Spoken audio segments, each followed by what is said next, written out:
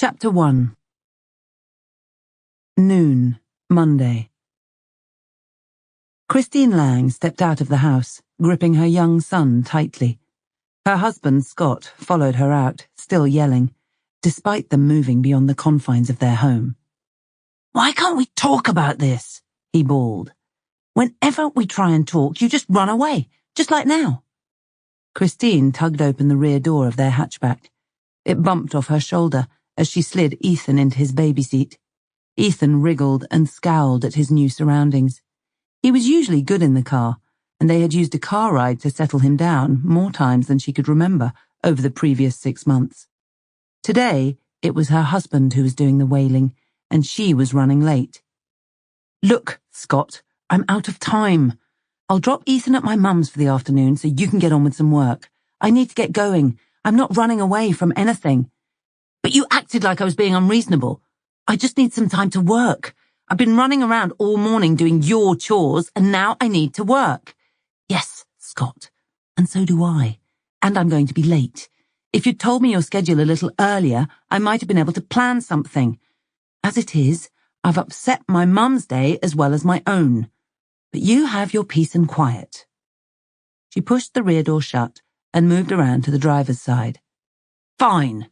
I will have Ethan for the afternoon. I wouldn't want to upset your precious mother." Scott tore the door back open. He dipped his head into the back. Christine stood in her open door, sighed, and folded her arms. She was so tired. All they seemed to do these days was fight. It was always the same outcome, too. They were both tired. All they had been told throughout her pregnancy was how much of a blessing it was, how it was going to make their little family complete. He truly was a blessing, too. She loved him to his very bones. But complete their family? Right now, she felt she was holding it together at the seams. She watched Scott bending over Ethan, cooing at him. Scott didn't hide stress well, and she could see the colour running to his face. He was a tall man, and he had stooped to get into the back of the car. The clasp on the seat was fiddly. You had to have the knack. Scott had never been able to do it since they'd bought the thing. She watched Ethan's tiny hand reach up and push into Scott's mouth. She stifled a laugh. She was almost past being stressed now. What was the point? It didn't get them anywhere. Scott was still struggling with the clasp. He was starting to get very angry. "Stupid thing! Stupid thing!" Ethan made the noise he did just before he cried. "Shouting in his face won't help the situation, Scott. You need to be calm to undo that seat. Just pulling on it won't do it. Press the red button." He stopped himself. She saw him take a deep breath. He backed out of the car and straightened to stare at her over the top of the car. "I am pressing the red button." Christine rubbed her eyes and sighed. "Look, Scott, what are we doing? We're yelling at each other on the drive. Let's just not be those people. I'm not upset at you. I know you have a lot to do right now. We should have planned out how this week looked. Now I'm back at work. It's going to be a bit more difficult, but we'll sort it. I'll take him to my mum's. She's expecting him now, and it's no big deal. You have 4 hours. Make the most of it." She tried a grin. Scott's whole body was tensed. He looked like he was ready for a fight, certainly like he was expecting one. He relaxed. His shoulders slunk forward in unison. He smiled back. It looked weak and tired. Last night had been worse than usual for sleep. Poor Ethan was teething. They knew he was in pain. It had to be horrible for the little fella, but it was hell for them too. In truth, it had been nearly 2 weeks since their last reasonable sleep. Something had to give, and right now it was their combined patience. "I can't get him out of the damned seat anyway." His grin got wider. "Outwitted by a child's seat," she chuckled. Scott pushed the rear door shut. "Right then, go away. I've only got 3 hours, 59 minutes now." He walked round the car to peck her on the lips. When he trudged back towards the house, she could almost see the relief ebbing off him. He was in battered old slippers, board shorts, and a cozy hoodie. If he had any sense, he would nap first. Hell, he would nap for the whole 4 hours. She felt more than just a pang of jealousy as she pulled off the drive. Christine worked the late shift in a care home. Permanent lates for now. Between them, they had decided that this was the best way to work childcare. Scott was a self-employed architect. He worked from home. He hadn't been self-employed for long. Had they known what a baby would mean, he would probably have stayed with his old firm, where he was paid a regular paycheck for regular hours. Christine checked her mirror, angled so that she could see Ethan in the back. He hadn't cried. He seemed to settle down with the movement of the car. Soon, he would be asleep. She turned right, joining one of the main roads out of the seaside town of Langthorne. She was in a stream of traffic and chose the lane to head for the motorway. Her mother lived in Dover, and her place of work was on the outskirts of the same town. It was a 15-minute deviation, and she was due to start work in 10. She was beyond caring about that, too. As she moved onto the motorway, her vision blurred a little with a yawn. She heard Ethan giggle. She had no idea what he might find amusing, lying on his back, staring at the roof. Her heavy eyes flicked to the mirror again, and she felt herself smile. There was surely no better sound. The Round Hill tunnels approached. The motorway was on stilts at this point, suspended high over the North Downs area of outstanding natural beauty. She could see long-haired cattle grazing on the wild grasses far below. In front of her was a huge, grass-topped mound of earth, shaped like a giant dome.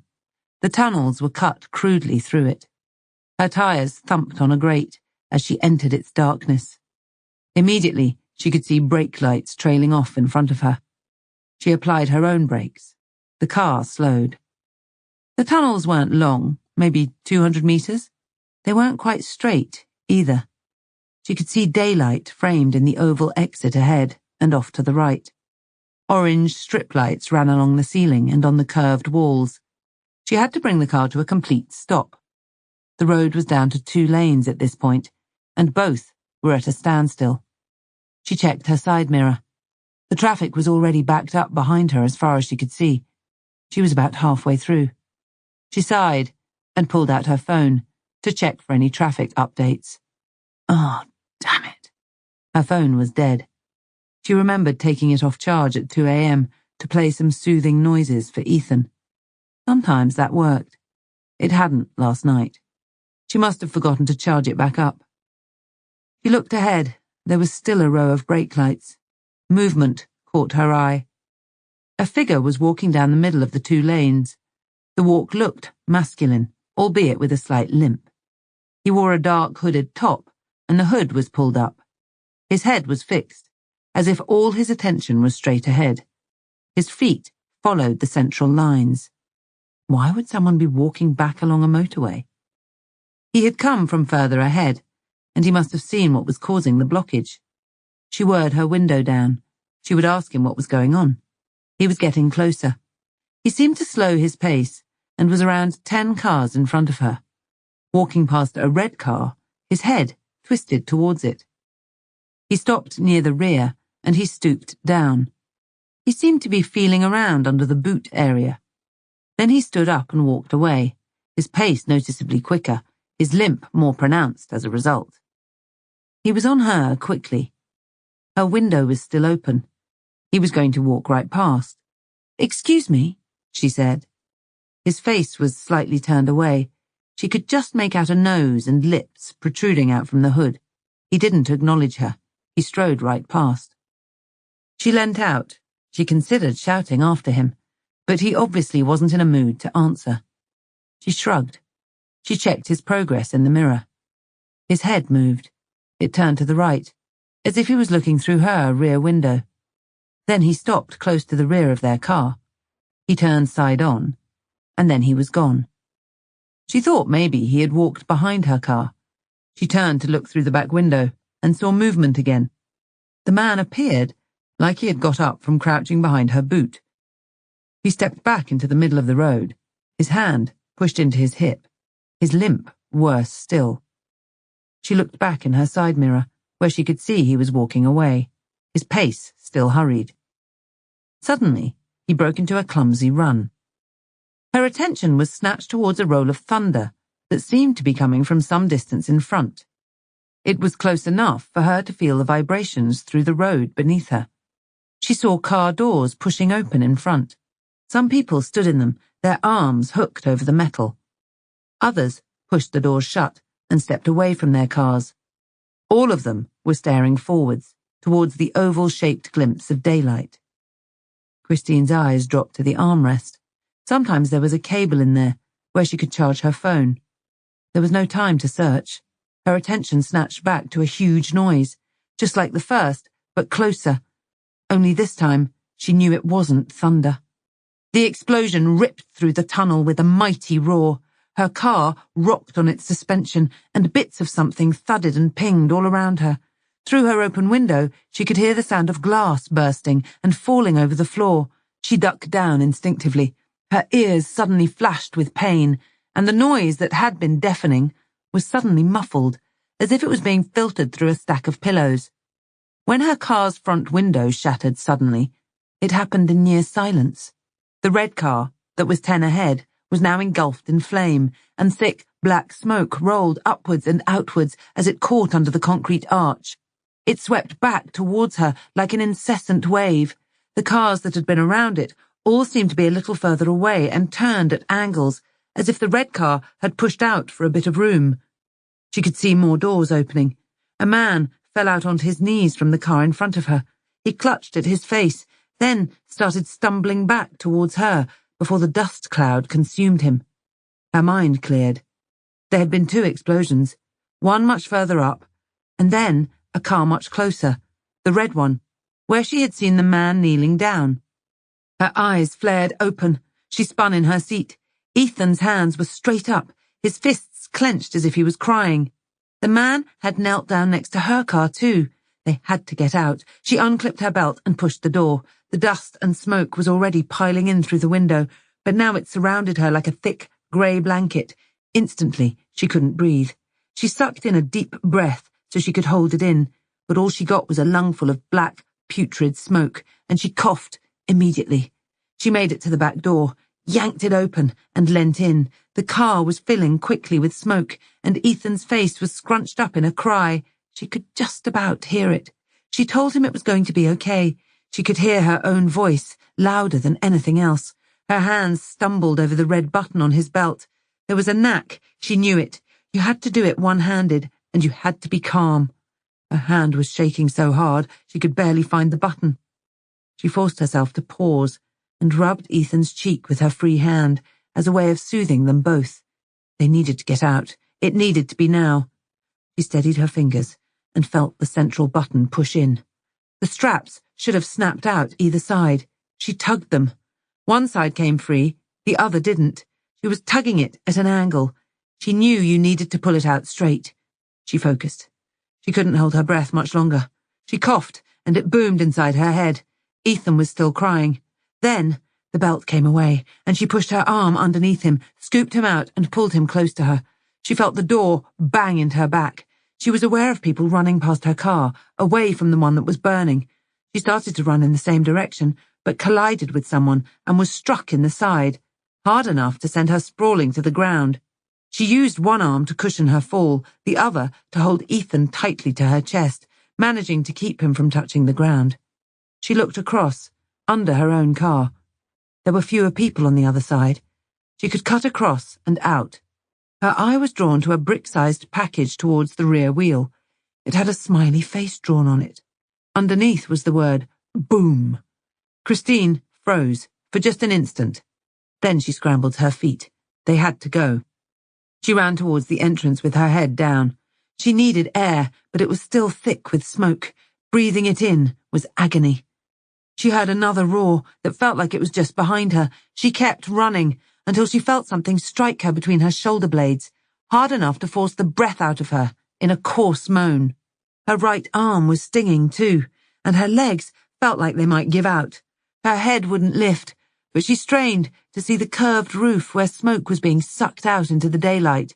It wasn't far now. She set her sights on it and kept moving.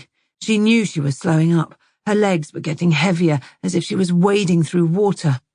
She made it to the entrance, and the light came all at once. She was now surrounded by people, some bent double, choking and spluttering, others laid out flat on their backs. Someone stepped towards her through the light. They reached out for Ethan. She let them take him. She could feel her strength seeping away, and she needed him to be safe. A voice broke through the cloth over her ears. "Oh my God," it said. "Are you okay?" Then the bright light was gone. Chapter 2. Chief Inspector Julian Lowe collapsed into his chair. The radio was busy, officers cutting in over each other. He ignored his mobile phone. A major incident had been declared, and they didn't know what they were facing right now. It had the potential to be anything from a vehicle fire to a terrorist attack. Multiple reports were coming in, many of them contradictory. He needed to get away from his desk and out onto the ground. That was the only way he was going to make sense of it all. There was a knock at the door, something he couldn't ignore. "Come in." Jane Long stepped in. She was the uniform inspector covering the response teams for the division. A tall, slim woman who seemed to hang awkwardly on her frame. Her cheeks were flushed.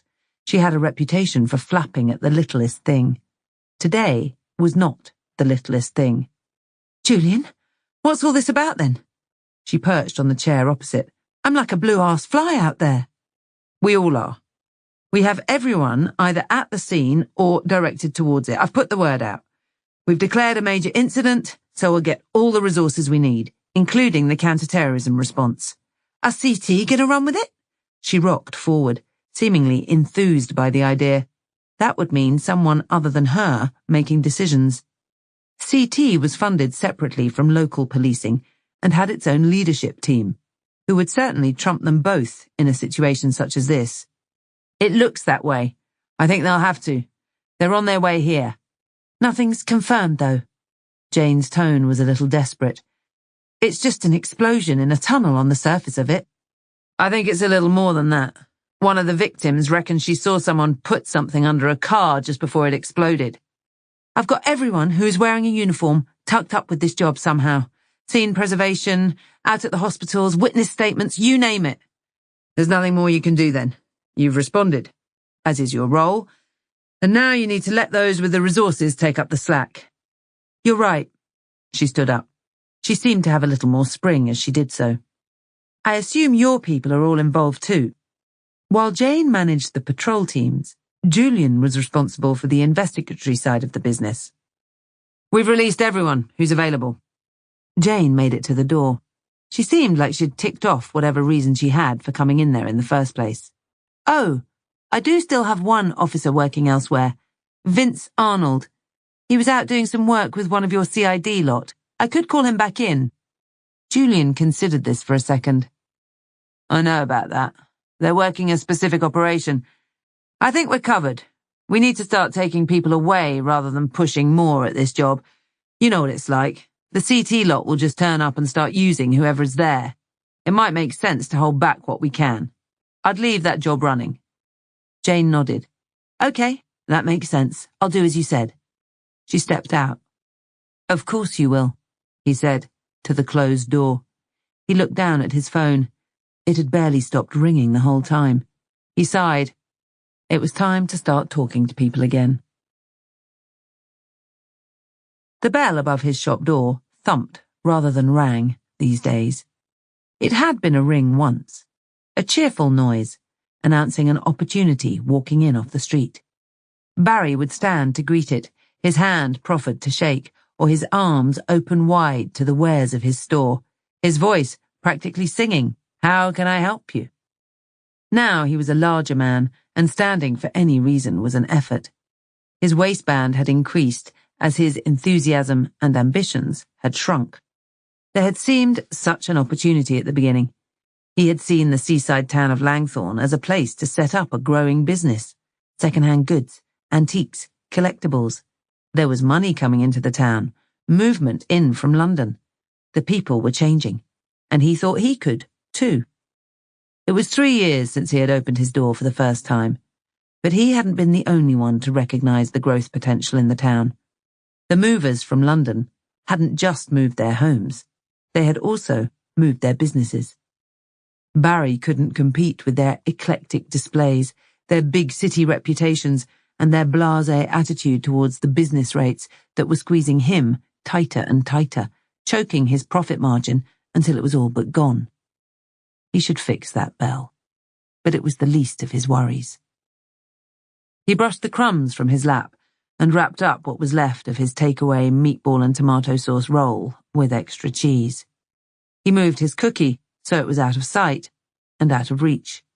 The sort of clientele he was attracting these days wouldn't think twice. He clambered to his feet, pushing down with his arms as well as his legs. Far from proffering his hand to the figure that strutted towards him, he took one look and damn near slumped straight back into his seat. "All right, mate. Yeah? How you doing?" It was a slim woman, her long dark hair unkempt, her fringe pushed across her forehead and held in place by a coating of grease. She wore baggy grey tracksuit bottoms that hung low enough to show the tops of yellowed underwear. Her top half was a white vest top with a hooded jacket unzipped and open. She wore fingerless gloves, allowing her to drum on the counter with dirty nails. She sniffed. She raised her hood, then trapped it tightly against her head by pushing her soiled hands firmly into her jacket pockets. Her eyes flicked around the shop to the shelves beyond where Barry stood, then down to see what was stacked on the floor. She finished by looking up into the corners. Her eyes rested for a second on the CCTV camera. It was fake. She might have realized it, but gave no reaction. "Can I help you?" Barry dropped the how, giving the question a totally different meaning. The people in the town were changing, but his shop seemed immune. He hadn't seen this woman's face in here before, but he had seen 1,000 just like her. While the eclectic shops took the real money and attracted the well-heeled collectors, he was left to deal in second-hand mobile phones on tick to those clinging to the town's underbelly. "Yeah. I'm looking for some medals." "Yeah. On ribbons, they are." She sniffed again. She shuffled from one foot to the other. Her eyes darted around at the items behind him. "I don't have any medals in," he said. "Not any?" "Not any." "I heard you did." Barry ran his hand over his lips. More crumbs tumbled down his front. "I can't say what you heard, or why. I haven't got any medals." "I heard they came in with some other stuff. Maybe some gold coins."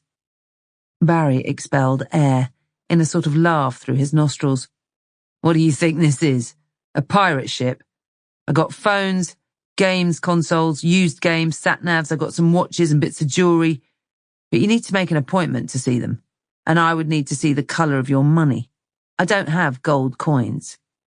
"Krugerrand," she persisted. "Very good, yeah. Krugerrand is a gold coin, probably the most famous. Anybody with Google on their phone could come in here and talk to me about Krugerrand. Doesn't mean I have any. I wish I did." The woman licked her lips. She turned towards the door. Barry looked over at it too. His attention had been on the girl. Now he could see someone stood outside with his back to the door. It was definitely a man, in a black jacket pulled tight over broad shoulders. A youth tried to walk around him to get to the door, and the man moved to block him. The youth took one look and left without arguing. "If you came in here to rob me, do what you like. The CCTV stores straight to a cloud. You can't delete it. You'd be wasting your time anyway.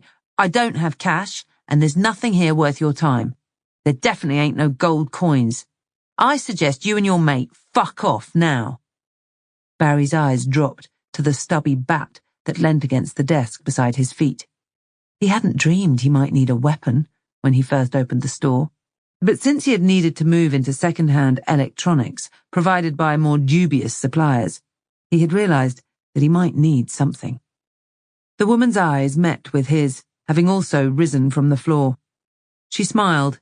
It was a knowing smile, as if she was reading his mind, as if she knew He had glanced to where his weapon was. The way I see it, you got a choice. We ain't here to rob you. I'm here to buy. Yeah? I got cash. I want to buy some medals. You show me what you got, or I get him in to start looking for them. And he ain't in the mood to pay. Know what I mean? Barry leant forward. The palms of his hands took his weight on the counter. I told you, I don't have any medals. She leaned forward too, stopping barely 6 inches from his face. Her smile was a tainted yellow. Those medals don't belong to you. They didn't belong to the sticky-fingered little runt who brought them in here, either. They belong to his granddad. She jabbed her thumb towards the door for the second time. I managed to convince him I should come in here first. I can't have him going back to jail. I told him I would come in and get the medals. I told him you mustn't know who he is, and you didn't know they belonged to him, because if you did, you would have turned them away in the first place, maybe with words of advice on taking them back. Them gold coins got robbed too. She pushed off the counter and stepped back. She made a show of looking around. Her expression remained a sneer. But I believe you. I know you ain't got them in here. I bet he offered them to you though, didn't he? And I know you would have wanted them. But they were too rich for you, right? What did he want? $1,000 a coin? Maybe he was in a hurry to get shot. Maybe he said you could have 2 for $1,000. I'm close, right? But you didn't have nothing to give him, 'cause you're a sad old fat fucker with no pot to piss in. You done, Barry said, but his eyes flickered past her. They were drawn to the man stood at the door. He was facing in now. He had a beanie hat pulled low over his eyes and was blowing into his hands. It was well below freezing outside. He stared in and needed to stoop to manage it. I want to buy them medals. I've got a £20 note. Trust me, yeah? That's a good deal. Barry didn't see where the money came from, but she slapped it firmly on the table and leaned forward. The note was trapped under her right hand. She stared straight at him. He looked back at her and then beyond to the man at the door. He didn't need this. He couldn't get rid of medals anyway. He'd known they were nicked from the start. He was going to shift them to a collector overseas, but that meant putting them on eBay. It meant the hassle of using an account that he hoped couldn't be traced to possibly, eventually, getting 60 quid a medal. He could get shot of the damn things for 20 quid in his hand. And this way, his shop didn't get smashed up, or worse. I need shot of the things anyway. I took them as a favour, that's all, in good faith. I didn't send no one out to get them. They came to me. Spare me, yeah? I've already been in here too long. You're lucky the big man ain't come in here seeing what the hold-up is. Take your money. She stepped back. The money stayed on the counter. He snatched it up and pushed it into his back pocket. The medals were in a drawer down to his right. He kept his eyes on her as he pulled it open. They were still in their display box, pressed into felt with a plaque underneath. He slid the box across the counter. It stopped near the edge. She didn't take her eyes off him. She was leaning on her palms again. You got what you wanted, he said. Her head dipped. Her bottom lip flinched. Who brought them in? What? Who robbed them? I didn't know they were stolen. She smiled. I'm sure you didn't. Now, who brought them in? I thought you knew. You were talking like you knew who brought them in. It's got nothing to do with me. I don't ask the questions. I'm a businessman. You're no better than a thief. How old was he, eh? Did he look the sort that might have got World War medals? Like you might keep them in a presentation box? You tell me that. I don't ask no questions. Tell me a name and I go. I know this thief comes in here a bit, so you know who he is. Or I'll get my mate in here, from where he's cold, outside. He does ask questions. You know who brought them in. Now you have them back. Say his name. I want you to say his name. The sudden volume and power in her voice caught him out. She had little flecks of spit in the corners of her mouth. He didn't need this shit. Toby. I know him as Toby. Second name. Toby, that's all I know. She spun and gestured. The door pushed open immediately. It banged off the wall. He took one step in. Routledge, Barry flapped. I think that's it. It's something like that. The big man stopped in the doorway. We cool? He said. Even in 2 words, his voice carried menace as it boomed among the dusty consoles and trinkets.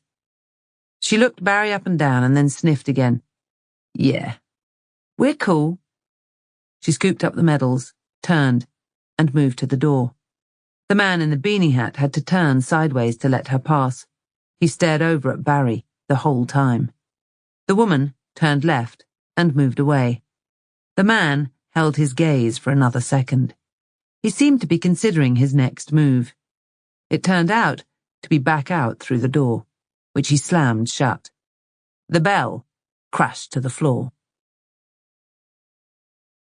Detective Sergeant Maddie Ives strode along the pavement in the high street, then took a right into a cul-de-sac with double yellows all along it and a churchyard at the end. Just one car was pulled over, with its hazard lights flashing, a battered-looking hatchback with a trim missing from one of the back wheels. Maddie yanked open the grimy passenger door, and Detective Constable Rhiannon Davis nodded at her from the driver's seat. You took your time, Rhiannon said. They pulled away. Rhiannon spun the car around, and they drove along the back of a row of shops before turning left at a roundabout and down a steep hill. The sea was visible between the trees on their right. It was the long way back to Langthorne Police Station. Rhiannon would take a few more deviations. There was no suggestion they were being followed, but Maddie had taught her to get into the habit, and she was a fast learner. Maddie lifted a phone to her ear. PC Vince Arnold picked up on the first ring, and Maddie could hear traffic noises in the background. You get away clean? She said. Course I did. You ain't working with no amateur, Maddie. I keep telling you that. So you do. Thanks for your help. I didn't do nothing really, just stood there in a beanie hat looking good. I reckon you should have let me smash the place up a bit till he gave you your 20 back. Like I said at the briefing, Vince, we needed to fly a little more under the radar. He thinks we let him off, so we didn't attract police attention. Not because we are the police attention. It's job done. He wouldn't think the police would slap him around the face a bit until he gave it back either. He roared with laughter. Maddie couldn't help but smile. He was nothing if not infectious. That is true, but we have rules to play by. And I reckon you just broke every one of them, Vince scoffed. You're my kind of bird, Maddie Ives. You know you're going to give in one day. It might as well be tonight. Come on, let's go out and celebrate. Wow. Thanks for the offer, Vince. I mean, I am very flattered. But it seems I need to be out nicking me a little burglar bill tonight. But if I get that done in time, I can assure you I'll be washing my hair. I bet you will. Right little prick tease, ain't you, Maddie? Only in your world, Vince. Thanks for your help. Ain't no need to thank me, love. All that was foreplay. You know that, right? I didn't even notice, which doesn't bode well now, does it? Maddie cut the call. The views of the sea were gone. The town of Langthorne was now a blur of grey out of every window. She looked down at the medals in her lap. So, you got a name? Rhiannon said. Yeah. Toby Routledge. The same one we already had. Well, at least we know for sure. We do. The CCTV's still fake in there. I'd put my mortgage on it. The last thing he needs is a record of what goes on in there.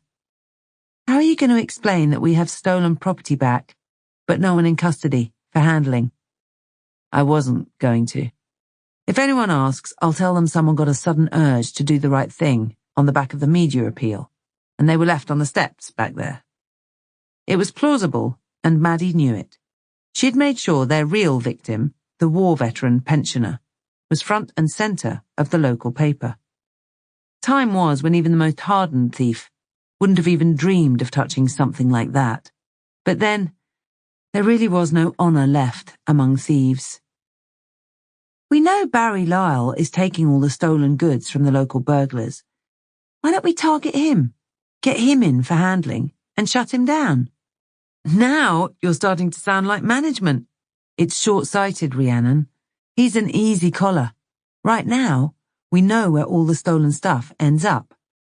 And with our friend opposite in the chemist's, telling us who's coming and going, we're getting a good idea who's out committing the break-ins in the first place.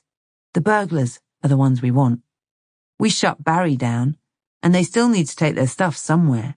We just won't know where, and we won't know who. So you reckon we go get Toby Routledge in now? Yeah, why not? We show him the medals. We tell him someone told us he nicked them, and see if we can shake him down a bit. See what falls out. He knows the game. He also has a solicitor. He always swaggers around like he owns the block, then says nothing in interview and walks. We've got no one actually naming him that we can mention. No forensics, no nothing. When are we going to get a job that sticks? It's a long game, Rhiannon. We get to upset him. We'll do what we can to make sure he stays in for the full 24 hours, and the residents of Langthorne can sleep easier in their beds for one night at least. He gets a reminder that we know what he's up to, and maybe it forces him into a mistake, or someone around him bubbles him up. It's about disruption. We just need to keep the pressure up until he messes up. And he will. He's a 17-year-old kid. He only thinks he knows the game. Maddie was back to looking out the window. Rhiannon sighed. Maddie picked up on it. They've got every advantage, Rhiannon. There's no way we were getting this job home. There's no motivation for Barry Fatboy back there to rat on Toby, to bite the hand that feeds him, not as part of official evidence. This way we get the medals back, we get a burglar off the street for 24 hours, and I get to dress up like a skank? Rhiannon cut in with a chuckle. Dress up like a skank? Exactly. Speaking of which, are you ever going to head back towards the station? I need to peel this stuff off my teeth, and then have a long shower. Maddie ran her fingers over the display box that carried the medals. Today was a good day. A small victory. But in policing, you have to take those. Maybe they wouldn't get a charge out of Toby Routledge, but they would be able to reunite a war veteran with the irreplaceable, just as soon as she had washed the grease out of her hair and changed into something more presentable. Chapter 3. Patrol Sergeant Tim Betts thumped the front door. All was quiet. The only sound was the steady rain that beat out a rhythm on a nearby plastic bin. It was nothing like the description of the call they had been given. There were reports of an aggressive-sounding male, shouting loud enough to be heard down the street. A female had been heard screaming, too. The informant was a close neighbour who had called before. They said that they often heard a man's voice, but this was the first time they had heard the girl. They said it sounded like she was fighting for her life. Tim looked at his colleague, PC Vince Arnold, a brick shithouse of a man who'd spent much of his career answering calls just like this one. Another shitty domestic, he had said, as the radio operator had given the details, just like he did every time. But he had still been the first one out of the car, and Tim knew that men who beat on women were his pet hate. Vince was scowling now. He was stood back enough to be able to look up at the top window from over the angular porch. His shoulders were dusted with rain, and the rim of his hat held droplets that glinted from the street lighting. Vince sighed. He turned to look into a car that was left at an angle on the drive, as if it had been parked in a hurry. It was a silver estate car, a Volkswagen. Vince ran his torch through the window. He huffed again. Tim had been able to release him earlier in their shift for some plainclothes work with CID. He knew Vince liked that sort of work. It was something different, at least. Tim hit the door again, keeping up a steady rhythm that got louder. He stopped when his knuckles complained. There were lights on. It looked like they were at the back of the house. Vince moved to Tim's right to look into the windows. There were neat-looking blinds turned at an angle. Tim didn't think you would get much of a view, and, sure enough, Vince didn't linger. He stepped back, just as the light in the porch came on above them. "Yeah?" A man with a large build opened the door. He looked pissed off. He was wearing a black vest that was tight over a slightly protruding gut. He had a thick neck and limbs and a tribal tattoo that ran up his arm across his chest and neck and out of sight. Tim noticed that he was breathing a little heavier than he might expect. He was trying to disguise it, too. Beads of sweat clung to his forehead where it met with his cropped hair. "We got a call. Someone was concerned for the occupants here. We're just here to make sure everyone's okay." "Well, ain't that nice? We're fine, thanks." The door pushed to close. Tim stuck his boot out. He caught it just in time. The man looked down at the boot in his door. He took his time to look back up again. His breathing had increased a little more. "You want to get that boot out of my door." It was a growl, a man trying to contain anger. "Yeah, once I've checked everyone's okay. I just need a minute or so of your time, and then I'm sure we can be on our way." "I told you. I said I'm fine." "No, you didn't. You said, we're fine. Who else is here with you?" "That ain't none of your business. Like I said, I'm here to make sure everyone's okay. So yeah, it's my business. How about you ask her to come to the door, so I can say hello at least? We've been here before. Her name is Grace, right? And you should be Craig." "I don't know you." "Not me personally. The police. My colleagues have been here before. We don't need you. No one called you here." "We don't just turn up, Craig. Someone called us. We are coming in and we are checking on Grace. I'm telling you that now. So you can let us in and we can have a conversation. Or we will push you out of the way and come in anyway. And that probably involves handcuffs." Tim stepped forward. He felt Vince step in, closer behind him. The man stood in the door, had almost a foot in height on him, even before the step up into the house, and the same again in width. Tim was glad that Vince was here. The man stood firm. He was looking over the top of Tim. "The feds are here, Grace!" His shout was sudden. Tim was close enough to smell his breath. It was tinged with alcohol. "They're coming in!" He still blocked the door. A few more seconds passed. Tim shuffled forward to make it more uncomfortable. He heard a noise in the house. Then he saw movement. A young woman appeared. She hung back, skulking in the hall behind. Tim couldn't see her well, but she looked a lot younger than the man at the door. She was maybe 25. He had the man at 10 years older at least. "Why do they need to come in?" she said. Her voice was low. She was looking to the floor. Tim answered her. "We had reports of some loud shouting from this address. We just wanted to be sure that everyone's okay." "We're fine," she said. "Can we just come in and take some details? Then we'll get out of your hair." "You can see we're fine now." The man cut back in and edged forward. The rim of Tim's cap bumped into his chest.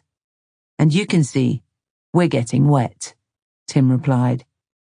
"We've got some paperwork to do before we can go, and I'm not happy yet. We don't go until I'm happy. We are coming in, and we will speak to you both separately, and we don't leave here until that happens." Tim angled his head to stare straight at the man blocking their way. He needed to get in that house. Something had happened, he was sure of it now. He needed to see if there were any signs of disturbance and to get the girl on her own. She wasn't going to talk freely while he was around.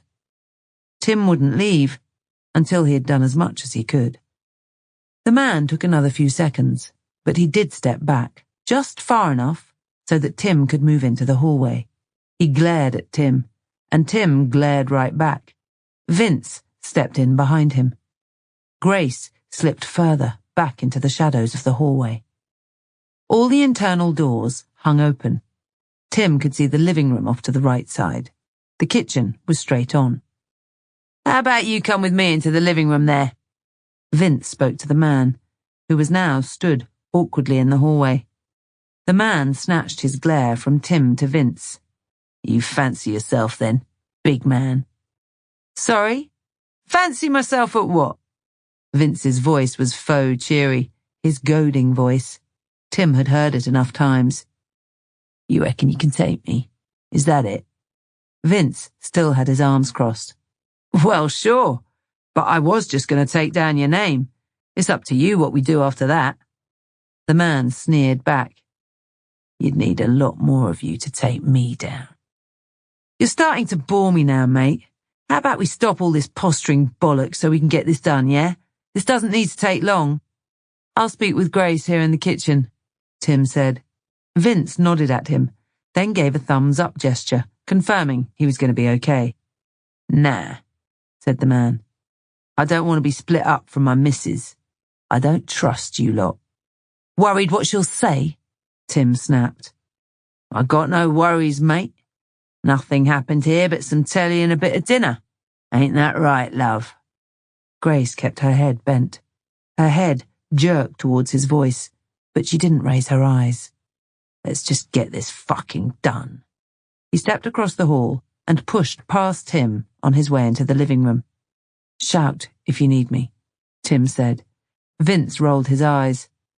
Hopefully he kicks off, he whispered. The kitchen was typical of a new-build property, square with a modern fitted kitchen and high stools under a raised island. The house was detached, but still sat close to its neighbour. Tim could see out into the garden. It was small and surrounded by high fencing and punctured by white lights that looked to be dug into the ground. The kitchen overall was poorly lit. The garden was noticeably brighter. Soft downlighters under the units were the only light source inside. Grace's head still hung. She had long, dark hair that fell forward over half her face, enough to cover all of it in shadow. Tim could see from her outline that she had a tiny frame. She was backed into the sink. How long have you lived here then, Grace? A year. Okay, so you must have been the first in. Tim referenced the estate the house was part of. Houses were still being finished around it. They were in the village of Hawkinge, which was on the outskirts of Langthorne. Yeah. Tim took out his notebook. And I assume that is Craig in there, is it? We got some information on the way up. Yeah. And he's your partner? Boyfriend. Yeah. How long have you guys been together? A while. Look, I'm fine, okay? This won't take long. Do you mind if I just... Tim flicked the main light switch on the wall right next to him, and the room was instantly a harsh white. Grace jerked her head up to the source. Her hair shifted. Tim could see the redness around her eyes that stood out from her pale skin. She had been crying, no doubt. What happened, Grace? Grace finally met his eyes. She looked terrified. Nothing. We had dinner and watched some telly. Then you turned up. Tim closed his pocketbook to put it away. His experience taught him that it could be a barrier. I know what he said, and maybe you think that you have to stick to his story, that you can't tell me what happened. But you can. We can help you out, Grace. But we can't do it until you help us a little bit.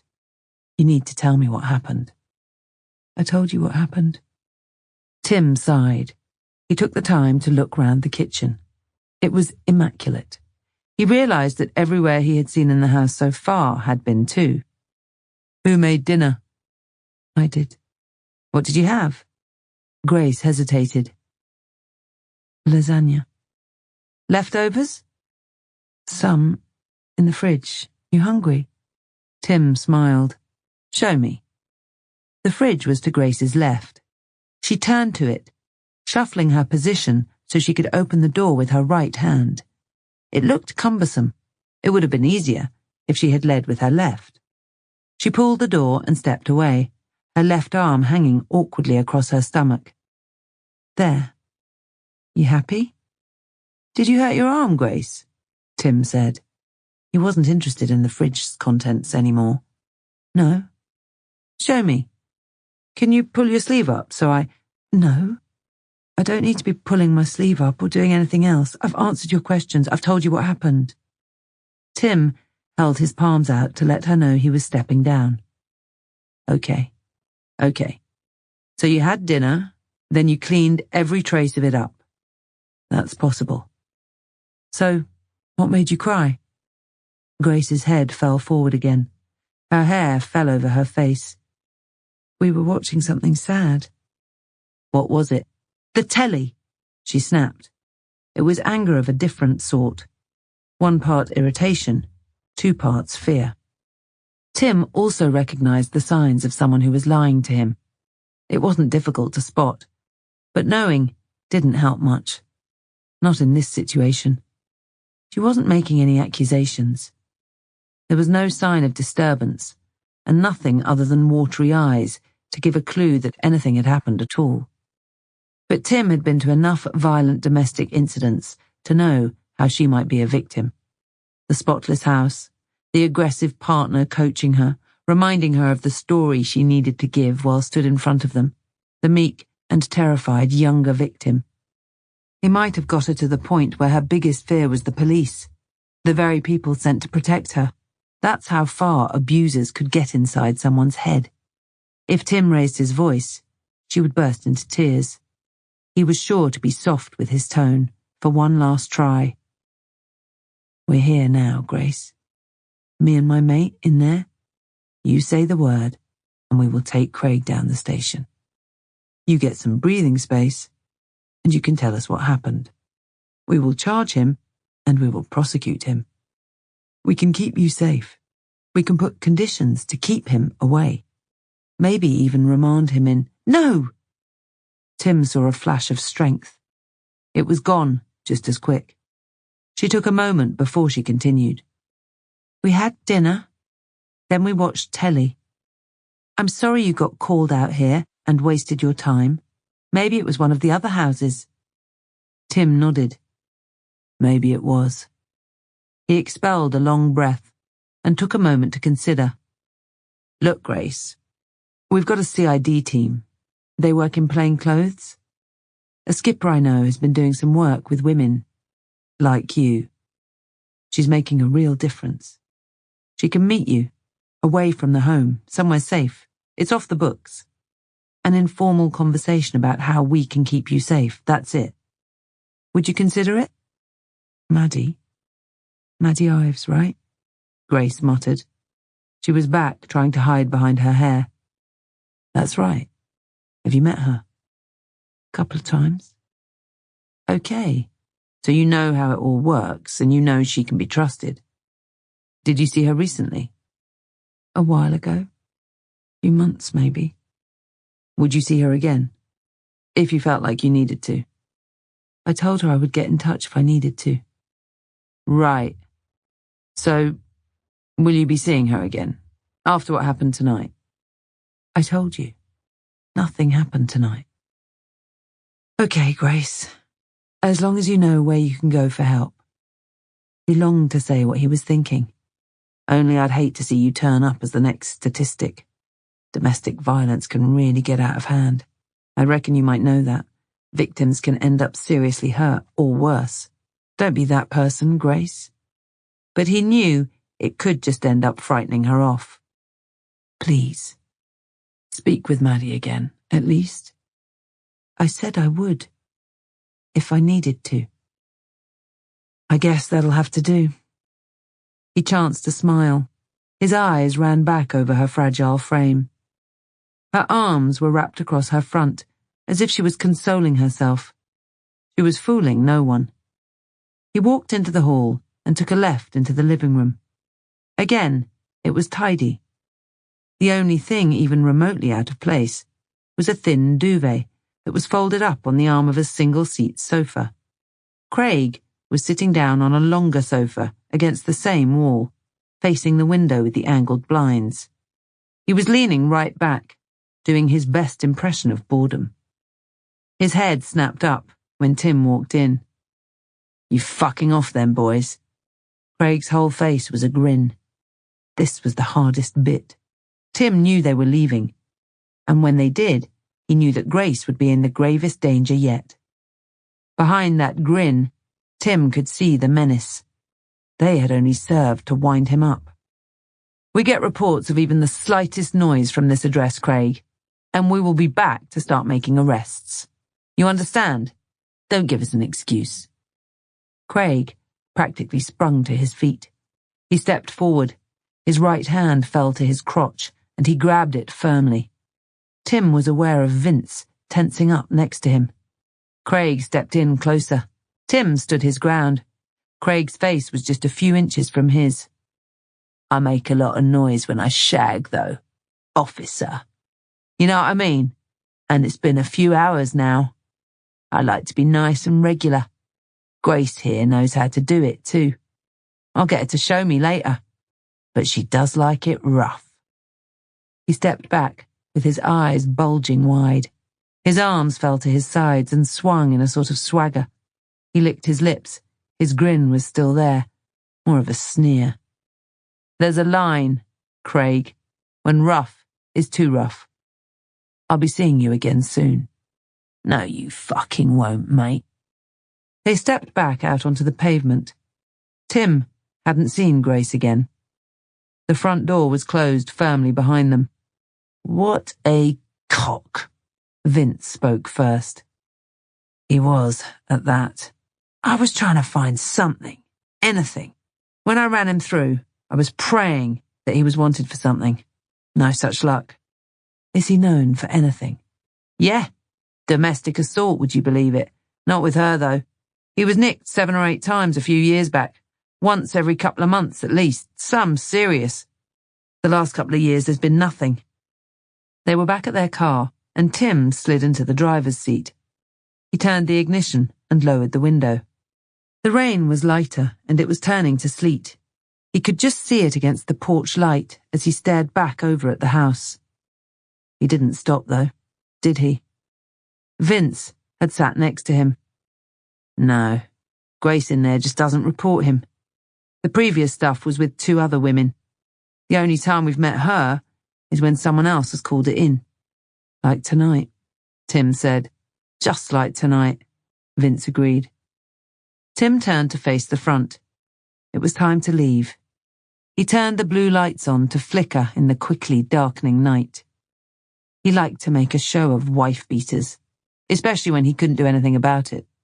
Nothing made neighbors' curtains twitch like a flashing blue light, and maybe they would get the message that there was a woman in there who might need their help, even if she was refusing it now.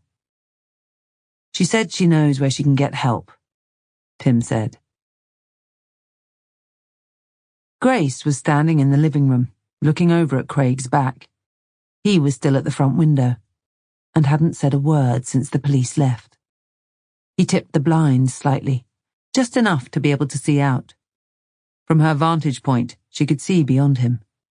She saw the blue lights come on, flashing and flickering through the slats. Their intensity dimmed as the car moved away. Then they were gone. Craig turned to her immediately. "Where were we?" he said. "Please, Craig. Please let me go to bed. Just let me go to bed. I'm tired, okay? I'm not going anywhere." She kept her voice low and soothing. It was deliberate. She knew he couldn't take it if she raised her voice when she was scared. He called it whiny. Craig was shaking his head. She had seen it too many times. It wasn't a normal shake, as if he was simply denying her request. It was faster, as if he was trying to shake the bad thoughts from his mind. He needed his head testing. He wasn't right. She didn't recognize him anymore. "You sit in your seat." He stopped to look down through eyes that didn't blink. His words were suddenly very deliberate. His feet were shoulder-width apart, and his strong arms hung wide as if his broad chest was tensed. His hands were bunched into fists. His voice was so low she would have missed it if she hadn't heard it so many times before. "Please, Craig, you sit in your seat. I just sit in your fucking seat." He raised his head to the ceiling and his eyes bulged as if they might burst from their sockets. Her whole body flinched, and she inhaled with a shocked whimper. She knew she wasn't going to win. When she opened her eyes, he was half turned back towards the window. His head turned back slowly to face her. "I swear, if you make me shout again, if someone calls them mugs back, if they get to stand in my house taking the piss out of me again, you will answer for it, Grace, and it will be your own doing. Now, I am going out, and you sit in your seat when you're told.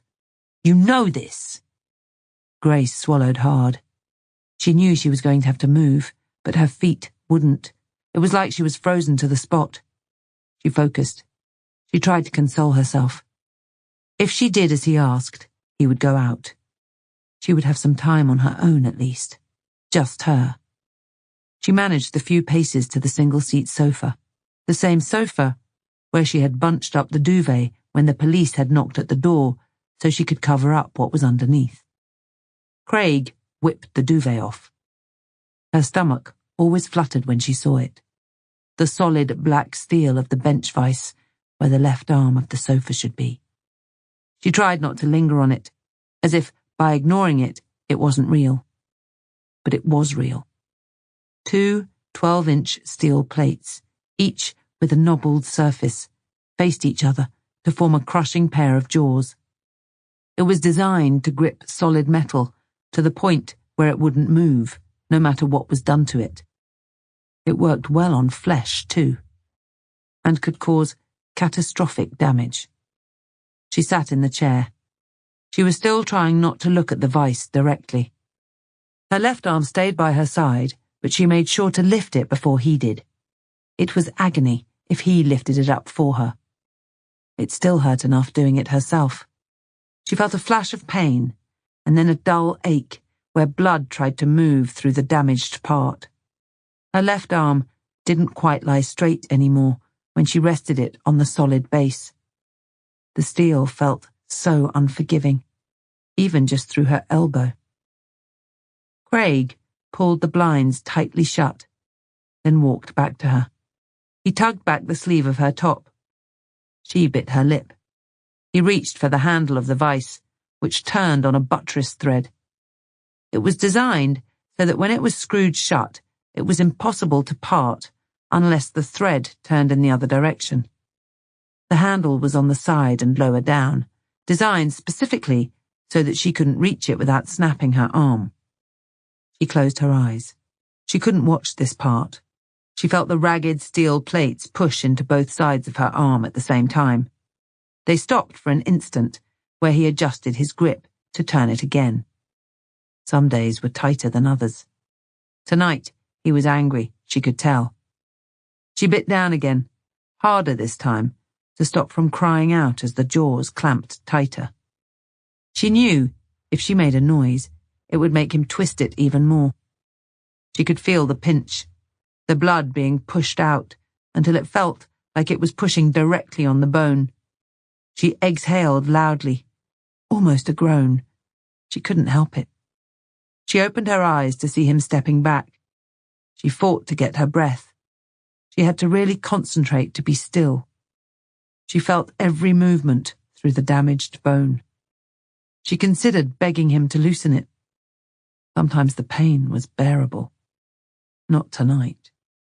She had begged him before, when he was angry. He had only tightened it more. That was how the bone in her arm had been broken in the first place. He liked to teach her a lesson. He rubbed at his mouth. His eyes were still wide, and he looked agitated. "You make me do this, Grace. You know that, right? I don't want to hurt you. I don't want to have to. But you make me do this." She couldn't speak. The pain was too much. Her breathing was long and laboured as she tried to cope. He was pulling on her jacket. He was sweating more and wiped at his brow. "You make me do this," he said again. And then he was gone. Chapter 4. Grace's Diary. Monday, 4th of February. I'm writing this back in the chair. It is now 6 evenings in a row. I checked back through the pages of this diary to be sure. All of the days seem to blur into one now. It's getting worse. The pain is so bad. I could tell I was going to get hurt the moment he came home from work. I heard his car pull up, just the way he closed his door. Tonight I upset him. I knew it was going to happen. I was trying not to give him an excuse to start. I made him dinner, and then I was just trying to keep out of his way. He was watching TV. I dropped some pans when I was clearing up. It was nothing really, but he went mad, shouting at me, saying that I was hurting his head, that he'd been at work all day. He was screaming at me. I kept quiet. I was waiting for it to end. I put my head down. He spits when he shouts. But I don't think he liked that. He grabbed my bad arm, and it caught me by surprise. It hurt so bad. I screamed. I didn't mean to. I knew straight away that he would be angry. He just stopped. He stopped shouting, and he let me go, and he looked all surprised. Straight away he was at the window. It was like he knew they were coming. 2 police officers came, 2 men. I didn't want to talk to them. I know he doesn't like me talking to them, and I could tell I was going to pay for it when they left. The short one spoke to me in the kitchen. I think he was a sergeant. He said his name was Tim. He seemed nice. He said he wanted to help. He said he knew what was going on. But he doesn't. He told me about you, Maddie. I said we had met already and that I would talk to you if I needed to. I do need to. I have needed to for a long time. This is how I do it. I talk to you every day, in here. But soon, when the time is right, I will have the strength to show it to you. He's getting worse. I know it will need to be soon or it will be too late. This diary gives me hope. You told me to write it down when I could, and you were right. This is how you will know what was happening at 17 Campbell Road. This is how you will believe me. Whether I get to give it to you in person or not. Right now, the chair is as tight as it has been since the night my arm changed shape. It has to be broken. It is even more misshapen now. It is getting worse. I need to go to hospital. I need something for the pain. I know he won't let me. I shouldn't have screamed. I should be more controlled. I can't talk to the police, not yet. Craig tells me they won't listen to me anyway. They won't believe me. He says I'm useless. But I know you'll listen to me, Maddie, and I know you will help me. I have taken photos. They are dated. I need to hide it all now. If he knew, he would kill me, Maddie. I know that. I know you'll help me. I know you will. Grace. Kiss, kiss, kiss. Chapter 5. Maddie Ives turned into Southwall Street, Langthorne, and killed the engine. They were in the same beaten-up car they had used earlier. It was a good choice for blending in. Southwall Street was in the Epping Hill estate, a 2-mile square of concrete with a reputation as the most depraved and crime-riddled in the country. Toby Routledge lived among the tightly packed buildings. His was a top-floor flat that they could just make out from their position. His girlfriend was registered as living there too, with their 18-month-old son, but intelligence had her spending most of her time at her mother's address nearby. Any risk assessment, however, would have to include the assumption that the baby was there tonight, certainly if they got to the point where they were looking to force entry. Maddie was hoping that wouldn't be necessary. She was just off the phone to Vince Arnold, who had agreed to assist, which made the door going in on the end of someone's foot far more likely. Vince is coming. He's out with his skipper. They're going to do our arrest and we'll stay for the search. Of course he is, Rhiannon giggled in the seat beside her. And what is that supposed to mean? What do you think? There was never any doubt he was going to come running to your call. He's far from subtle as our Vince. One of the good guys, though. I'd much rather have him on my team. Is he wearing you down? He always tells me he is. Maddie laughed harder. Maybe he is. Just a few days ago, you said it would be a cold day in hell before you stepped out on a date with that man. Maddie's attention was drawn to the top floor window. A light had come on in the furthest window. Well, I haven't checked the forecast recently. That's his kitchen, right? Rhiannon said. She must have been looking up at the flat too. They had both been in there a few times before. Toby Routledge was a well-known local burglar. He was the worst type. The creeper. He liked to break into homes in the dead of night, usually while occupants were asleep upstairs. He got off on the thrill of it. He preferred small, electrical items such as mobile phones and tablets, but he would take jewellery and cash if he came across it. Anything that was on show. And his first port of call with stolen goods was always Barry Lyle's filthy little shop in Langthorne's High Street. The light in the top window clicked back off again, just as Maddie was aware of headlights in her mirror. A marked police car slid past. She pushed her door open. "Time to rock and roll," she said. The night air carried a chill that nipped at her neck. The rain had stopped at least. She zipped up her jacket and pulled it tighter as she walked to the pavement to greet the two officers. She could see the only entrance to the flats from her position, and her attention moved away from it only briefly to greet the two men. "You cold, Detective Sergeant Ives?" Vince's wide grin reflected the street lighting. "There is a chill in the air, Vince. Not that you seem to be feeling it. That uniform suits you."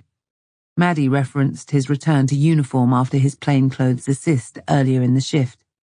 Now, he was stood in a black, short-sleeved, police-marked t-shirt. It gripped tightly around his biceps. She reckoned he ordered them a size too small. His stab vest also looked like it was made with a smaller officer in mind. "I don't feel the cold so much. If you ever need warming up, you let me know." "I'll bear that in mind." Maddie moved the conversation on. "I've seen a light go on and off since we've been here. It was literally a minute, so we know someone's in. No one's come out." Tim Betts's breath was visible as he spoke. "We'll go give him a knock, then." He shifted from one foot to another, as if he might be the one in need of Vince's radiant warmth. The communal door to the building was wide open. There was some trampled mail on the floor, and more of it pushed over to one side or stuffed on a shelf off to the left. Maddie and Rhiannon hung back a few paces. Maddie scanned the envelopes quickly and noted a lot of them were addressed to Mr. T. Routledge, distinctive as bill reminders and demands. He was bailed to this address from a previous burglary offence, but police hadn't been here for a few months. She hoped the build-up of mail wasn't a sign that he had moved out.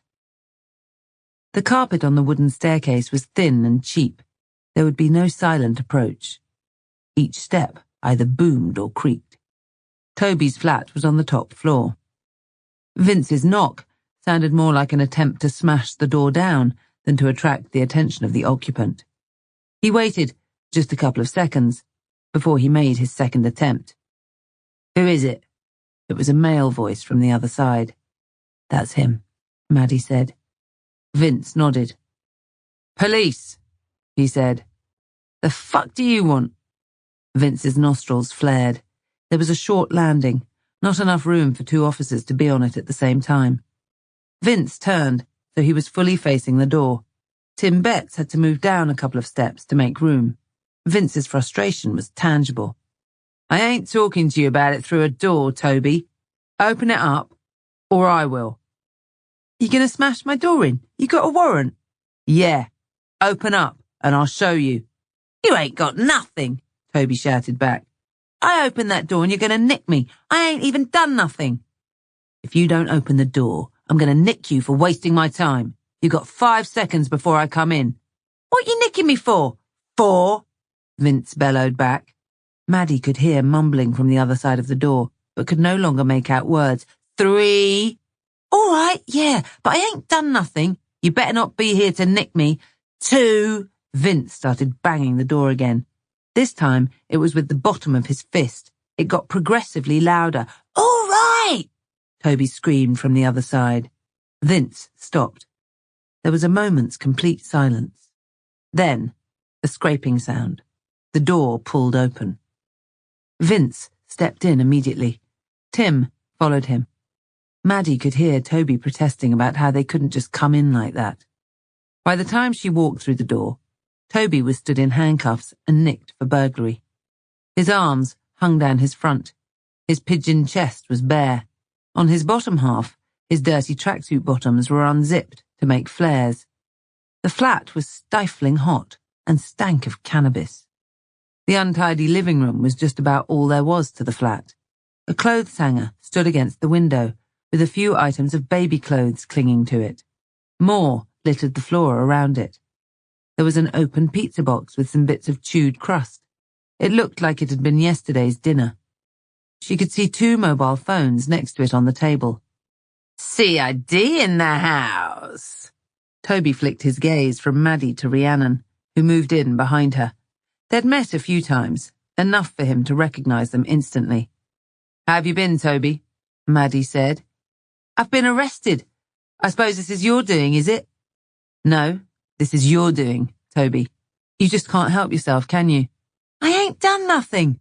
Burglary? I swear, every time something out there gets chawed, you come knocking on my door. You lot are just lazy. Ain't nothing more to it. Something gets chawed, so you come after the last bloke you nicked for chawing stuff. I know people. I see them out there, getting away with all kinds of shit because you lot are banging on my door every time. You need to get out there and do some detecting, yeah? The people you really want are out there now, laughing." "I'm sure they are. I seem to remember you giving me the same speech a couple of months ago, just before I charged you with 3 burglaries at a care home for the elderly. These people that are actually doing all the stealing, they're using your fingerprints too, are they? As much as I appreciate your advice, you won't mind if I ignore it completely, will you?" "You ain't got no prints." "You upgraded to gloves now then, have you?" Vince chipped in. Toby jerked his head to Vince, as if he had something to say. He seemed to change his mind quickly. "The care home thing was ages ago," he said to Maddie. "I've been nicked 2 times maybe since then, and you got nothing." "Third time lucky," Maddie grinned. She picked up the more modern-looking phone from the table. "What's the code for this then, Toby?" "Dunno." "Of course you don't. I'll have to try and track down the owner for that then, won't I?" "That's my phone. My mum got that for me. She's got a receipt. 2580, okay? So you can check it here. You can see it ain't got nothing on it and you don't need to be taking it away. I still ain't had my last phone back." Maddie pulled an evidence bag from her pocket. She wrote the code on the front and dropped the phone in. "We'll see," she said. "You lot just do what you want. I swear, one day..." "One day what?" Maddie rounded on him. "What's doing what you want if it isn't crawling through someone's window to steal their belongings just because you're out of drugs? One day, maybe you'll realize that you can have whatever you want. You just need to go out and work for it. Are we going or what? I got a life to get back to." "I don't see much evidence of it here, Toby." She looked to Vince while Toby was mumbling into the floor. "Take this winner to get dressed, will you? It's freezing cold out there. Can't have him crying about that, can we? We'll get the search done." The search didn't take long at all. Toby knew the game well enough not to have any stolen property at his home address. He usually got rid of it pretty quick, and stuff he couldn't get rid of, he would farm out to a number of associates who would hold it for him. The irony was that he wasn't stupid, and sometimes he could be out late at night and for long hours waiting for his opportunity. These were the attributes that might stand him in good stead in the world of employment. But the rewards for working a legit job were slow burning. Toby Routledge was part of the generation of kids that wanted everything immediately, so why not just go out and take it? The night air felt colder still when Maddie stepped back out from Toby's torrid flat. Vince led him to the back seat of their marked car and pushed the door shut. A figure appeared in the middle of the road where the streetlights formed the brightest patch. "Oh, yeah, another man taken away," In this country, you don't care. You don't care who he is, what he is.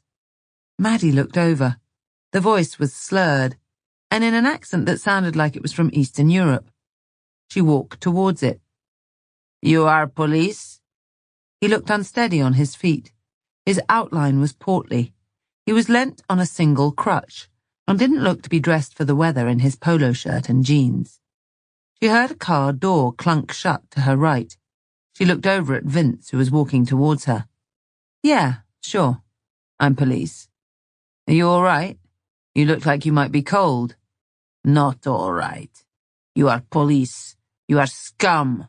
You are taking people away for nothing. Do you know who that is over there, or why we're taking him away? The man seemed to consider this. It took only a second. He has done nothing. I do not know him, but I do know this. I think you're a little drunk, Vince said. Maybe you should go home. He strode in front of Maddie and pushed himself right up close to the man, who seemed a little startled. He had to crick his neck to look up at Vince's face. I'll say it once more. You should go home. The big man is the bully. Is this how it is? You here to bully me? Maybe you should take me in. Maybe I am bad man. He pushed out and caught Vince in the chest. But rather than moving him, the man on the crutch had to adjust his feet quickly to stop himself from falling over. You get one more chance to piss off, mate. Vince's tone carried enough menace. Or you're coming in. Piss off? You swear at me? It is okay then. Piss, piss, fucking piss.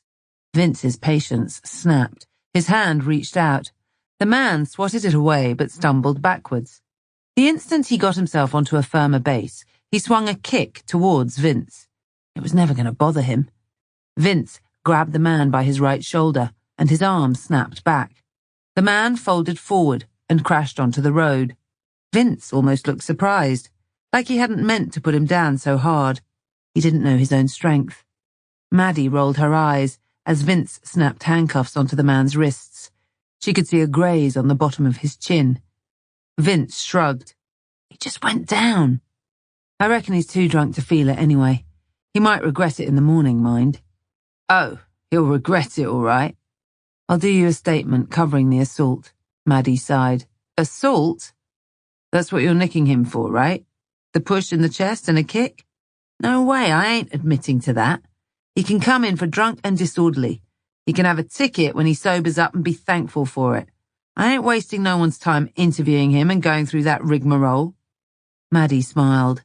It was a lot easier to deal with him for D&D, but she suspected that wasn't the only reason for his decision. That male pride of yours, Vince. You're letting the man off for the sake of it. I don't let people off. That weren't an assault. I've been assaulted. Maddie thought he actually looked a little hurt. He moved on quickly. I'll get a van out. You don't want a drunk in your car. What do you need from us before we go off tonight? Just Toby in the bin, Vince. The arrest statements can wait. We won't be interviewing him until the morning, and even then I can't see us charging him. You're not expecting a confession then?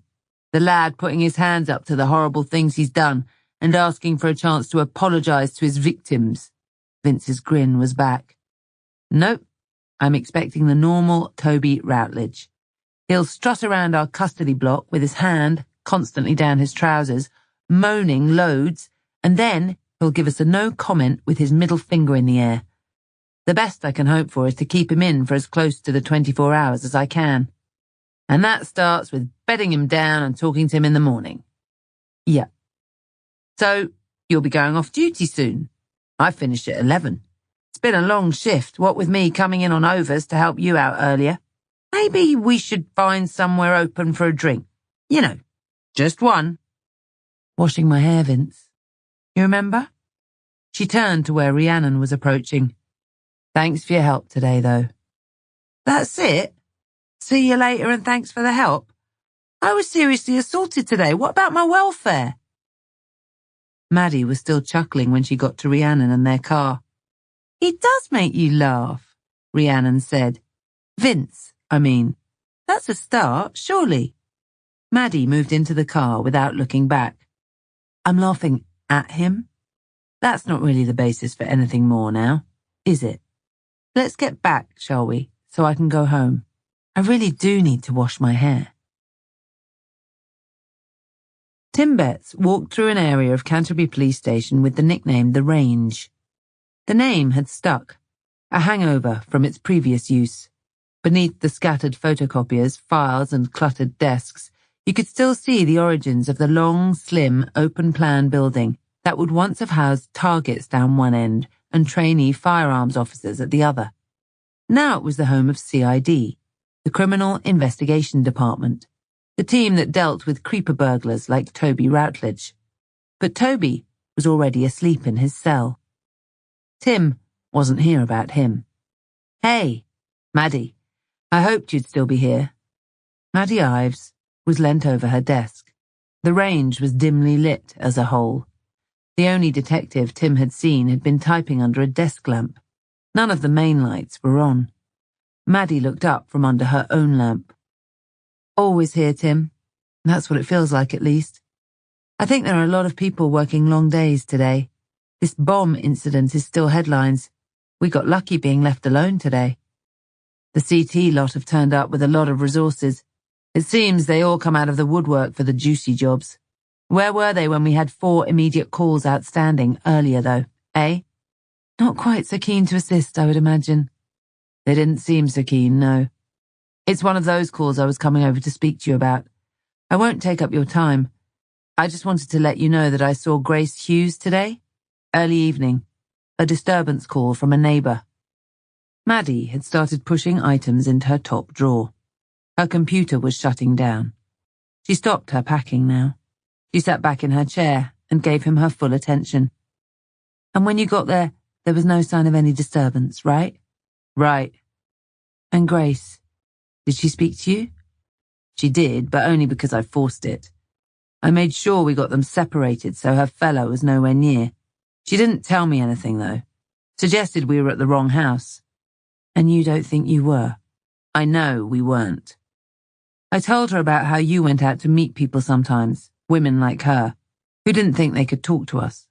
Off the record, like. I know it's one of your things. She said you've already met.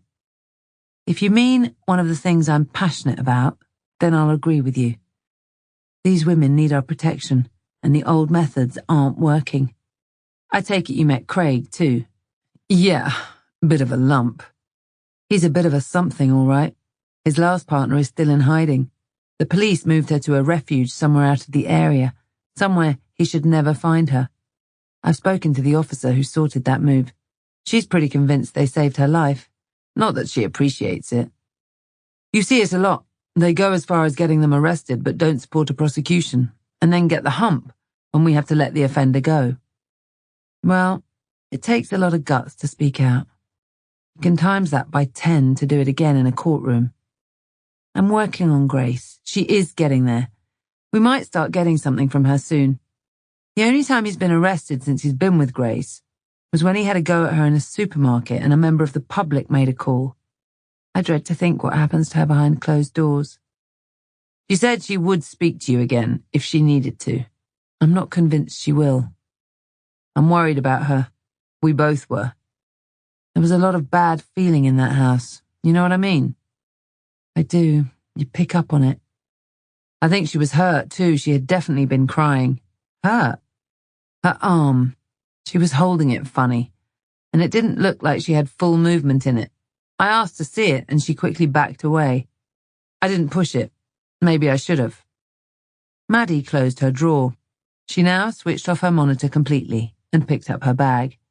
She stretched as she stood. It's been a long day, Tim. I'll have a think about our Grace. I was looking for an excuse to approach her again, and maybe this is it. Last I heard, Craig was out all day with his work. He's a delivery driver, one of those self-employed types for Amazon and the rest. She rubbed her face. She looked tired all of a sudden. It would need a bit of planning, though. I couldn't risk him coming back. I'd have to put someone outside to give a heads up if he came near. Let me know if you need some support. I'll jump in a plane car and do the lookout bit. There's only one way in and out of that estate. It would be easy to sit up on. Yeah, okay. You know what? I will go see her. We're back on tomorrow. 2 o'clock start. But we would do a few hours early on overs if you have a budget. Let me know what you need.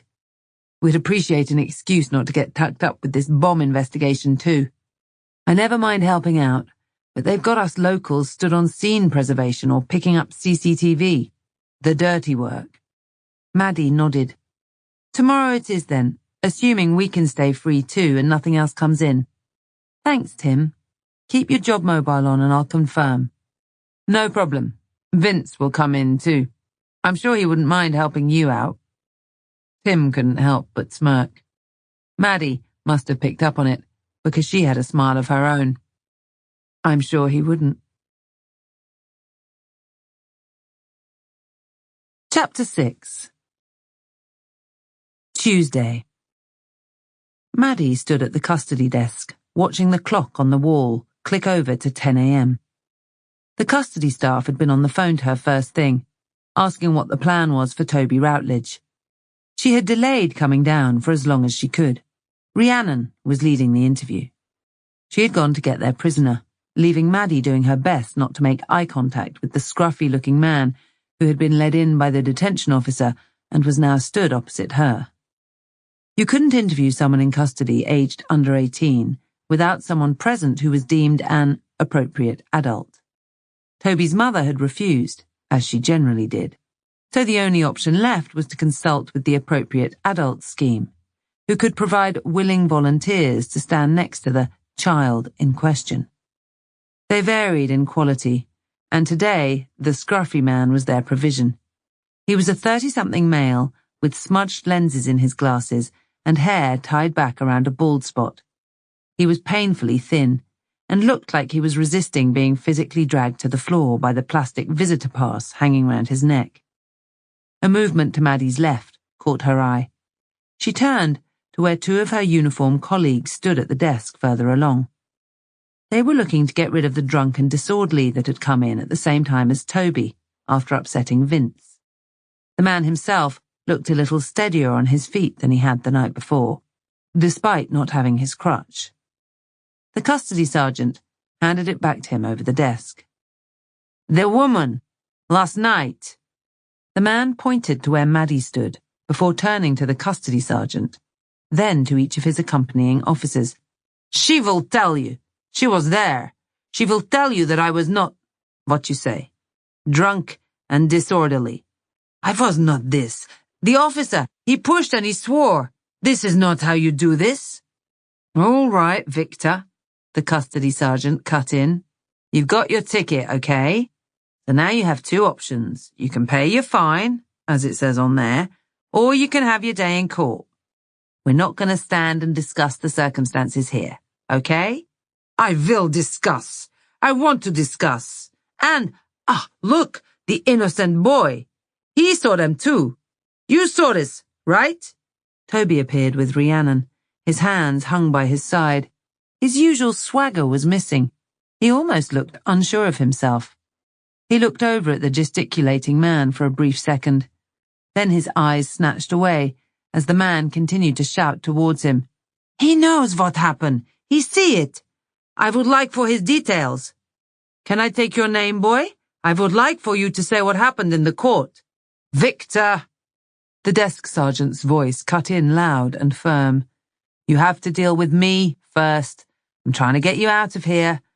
If you decide to go to court later, all the relevant people will be contacted and asked to attend to give their evidence.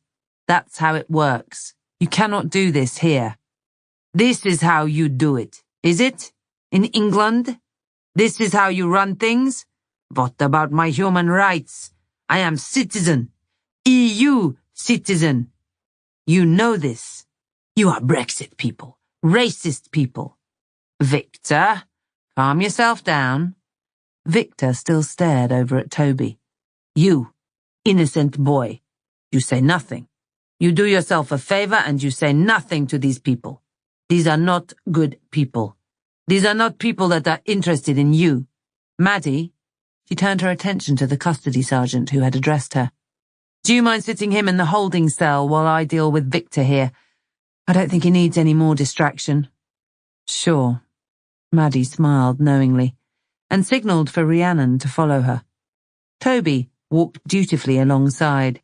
The appropriate adult moved over too, but he hung just outside the door, like he was unsure where to stand. The holding cell was out of sight of the desk, but not quite out of earshot. They could still hear Victor shouting, "You tell them nothing, innocent boy. They bring you here. You say nothing. They do not want truth. They just want arrest and then your silence." Friend of yours? Maddie jerked her thumb back towards the desk. Nah, seems crazy to me. Toby was now hunched on a wooden bench, his back pushed against a painted brick wall. He played with his hands. Maddie had seen him in custody more times than she could remember. Today was different. You okay today, Toby? She probed. Yeah, I just want to get this done. You got something better to be doing? Anything's better, right? I guess so.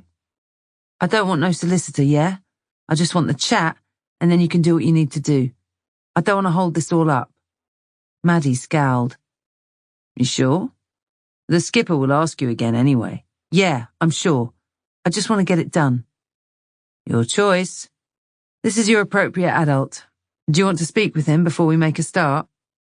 Toby leaned forward to see beyond her to where the man still lingered outside of the holding cell. Fuck no. Let's just get this done, yeah? I don't need no one. In other circumstances, Maddie might have needed to hide a smirk, but she was concerned. Toby had seemed to enjoy the custody process on previous visits, like it was all some big game. He would strut around, giving the jailers a hard time, and generally doing what he could to frustrate the process. He always had a solicitor, always the same one, and they would take as long as possible in their consultation. Toby would then emerge to answer every question with a succinct no comment. He would treat every part of the process with utter contempt. Today was different. Maddie had no idea why. Victor was finally gone, and some decorum returned to the custody block. Toby walked back to the desk so the skipper could ask him if he was healthy and happy to be interviewed. He typed that he had asked the question and then noted the answer. Another paperwork exercise. The police service was drowning in them. Toby still declined a solicitor. He looked a little more at ease, but his swagger was still missing as he walked the corridor to the interview room. He asked for water. Maddie got it for him, while Rhiannon readied the recording device. She got herself a tea. Toby found his seat without being asked. He still seemed furtive. His eyes flicked round the room. His head jerked to the door when a detention officer knocked to ask a question. It wasn't just nerves. He was scared. Maddie was desperate to know why. He hadn't seemed scared last night, even if getting through his front door had been easier than it could have been. The door was closed and the tape started. Rhiannon rattled through the formal parts. She paused before asking her opening question. Toby's attention was fixed on her, as if he was waiting for his turn to speak. In previous interviews, Maddie could recall him being sat right back in his chair with his legs straight out in front of him, his arms crossed over his chest and his face looking up to the ceiling. He had even pretended to be asleep at one point. He was wide awake today. You are aware that you are under arrest for burglary following the recovery of stolen property taken from an address in Leonard Road, Langthorne. Did you commit that burglary? Are you going to lock me up? Toby pushed himself as far forward as he could. His eyes were fixed on Rhiannon, his stare intent. Can you answer my question, Toby? If I admit to it, if I tell you I did it, will you lock me up? I feel I should remind you, Toby, the appropriate adult interjected.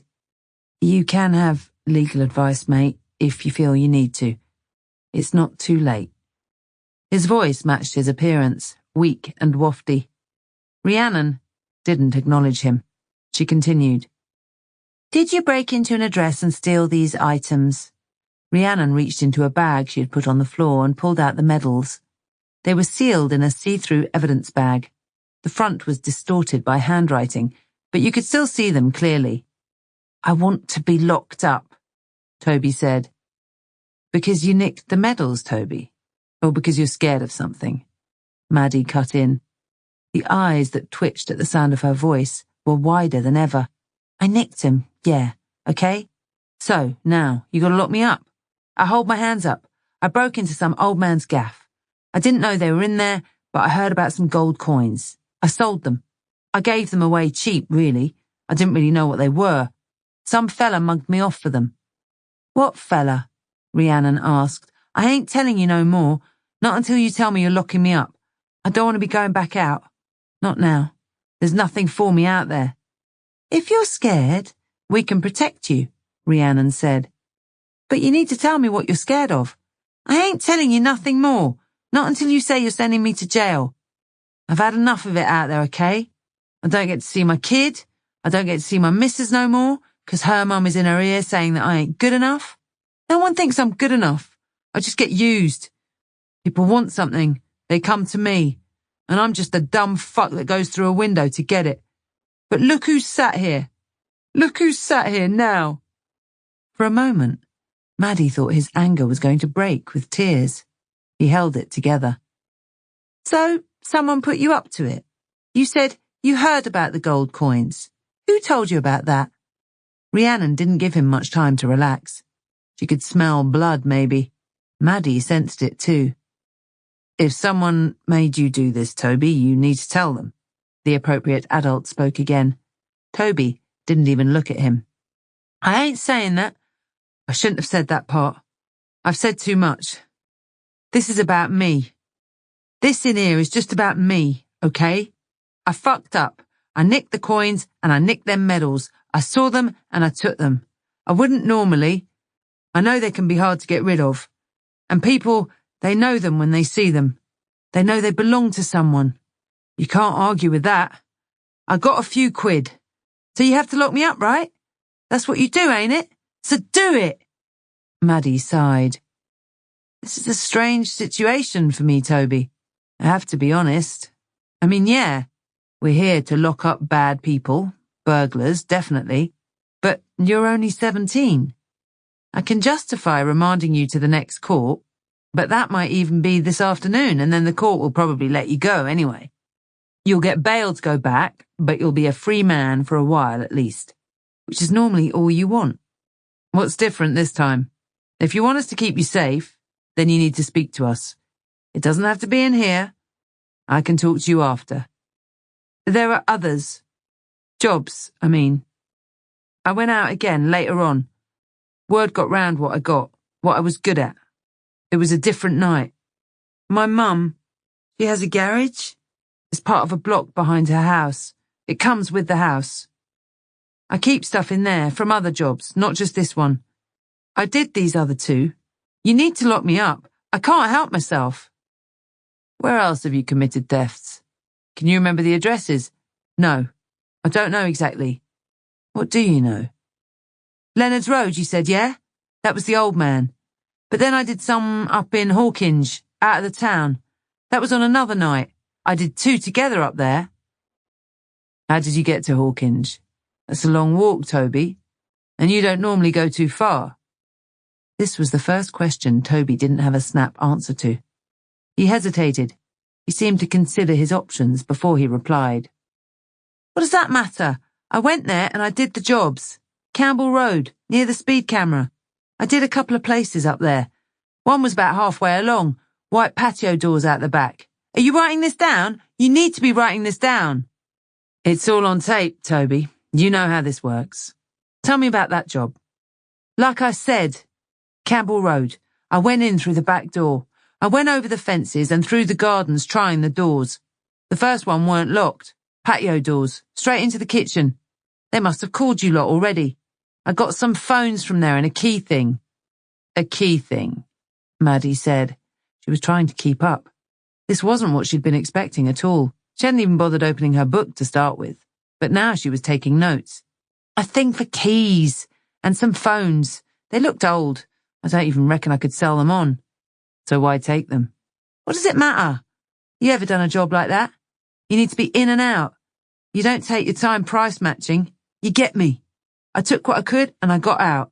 I had a look when I could and it was shit. But it was me, okay? I can't be no more upfront. Who lives there, Toby? I don't know. I didn't see them. I was in and out. It was proper late. Everyone was asleep but me. What about the other place? You said there were 2 jobs up there. The other place? Yeah, there was another place. You don't need to be asking me no more. Why are you asking me about that? You need to get up there. These people will tell you what happened. I've given you enough. You need to charge me with breaking into their gaff and taking their stuff. You need to lock me up in jail. This is all you need to do. You don't need to be asking me no more questions. What other addresses did you go to? What other numbers? I don't know. Another place along there? I don't remember numbers. I don't always see them. I went in the back door. I told you about the garage. You should be able to work it out. Do you remember anything about inside? Anything distinctive? Distinctive? What does that even mean? Nah. I went into 2 kitchens. I weren't looking for distinctive, yeah. I was looking for phones, laptops, jewelry, Xboxes, that sort of shit. Stuff I know I can move. So how did you get up there, Toby? Toby threw his hands up in frustration. He looked like he stopped himself saying the first thing that came to his lips. His face twitched. He sucked in a breath. I got nothing more to say. You need to be locking me up. I told you enough. Send me to court like you said, yeah? I'll talk to them mugs. If you say they're just going to let me go, I'll tell them what I done. There ain't no point going through it with you now. I told you enough. You should be doing your job. I ain't saying no more. In fact, this is over. Yeah? I don't want to talk no more. Maddie saw that the old Toby was back. He threw himself back into his chair, his eyes fixed on the ceiling. His bravado had returned, even if it was just temporary. Rhiannon tried a few more questions, but she was wasting her time. He didn't utter another word, and the interview ended a short time later. Rhiannon showed the appropriate adult out, while Maddie walked Toby back to his cell. She pushed his cell door shut. She was back a minute later with a cup of tea. She pushed it through the solid hatch. He mumbled his thanks. She had to bend to see in, to make eye contact with him. You're a bit of a twat when you come in here normally, Toby. You always make it as difficult as you can. But I know why. We both do. This is all a game. You and me. We might have chosen different sides, but we still play the same game. Am I right? Toby moved to sit on his bed. He perched on the edge and put his cup on the floor between his bare feet. His right hand ran over his face and lips. Yeah. Cops and robbers, ain't it? Old as time. I don't mind that. Not now I understand that we have parts to play. I can even see that you're not such a twat after all. You're just playing your part, right? So, I don't want to see anything bad happen to you. If you're in some trouble, some drug debt with nasty people, or something you don't think you can handle, you can talk to me, okay? Okay, yeah. I know you're scared of something. Once you're scared, it's not like playing a game anymore, is it? Then it's real life. This is real life, Toby. This is your life. Talk to me about what's going on. Off the record, on the record, I don't care. You might be surprised by what I can do. He didn't reply immediately. Maddie stayed silent. She wanted to force him to speak. She wasn't letting him off lightly. Lock me up. That's how you help me. Maddie stood back straight. She shut the hatch with a resounding clunk. She hesitated at the door, considering there might be something else she could say. There was nothing. She huffed and walked away. Chapter 7. The noise caught Grace out, and she dropped her phone. She was on the toilet upstairs. The noise was the front door. The toilet door opened right onto the top of the stairs. It didn't lock. Craig had taken it off. He had to be back. He had started to turn up more and more. He liked to check she was home and alone. He said it wasn't that he didn't trust her. but that it was how he built trust in the first place. "Grace!" Craig's voice boomed up the stairs. Grace jumped, and then she scooped up the phone in her hand. She stared down at it. She was going through the pictures of her injuries. She did it sometimes, to organize them and to keep her strong when things got tough. She wasn't allowed a phone. He had smashed up her last one. He had no idea about this one. The fact she had it was bad enough. But he would look through it. He would find the pictures. He would know what she was planning. "Yes, I'm just finishing up on the toilet, Craig." She tried to stay calm. "Are you home for some lunch? I can make you some lunch," she called back out. The toilet was sparse. There was nowhere to hide anything, let alone a large smartphone. She heard solid footfalls on the stairs. It sounded like he was taking them two at a time. Her eyes fell to a bin to her right. She stuffed her hand with the phone into it. It dropped inside as the door was ripped open. "Craig, I'm on the toilet." "You alone in here?" His eyes darted round the room. They had a corner shower unit. The curtain was pulled round to drip dry. He wrenched it back. "Alone? Of course I'm alone. No one comes round here." "No one, eh? Not even those police officers from last night?" "Police officers? Why would they come round here again?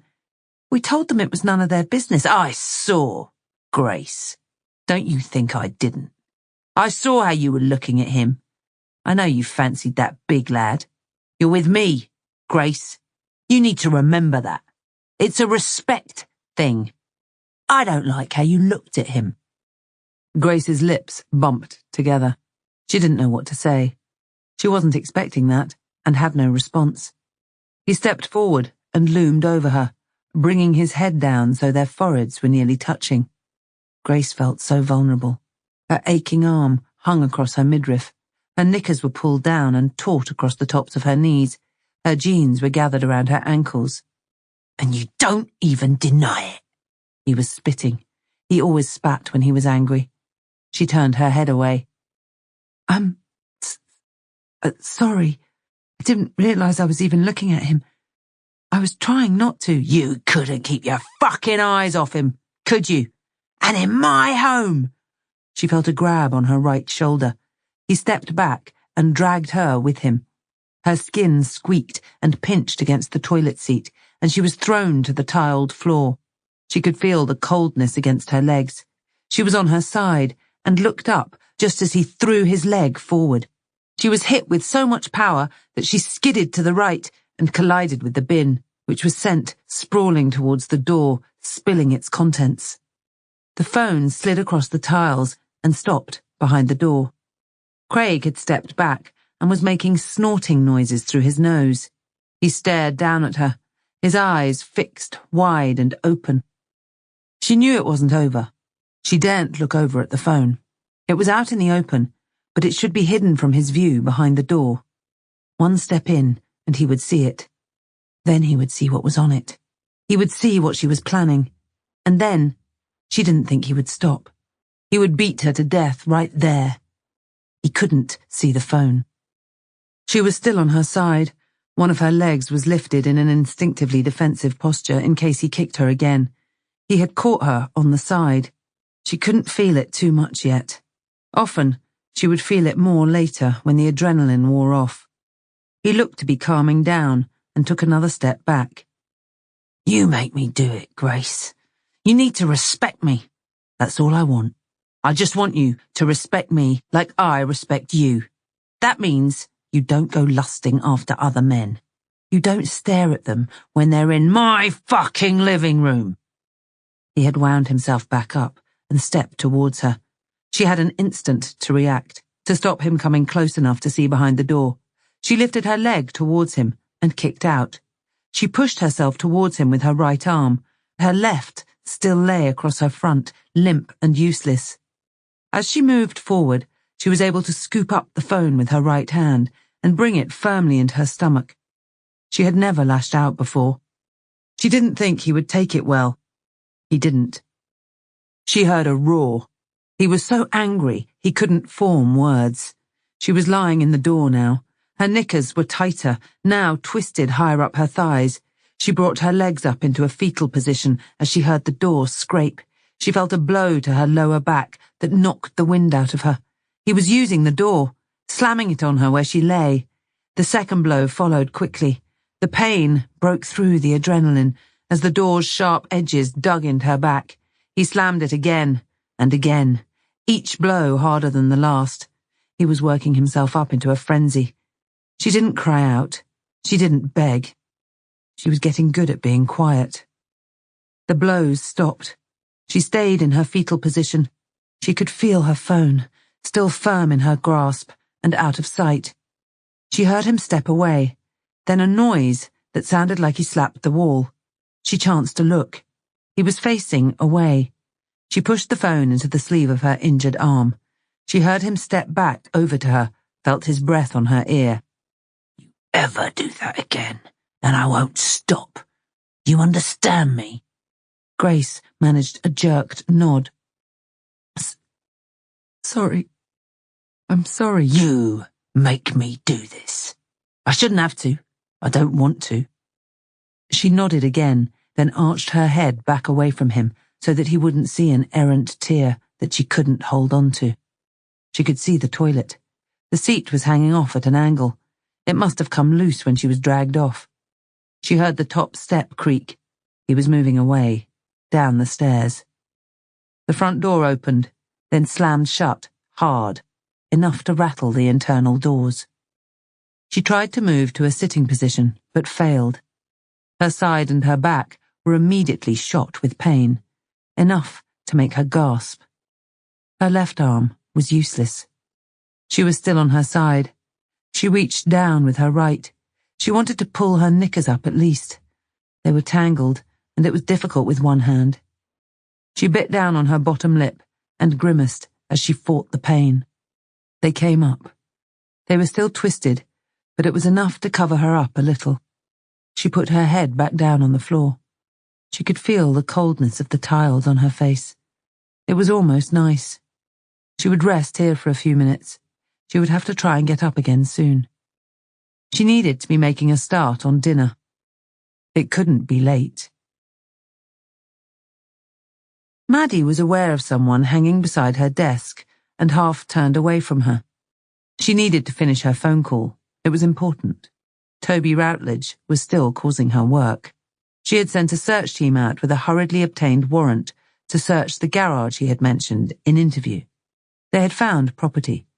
If it matched with what their victims had said was missing, it would make their case stronger. Strong enough to charge him and put him in court for his case to be heard that afternoon. She was on the phone to a uniformed patrol that could give him a lift. She turned to the figure to her left to make them aware she would only be another minute. Suddenly, her call wasn't so important. "Harry Blaker," she stuttered. The officer on the other end of the phone expressed her confusion, and Maddie had to explain hurriedly. "Sorry, that wasn't meant for you. Are we sorted then? Can you just head back in?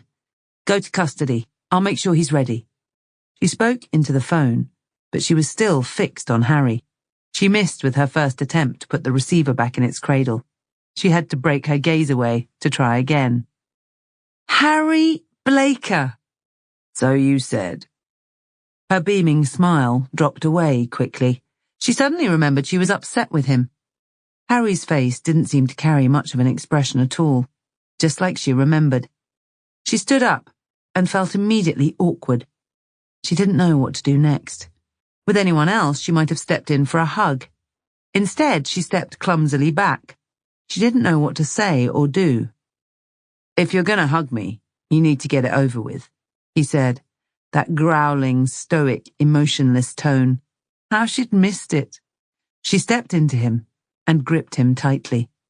She felt his hands press lightly on her lower back. He smelt of aftershave close up. His beard tickled her neck. She let him go, but still held on to his arms. "I like the beard," she managed. "I figured it might stop people staring." He shrugged. Maddie did stare. She felt like now she had permission. The raised white smudge of scar tissue was still prominent under the beard. It looked like someone had rolled a patch of dough as thin as it would go, then stuck it onto his right cheek. It had a light pink outline, and his facial hair was patchy over the scar tissue. Detective Inspector Harry Blaker had taken the fragment of a bullet to the face. He had been shot at from the side with a stolen police-issue high-velocity rifle. The bullet had smashed into a car door frame and fragmented. A piece had ripped through the fleshy mound of his bottom lip and come out through his cheek. It had caused some damage to his jaw and knocked a few teeth out. His bottom lip was thinner on one side, too, making his mouth in general a little lopsided. But he had been lucky. Very lucky. Maddie had too. She had been hiding in the footwell when he had taken the hit. The sounds of bullets all around her, and his terrified eyes and bloody face as he had slumped over, was still something that regularly invaded her sleep. That had been 9 months before. There were rumours that Harry was never coming back, that he might take the option of early retirement that was on offer. But Maddie had never believed it for a second. But she'd had no idea what he was thinking, given that he had virtually gone into hiding since the incident. "What are you doing here?" "I work here, if I remember right." "You're back then? To work, I mean." "Yeah, I'm only allowed a few hours a day, apparently. Occupational health is still treating me like a child, but at least they've let me in the building." "A few hours a day? Still in major crime?" "Yeah, but I don't know what that looks like yet. I've been here 20 minutes and I'm bored already, despite there being a lot going on. This bomb incident is being led by CT, and they don't seem to be in the mood for sharing." "You got that right. 2 dead and scores injured, I heard. But that's from Sky News. We've had nothing official." "Suits me. I've got enough of my own stuff to be getting on with." "That's the problem for me right now. I don't have a workload yet." "It's got to be better than being bored at home, though." "I suppose." "You should be used to being bored by now. We could have helped with that too. But I got your message." "Message?" "You weren't up for guests. That was what we were told. It made sense for the first month or so. I understood that you might need some time. But 9 months later and still nothing. What's the matter with you?" "Are you angry at me?" Harry seemed genuinely shocked. Maddie took a moment. She was angrier than she realized. She had felt her voice quiver with emotion when she spoke. "Yes, I'm angry with you. I was worried at first. Then I was angry. After what we went through, what sort of bloke just locks himself up and doesn't talk about it?" "I guess I didn't need it. I appreciated it when I saw you at the hospital." "It's not just about you, Harry. I can't talk to people about that day. Not like I can talk to you. That's what we do here, right? When you go through something, when you see someone you care about hurt in front of you, you spend time with them while they recover. You see them heal, and you heal with them. That makes sense to you, doesn't it?" "I guess I didn't think." "You didn't. Not about me. Not once." Maddie felt her chest flush. She took a moment. Harry didn't reply. "I'm glad you're back. You look well, too. I'm glad about that." "I'm better, Maddie." "Well, good for you. So what are you doing here, down with the peasants in CID?" "I'm a spare part. Major crime seems to have it all covered. No one knew I was coming back, and now they're too busy to care. I figured you might know a thing or two about whiling away your days here. Seems like I might be doing that for a little while at least." "I see. Well, there's no whiling these days. CID is a busy place. I even managed to get a few of them smiling down here." Maddie herself was back to smiling. Her overriding emotion now was happiness. Harry did look well. She had promised herself she would tear a strip off him when she did see him again, but she couldn't manage any more. Her anger was gone. Harry looked around. The office was buzzing with busy detectives, and the desks were mainly occupied. "You told me this was the last place you wanted to work." "It was. I didn't exactly get a list of options after what happened. Same old story. They still don't know what to do with me." I'm enjoying it here, actually. It's been fun. Fun? Harry was still looking around. Well, yeah, why not? More fun and games today, actually. I'm against the clock. I need to get a kid to court in time for his case to be heard. He's down in custody. I think that's sorted, though. Then I'm out to one of our DV victims. Not that she will admit it. Grace Hughes. I'm worried about her. Not someone I know. Let's hope that doesn't change. Harry looked confused. Maddie clarified. I figure she has a good chance of becoming part of the murder statistics. Then you'll know all about her. I see. CID pop in on victims they're worried about these days. I assume she's not supporting as part of an active investigation then. She's not. It's something I've ended up championing somehow. We see these women who are clearly having a bad time at home, but they're too terrified to tell us what's going on. I started actively visiting them. It's all off the books. Mainly I give advice on how to stay safe. If nothing else, these women need reminding that their lives aren't normal, that they don't have to put up with it. It's not off the books, though. If they disclose an assault, you would be duty-bound to act on that, surely. Technically, you're right. I've told the bosses that we talk theoretically, and I get the women to talk about experiences a friend might be having. There's a little bit of discomfort around the whole thing, but it's the same as what victim charities do. The only difference is that I can be a bit more proactive and go and knock on their door. These women wouldn't talk to anyone if they could help it, but they need to understand that their partner might be escalating, that they might be in more danger than they could possibly realize. They can't just bury their heads and hope it will go away. I see. You want company? When? On your visit. Maybe I should make the effort to get to know her while she's still alive. I tend to go alone. It's part of making them feel at ease. Harry shrugged, but he didn't move away, and he lingered on her. Maddie cocked her head. You are at a loose end, Detective Inspector Blaker. Maybe. And asking to tag along with me.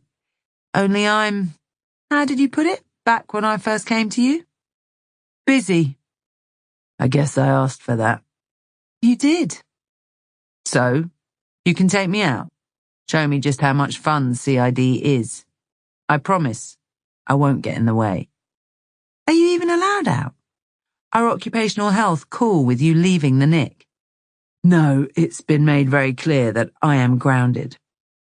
Well, okay then, you can tag along, but you'll need a nickname. Just so you understand your place in this arrangement. I think I'll call you Kid.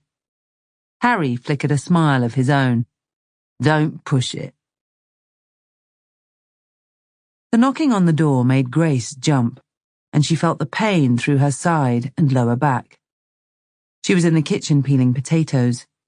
It was still morning, but she was already pushed for time. Doing even the simplest of tasks was taking longer and longer as her arm got worse. Today she was struggling to stand straight.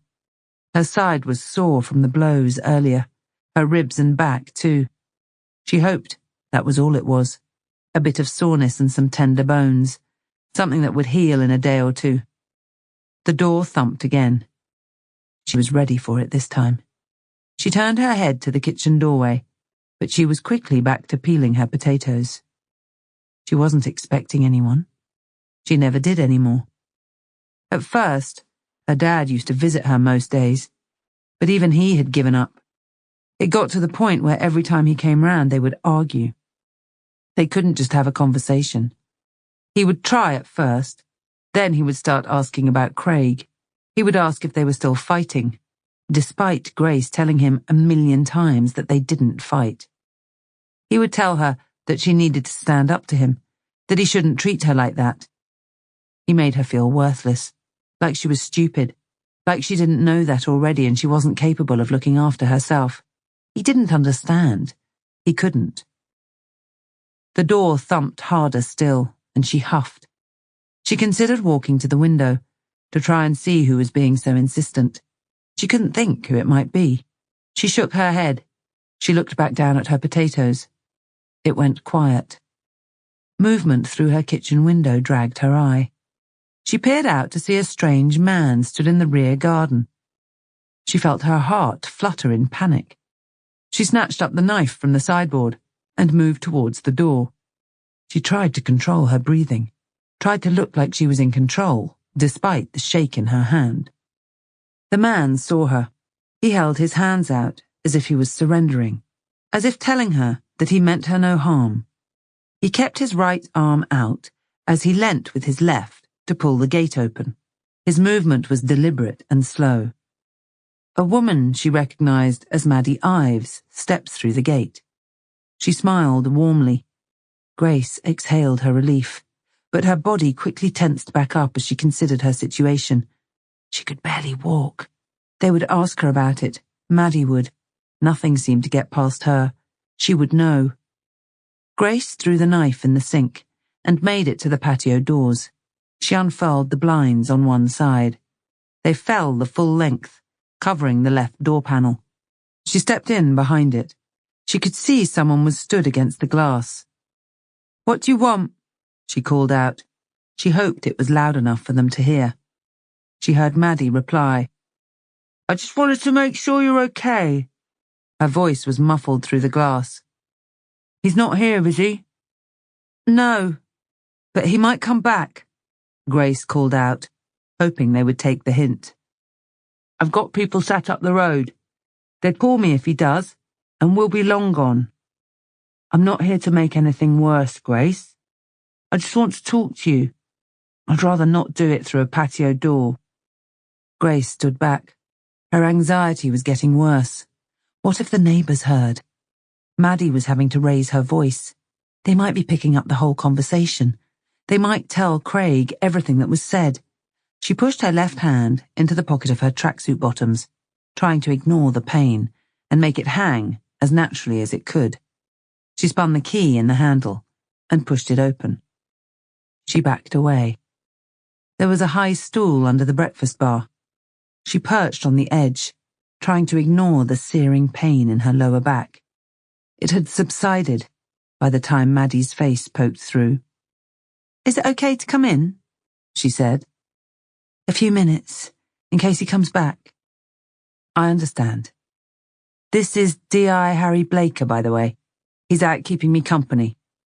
"Why have you brought someone else? We spoke alone last time." "We did.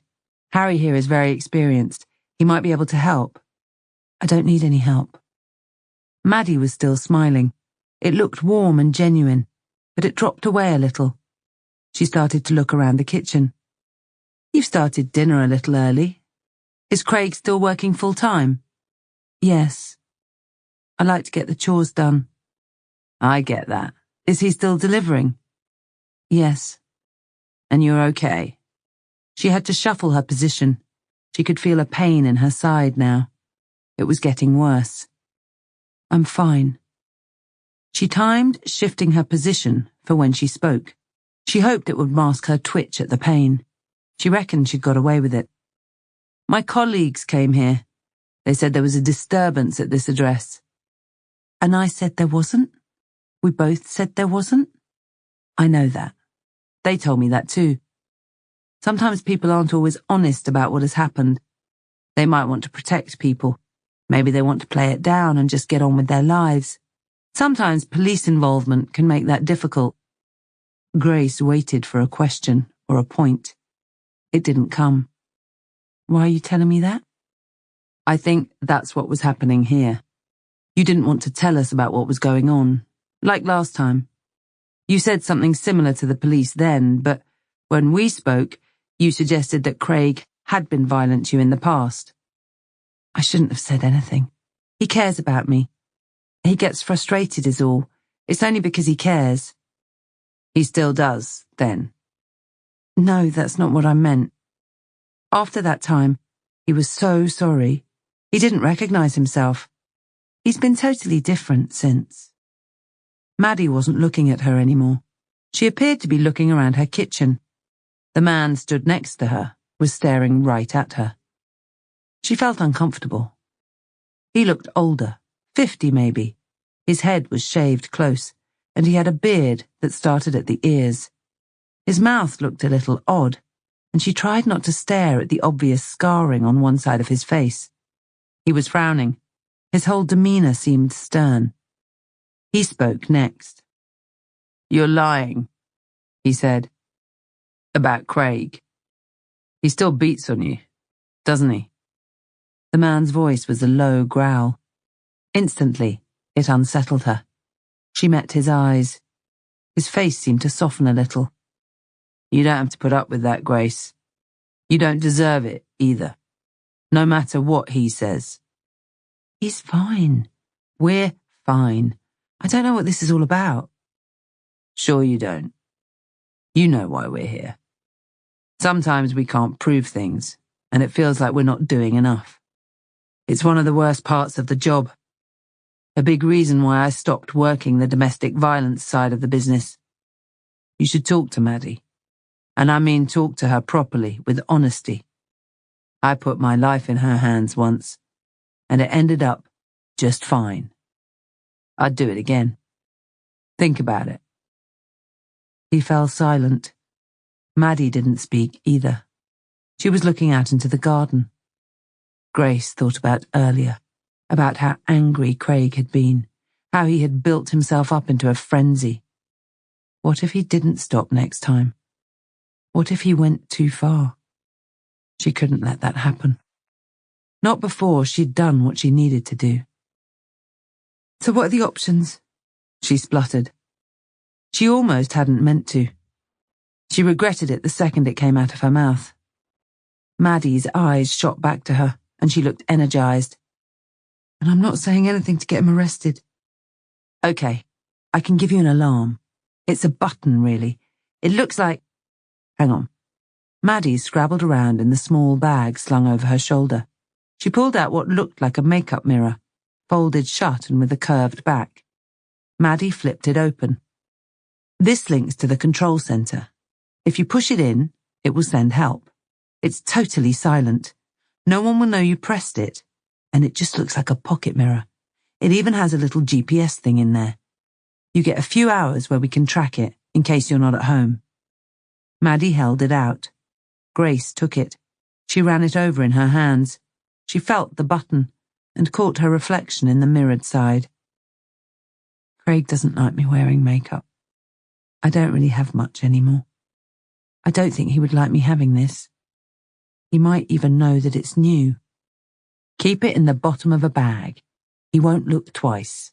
It just needs to be somewhere accessible. Our control room will send a response on blues and twos if you push it, and I'll make sure they let me know too. Craig won't know it was you that called.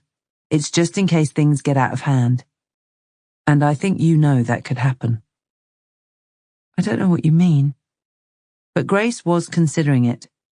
If it got to the point where he wasn't stopping, where she thought he might not stop at all, at least she could call for help. "I'll hold on to it." "Great, that's all I ask. Now you two have to go. I can't have him coming back. I don't like that you've got people out looking for him. What if he sees them?" "Don't worry. They know what they're doing. We'll go." But she didn't leave immediately.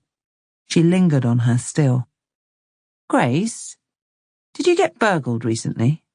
"What?" "Burgled. Did someone break in here?" "No. Why?" Grace felt a panic rising in her. She sucked in a breath to quell it. "It doesn't matter. It was just a thought. We had a burglar up here do a few places. We only know about one of them." "We've never had any trouble up here." Maddie half turned towards the back door, but she still didn't leave. She looked her up and down. "You still have my number from before?" "Yes." Grace nodded. "I assume you still don't have a phone. We talked about the phone box during the day, or a neighbor. You can get hold of me." "Okay. But if it's an emergency, if you think it's all getting out of hand, you press that button, okay? And someone will be straight out. He won't even know how. We'll tell him a neighbor must have called it in." "Okay." Grace nodded. She managed a weak smile. "Thanks," she said. Maddie spoke first, but waited until they were some way down the drive. "So there you are. The classic victim. I just hope she sees sense before he seriously hurts her. Did you see her face when she shifted on that chair? Maddie stopped at the pavement. I did. She looked like she was in pain. Her arm, too. The patrol sergeant said he thought she'd hurt her arm. She kept it in her pocket. It didn't look right. I was waiting for you to ask her about it direct. She's not great at direct questions. I tried pushing it with her before. She backed right off and stopped speaking to me. That was the first time I've seen her since. I need to be careful around her. She was even more guarded today. I assume it was because you were with me. None taken. The alarm is a good thing at least. Massive. A real positive. I didn't expect to get that past her. She told me last time that she didn't have a phone anymore. He must have taken it off her. That started real alarm bells. I bet. She said he doesn't like her wearing makeup either. That's another sure sign. It is. What do we know about this Craig? We know he used to beat on his previous partner. He was charged with GBH with intent, but CPS knocked it down to try and get the job home. It still went nowhere. She wouldn't support. But we did get her relocated out of the area. He doesn't know where she is. It was the only way to keep her safe. Are you still in contact? Not me, it wasn't my job. That was before my time. I was referring to the all-encompassing we, the police. I read through the notes before I met with Grace. His ex-partner was lucky she got safe. As long as she doesn't make contact with him. How many times have we seen that? The report's very clear. The ex. She's terrified. I saw the CSI photos. I've never seen anything like it. The injuries on her body. She had broken ribs and a femur that was so badly bruised the doctors were amazed it didn't break. Do you know the force you need to worry a femur? A hell of a lot. They reckon he worked on it over a period of time. Probably beat her thighs with his fists. She said he did it to stop her walking far. To stop her going out, basically. All her injuries were on the upper body or the thighs, stuff that is easier to hide. A real piece of work. I'm surprised the CPS didn't run it still, even without her support. She didn't just withdraw support. She said explicitly it wasn't him. Then she got angry with the police when he didn't go down. The detectives that dealt with her said she turned real nasty towards the end. I think she was just scared.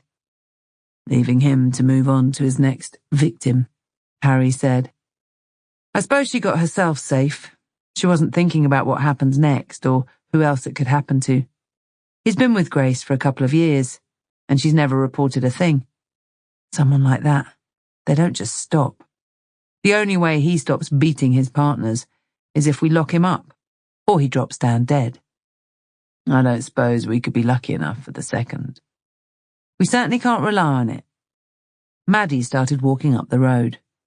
Harry slowed as she continued beyond their parked car. Are we not leaving?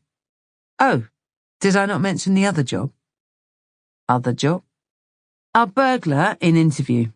He said he did a couple of breaks in this area. We've only had one report along here, number 21. No one's been there yet to talk to them. Can you not just send a DC up here? That sounds like a basic inquiry. Welcome to CID, Harry. You can't just be pointing at DCs and clicking your fingers. Most of the time, there's no one in the office to point at. I just need to get an account. I'll get someone up here for a statement later. Maddie continued walking, trying to pick out the door numbers. She stopped at the end of a drive just a few doors up. A blue Ford hatchback was parked too far over, and she had to walk on the grass to get to the door. She paused, waiting for Harry, who was dawdling behind her, seemingly peering into the car. A teenage lad jerked the door open an instant after it was knocked. His face dropped immediately. Oh, he grunted. He stepped away from the door, leaving it swinging open, and called out, Ma, it's the Jehovah's. A woman appeared at the door, a minute or so later. She looked harassed. Her cheeks were flushed, and she was holding laundry under her arm. I'm really sorry. I haven't got the time to be... Maddie held up her warrant card. Maybe your son should take a moment to ask a question, Maddie said. Oh, yes, he should. Sorry about him. She rolled her eyes. Teenagers. Are you here about the break-in? Yes. Do you mind if we step in? The woman stepped back. The layout looked the same as Grace's. The woman led the way down a corridor and into the kitchen. She appeared to hunt for a clear surface to put the washing down. Sorry about the mess. We're going on holiday tomorrow. You know what it's like the day before. Sometimes I wonder if it's worth all the hassle. I know what you mean. Anywhere nice? Yes, actually, Lake Garda. At least I've heard it's nice. We've never been. It's a friend's wedding. Ah, very nice indeed. It's a stunning setting. Oh, it will just be nice to have a few days away from here. It's worked out to be quite well timed, really, what with the break-in. Maddie took out her notebook. I bet. I'll try not to hold you up for long. I'm DS Maddie Ives. This is D.I. Blaker. We do actually have someone in custody for the burglary here.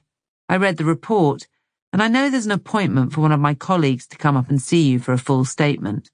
Do you mind just giving a quick list of what was taken? We're going to be searching this lad's place, and it would really help if we knew what we were looking for. The woman huffed a little. Maddie was aware that her eyes lifted to the clock. Yeah, of course. I'm up against it a bit, but if you don't mind me stuffing the washing machine while I talk, you go right ahead. The woman picked back up her pile of clothes and pulled open the washing machine. She stood back straight. Actually, Josh! She bellowed. What? Can you come down here, please, and talk to the police? What for? The reply back down the stairs was instant. Don't be rude. They're here to talk about what was stolen. Some of it was yours. Can you come and tell them what it was? Maddie heard the huff, even from where she was stood. The same lad who had answered the door appeared in the kitchen. He hung in the door. Josh, is it? Maddie said. Yeah. Sorry, you're a victim in all this. It's Haynes, right? Your surname, I mean. I left the paperwork back at the police station. Yeah. Great. And what was taken that you can remember? I had my Xbox down here with loads of games. It was ready to take to my dad's. His mother cut in. Josh is going to stay with his dad for a few days. He isn't too keen on weddings. Her tone seemed a little frosty, like this had been the cause of upset in the house. Josh didn't return her stare. I was going to a gig. I had tickets. I didn't want to miss it. You're not going now, then? Maddie said. No, my mum says I'm not allowed. That's right. Josh here, at 15 years old, thought the best way to ensure a bright future was to get caught smoking cannabis at school. He's currently suspended in his GCSE year, something that might become permanent if I can't make his case at a meeting with the school next week. He seems to think it's funny, of course. Maybe I should get the police here to take you down the cells, lock you up for a while. We'll see how funny it is then, won't we? Whatever, Mum. Everyone does it. I just got caught. Well, more fool you then. And now you want me to buy you a new Xbox and let you go to a concert in London. You live in a dream world. Of course I do. And you're perfect. What is it? 2 bottles of wine a night? Josh turned away. Maddie heard the stairs thump as he made his way back up them. The woman shook her head. Sorry about him. He has a very active imagination. It's been hard since his dad and I split up. This will be the first time he's stayed there, actually. It might be good for his dad to see what I'm up against at the moment. Kids are never easy. It must be 10 times worse when it's just you. And the rest. So, the Xbox you know about, there were some headphones too that belonged to Josh. Beats, they're called. We got them for him last Christmas. There was a stack of games. I don't know what they're called, but I can ask him again if you like. Don't worry. Xbox and games is fine for now. If we find some games, I'll ask him to confirm. The headphones I have. Anything else? My iPad. It's white, but it was in a gold case. I had a smaller tablet too, a Samsung thing. It's old. I'm not even sure it even switches on. I'd lost some jewellery, costume stuff. Luckily none of the good bits. And we had a stack of letters. They were messed up, but I think maybe 1 or 2 are missing. It was a stack of bills, something I was going to worry about later. I have no idea why anyone would take them. And that's it, I think. Maddie closed her book. Thanks for that. Like I said, someone will still come out and take a more detailed report. It looks like we might get a charge on this one. I'll keep you informed. I didn't take your name. Nicola. Well, Nikki, actually. Nikki Haynes. Thanks, Nikki. Can I take a number, just in case no one has? Oh, yeah. I called in on this phone, but you can take it. She picked up her phone and spun it over to reveal a sticker with a phone number on the back. It's new, she said in explanation. Maddie jotted it down.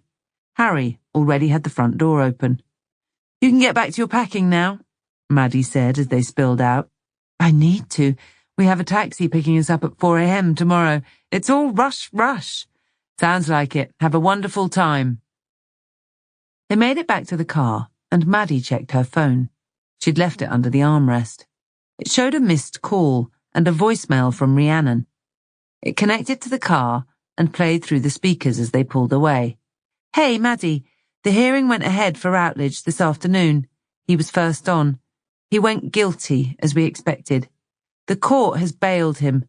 He's on a tagged curfew and has signing on conditions. He'll be back for sentencing in 3 weeks. I was thinking I would go round and see him later. Maybe he'll talk a bit more freely outside of custody. I'll speak soon. The call ended. Good timing, Harry said. Maddie was staring forward, her mind racing with options. It is. And a good result, unless I'm missing something. Harry must have picked up on her sounding pensive. It's a good result, especially with him. He's a slippery one. He never speaks to us in interview, but this time he did. I think I know why, too. He's terrified of something. He wouldn't tell us what. He was desperate to get locked up. Sounds like a good idea to go and see him then. It does. She's sharp. Rhiannon, I mean. She has a big future. Someone you've taken under your wing? I'm not sure she needs that, to be honest. I like working with her. She's the perfect mix. The enthusiasm of someone brand new in, but the ability of someone with far more experience. I think she had a bit of a tough upbringing. She talks about it occasionally, but just bits, you know? What she did say sounded a lot like mine. Like yours? How so? Maddie flicked a glance left. Are you interested in my upbringing, Harry? Not really. I'm just trying to work out if I should get in a car with you again. Maddie chuckled. That's hardly something you can talk about. I remember the last time I got in a car with you. Harry turned away. His attention seemed to move outside of the window. He took a few seconds to reply, long enough for Maddie to worry that she might have upset him. You got me there, he said, eventually. Grace stood over her chair. The vice was still covered. She always covered it over during the day. She didn't even like to catch a glimpse of it. She still couldn't even write its description in her diary. She could only refer to it as the chair. That didn't sound so scary. She dropped to her knees and leaned forward. She had her phone gripped tightly in her left hand. She pushed it under the seat cushion, far enough until she felt a solid strip of wood that formed a ledge. She had worked the stitching apart enough to fit a phone in it. She was confident it would stand up to the chair being frisked. Her diary, however, that was different. It was jammed down the side with a stubby pen tucked into its spine. It was out of sight and as far down as she could get it, but it would be found easily enough if someone was looking. There was nothing she could do about that, except not to give Craig a reason to search it in the first place. She needed to be able to reach it when she was sitting in the chair, when her left arm was clamped so tightly that she could barely move. That was when she usually wrote in it. It helped her cope with the pain, helped make the words flow. She could talk about how it felt. The phone was in its place. She pushed her fingers down to feel for her diary. She just brushed the top of it. She did that maybe 10 times a day. She liked to know it was there. She liked to touch it. It was going to set her free. Chapter 8. Frank Dalton swept through his front door into a grand entrance hall, his footfalls echoing around the open space. In front was his bespoke oak staircase that matched the material underfoot. He could still feel a breeze and hear the sound of raindrops bouncing off the carpet of fallen leaves outside. His front door was still open. He turned to it. His driver was standing on the threshold, and he suddenly looked awkward. The floodlight covering the front door clicked off behind him. "Sorry, sir. Will I be needed any further?" he said. "Oh, you have the thing, yes, with your kid. I think I'm in for the night, thank you, Peter. Just have your phone on you." "Very good, sir. I shall park the car in the garage." Frank spun on his heels and made towards the kitchen. "Make sure you give it a wipe to dry it off," he called out. There was a reply. He didn't stick around to hear it, and it didn't matter anyway. He heard the front door pull shut. The kitchen was immaculate. All the surfaces were wiped down and the fruit basket was freshly stocked. He never ate the damn stuff, but it gave the right impression. It was a large room with a vaulted ceiling that had panes of glass on both sides of the pitch. The rain ran down them in squirming rivulets. 3 hanging lights dripped down from the centre to illuminate the island that contained the only item that was out of place in the whole room, a handwritten note. "Your evening meal is in the main oven. The accompanying vegetables are in the sides. Have a lovely evening. Sasha." Sasha was a fine cook. He much preferred to be home in time before she left. Then she would serve the dinner immediately and clear away the dishes after. On days like today, when he was late, he would have to serve up his own meal and stack his own dishwasher. He could always leave it on the side for the housemaid in the morning. He took the plate out of the main part of the range cooker, careful to use the oven gloves, but it was warm rather than hot. He pulled back the wrapped foil to reveal a pork chop and a clump of buttery potatoes. He took an assortment of vegetables out of a smaller part of the same oven and slid them onto the plate. He hunted the fridge for the prepared pudding, Sasha's forte. Then he remembered that he'd asked her not to prepare puddings for a couple of weeks. The scales were tipping over 20 stone now. He was 6'4", but that was still some way over his ideal weight. He devoured the meal quickly with a large glass of red wine. Then he hunted again for something that might constitute a pudding. He settled for another glass of red and carried it through to his study. His computer monitor came to life with a nudge of the mouse. Already he had new emails. He scanned through the list. One was from his accountant, and there were 2 invitations to business seminars, and a regular contact from a local estate agent who was constantly trying to prompt him into expanding his property portfolio. He would deal with them all later. A notification swept in from the bottom right corner. "Alexa would like to be friends with you on Facebook." He barely used Facebook. A waste of everyone's time. Occasionally he would post a picture of himself in his latest acquisition or when he was on holiday. His last 2 uploads were of a new sports car and from behind the wheel of his yacht. From time to time, he liked to remind people how well he was doing. But Alexa's profile picture popped up too. It was thumbnail-sized, still large enough for him to make out an incredible female figure wrapped in black lingerie. His interest was piqued. He clicked on it.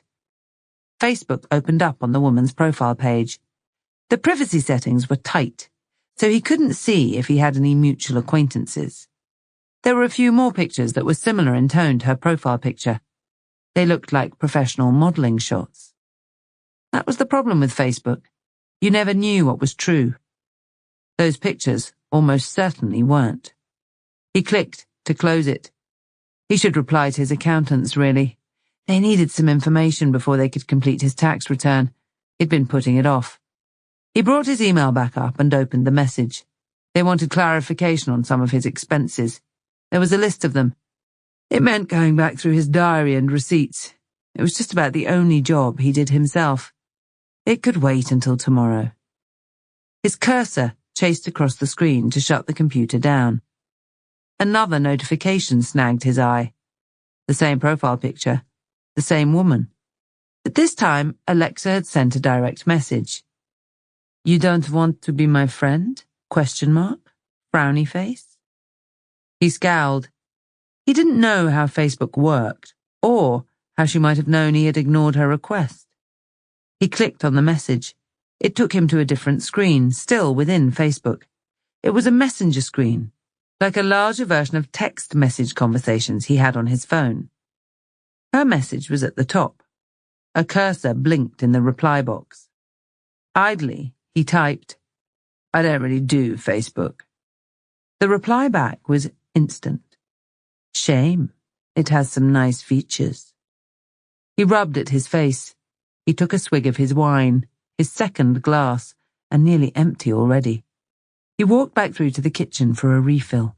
He considered continuing through to the lounge and turning on the television, or going upstairs for a shower and a change. It had been a long day, and he felt like it was still clinging to him in a layer of grime. He was intrigued, though. He walked back through to his study. The screen had fallen dark, but it was only asleep.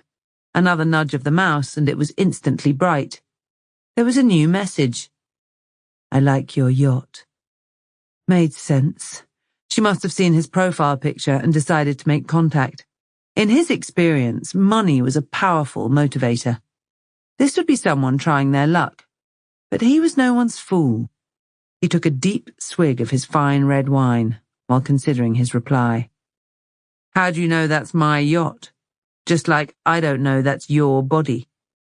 Again, the reply was instant. "You like the body?" He smiled as he typed. "Of course." The screen changed. There was a beeping sound, a deep tone. The screen announced video call from Alexa, and there was a trailing line after it. Below this, the screen was split in half. The left side was filled with his own face, and the right was a dark box. He hesitated. He'd held meetings before on Skype and similar services, but never on something like Facebook.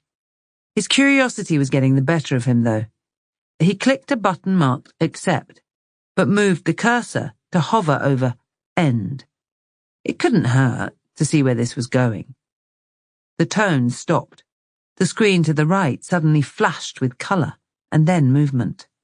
Someone stepped back. The focus became clearer. Someone had moved away from the camera. It was a woman, and she was standing in the same black underwear he had seen in her profile picture. It was the same body, too. "You picked up." The lips that had spoken the words were half a second behind the sound on the screen. There was an immediate accent. Frank couldn't pin it down in those few words. I was curious." "And now? Are you still curious?" He gathered himself together. "Now I'm more curious. I don't like it when people doubt me. This is my body. You can see this, no?" Eastern European, he thought. He still wasn't sure. "I can. I mean, as well as you ever can over these things." "You want to see better? Maybe we can arrange this." Frank laughed. "I don't meet with strangers. If you think that's we do not need to meet. I find you attractive man. You find me attractive woman. We are in comfortable homes. Maybe we should enjoy this." Frank looked around. Even though he knew he was home alone, he could feel his heart beating a little faster. The woman moved further back. Now he could see almost all of her. She was in knickers and a bra.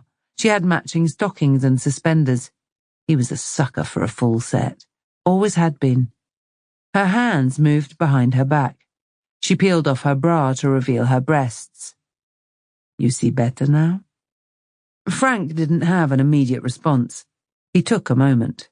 His mouth opened and closed a couple of times. "I can see more. Yes, better. far better. She smiled and looked down her own body. You want to see better? I always like to see better, he said. You next then, Mr. Frank. His eyes flicked to his side of the screen, and he realized that he was leaning right forward, that his side of the screen was a cheek and one eye. He sat back. He broke away to look down at his shirt. A tie hung from it. He had undone his top button the second he had got into the back of his car to be driven home. He was in suit trousers and a pair of slippers. He was pretty sure he knew what she meant, but he wasn't the sort to play those games. He took another swig of the wine. The glass was empty. He was starting to feel a bit muzzy. He would have one more. He got up for the kitchen. He needed to steady himself a little. He was drinking too fast. The next one he would take his time over. The bottle was still open on the counter. When he got back to his screen, the woman was stood with her hands on her hips. I thought you were running away. To Mummy, perhaps? She pouted her lips. He flashed, angry. My mummy, yeah, something like that. Thanks for the show, okay, but I think I'm just about done. A man like you? Done? I joke, okay? You do not need permission. You take what you want. No man has yacht, has Ferrari, has big house and smokes big cigars without taking it. That is big turn on. It makes me want to touch myself. I like men who take what they want. Give me something to see, and maybe I will. Her face was filling the camera now. She pushed a finger into her mouth. Her cheeks dimpled around it. The finger slid back out and dropped out of camera shot. She bit down on her bottom lip, and her eyes fell closed.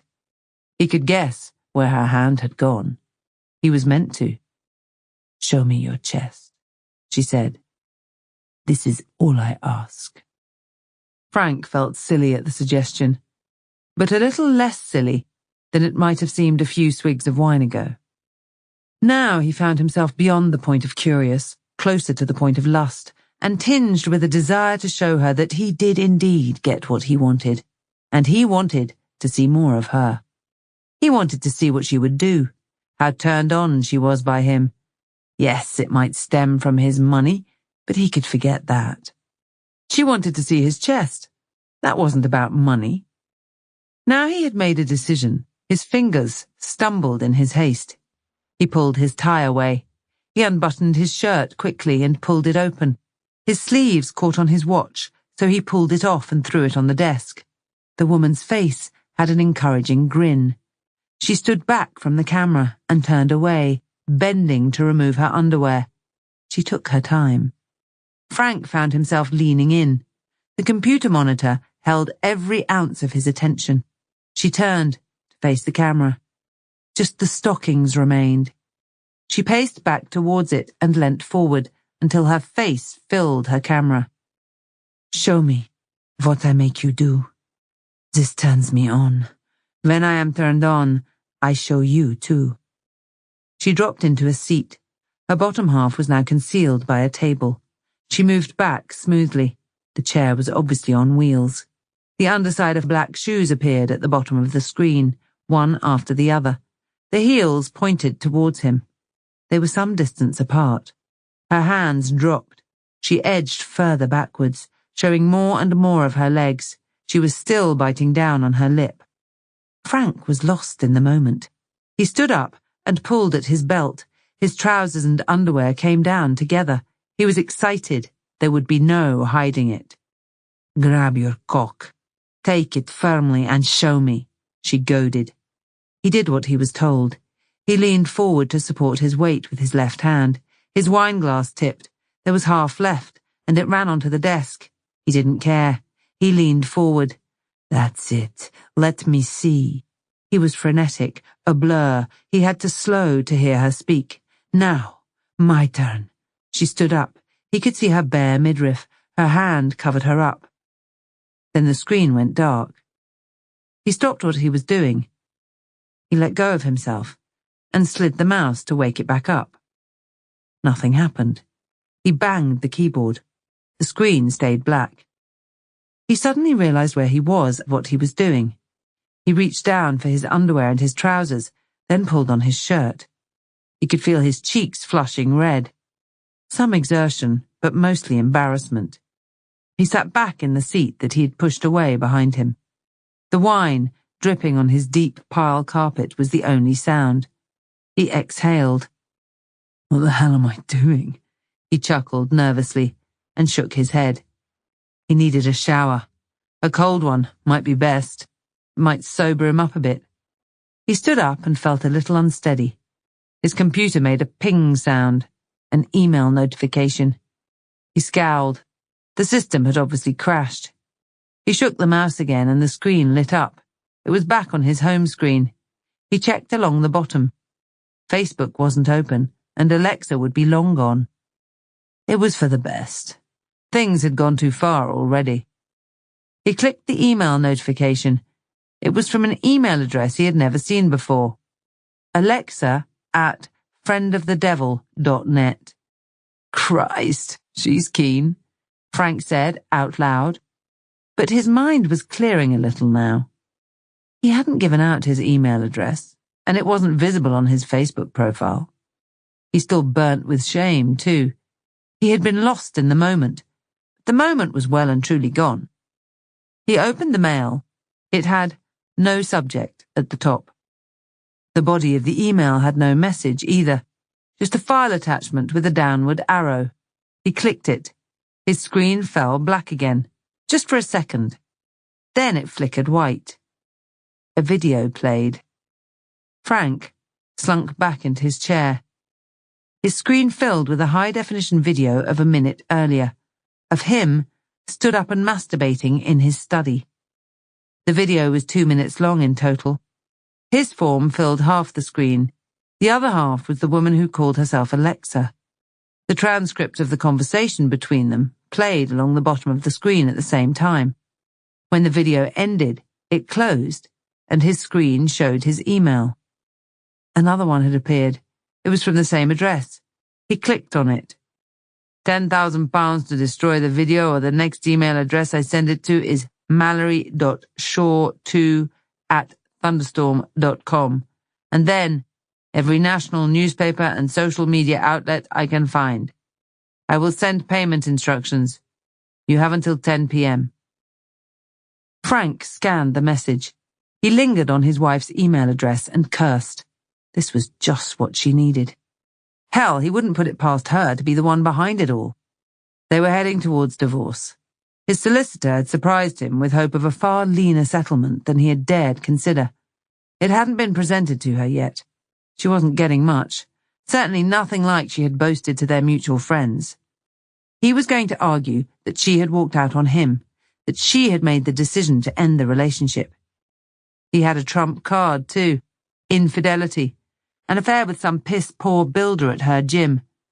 She was also claiming infidelity, but over a long period of time. He knew she had nothing to back that up. Not like he did. This would cause him problems, but that wasn't why he suddenly burned with anger. He could cope with paying more money to his bitch of an ex-wife. He would earn it all back in a year.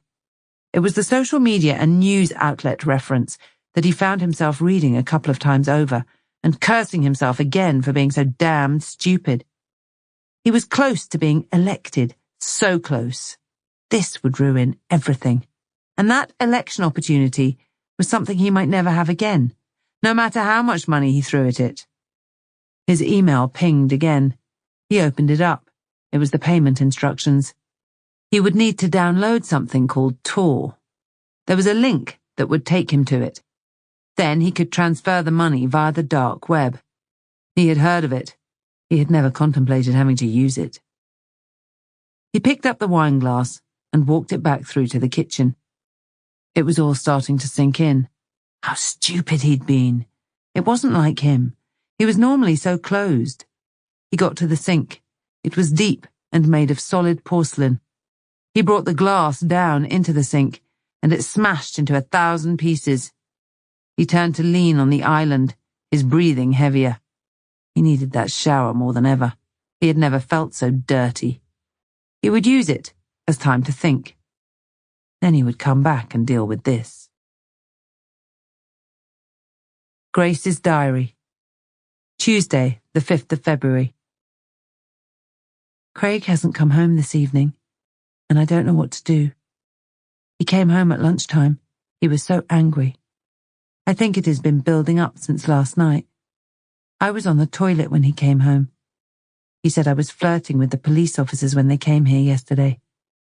I know I wasn't. I tried to not even look at them. I just wanted them to leave. I tried to tell him that I didn't do anything wrong, but he wasn't listening. He had already decided that he wanted to hurt me. He pulled me off the toilet, and he beat me badly. He kicked me, then he dragged me into the doorway and slammed the door into my back. I don't know how many times. It took me a long time to get up. My back hurts now. It aches. And earlier today I saw blood in the toilet bowl after I'd been to the toilet. It was quite a lot. It made me remember. It made me think. I still can't even say it. When he was slamming that door, I could see the look on his face. I didn't think he would stop. He was lost. His eyes glaze over and he just keeps hitting. I've taken pictures on my phone. I will take some more when the bruising comes out. I hope this back pain goes away. Today was the day you came to see me. I lied to you. I couldn't move very well. You came an hour after Craig hit me with the door. I was so scared you would know, and you would make me talk. It wasn't the right time. And I know you will say that I should have told you. I know you will be angry with me. You said before that there's never a right time. But there will be, and it is soon. I'm going to go to bed. I found myself sitting in the chair waiting for him to come home and tighten it. It just feels crazy. He used to stay out a lot. I don't think he's coming home tonight. I'm so glad I can write this in here. It still feels like I'm telling you. I know you all wish I'd told you earlier, but I know you will understand, and I know you will help me.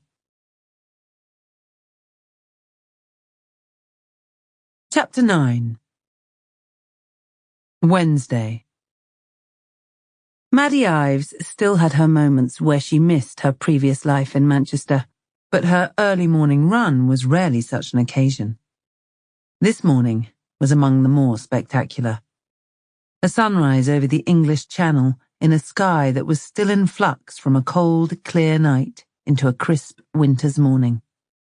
The sea was to her left, and Sandgate, the next town from Langthorne, was on her right. It was a 30-minute drive from her CID office in Canterbury. She could have rented closer, but she liked the drive. It gave her time to organise her thoughts on the way in, or clear them on the way home.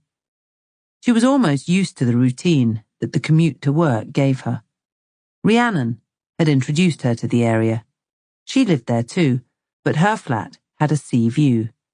Maddie couldn't quite justify the price hike. Rhiannon had hinted that a relative was taking the edge off the sky-high prices by the sea. Otherwise, Maddie couldn't see how she would be able to afford it either. She got back home just before 7 a.m. Her flat was at the end of an alleyway leading from the seafront and between a row of shops. It came out next to a deli, and she had to sidestep the man who was opening its doors to set up. Delicious smells followed him out, and she made a mental note to grab one of their breakfast bagels on her way back out. Having dragged herself out of bed for a 10K run, she felt she'd earned it. 30 seconds later, and she was changing her plans.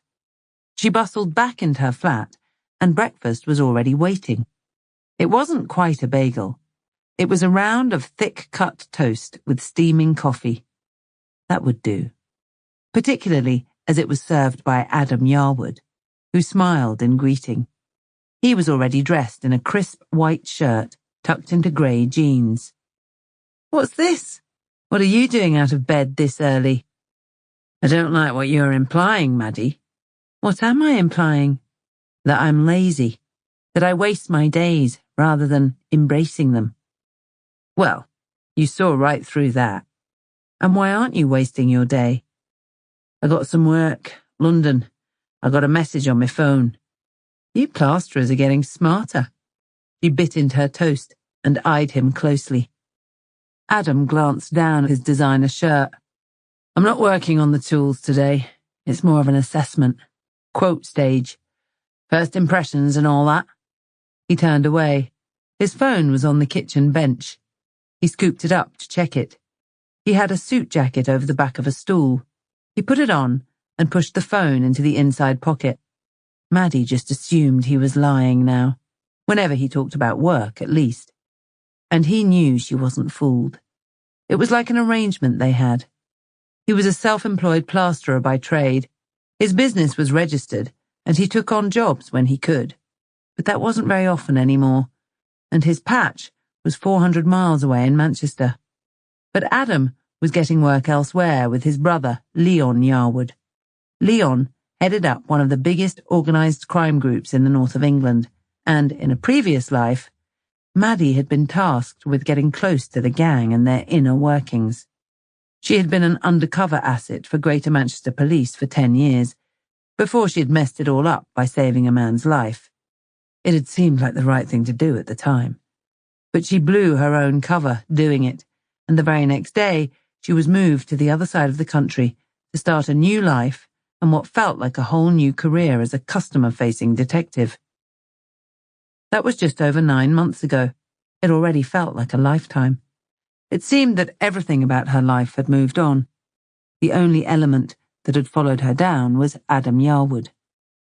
She knew that one day she would have to face up to it. To them. Her employers couldn't know about her relationship, if that's what it was, and nor could his.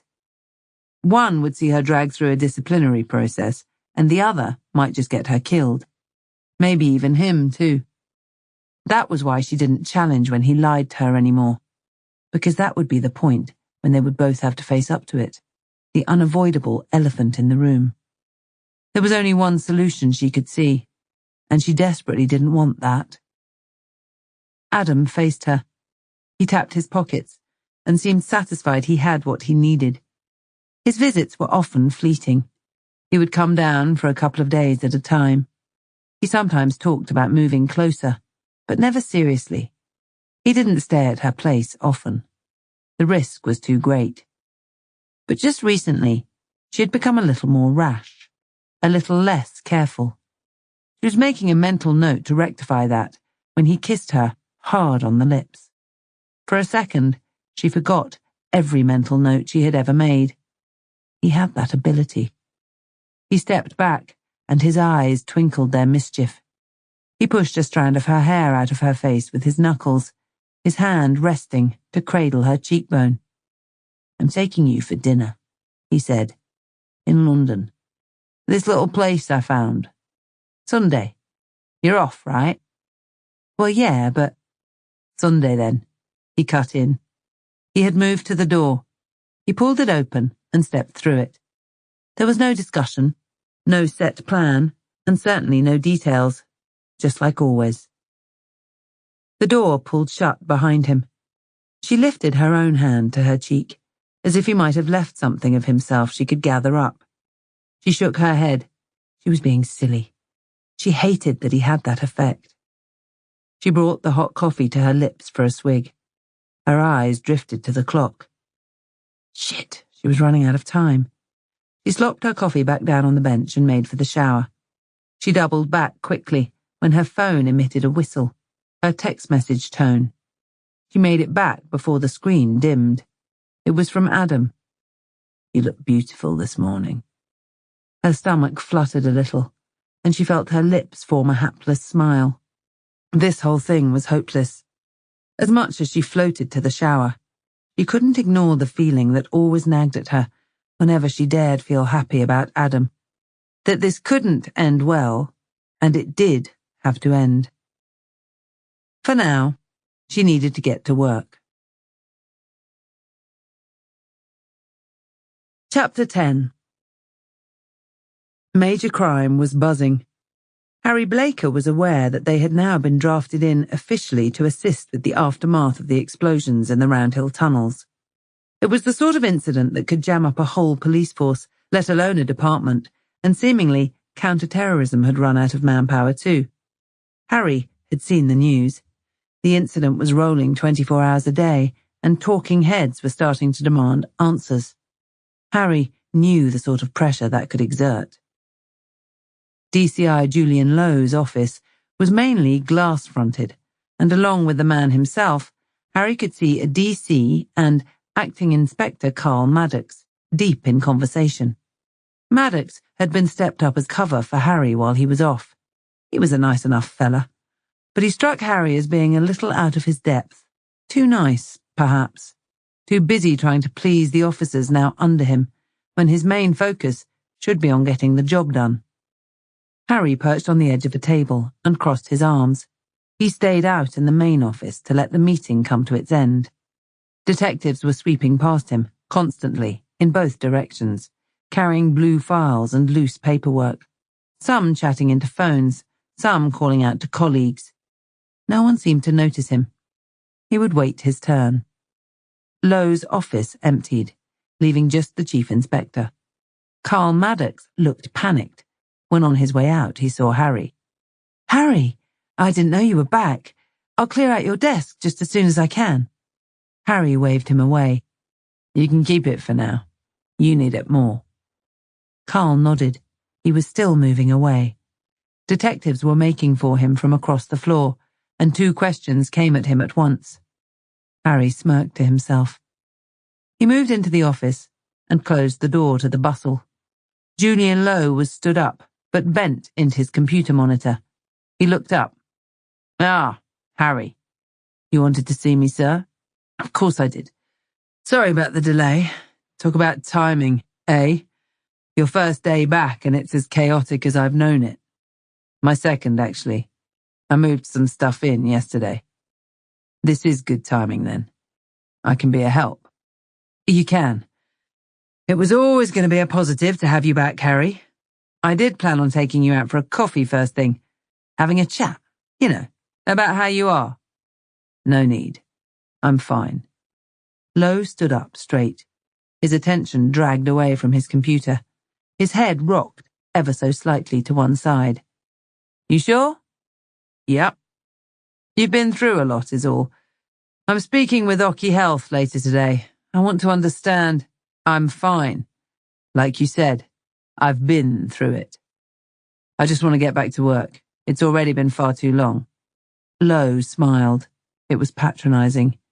"Yes. Occy Health said you've been banging on the door for quite some time now to come back. I'm sure you understand that we couldn't have you back until we were sure you were okay. It wouldn't have been fair on you." "I understand." Harry shrugged. He didn't. He had told Occupational Health it was a load of nonsense months ago. It was a tick-box exercise, his employer's way of being able to say they did what they could if he subsequently went off the rails. He told them that, too. It wasn't about him. It was about protecting themselves. It wouldn't have helped his case any, but he felt better for saying it. "Okay, good. Well, something came in yesterday that I was going to task you with. I think it makes sense to stick with that plan, actually. You're better off out of all this." He gestured at the window of his office, and Harry looked out to the activity outside.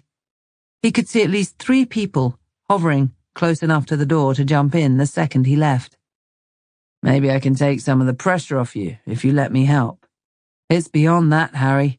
You'll just get sucked in and lost to this tunnel job like everyone else. It's a good thing no one really knows you back. You can deal with something for me. Something that I would appreciate being nipped in the bud. Go on. Have a seat. It's a quick thing." Harry did as he was told. There was a knock at the door behind him. Someone had obviously been brave enough to do more than just hover. Lowe waved it away with a finger gesture that made it clear that he was asking for 2 minutes' peace. Harry considered. He didn't have much chance of that. "Frank Dalton," Lowe said. Harry recognized the name immediately. "Frankie Fingers? Well, yes, quite. I think he is soon to become Mr. Dalton to you and I, Harry. You think he's going to get the nod? So it would appear. He's invested a lot of money in his campaign, although he is being pushed hard by some MP's other half, I hear. Going to be a lot closer than we thought, but he's still the favourite with the bookies. The favourite? Does anyone actually go out and vote in these things? Frank Dalton was a local businessman who was in the running to become the county's independent police commissioner. These were relatively new roles, and no one was really sure what they entailed. The senior ranks seemed to recognise them as links between the police and the politicians that they answered to. Certainly, IPCs across the country had used it as a first step on the ladder to becoming a national politician. Harry was in no doubt that this election was nothing more than such a stepping stone for Frankie Fingers, and he would only be seeking political influence for his own gain. Independent Police Commissioner was an elected position, with the candidates funding their own campaign. In the past, the victor had generally been the one who had put in the most funding, and funding was not something of which Frank Dalton was short. His personal fortune was believed to be well north of 100 million. Known as a local entrepreneur, he would be quick to tell you he came from nothing, but his nickname gave an idea as to how he had accrued such wealth. He was a man with fingers in many pies. It doesn't matter how many vote, just that more vote for Frank than the rest. So what do you need from me? Frank called me this morning. He was unhappy, to say the least. It was 6:30 in the morning, so I wasn't best pleased either. It seems he was the victim of a fraud last night. A personal line to the chief inspector already, Harry quipped. He knew Lowe and Frank Dalton were old friends. He also knew that Lowe didn't like people to know, or to show that they knew. He squirmed a little in his chair. Quite. I told him that he would need to go through the normal police channels, that there could be no special attention. Okay. Is this the normal channel? You personally briefing a major crime, Governor? Well, no, perhaps not. But your return has given me a bit of an opportunity. This is a sensitive matter. It needs to be handled as such. Sensitive? Caught with his pants down, was he? Strange you should say that, Harry. Mr. Dalton got chatting to some young lady via social media. He was approached on a messenger system hosted via Facebook. I believe that somehow turned into a video call. I'm not really up on how it all works. Anyway, it appears that one thing may have led to another, and both parties had indeed gone on to reveal their intimate parts to each other. It continued to escalate, and there may have been an element of masturbation on the part of our soon-to-be elected IPC, and they sent him a video straight after and demanded money. Lowe's mouth flapped open for a second. They did. You've seen this before, then? I'm very aware it goes on. It's become common. What isn't common is finding the offenders. They can be anywhere in the world. I know. I said as much from what little I know about this type of crime. How much they asked for? 10 grand. That's considerably higher than your average. Well, our Mr. Dalton does have a Ferrari as a profile picture, so he's asking for it. What does he want done? I'm not actually sure. He's made it quite clear that he has no intention of paying them, for starters. He said that wasn't his style. He's of the opinion that this is a bluff and it will go away on its own. Then why call the police at all? Well, quite. He clearly isn't as convinced as he would have us believe. I think it's a bad time for him. People will be going to the polls very soon, and this is the last thing he needs. I think he was running it past me to see if I'd heard of this sort of thing before as a way of deciding whether he has taken the right course of action. He's probably right. That would be my opinion, at least. You call these people's bluff, and they slither away to pick on someone else. Chances. I agree. But I wouldn't promise him that. They might release it just for the hell of it. I agree with that, too. I said the same. He wants to know if there is anything that can be done to at least limit the possibility of this little faux pas coming to light. This would need to be under the radar. I cannot tell you how important that element is, Harry. He's not exactly broadcasting this, as you can imagine. I told him that I would talk to one of my more experienced detective inspectors. That also means that if this gets out, he will know that it was either you or me who leaked it. And I can tell you now that I will not be breathing a word. He insisted I provide a name, just so you know. Well, thank you very much. The name drop, I mean. He insisted. I said I had someone I could trust and who has the time to have a look. I've already started managing his expectations, though. I just need you to go and speak with him, see if there's anything obvious we can use. I don't expect there will be, so it's a few words of advice around what he shows as his profile picture and his security settings. Job done. He'll be happy that he's had a major crime inspector come out to him personally, and that we've done what we can. What have you got? From our commissioner, I mean. Not much. I'll send over what I have. I'll put his PA's number on there. Mr. Dalton will be expecting you to call, so you can arrange a time that suits face-to-face. And Harry, I'll say again, this requires a certain element of sensitivity. Okay? Harry's flat tone might have conveyed his apathy. Isn't that the reason why you gave this to me? Chapter 11. Grace woke suddenly. She felt like she was moving. Something had hold of her ankle in a grip so tight it was painful. The duvet was also close around her as she attempted to move inside it, and she got a mouthful of cotton as she tried to breathe. She was dragged until she fell. The back of her head caught something hard, as did her injured arm, and she yelped in pain and surprise.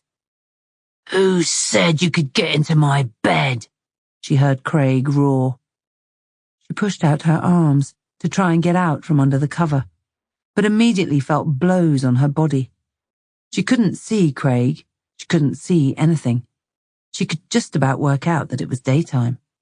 She caught a blow to her head that made her ears ring. For a moment or two, she didn't know which way was up. There were more blows, from which the pain may have stopped her from slipping unconscious. There was still something firm behind her, and she leant back into it to slide down into her defensive fetal position. She brought her legs up and tried to protect her left arm, on which even the slightest touch was agony. The blows continued. She shut her eyes and tried to wait them out. The shouting had stopped, and now the blows stopped too. She heard footsteps moving away. She didn't know if it was over. It seemed to be for now, at least. She didn't move, not wanting to antagonize him, and concentrated on listening. She heard the distinctive swish of the shower curtain, followed by the spray of water. A short time later, the shower stopped, and the curtain seemed to be ripped back again by someone in a hurry. Then came more footfall around her. She stayed still. Her eyes were open now and starting to function. She could see enough through the fabric to make out the bedroom window as a block of light, with shadowy movement in front of it. She could hear Craig making noises, animalistic squeaks and grunts that she had heard only a couple of times before, when Craig was so furious that he struggled to even articulate himself. He must have built himself up to it. She stayed dead still, and mouthed silent words of prayer that he would just leave. He must have been out all night, and he'd be going to work. He had very early starts, and normally rose before the sun. He had to be running late. The footsteps were close to her now. She held her breath again. The snorts and grunts were replaced by muttering. "You make me do this. It's like you want me to be like this. I swear you wind me up on purpose, mugging me off so I have to do it. I swear it." She twitched involuntarily at the sudden lift in volume. Then there was absolute silence. No more footfall, no more grunting. She considered the possibility that he was gone, but still she dared not move. She prayed for the sound of the front door. The blow to her midriff came from nowhere.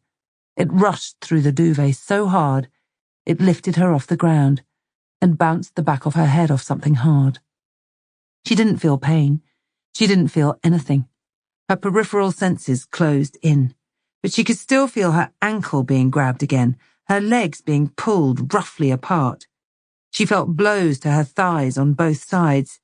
Then she was tugged again so that she was lying flat. The duvet was pulled tighter down round her face, and she struggled to breathe as the cotton was pushed into her mouth. There was another blow to her head, maybe two, before she felt her underwear digging into her skin as it was grabbed. Her hips were lifted off the floor until the material gave and she bumped back down. A weight pushed on top of her, and she heard a grunt from close to her ear before there was another blow to the side of her head. Her legs were pushed further apart, and she could feel a firm grip on her thigh. And then the darkness closed in. When Grace awoke, she didn't know where she was. She tried to move, but nothing seemed to work. Something suffocating lay over her face, and she was baking hot. She felt claustrophobic and trapped, and her hands lashed out in a panic. The something over her face was a duvet. She fought her way out of it, and then felt silly for doing so. She was still on the floor at the foot of her bed. She stayed still for a few moments, as the pain from her left arm threatened to overcome her. She lay flat and stared up at a bulb hanging in a shade that was crisscrossed with dusty cobwebs. She must have missed them. She used it as something to focus on, as she waited for the pain to abate. It was at least 10 minutes before she could sit up. Her head hurt.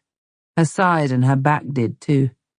Her nose throbbed a little, and when she put her hand to it, she could feel a clump of clotted blood. She sucked in air. Her mind flashed with the fear that had been the last thing she could remember. He had been here. She stopped still to listen. She couldn't hear anything. He had to have gone. Grace tried to get to her knees, but moaned out loud as pain shot through both her thighs and her abdomen. She took another moment. She recognized the pain. It was a dead leg, internal bruising to her thigh muscles. She had lost count of the amount of time she had suffered it, usually when she had talked to Craig about going out. She couldn't walk well on it, certainly not any distance, but it would only last a day or two, then heal as if nothing had happened. From experience, she knew that the sooner she got moving around, the sooner it would ease up. When she tried to move, there was a different pain too. She looked down to where she was exposed. She'd gone to bed in a nightie and a pair of knickers. Her torn underwear was wrapped around her left thigh. Craig had forced himself on her before. Only once. That time, he hadn't hit her though, just held her down. Craig was getting worse. Maddie had told her he would. There was a clock on a bedside table that read 8:30 a.m. She didn't know how long she'd been lying there. She struggled to her feet. Her muscles flared with pain, but she could walk. The stairs were going to be difficult. She tried the first, and when she shifted her weight onto her leading leg, she was close to collapse. She had to grab the handrail. She sat down. Edging down the stairs on her bum was surely safer. Once at the bottom, she was able to stand.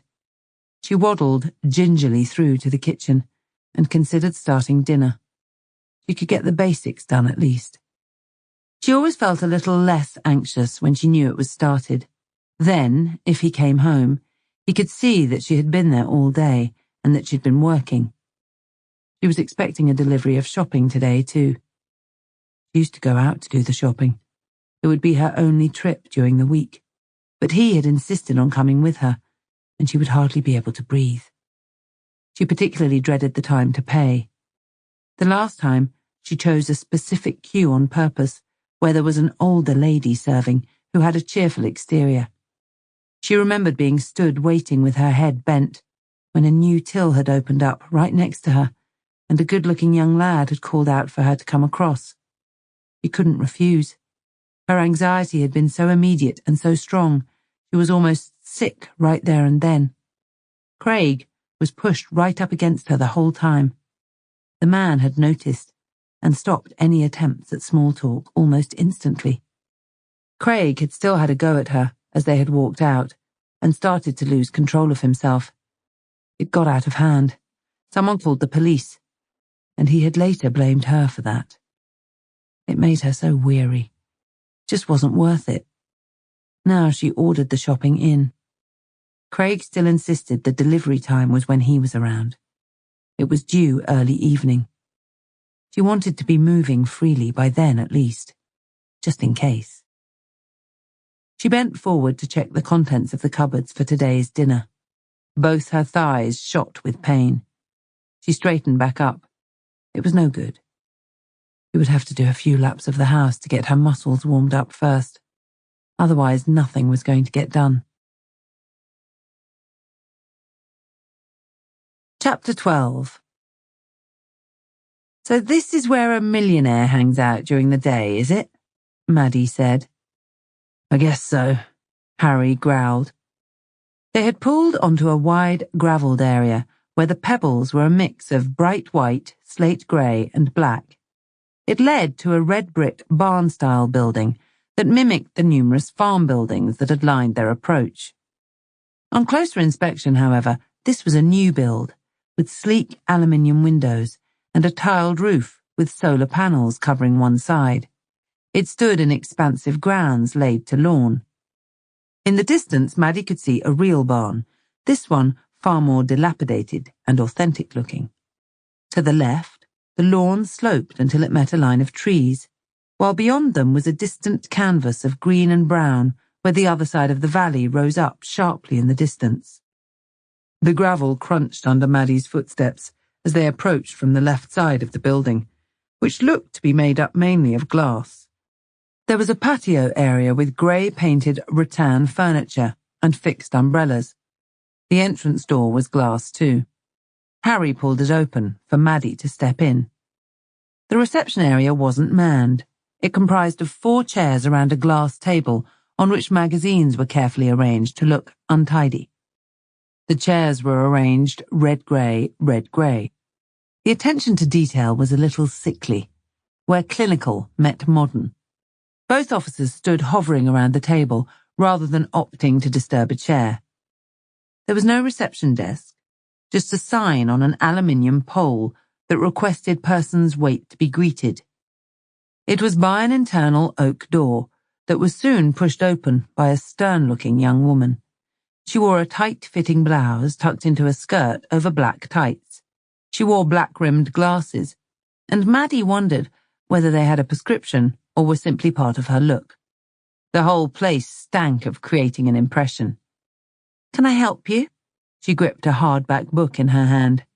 Maddie saw the year was printed on the front, a diary, and a decent prop if she was looking to fob them off. "I'm here to speak with Frank Dalton," Harry said. The woman fixed on him. She delayed enough, maybe, to prompt him to provide a bit more detail. He just stared right back until she started up again. "I'm afraid Mr. Dalton isn't available right now." She opened up her book and her manicured fingers flicked at the pages. "I might be able to book you in for something next week, but it really depends. He wants to see me today." "You've spoken to him?" "No." The woman huffed. She wasn't getting the details she needed. "So what makes you think that he wishes to speak with you?" "He spoke to my boss." "And who is your boss?" "Chief Inspector Julian Lowe." "Chief Inspector? Like a police officer?" "Just like one, actually," Harry said. Maddie hid her giggle behind her hand. She needn't have bothered. The woman hadn't yet cast her so much as a glance. "And you are?" "Also the police," Harry replied. "Maybe you could tell him we're here." "He has made me quite aware that he is very busy today. He specifically requested that I was to defer all requests of him to a more suitable time and place. Now, if I could just take—" "Can you tell him it's about the masturbation thing?" Maddie wasn't expecting that, nor was the woman, judging by her reaction. But she seemed to get herself together very quickly. She closed up her diary and tucked it under her arm. "Could you give me a minute, please?" She was gone before anyone could answer. "What the hell was that?" Maddie said. "We weren't getting anywhere near him. We will now." "And in what sort of mood?" I get the impression this is not the sort of bloke that wants that sort of information given out to his PA. You don't know she's his PA? You're right, actually. Good point. She could be his wife. She could. Harry shrugged. The woman returned, holding out a pair of visitor badges. If you'll come this way. Through the oak door was a wide corridor. Individual offices were off to both sides as they walked through. Most were easily large enough for 5 or 6 desks. Some had more and looked a little cosy. It seemed to Maddie that the building was occupied by several companies. They passed signs for an accountant's firm, a marketing firm, and some sort of communications company. Frank Dalton was right down the end. His office looked to be the largest, and yet there was just one desk at the far end of the room. The left side of the room was almost all glass, taking advantage of the view out over the valley. Maddie had seen worse places to work. Frank Dalton had his name written in frosted lettering on the glass door leading in and on an aluminium nameplate on his desk. Maddie reckoned they were largely decorative. No one was coming in here unaware of whom they were meeting. Dalton stood up from behind the desk. He was overweight, despite his attempts to conceal it with a dark-coloured 3-piece suit. His podgy face was the obvious giveaway. His brown hair was combed back and styled by a product of some sort, and his bunched-up neck flushed red. He didn't smile as he proffered his hand to each of them in turn. Maddie couldn't tell if he was either angry or embarrassed. "Thank you, Claire, that will be all." He looked beyond them, to the stern woman still stood behind them. "Yes, thank you, Claire," Maddie said, seeing if she could force the woman to at least look at her. It was the quickest of glances, and the lips formed a pout rather than a smile. The glass door, closing silently, was like a starting gun to Frank Dalton. "What the fuck are you doing here? When I spoke to Julian, I told him I wanted someone to speak to me off the record, away from prying eyes. So you turn up to my office, telling all and sundry that you're police officers." His voice was low and delivered through gritted teeth. "You don't need the foul language, Mr. Dalton. It's a pet hate of mine. In my office, I'll swear if I want to." But Maddie noticed he didn't. "So, that is why we're here," Harry said. "You wanted to speak to someone, isn't that right?" His deadpan tone and face did nothing to appease Dalton. "No, I don't know why you're here. This is not something that I wanted to deal with at my place of business. I'll be calling your boss just as soon as you people get off my premises. You can leave your visitor passes and be careful the door doesn't hit you on the arse on the way out." "I think there's been a misunderstanding," Harry said. He held his ground. He had a way of looking like he was sizing people up when just in a conversation. He was doing it now. "You bet your damned life there has. I didn't think Julian would be working with such amateurs. I actually thought more of him." "Leave it with me," he said. Harry took a moment. He lifted both eyebrows high to show surprise. "Then you have my full apologies." He took his card out of his pocket. He turned it over to the blank side and took out a pen. "This is my card. My colleague's details I'll put on the back. But she just came out for the ride. If you're upset with anyone, that would be me." He turned his card back over and tapped his name. "Now, if you do want police help, you be sure to give me a call." "Came out for the ride? What the hell is this? I called you people. I tell you something. When I'm elected, this is exactly the sort of thing." The shade of red covering his face was distinctly darker, as was his mood. Maddie needed her hand again to conceal her smirk. "You don't need our help," Harry said. "Not here, not like this. I asked for your boss to come to my place this evening to sort something out. He said he might get someone else involved. Blaker, right? That's who he said. He never mentioned anything about anyone bringing along someone for the ride. This is a joke." "Did you expect a different treatment because you know the boss, or because you might become the commissioner one day. I don't like your attitude, Blaker. I came here to help you, sir. Surely that's an attitude to be applauded. And you couldn't come out to my place this evening, like I asked? You people are meant to be a 24/7 outfit, for Christ's sake. I'm not. Dalton's cheek rippled like he was biting down firmly. It seemed like restraint. I understand you might be the victim of an extortion or a blackmail. Harry tried again. Is that right? Yes. Well, maybe. But I don't wish to discuss it. I'll call Julian and see if I can get some professionals to deal with it. Professionals? Yeah. Not a couple off the street turning up at my place of work unannounced, trying to force a situation where I am required to humiliate myself in front of a woman I don't know from Eve and who just popped along for the ride. Maddie felt like she had been silent long enough. Humiliating yourself in front of a strange woman is the reason we are here, is it not? She said. We both know what happened. We've had the briefing. This isn't unusual. I've dealt with a number of very similar cases. You've nothing to feel humiliated about. You're a victim. I suggest we get the details we need, and then we can make a start on finding out who's really caused you all this upset. Because it wasn't either of us, sir. Dalton's mouth flapped a few more times. He shook his head. He seemed to make a decision. No. You know what? I don't need you.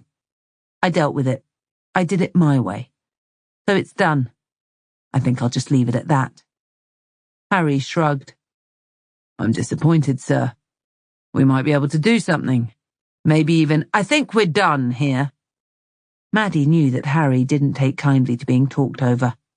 He fell silent, as if to give Dalton an opportunity to back down and apologize. He didn't take it. You have my number if you change your mind, Harry said at last. Dalton pressed something on his desk phone. The outline of blouse and skirt was quick to appear in the frosted glass. Too quick. Maddie was sure Claire must have been waiting just around the corner. Sir? Claire said curtly. Would you show these people out? Frank said. He sat back in his seat and shifted his monitor, clicking his mouse firmly. Maddie allowed herself to be led away. She waited until they had lost their escort and were clear of the building. Thanks for that. For what? He's probably already on the phone to Lowe. Me and the DCI are already a little up and down, to say the least. I'd rather he wasn't contending with complaints from the next commissioner with my name attached. I'll tell him what happened. What did happen?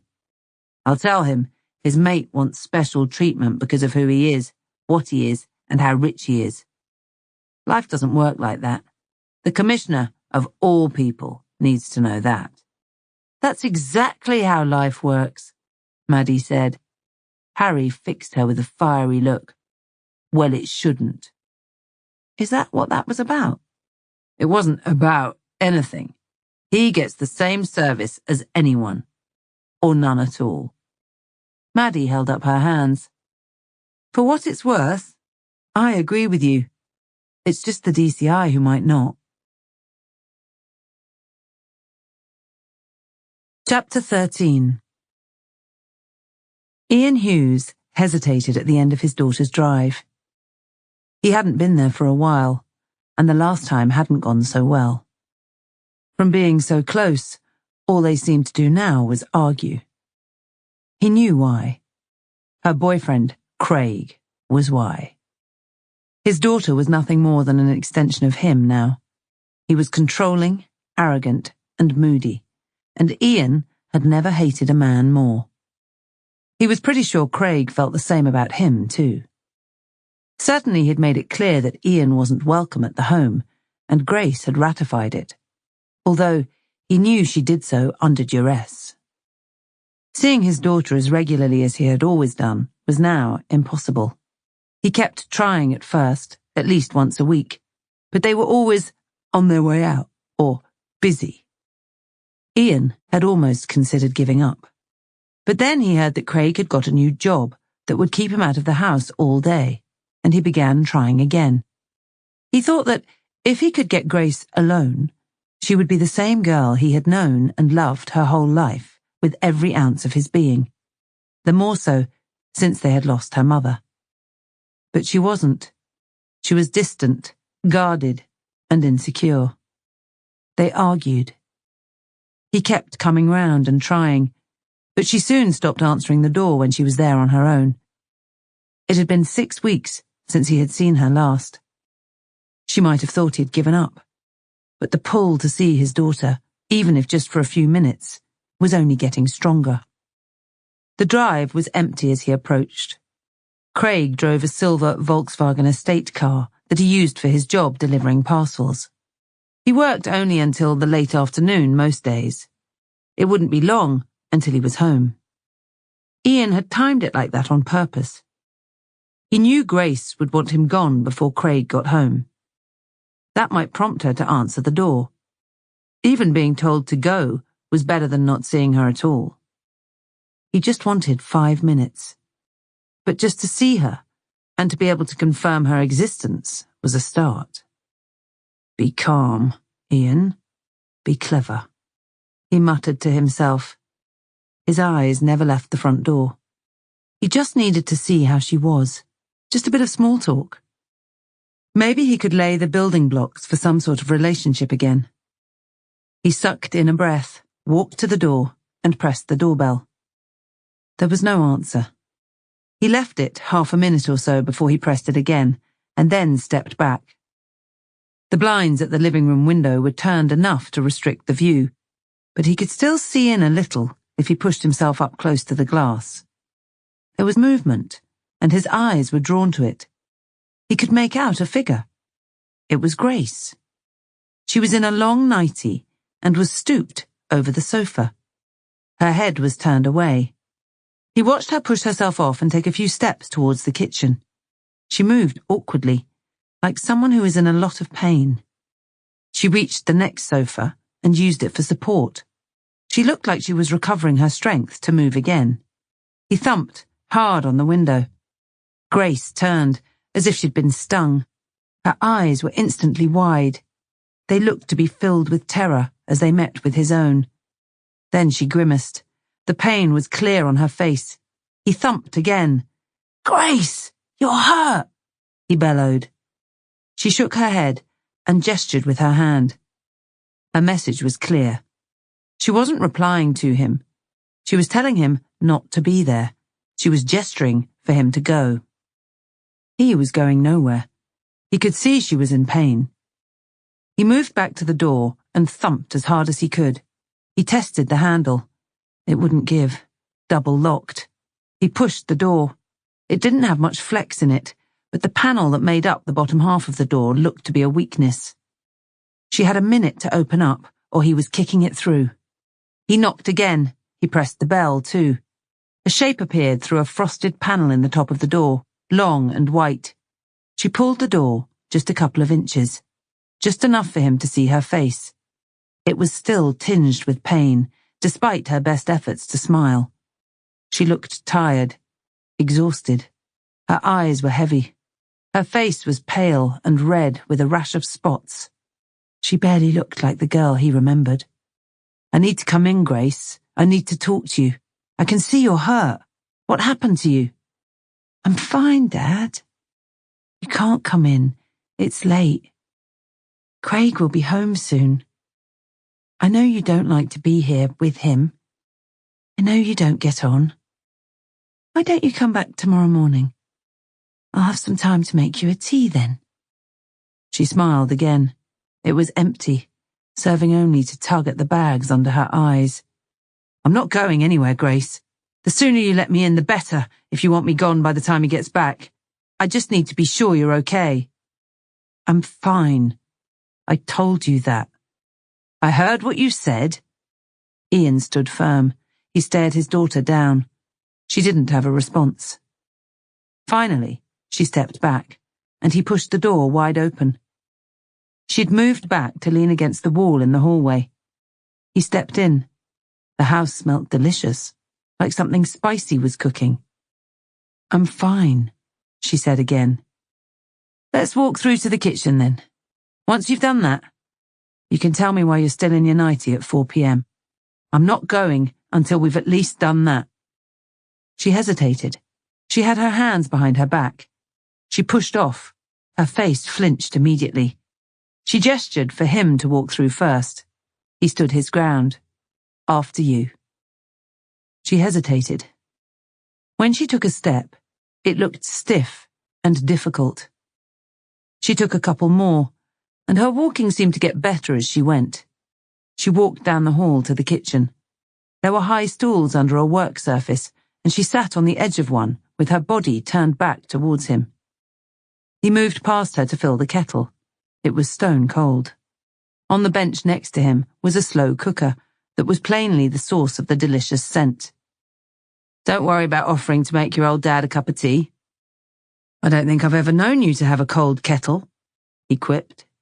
He ran his gaze over her body again, then raised it to meet her in the eyes. She was flushed red, and he reckoned she was embarrassed. He was trying his best to stay calm about her being injured in the first place, but the fact that she was too embarrassed to even show it to her dad was eating him alive. The kettle overflowed over his hands where he wasn't concentrating. He moved it back and swore. He put it back down on the bench and sighed. Please don't boil that, she snapped, seeking a way to stop him turning it on. It's had descaler in it. I still need to give it a proper clean. Her eyes were still wide, and they flicked from him to the kettle and back again. It had to stay cold. Did he do this? His voice was low. He couldn't bring himself to say the words louder. What? You heard me, Gracie. You heard what I said. You know I'm not stupid, so you can stop pretending. I don't want to argue, but please. He still wasn't looking at her. He was trying to stay calm. The sink was under a window, and he looked through the spotless glass to a cheerful windmill that picked up a breeze in the neat garden. Its tiny yellow sails whirled around, and he watched it until they ran out of steam. That was his cue to turn his attention back to his daughter. She still hadn't replied. She was hanging her head, as if she'd done something wrong. Her hand was resting on her thigh, and she was still perched on the edge of the stool. It wasn't the stance of someone who looked comfortable. There was a clock somewhere that had a loud tick. He counted 9 of them, until he broke away to open a cupboard.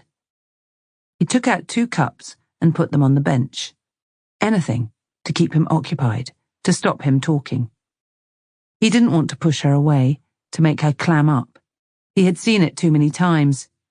He was quite literally biting his tongue. He started to look for a pan to heat water for the tea. Finally, his silence worked. She was the next one to speak. I'm getting out, Dad. Her voice was soft, so soft he almost missed it. What? I'm leaving him. I know I need to. It's getting worse. I have to do this right, and I need you to leave. If you're here when he gets home. Craig. You're leaving Craig. He tried to keep his voice low. He knew he couldn't show his emotion. He wasn't angry with her. Yes. He did this to you. He hurt you.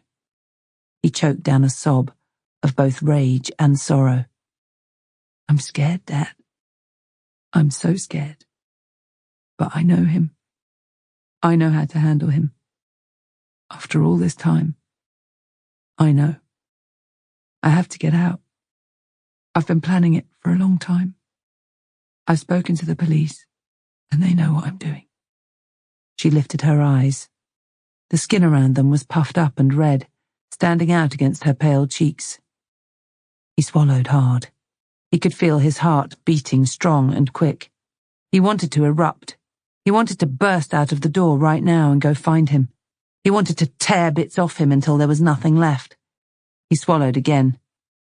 Where are you hurt? It doesn't matter. Gracie? He checked himself. He lowered his voice again. Please, Gracie, where does it hurt? Do you need to go to the hospital? Can't go anywhere yet, Dad. Okay? I told you. I know what I'm doing. Please don't get involved. I've got a plan. We've got a plan. Me and the police. I've been talking to a woman, D.S. Ives. She's helping me get out. But it needs to be done right. I need to be sure that he can't come back for me. Prison? You're talking about prison? What has he been doing to you? Please, Dad. You will know. Soon everyone will know. I've written it down. Every single thing he's done to me. How it felt. What he said. What he threatened me with. It's all in the diary. D.S. Ives told me how to do it. And there are pictures. I have pictures of every scrape and every bruise. It's all they'll need. Please, you have to trust me. I will be in touch real soon, and it can be like it was. I know I've shut you out, and I haven't been very nice. I've shut everyone out. But you don't understand. If I talk to people other than him, if I go out to see people, it's so much worse. I have to do this right. How soon? There were noises from the front of the house. Grace's eyes snapped to the kitchen doorway, where she could see all the way to the bottom of the drive. Her eyes bulged in terror, and she pushed herself to stand. Dad, he's back. His car. You need to go. You have to go now. She limped to the back door. She tried the handle one-handed and flinched as she did so. The door didn't budge. She spun the lock in a panic and pushed it open. Ian hadn't moved. She turned back to him, her eyes still wide with fear and desperation. When does this end, Gracie? When? Ian said. Please, Dad, please, just go. He made me promise I wouldn't let you in, that I wouldn't see you. Her voice was hurried and whispered. When? He said again, his voice a growl. He wasn't moving until he got an answer. He could hear movement at the front now, some shoes being kicked off, keys thrown on a table, then a bellowed voice. Grace! Tomorrow, I swear. It's all been building up to tomorrow. I've got enough now, but it's all hidden away. The diary of everything, the photos. I go tomorrow, the morning, as soon as he goes to work. I'm getting it all together, and I'm going, please, you have to go. She still stood by the open door. Now, do it now, while I'm here. Her head glanced away from him, then snapped back just as quickly. Tomorrow, I swear, there are plans. Please don't mess them up, or he'll walk free. And then I don't know what happens. The diary, the camera, it's all hidden. I have to do it right. I can handle him. It's just one more night. Please, Dad. This time tomorrow it will all be over. You have to trust me. You have to go. He took a step towards the door. Grace? Where are you? Grace? Heavy footsteps clumped up the stairs.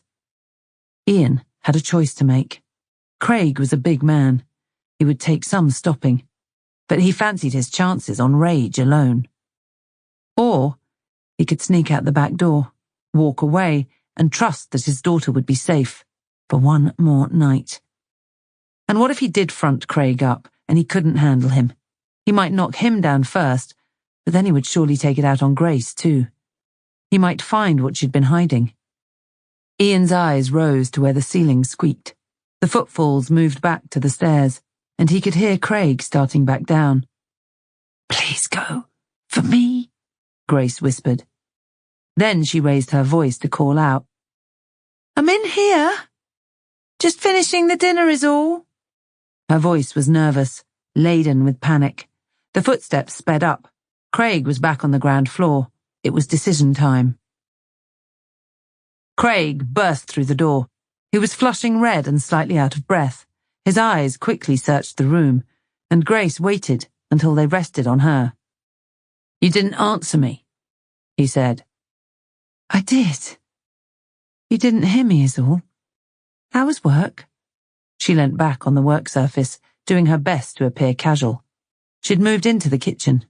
The patio door caught in the breeze and creaked as it opened to its full extension. Craig's head jerked to it. You been outside? He said. In my nightie? No, it was a little warm in here. He turned back to her. He lingered on her, She felt instantly uncomfortable, as if he would know she was lying. The breeze rattling through was cold. She had goose pimples everywhere. His eyes searched all over her. Then they rested on the 2 cups on the surface. "You have someone in?" He moved closer. She stood straighter. "No." "Why 2 cups out? Did you not have the chance to put them away before I got back?" he said. His tone was still low, but there was an edge to his words that she had come to recognize. "I wanted a cup of tea. I thought you might too. I was just waiting for you to get home. I don't boil the kettle when you're not here, like you asked." He stepped to the kettle. She had got it back on its base. It had dripped from the spout where it was so full. Her eyes rested on the droplets of water, and she bit her bottom lip. Craig made a show of resting his palm on the kettle to check the temperature. Over the last few weeks, he had been insisting she didn't have hot drinks during the day. She knew it was part of his control. He reasoned that anyone coming over would have a hot drink. Standard etiquette. If she hadn't made tea, he could be happier no one had been there and she had been abiding by his rules. He had taken to dropping in at different times to test its temperature. He seemed satisfied, but he still eyed her suspiciously. He walked past her and out of the open door into the back garden. She lost sight of him when he turned right towards the gate. Her dad had gone that way. She took a breath and mouthed another silent prayer that he had left and was clear away. Enough time had passed for him to be fully gone, but he could be stubborn. He might even have changed his mind completely and be on his way back. Her pulse was quickening. She could feel it in her temple when she bent down to get the dinner plates. Her thighs jabbed with pain, and her arm was a perpetually dull ache, but she knocked it gently on the corner of the unit, and this was enough to take her breath away until the worst of the pain passed. Craig came back in as she straightened up. "What are you doing out there?" she said. She was still trying to be casual. She pulled cutlery out of a drawer next. There were potatoes baking, ready to be covered in homemade chili con carne, Craig's favourite. She pulled the oven door open to check on them. When she turned back, Craig was right on her. She stopped still. Her eyes were looking down. She could still feel his gaze boring into her. He was so close, she had to turn her face to one side. "Was there someone here, Grace? You know what happens when you lie to me. You know how angry it makes me. I don't want to be angry." She could feel his breath on her cheek. "What? No. Of course there was no one here. Who would come here?" He didn't move. She was still looking out to the side. "Look at me, Grace. Look at me and tell me there was no one here." She turned to him. She had to push her head back against the wood of the units behind. She could feel the warm air from the oven rising up through her hair. The top of the oven was neck height and directly behind. She had to arch her back to keep it away from the heat. He lifted his palm and pushed it quickly towards her. She flinched. Her eye slammed shut as she readied herself for the blow. It never came. He had gripped onto the oven's handle behind her. She felt the oven mitt fall onto her shoulder, and then heard it slap against the floor. He must have knocked it from where she hung it over the handle. She opened her eyes and met his gaze. "This is silly, Craig." "Tell me!" he snarled. He then seemed to check himself, and his head shook slightly. "I just want you to tell me," he said. "There was no one here, okay?" "Of course there wasn't." She stared into his eyes. He lifted his free hand. It rested on the front of her neck. She flinched to his touch. "You're not lying to me, are you, Grace?" "I'm not lying to you." His grip on her neck tightened, enough to pin her against the unit. Her thighs burned with having to stand straighter. His fingers tightened more. With his other hand, he wrenched the oven door open, and it hit her in the back and stopped so it was resting against her shoulder blades. The warm breeze turned instantly into a scalding heat that saturated the back of her neck. She struggled instinctively against his grip, but he was too strong. She felt him kick her lightly as he adjusted his feet to get a firmer base. He was breathing faster. "Who was here?" he snarled. His face was closer still, his eyes bright and intense. The heat was unbearable. "No one! You're hurting me, Craig. You're hurting me for no reason." She uttered the phrase Maddie had told her. It was supposed to be able to break through a fog of violence. Maybe it worked. He seemed to loosen his grip slightly. The oven was still searing against her neck and lower back. He hesitated for a second, maybe two, and then she heard the oven slam shut. He pushed off her neck and stepped back. She moved forward, just enough to be away from the heat. She rubbed at the back of her neck with her right hand. Her left still hung, useless. Craig turned away, strode out of the kitchen, and was gone. Grace moved to the side. She leant forward with her right palm to take her weight. The only sound was the bubbling cooker. She concentrated on lining up the plates, trying to ignore the burning sensation on her neck. She pulled open the cutlery drawer. Serving the dinner became her focus. She was well practiced at getting on with things to take her mind off her pain and discomfort. "Let me do that." Craig was back in the room. He was smiling. He had a small bunch of flowers in his hand. He held them out as he walked over to her. "Are they for me?" she said. She took them in her right hand. She tried to disguise the shake. They were beautiful, an arrangement of pinks and whites, and from a proper florist. She fought off tears. The sight of beautiful flowers combined with the shock, maybe? Surely she was losing her mind. "I got them for you, today," Craig said. "I'll serve the dinner. You have a seat." He pulled out a stool from under the counter. She limped to it. The seat scuffed under her as he moved it in. He ran some water into a plain vase and put it gently on the table next to her. He laid a pair of scissors down for her to use, then turned to the oven. She stripped the string and wrapping away from the stems, then dropped them into the vase. The flowers stood high, too high to be on the table. They blocked her view. Craig moved them over to the other side of the kitchen. "You can put them where you want to later," he said. "Thank you. They're beautiful. But what did I do to deserve this?" She was uncomfortable. She couldn't sit in these stools for long. She was trying not to show it. Craig cut into the potatoes. They spewed steam, so he had to turn away, and he met eyes with hers. He spoke softly. "You're good to me. I know sometimes we can fight. We're as bad as each other for that. But I know how lucky I am. Sometimes I like to do things for you. I should do more." "You work all day. I know it's difficult to." "So do you. You work hard here. I know that." He moved to the table and leant across, his hands reaching out towards her. He took her hand in his. It was her left. As he pulled it gently towards him, she couldn't help but gasp. "Is that arm really so painful?" he said. "It can be, if you catch it wrong." She forced a chuckle. He stood back up, straighter. He pulled open the drawer. "There's only one thing for it, then. It's going to have to come off." He lifted out a meat cleaver. She could see his grip was strong as he raised it. She flinched, nearly toppled off her stool. Then she saw him laughing. "A joke! Just a joke. As if I would hurt you." He laughed harder, then put the cleaver back in the drawer and walked out of the kitchen. Grace exhaled. She could feel her pulse racing. Her breathing was quicker too. She heard the stairs creak, and moments later there was a whooshing noise from the boiler in the utility room.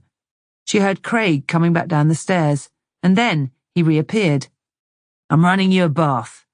We can have a proper look at that arm. Is that why you're still in the nightie?" Grace nodded. "Yes, I'm sorry. I can't get it over my head at the moment. I didn't think you would mind." Craig clapped his hands. "Course I don't mind." He turned his attention back to the 2 plates and finished serving the meal. He cut Grace's potato into fork-sized chunks so that she was able to eat with her left arm resting in her lap. She considered asking for painkillers. She'd done so before, but he'd said that he didn't like her taking pills. She actually believed that he didn't like considering that she was hurt. She did her best not to show her discomfort. It seemed to make him angry. Maybe today was different. She might ask later. Craig took her plate. She'd not eaten much. Her appetite hadn't been good for a while now. He scraped the leftovers into the bin and stacked the dishwasher. He started it on a cycle and walked back up the stairs. The boiler went silent. He must have stopped the water. When he came back down this time, he made straight for the fridge and opened a bottle of wine. He poured 2 glasses and handed one to Grace. "Oh, I thought maybe I would take a painkiller. I don't think it's good with wine." She didn't make eye contact, but kept her gaze down at the table. He didn't reply immediately. There was a silence for a few seconds. She was just about to relent, to change her mind, to say she wasn't in any real pain anyway, when he spoke. "I'll see if we have any." He fidgeted in a cupboard, took away her wine and replaced it with a glass of water. He popped 2 tablets straight onto the table. She scooped them up and threw them into her mouth. The water followed. She finally looked up at him. "Better?" he said. "I'm sure it will be," she said. "Thank you for looking after me." Another sentence she had been given by Maddie. She had said that the key was to give constant reminders of how people are supposed to treat each other. Craig reacted with a smile this time. He walked back out of the kitchen. He called back as the stairs creaked again. "Your bath is ready." Grace grimaced as she pushed off the stool. She moved gingerly through the hall. Craig was already up the stairs. The bathroom felt warm, and steam hung against the ceiling. The bath was deep-filled, with a plume of white bubbles that was taller at the tap end. Craig put the lid down on the toilet and used it as a seat.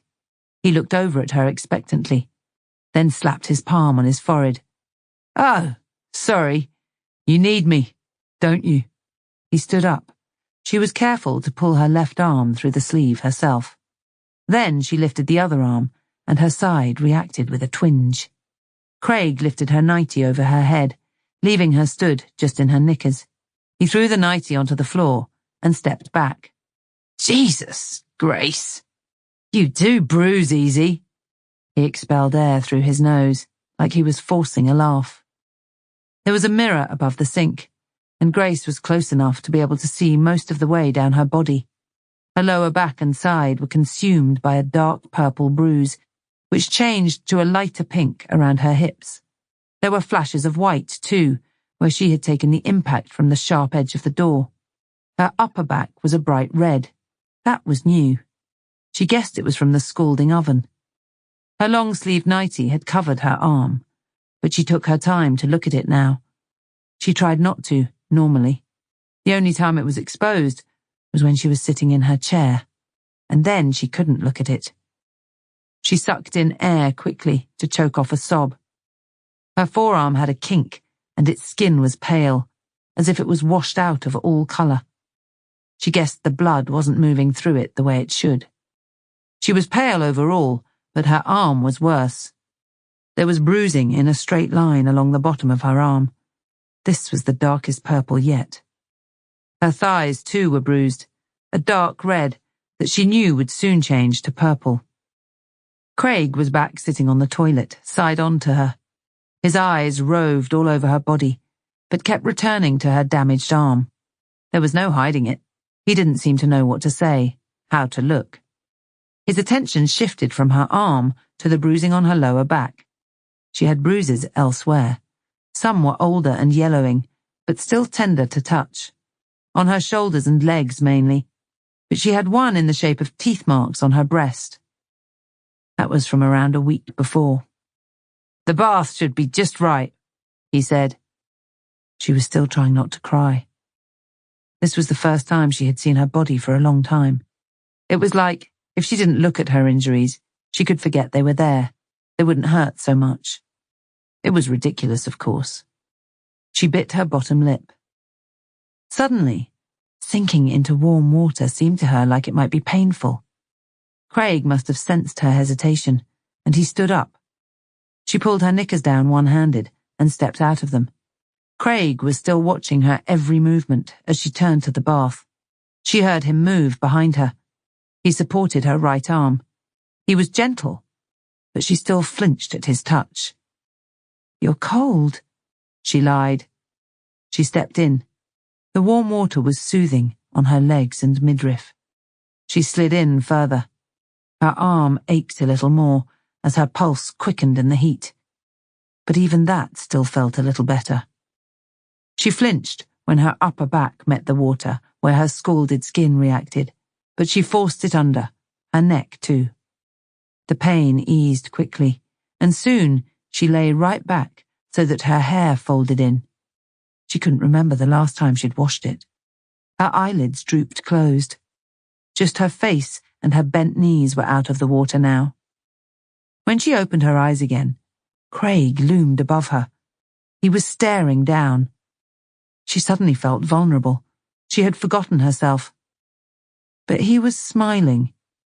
He didn't seem to be offering a threat. "I'll leave you to it for a while. I'll come back in and wash what you can't, okay?" "Okay. Thank you." She pushed herself forward to a sitting position and watched him out until he pulled the door to. It was a good half hour before he returned. In that time, she'd heard a knock at the front door.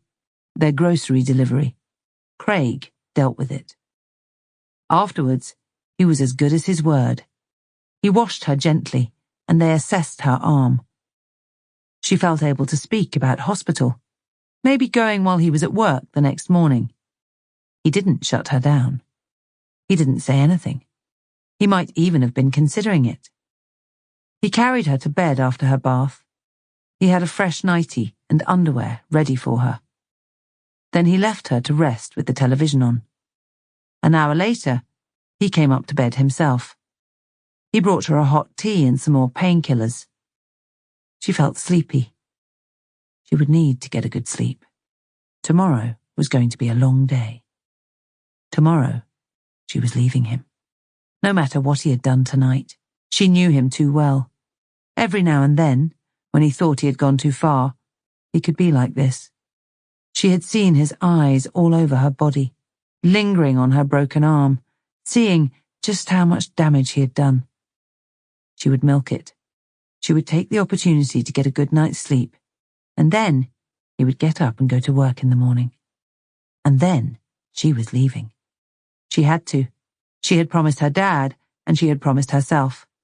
And everything was set up for tomorrow. Chapter 14. Frank Dalton pushed through his own front door. Once again, he was home long after the sun had set. Today, he had given his staff the day off. He had found himself wanting to be alone more and more just recently.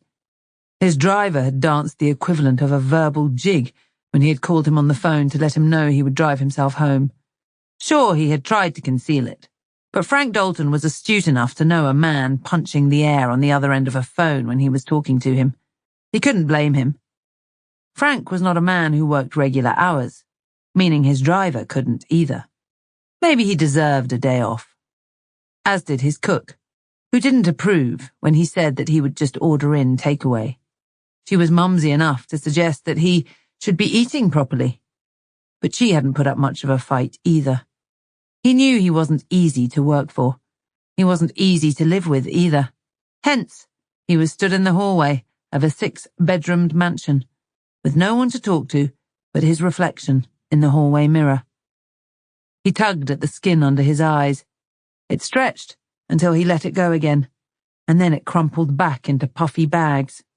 He was looking old and tired and fat. Hell, he was feeling old, tired, and fat. He was best left alone when he felt like that. Once in the kitchen, he threw the keys to the Bentley onto the burnished granite worktop and opened a bottle of Sancerre Red, his favourite wine. Before the money, he had been a lager drinker, but he'd invested in a wine cellar once it became necessary to host dinner parties for the right people, and had discovered a love for red wine quite by accident. Now he savoured the smell of a freshly opened bottle and craved for the warm, muzzy feeling that started towards the end of his first glass. He had never really been able to handle his drink, even now that he was drinking more and more of the stuff. He kept telling himself that he would have a few nights off it altogether, but he certainly wasn't going to start tonight. He avoided turning on any of the main lights. They were too harsh, and he didn't see the need. Those hanging from the middle of the vaulted ceiling were decorative at best. Bare bulbs with oversized filaments that glowed a copper orange, pretty to look at, but hardly efficient as a light source. He carried his glass back out into the hall. He would watch some television and then get an early night. The hall was darker still, just a lamp on a low table near to where he had come through the front door. His study was to the right of that and emitted its own glow. He must have left the light on. He popped his head round. The glow was a bright white. His computer monitor was facing away from him, but it looked like it was the source. He walked in. He dropped into the chair at his desk, put down his wine, and scowled at the screen. His home screen was showing a photo of him with his arm around one of the pit girls at the Monaco Grand Prix. Sebastian Vettel's Ferrari was in the background, still wearing the blistered tyres in which he had finished the race. In the middle of the screen, just underneath his smile, was something he had never seen before. A digital clock, and it was counting down. 17 hours, 43 minutes, Frank said out loud, his lips turning to deepen his scowl. He looked around the room, as if it might hold some explanation as to what the hell was going on. He had never seen a counter on this screen. He didn't even know his computer had the function. He did some quick maths. 17 hours, 43 minutes was 2 p.m. the next day. He considered that maybe it was linked up to the calendar on his email account, and he had some important meeting. He couldn't think of anything significant. What the hell happens at 2 p.m.? He moved the mouse, and the screen flickered. The clock in the bottom right suddenly jumped forward a few hours, as if it was a copy of the one newly discovered on his home screen. A symbol appeared next to his email icon. It showed that he had 7 new emails. He opened it up. It was where he would find his calendar, too. Most of the messages were expected, things that could be dealt with later. One stood out. From someone called Alexa. His blackmailer was back. He clicked on it. The message was in the same font as the day before. The subject line was, "One more thing." He read the rest. "Mr. Dalton, I did not receive the money. This will not be good enough.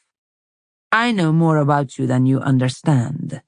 I know to you £1 million is nothing. This is what I will need now. This can go away, but you will pay £1 million UK sterling. This is what you must do. You already have instructions how. 24 hours is 2 p.m. tomorrow. This is your time. This countdown is yours. This is more than a video ruining your politics now. I know you. I know your family. Because you did not pay, they are not safe. Do not pay, and tomorrow I will demonstrate. I am watching you. Speak to the police, and I will know. Alexa. Frank pushed away from the desk and stood up. He moved to the window and pushed aside a heavyweight curtain. He peered out at nothing but his drive and the flanking equidistant lamps that ran off into the distance. He looked back over at the phone on his desk. He considered using it. But who would he call? He didn't know who these people were or of what they might be capable. He needed time to think. His eyes flicked back to the timer. 17 hours, 39 minutes. The seconds were still counting down. His initial panic subsided quickly. He snorted and moved back out into his hallway. He wasn't about to be taken for a fool by some chancer who reckoned he was a soft touch and was making an idle threat towards his family. He had an elderly mother in a home, a dad who was long dead, and a brother he only spoke to if he really had to. There was no way this person knew him at all. If they did, they would have chosen to threaten something he cared about, something that was worth £1 million to him. He missed out the living room and went straight upstairs. He would finish his wine in the bath and get an early night. Tomorrow he had another busy day. He left the computer on. He didn't know how they had managed to interfere with his screensaver, but he didn't care either. Tomorrow he would dump the thing and start again with a new one. Maybe get some expert to set up his security this time. And he would close down his social media too. But all that could wait. The timer continued ticking down in the darkness. Chapter 15. Thursday. Grace, Grace, Grace. It was her name. It was whispered so gently, like her mother had done when she used to have to wake her for school. She turned towards it. She still felt like she was in a haze of warmth. She'd slept better than she had for a very long time. Deep sleep. She couldn't remember any dreams, or more importantly, any nightmares. Even her arm didn't seem painful. It was as if she was in a little bubble that cold and pain couldn't puncture. She opened her eyes. Craig stared back. He was smiling. She breathed in deeply. She tried to say good morning. Her voice fell out in a murmur. "I have to go to work," he said. She was suddenly awake. Her bubble burst. "What time is it? I missed breakfast. There's no lunch done for you." Craig was still smiling. "It's okay," he soothed. "Don't worry. You needed your rest." All the panic left her, just as fast as it had come on. She slipped back to sleepy and warm. His face was softer than that she had seen for quite some time. She stretched her right arm. Her left was across her belly. As she closed her eyes in the stretch, she felt a hand push under her buttocks and another under her shoulders. She was lifted straight up in a strong grip. The sheets fell off her. "It's okay. I can walk," she said. "I know that. Doesn't mean I can't help you down the stairs, does it?" She was moving across the bedroom. He slowed right down and turned to the side for the doorway. She pulled her left arm in, and it twinged a little. She would ask for another painkiller before Craig left. They got to the top of the stairs. "I need to use the toilet. Don't worry. You get to work. I can sort myself from here. Thank you for last night, for being so good to me." She was still sleepy, her voice still a murmur. "I have to go. I don't have time for the toilet." Craig's tone had hardened suddenly. It caught her out and snapped her towards wakefulness. He was sideways again, taking her down the stairs. "Craig," she said, "where are we going?" He didn't reply straight away.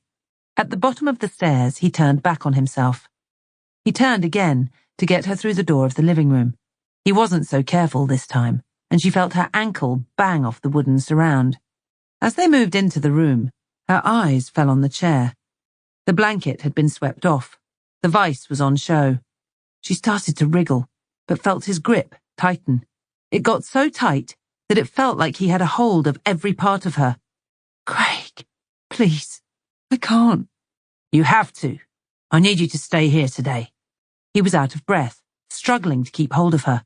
She was still wriggling, but could only kick out with her legs. Everywhere else hurt too much. "Grace, stop it or this will hurt." He threw her into the seat. Her injured arm bounced off something. She cried out, and he pushed his hand firmly over her mouth. His smile was gone, the softness gone with it. He pushed his face right up close to hers, his lips almost touching the back of his own hand. "You sit the fuck down and you stop moving," he bawled in her face, "or I swear you will sit in absolute agony for the rest of your life." Do you understand me? She felt some phlegm on her forehead and had slammed her eyes shut. She jerked a nod, and he took hold of her left arm. She whimpered. His hand was still pushed tightly over her mouth, and it made her breathing louder. Her arm was pulled away from her body. She felt the firmness of the steel underneath. He tugged up the sleeve of her nightie, and it caught under her injured bone. She thought she might vomit with the pain, but did her best to breathe in deeply. She felt the first turn of the buttress thread, and the rough edges of the plates slid smoothly towards each other. Their touch was light and cold with the first turn. She knew the second turn was always the worst.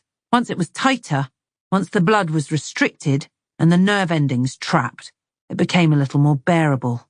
But that second turn was the one where she would feel every millimetre of movement. The second turn came. She screamed into the palm of his hand. Chapter 16. Grace finally had control of her breathing. Craig had been gone almost an hour. She had spent the time trying to calm herself down. Her panic came in waves. She was calm enough now to start looking around, to start thinking through her options. She couldn't get her mind clear. She just kept thinking over and over that this was her own fault. He hadn't stayed long after he had trapped her in the chair. He never did. He always looked at her with the same expression. It was horror. She was sure of it. He didn't like seeing her in it. She had once considered that he didn't know how else to control her, and that's what this was. She was convinced of it now.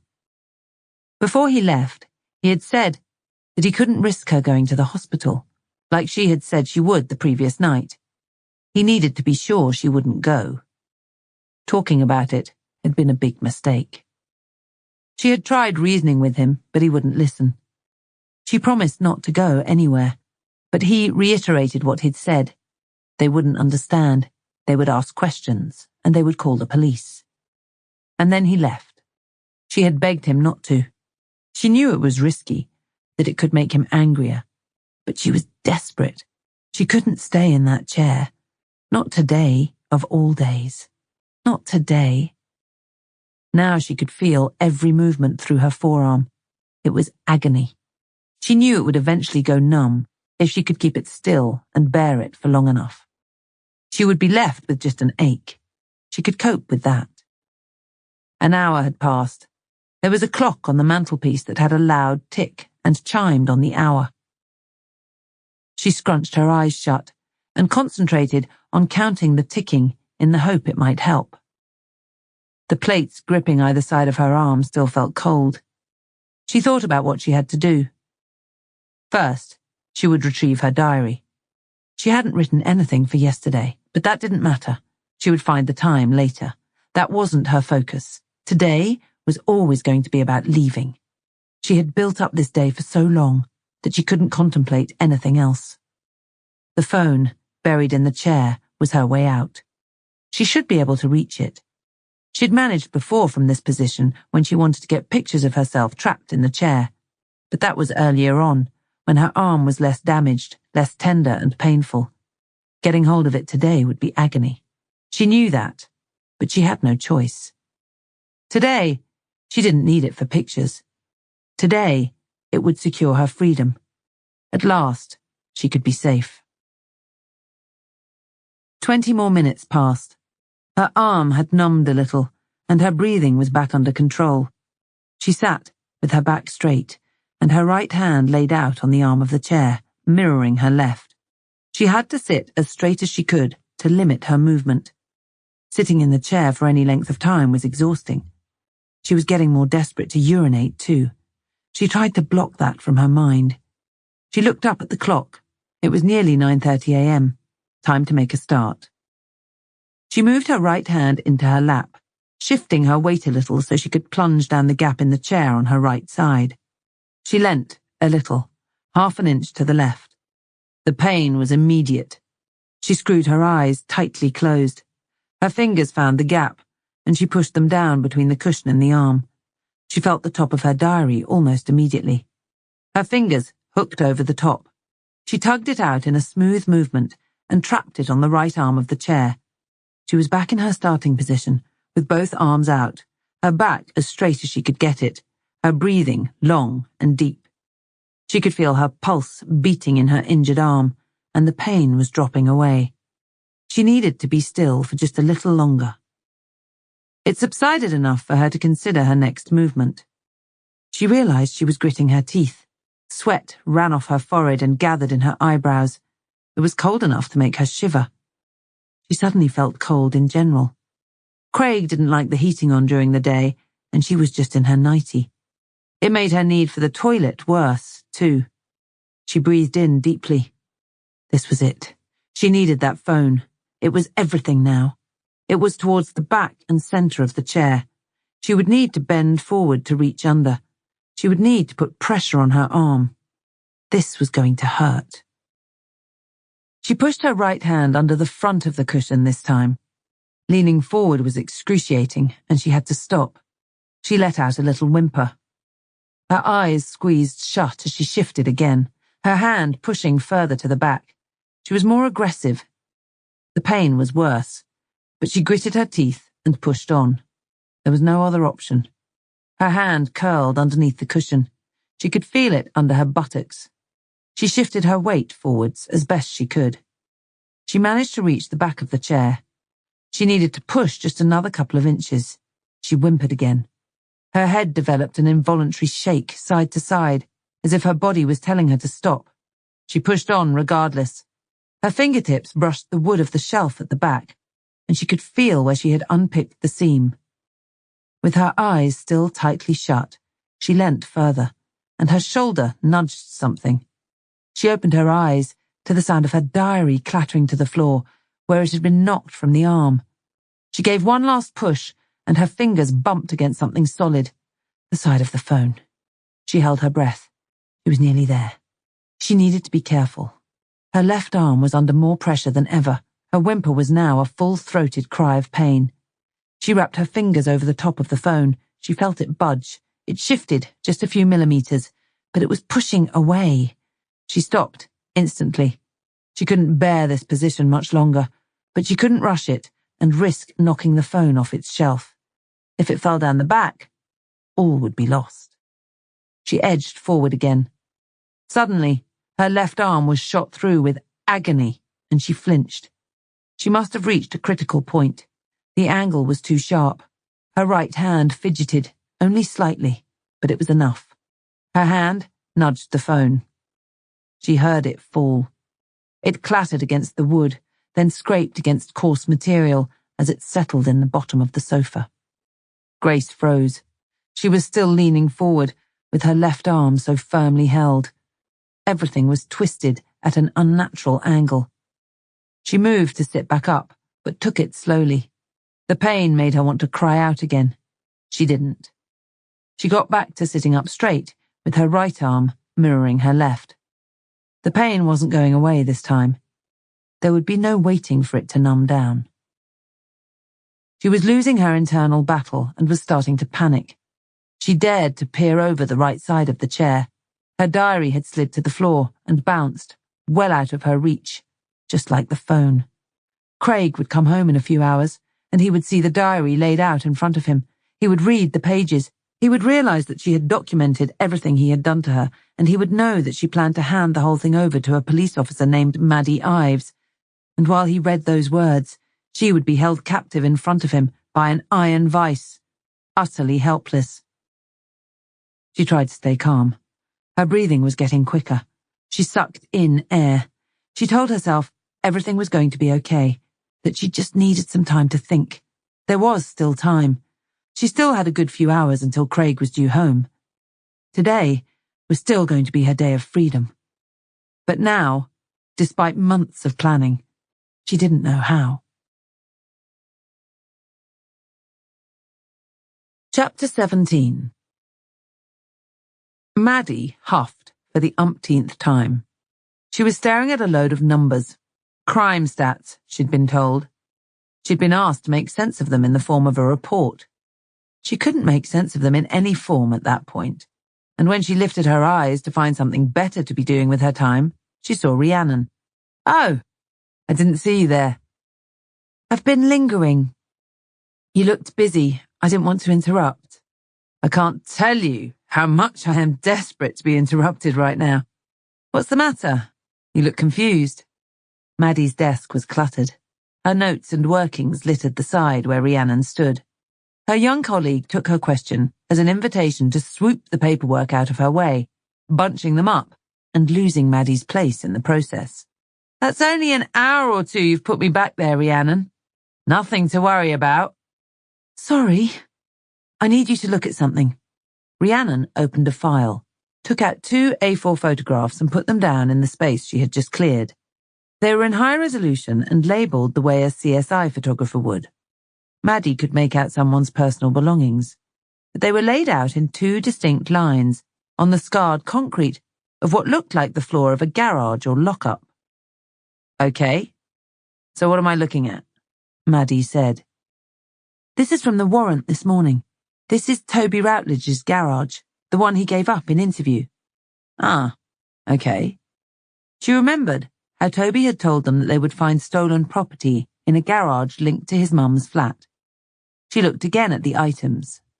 The first row of property had the fewer items, a couple of old-looking mobile phones, and a Volkswagen logo key fob with a yellow cardboard tag tied to it. The second was longer, an Xbox with a pile of matching games, and a couple of computer tablets, some headphones, items of jewellery, at least 4 necklaces and some rings. In both were scruffy-looking envelopes. Maddie was feeling a little jaded. She hadn't slept well, and so had given up trying and gone out early for a run for the second day in a row. She assumed the layout was something the CSIs were doing now. She couldn't see why.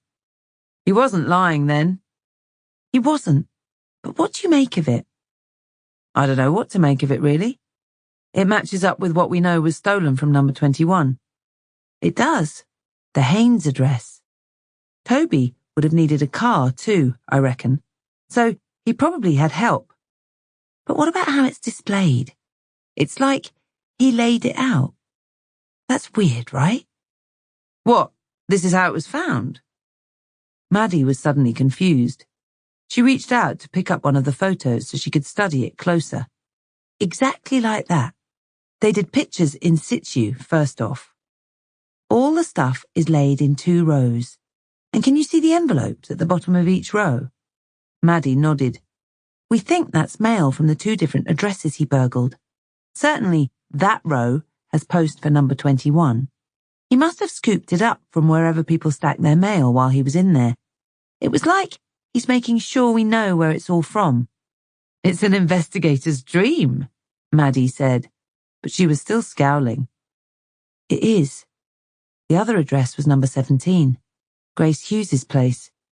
You asked her about the burglaries, didn't you? I did. She said they hadn't been burgled there. I'll need to ask her again, but looking at what he got, it might be stuff you wouldn't miss. He said the back door was unlocked. It's plausible they don't even know. It is. The fact that he didn't get much, though. That's odd, too, isn't it? It is. Maybe Toby got spooked. Or there just wasn't anything easy. We know he's not one for taking too many risks once he's in. True. But if he was spooked, then they probably knew he was there. Rhiannon pointed at the photo Maddie was holding. This piece of card here has a registration number on it that matches the car registered to the address. Some Volkswagen estate thing. Has the key been accounted for? Again, it hasn't been reported. And you would certainly miss your car key being stolen. This looks like the keyring it came with, and they've taken it off. No one keeps the original key fob attached, do they? So why would you steal just a key fob? Maddie said. VW keys are just a block of plastic these days. They look similar to this. Maybe he thought it was the actual key. I doubt he was turning too many lights on in there. Maddie considered this for a second. So what are we saying? Our serial burglar, Toby Routledge, goes out on the rob, and by the looks of it has a reasonable night at one of the places he visits. Then he takes it to a garage and lays it all out so we would know exactly what he had nicked and from where. Then He tells us exactly where his little display is. In interview, no less. The whole thing just doesn't make any sense at all. Not with what we know about Toby, no. I don't get it. It's not right. He's determined to go to prison, that's for sure, Rhiannon said. I guess the only person who can explain why is Toby Routledge. I planned on going round to ask him about that again. Maybe he'll talk a bit more freely outside of the custody block. I'll come with you. Maddie stood up. The figures could wait. I assume you mean now. Wait, I'm not finished. I remembered that Toby had conditions to sign on. He was due here this morning at 10 a.m. I called down to front counter and they told me he didn't make it. They've got my number in case he turns up late, but they haven't called yet. So, he's wanted. Signing on is a court condition. He's arrestable, with a transfer straight to court. He might even get his wish and get sent straight to prison. Excellent. That's one wish I'll be very happy to grant. Déjà vu. Maddie referred to the climb up the stairs towards Toby's flat for the second time in just a few days. Maddie was ahead, Rhiannon just a few steps behind. There wasn't the room to be side by side. There still wasn't the room when Maddie got to the tiny landing that met directly with Toby's front door. She took a few moments to take it in. She was slightly out of breath, and her thighs burned. Even the 20-year-old Rhiannon was puffing out her cheeks. Maddie lifted her finger to her lips to request quiet. She could still hear music from the ground floor flat they had passed on the way in. The music was a sort of sped-up reggae, not to her taste, and, she imagined, so niche that the chances of the neighbours enjoying it were slim to none. Beside that, she could hear nothing else. There was a dusty mat outside Toby's door that she reckoned had been there some time and had probably outlasted a number of tenants. Places like this tended to have a high turnover of occupants. The mat was skewed at an angle, as if it was taken for granted. The door itself was a solid slab of dirty white wood, with only a flaked and tarnished chrome letterbox to relieve its plain, though scuff-marked surface. The worst of the marks grouped together at a height that suggested the door had been repeatedly kicked. They didn't look fresh.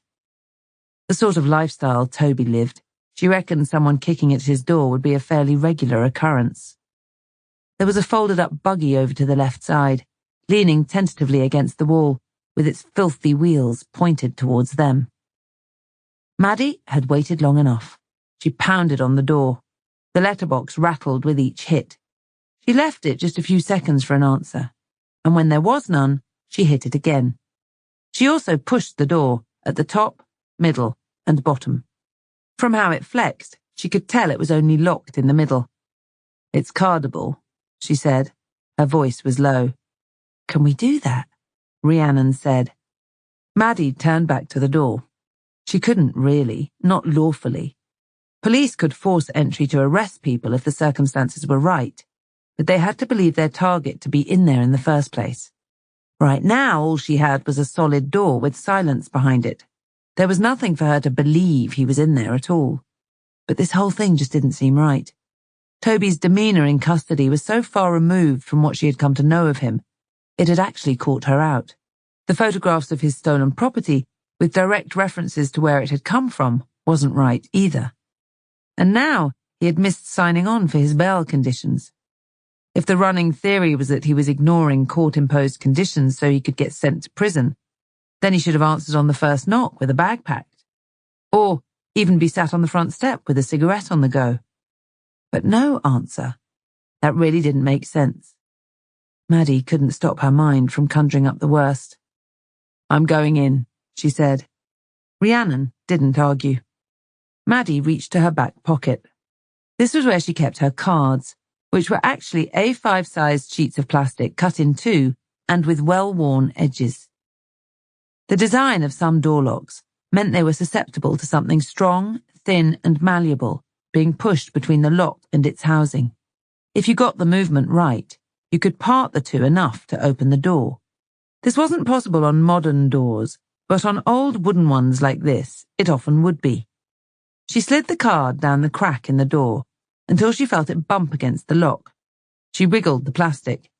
It took a little manipulation and some whispered cussing, but finally she felt the lock move, and then the door pushed in. Its squeaking hinges seemed as loud as a roar. Rhiannon had moved so close to Maddie that they were almost touching. "Police!" Maddie paused for a response. "The door has been opened and I'm coming in. Police officer!" She followed her words through the door. She remembered the layout from their last visit, turned left into the living room and stopped to take it in. There was no one there. A dirty curtain pulled across the window was the only difference she could see. The open pizza box was still on the low, cluttered table. Disturbed from its feast, a fly lifted off the crust. The clothes dryer was still propped against the wall, the same baby clothes lying underneath it. "Maddie!" Rhiannon's voice from the other end of the flat sounded urgent. Maddie turned and made for it. The front door still hung open, and she stepped around it. "Where are you?" "I'm in here. I found him." Rhiannon's voice came from the bathroom. Maddie swept in. It was compact. A small frosted window was directly in front of her, a sink to her left. The bath tucked behind the door, with a showerhead hanging limply over it. The bath was full of water. Toby was laid out naked inside it, his head closest to the door. His wide eyes looked up from the bottom, his face entirely submerged. The water level was so high that the slightest movement would have spilt it over the side. There was no movement. Toby was as still as a stone. "Shit," Maddie exclaimed. "Stand back." She moved her arm across to stop Rhiannon getting closer. Maddie had seen an electrocution in a bath before, and the water had been still very much charged when they had arrived. She cast her eyes round the room. There was no sign of any electrical source thrown in the water. No other obvious hazards either. She risked plunging her own hands in, and water immediately cascaded over the sides. She felt her knees and feet soak through as she leaned over to try and get a grip. The water was freezing. Toby's skin was too, and slippery. She scrabbled to get her hands underneath him so she could try and lift him. He was a dead weight. His eyes were still open, and they seemed morose as they looked up at her, like she had disturbed his peace. He slipped out of her hands, and his head bobbed back to the bottom. She knew the air was out of his lungs, and that he had been there a while. She knew it was hopeless. "We need to call it in," Maddie said. Rhiannon had taken a step away and was already barking into her radio. Maddie's mind was shutting out the din. She could only focus on those eyes staring out from under the water. Just a few key words from Rhiannon's update registered. 17-year-old male. In the bath. Not breathing. Toby Routledge. Maddie shook her head to clear it. She tried to take hold of him again. She positioned herself so she was stood behind his head. She took a better grip this time, hooking her hands under his shoulders, and wrenched backwards. Now his slippery skin was assisting, as it met no resistance from the smooth edge of the plastic tub. Toby moved up and over the side. His weight shifted suddenly, and his pale body banged into the door as she lost control and had to step out of the way. He fell to the floor, and the bathroom door was pushed shut, his hip resting against it. Her eyes fell to the court-imposed tag displayed prominently around his ankle. She stepped back and gasped for breath. Toby had come to a rest on his shoulders, with bent legs angled towards the ceiling. His upper body was straight, his posture unnatural, like a toppled mannequin. Rigor mortis. She had known from the first instant that Toby Routledge was dead. Rigor mortis confirmed that he had been gone a while. 4 hours was the rough figure they were taught for the muscles to start stiffening up.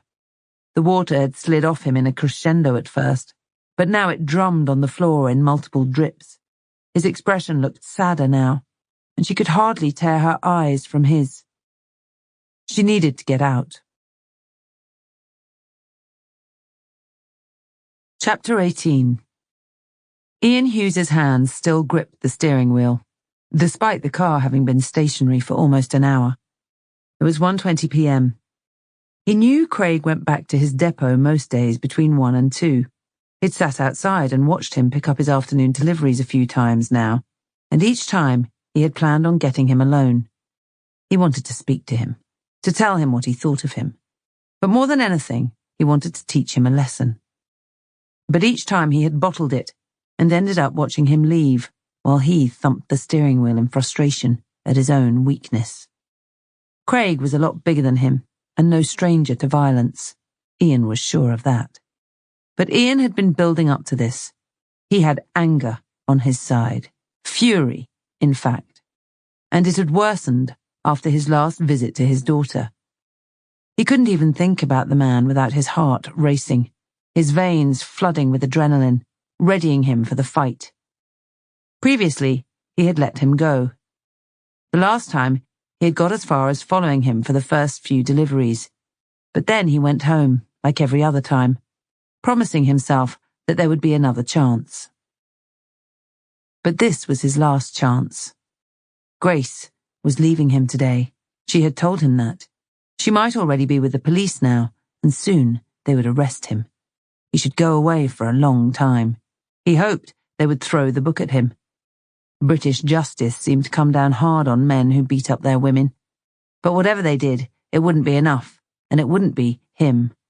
He wanted to dish out some punishment of his own first, and he wanted to look into the bastard's eyes while he did it. Ian wore a hooded top, with a large pocket running across its front. The pocket was stretched. The brass knuckle duster made a real dent in the material. He'd had it for ages, since he was a kid. Then it was just a prop, something he would show off to his mates. It soon got thrown into a drawer, but he never dreamed he would ever use it for its actual purpose. He was not a violent man. His wife had been the fiery one.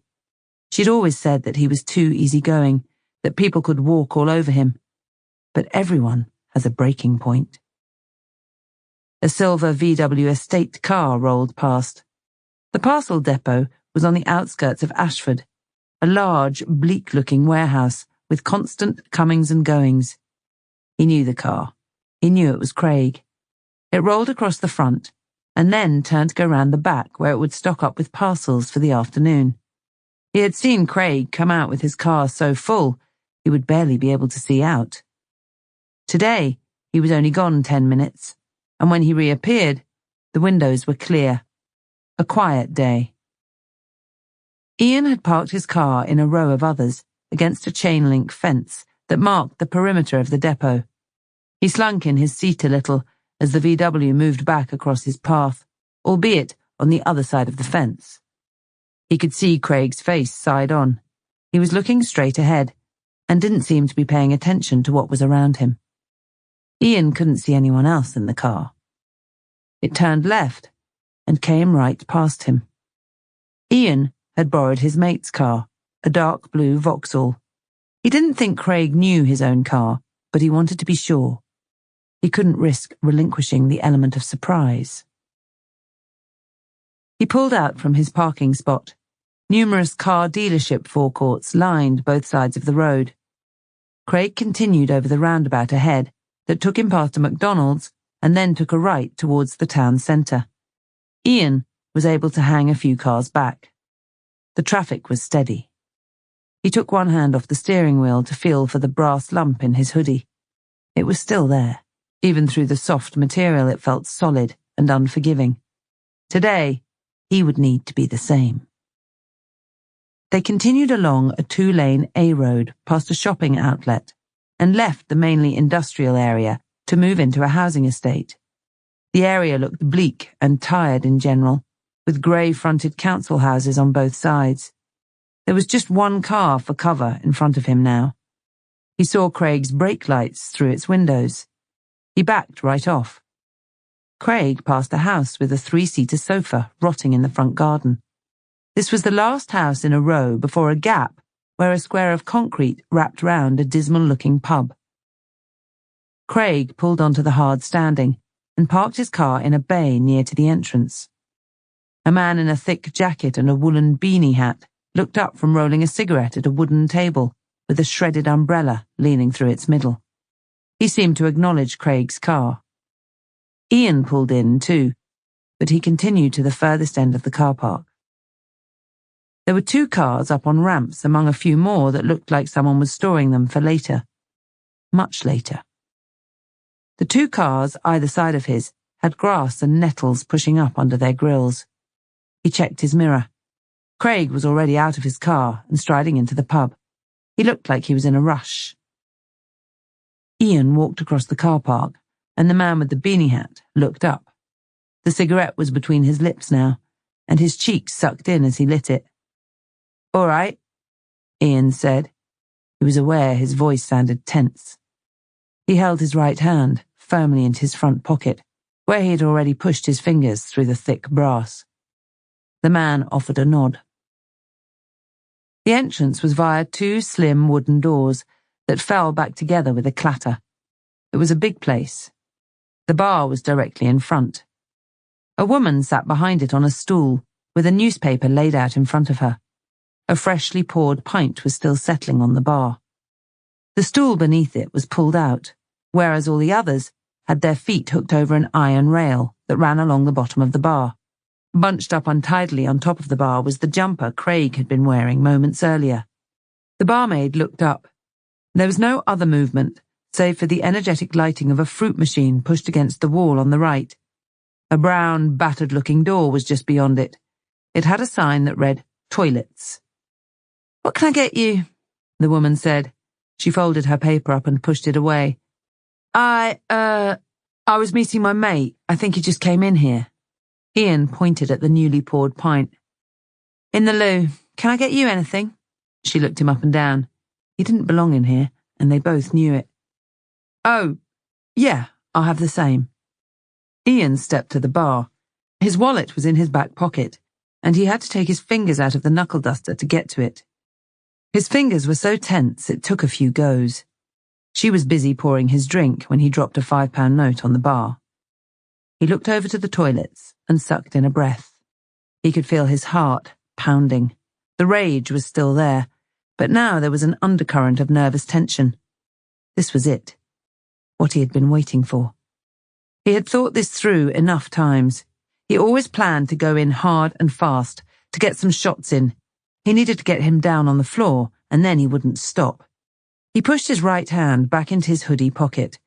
His fingers found their place in the solid brass. He stepped towards the toilets. Grace had been sucking in her breath. She let it out suddenly in a rushed sob. The pain had caused a feeling of nausea so strong that she had leaned over, her mouth trailing over the side of the chair, waiting for the inevitable. It didn't come. She recovered a little. She had 2 problems. The pain in her arm was unbearable. It came in waves, and each was worse than the last. She couldn't do much about that. The other issue was her bladder, which felt like it was fit to burst. She was fighting it now, and in extreme discomfort. She'd had pain for a couple of months when she went to the toilet. It stemmed from when she'd been pregnant. She had confirmed it by a home test, and told Craig straight away, hoping it might act as a wake-up call, that it might change the way he treated her. He had been happy at first. It lasted a day. After that, Craig was worse than ever. He beat her, and she was sure he'd targeted her lower body. Her miscarriage was inevitable, as was his refusal to let her see a doctor. She had somehow made it to the toilet, and then she'd sat with her back against the door, sobbing, all night. Craig had stayed downstairs. Every now and then she would hear him get up for something. He would pause the television. But he didn't speak to her. He didn't say a word all night, even when he'd gone to bed, leaving her to spend an uncomfortable night on the toilet floor, too scared to move. The next day, he'd acted like nothing had happened. He was as nice as she had ever known him to be. He'd taken the day off work and they'd gone for a walk. It was a sunny day. She had struggled a bit at first, but it got better. They still hadn't talked about what happened. Certainly not about why. Now, urinating could still be painful, but holding it in was agony. She knew she was going to have to let it go. She took one last look around the room, desperate for an alternative. There was none. She pushed her right arm into the seat cushion to assist with lifting her hips. It was an immediate sense of relief. Then she balked at the feeling of a soaking warmth and the smell of urine. She had to lower herself back down. She sobbed, openly. She focused on her breathing, concentrating on getting it deep and rhythmic. But though she'd found this to help in the past, it didn't seem to make a difference today. She'd been trying to free her arm for a few hours now. She needed to rest, but she was going to have to try again. She looked down at her arm. It had swollen, noticeably so since she had started. She was getting rougher as she got more desperate. Nothing she tried seemed to work. She couldn't pull it back. Her elbow was against a metal plate, and pushing it forward just pinched her skin and worsened the pain. The only way it might move was by wrenching it straight up. She had to be quick and powerful and hope that somehow it came free. There was no point waiting for the pain to die down. It wasn't going to. She would do it on the count of 3. Her right hand had developed a shake. She noticed it when she moved it across and pushed it under her left arm.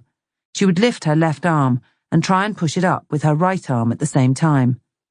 1, 2.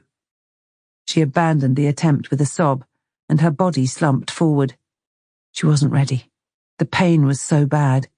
She couldn't imagine how much worse it would get. She looked up at the clock. It was just gone 1 p.m. She still had the luxury of time. She didn't have to panic just yet.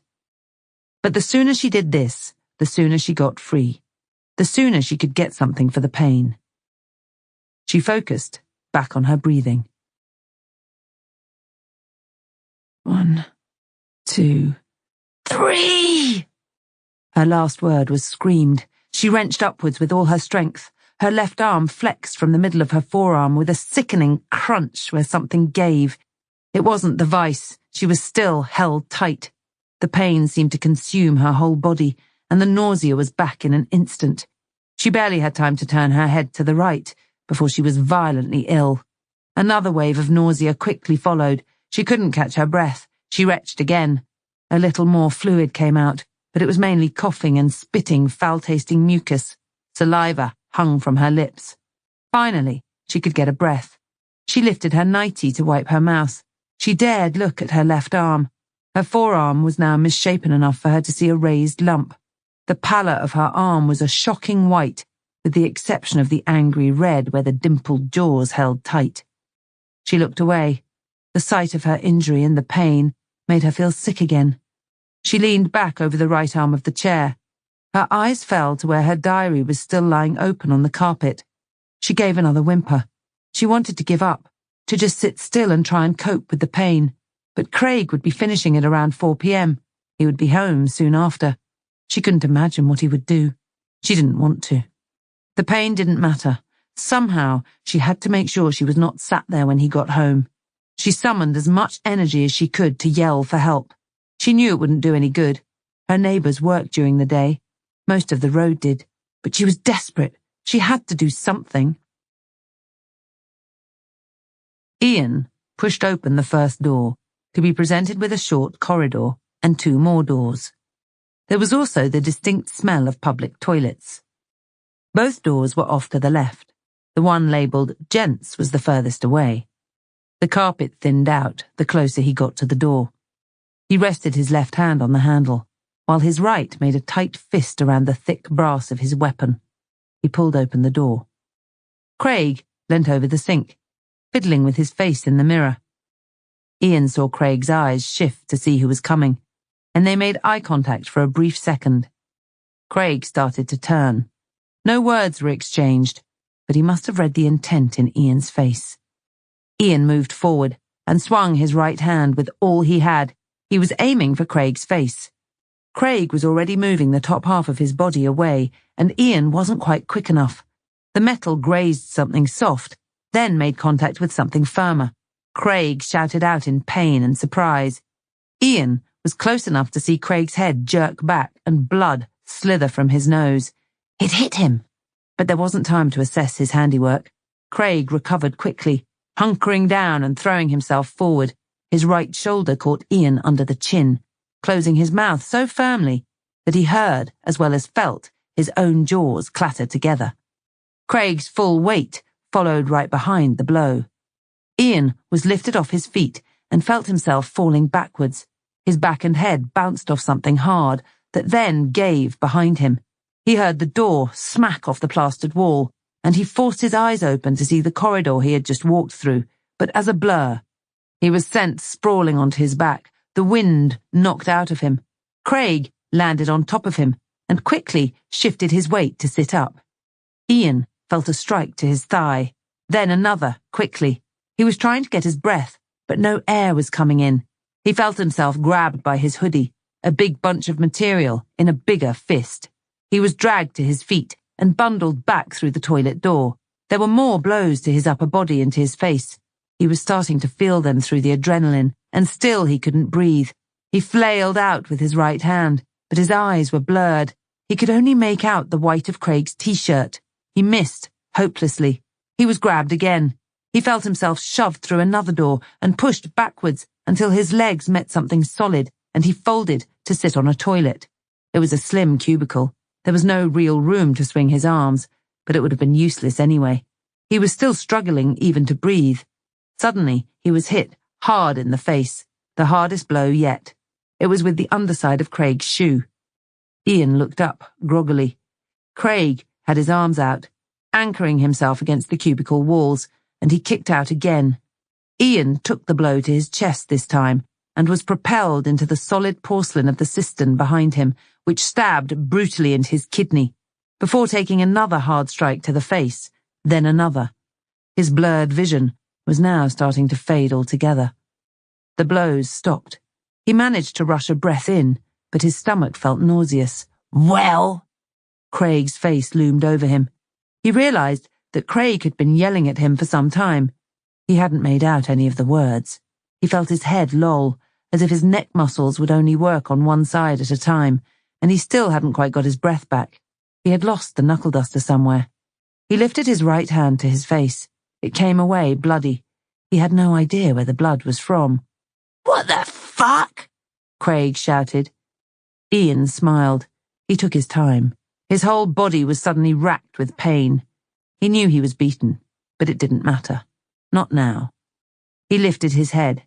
Craig's face was still blurred round the edges, and a blackness seemed to be coming in from all sides as he loomed over him. Ian's hands relaxed and fell into his lap. He was resigned to his defeat. He spat to the side. His saliva tinged red as it bubbled on the cubicle wall. "You're a piece of shit, Craig. A bully. Nothing else. Someone had to teach you a lesson." He sucked in another breath. He could only speak softly, and even that took effort. "And this is my lesson, is it?" Craig sounded a loud, mocking laugh. Ian reacted to the sound with a flash of anger, but he couldn't even lift his arms, let alone act on it. "You're a sad, pathetic old man. And you know what? Your Grace knows it too. She doesn't want anything to do with you anymore." "You don't know Grace. She's the one teaching you a lesson," Ian growled. "She's played you for a fool, Craig. You think. She does what she's told when she's told. It's taken a while, and she's had to learn the hard way. But now, she won't have a bad word said about me. You reckon you can say the same, old man?" "She was right. You really don't have a clue, do you?" Ian managed to rock forward so that they were closer still. "Where do you think she went today? Right after you left for work." He inhaled through his nose. It made a snorting noise. His mouth had a metallic taste, but he still managed to twist it into a grin. "What are you talking about?" Craig was close enough now for Ian to make out something different in those eyes. A flash of doubt, maybe? "She's had enough. She's been building up to it for a long time. I came here today because it was my last chance before they take you away. You're right. I'm a sad, pathetic old man. But you will be too, by the time you come out of prison." He managed to chuckle. "Prison? What are you talking about? Prison?" Ian's head still lolled a little. He managed to lean back and get some stability from the wall behind. She's been keeping a diary, my Gracie. She's written down everything you've ever done to her, every finger you laid on her. And if that isn't enough, she has pictures too. You didn't know that, did you? She's got pictures of every cut, every bruise, every little blemish you ever inflicted on my daughter. There'll be enough to send you down, Craig. I'm right about that, aren't I? She's been hiding a diary and a camera right under your nose this whole time, you stupid fuck. Your best bet is to go straight from here to hand yourself in. The police will be looking for you now, Craig. Craig stepped back. His face was red with exertion, but it looked to have changed shade. When he leaned back in to speak, he spat a little globule of white phlegm. You're right. I didn't know about her little diary or her bit of photography. I didn't know that at all. The cheeky little bitch. But I do now. You remember that. You remember it was you who told me. Craig stepped back. His arms pushed out for the sides of the cubicle again. Ian saw Craig lift his foot. He saw the foot lash towards him, sole first. Then the blackness closed in. The barmaid was replenishing bottles when she heard the first bang, followed by an angry shout, then another bang. She made her way to the end of the bar, nearer to the toilets.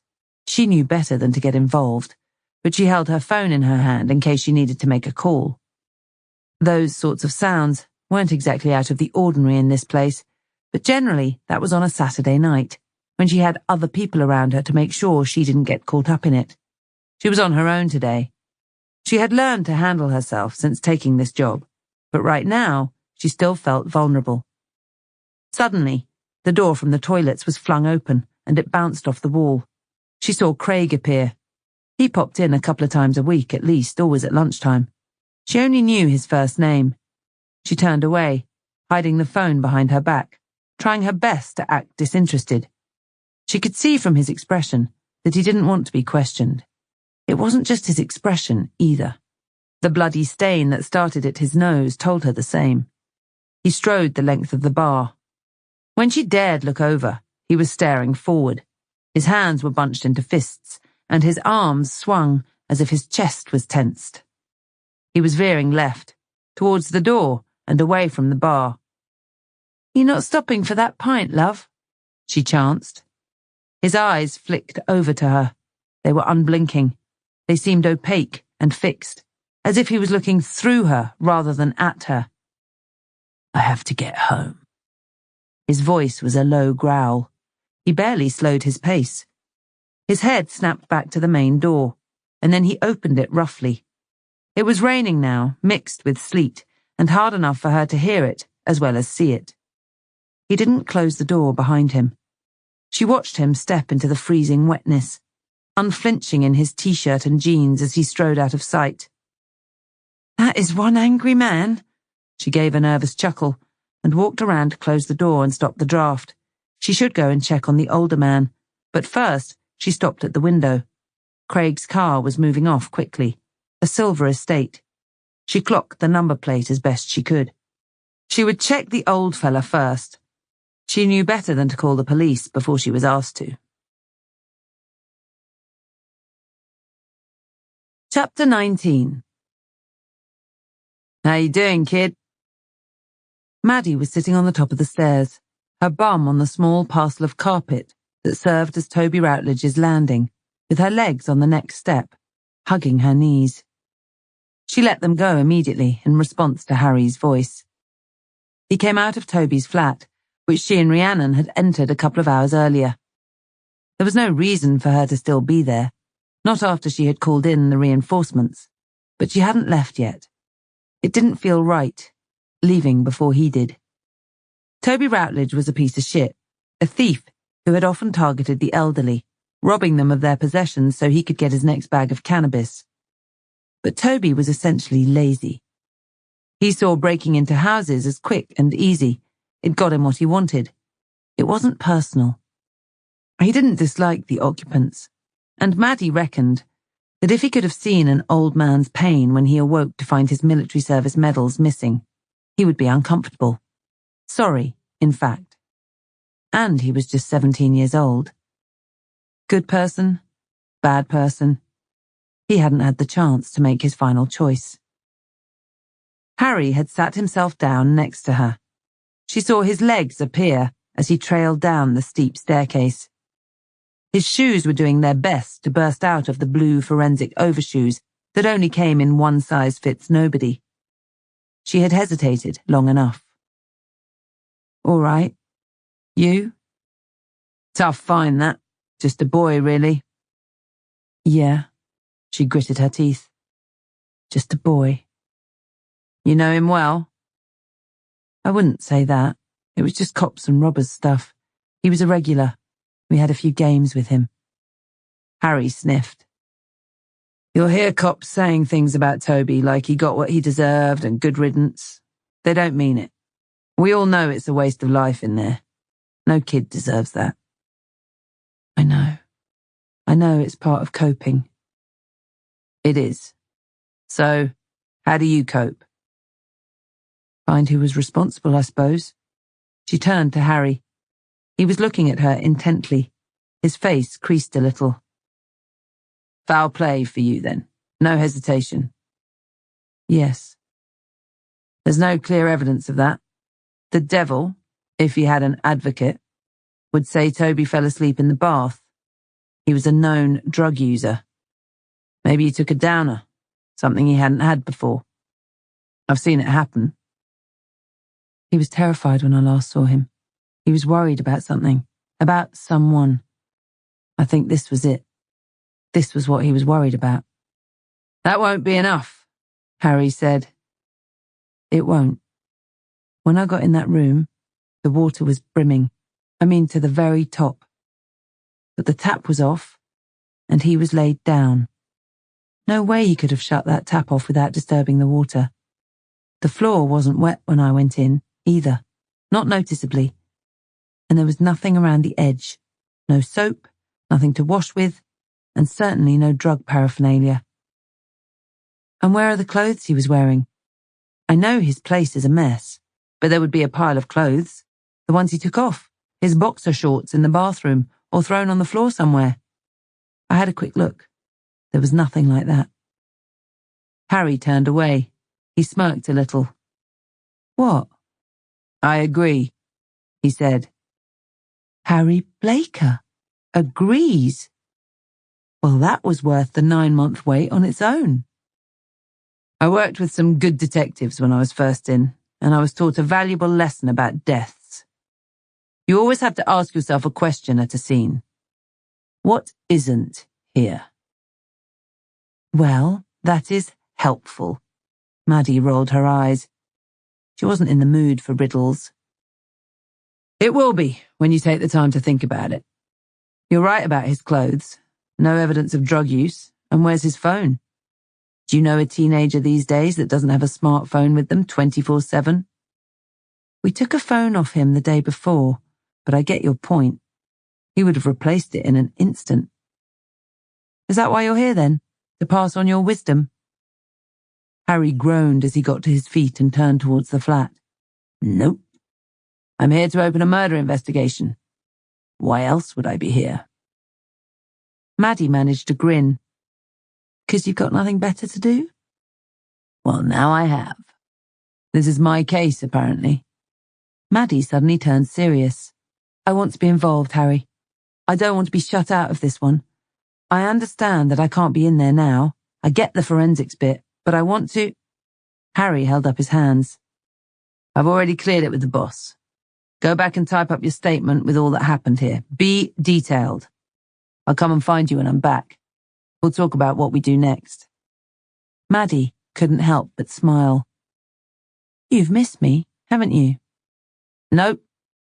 You know this kid and his background, and I'm still not allowed out on my own.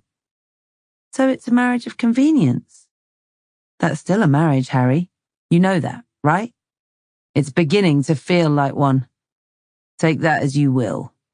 His growl was back. He stepped back into the flat. Maddie stood up and leaned to the door. "Happiest day of my life, Harry." She started down the stairs. She felt like she could leave now, knowing that Toby was in good hands. Chapter 20. Grace sobbed so hard it came out as a snort. Her body slumped and then straightened immediately as the pain tore through her arm. It wasn't coming free. She was no closer than she'd been 5 hours before when she'd first started. Her throat was sore now. Her voice all but shouted out. Her eyes moved around the room, desperate for something she could use. There was nothing in reach. Her eyes fell to her nightie. It had ridden up her thigh. Her skin was pimpled as if it was cold. She wasn't feeling the cold or the damp cushion anymore. Maybe she was beyond that. She forced herself to look back at her arm and at the iron vise that held it. She had to run over every detail. That was how you found weaknesses, by studying every element. That seemed to make sense. She had never really looked at it. She had never really wanted to get out of it before. She knew the repercussions would have been so much worse. Taking the time to study it might help keep her calm. She focused on the device, talking out loud and describing what she was seeing. "It's cast iron, matte grey, painted," she managed, her voice croaking and breathy. "The metal plates of the vise are long, shiny and black on the outside, dimpled on the inside where they touch my skin, raised teeth on the edges. I can feel their grip." She shut her eyes for a second.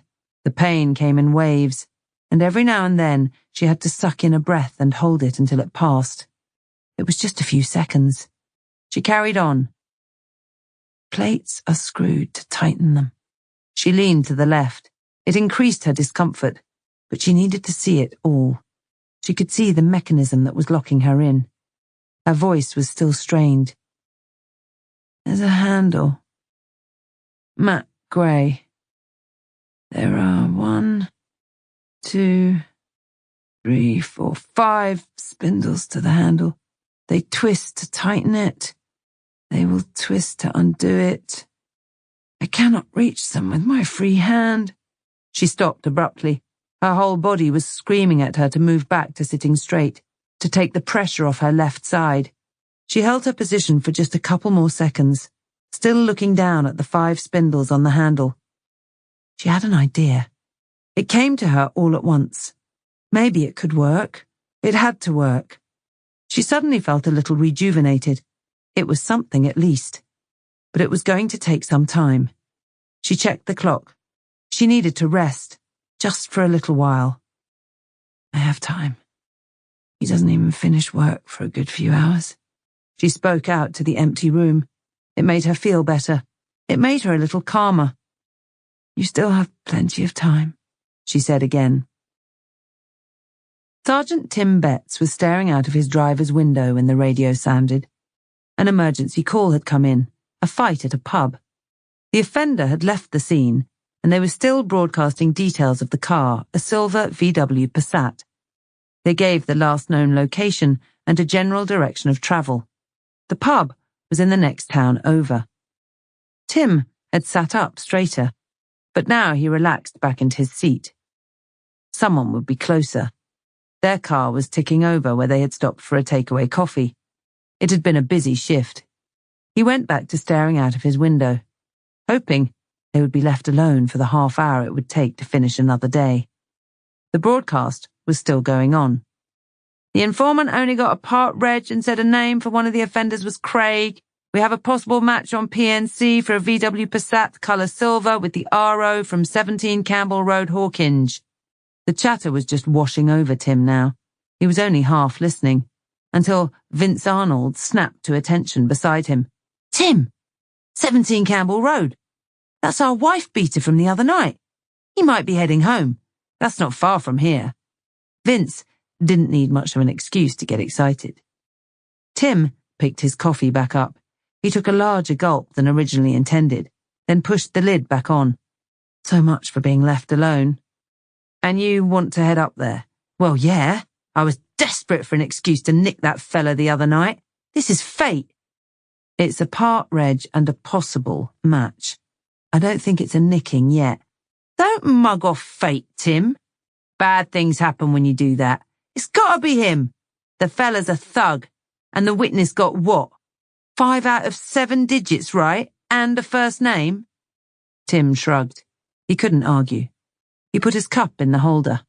Hawkinge was just a couple of minutes up the motorway from here, the next junction. They might as well make progress. He put the blue lights and siren on, maybe a little early. Tim looked up to see the milkshake of a young lad who had been walking across the front of their parking bay in McDonald's, spreading out over the damp concrete. Tim put his hand up. The lad waved back, still with a shocked expression and a grimace at the sound. He stepped out of the way. Zulu 1, show us attending the area of the HA for that last broadcast. We know the male. He might be heading home. Zulu 1, thank you for that. All received. Tim heard other patrols over the revving of the engine. They were calling up to go to the pub where the informant was. His eye flicked to the clock. Part of me hopes it isn't him. I've got plans with the missus tonight. Ah, yes, the new flame. And you're at the time when it burns the brightest, of course. Does it make you feel better if I promise you I won't make you late off? Tim smiled. He felt the front wheels scrabble for grip as he came off a roundabout. It never has in the past. Vince laughed heartily. Don't you worry. Today will be different. Grace dared not breathe as she leaned to her left. The pressure on her arm was as bad as it had been at any time, but she was coping. Having something to focus on was helping. Even the simplest task was taking time. She had removed her underwear one-handed. Shifting her weight to slide it under her buttocks had nearly made her vomit again, but she'd managed.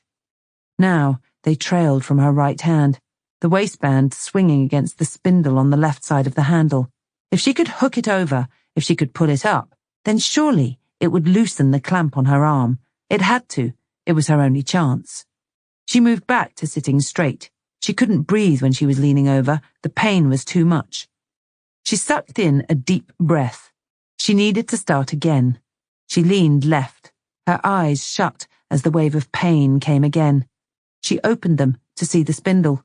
She lowered her underwear, still holding her breath. The waistband fell over the spindle on the first attempt. She pulled it, taut. She leaned back to sit straight, still holding the material firmly in her right hand. She pulled, gently at first. She thought that increasing the pressure slowly might stop them from tearing. The spindle didn't move. It couldn't be that tight. It didn't need to be. It was the thread that held it shut. But it wasn't budging, and the material was stretched as far as it would go. She would need something stronger. Her nightie might do it. If she could twist it up to increase its strength, it might be enough. It had to be. She sat back straight. She needed another rest. She needed to think. She looked at the clock. She still had plenty of time. She just needed to stay calm. Vince saw the silver Volkswagen first. Tim was drawn to his excited pointing. They were parked on some rough standing at the bottom of Spitfire Way, a steep hill that led up to the village of Hawkinge. 2 roads led into the village from this end, but both came off the same roundabout.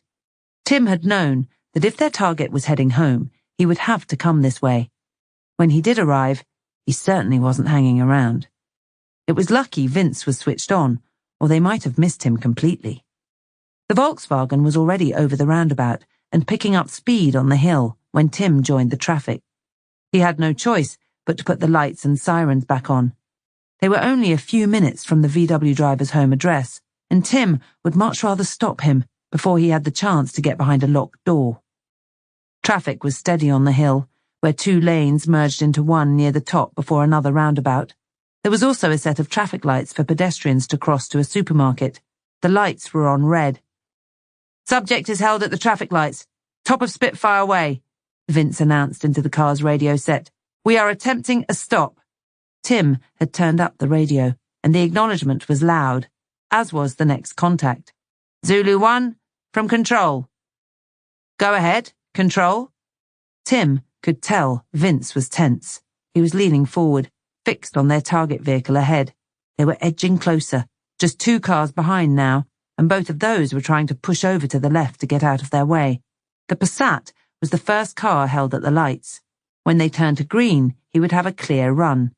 Tim was ready if he did.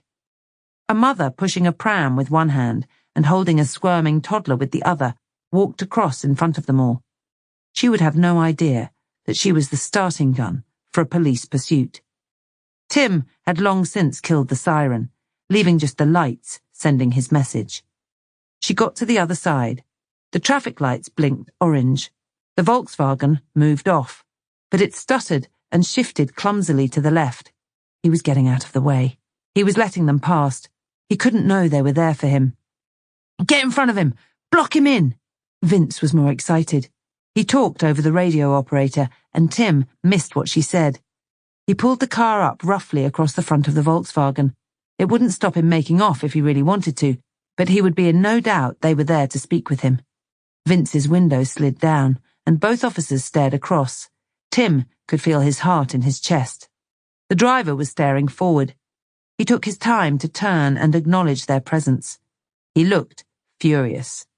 His window eventually rolled down, and Tim saw that he gripped the steering wheel tightly with both hands. When he turned to look over at them, his chin was lifted in a show of aggression. The corners of his mouth curled in a sneer. There were remnants of dried blood around his lips and on the lower half of his face. There was no doubting that he'd been in a fight. It looked like Vince was going to get his way. The chance to nick him for something at least. "You need to pull over. For a chat," Vince said. Tim could hear the glee in his voice. "Over there!" Vince lifted a thick finger and pointed to a lay-by that was the first exit off the roundabout. The driver's windows slid back up. Tim edged the patrol car right, allowing the Passat to move off.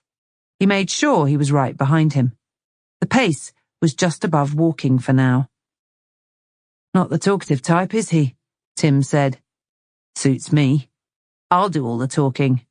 Zulu 1, confirm you received my last." The radio operator was back. Tim pressed the button on the dash to reply. "No, sorry, Control. We were just talking to our subject. He's pulling over. We should be with him very shortly.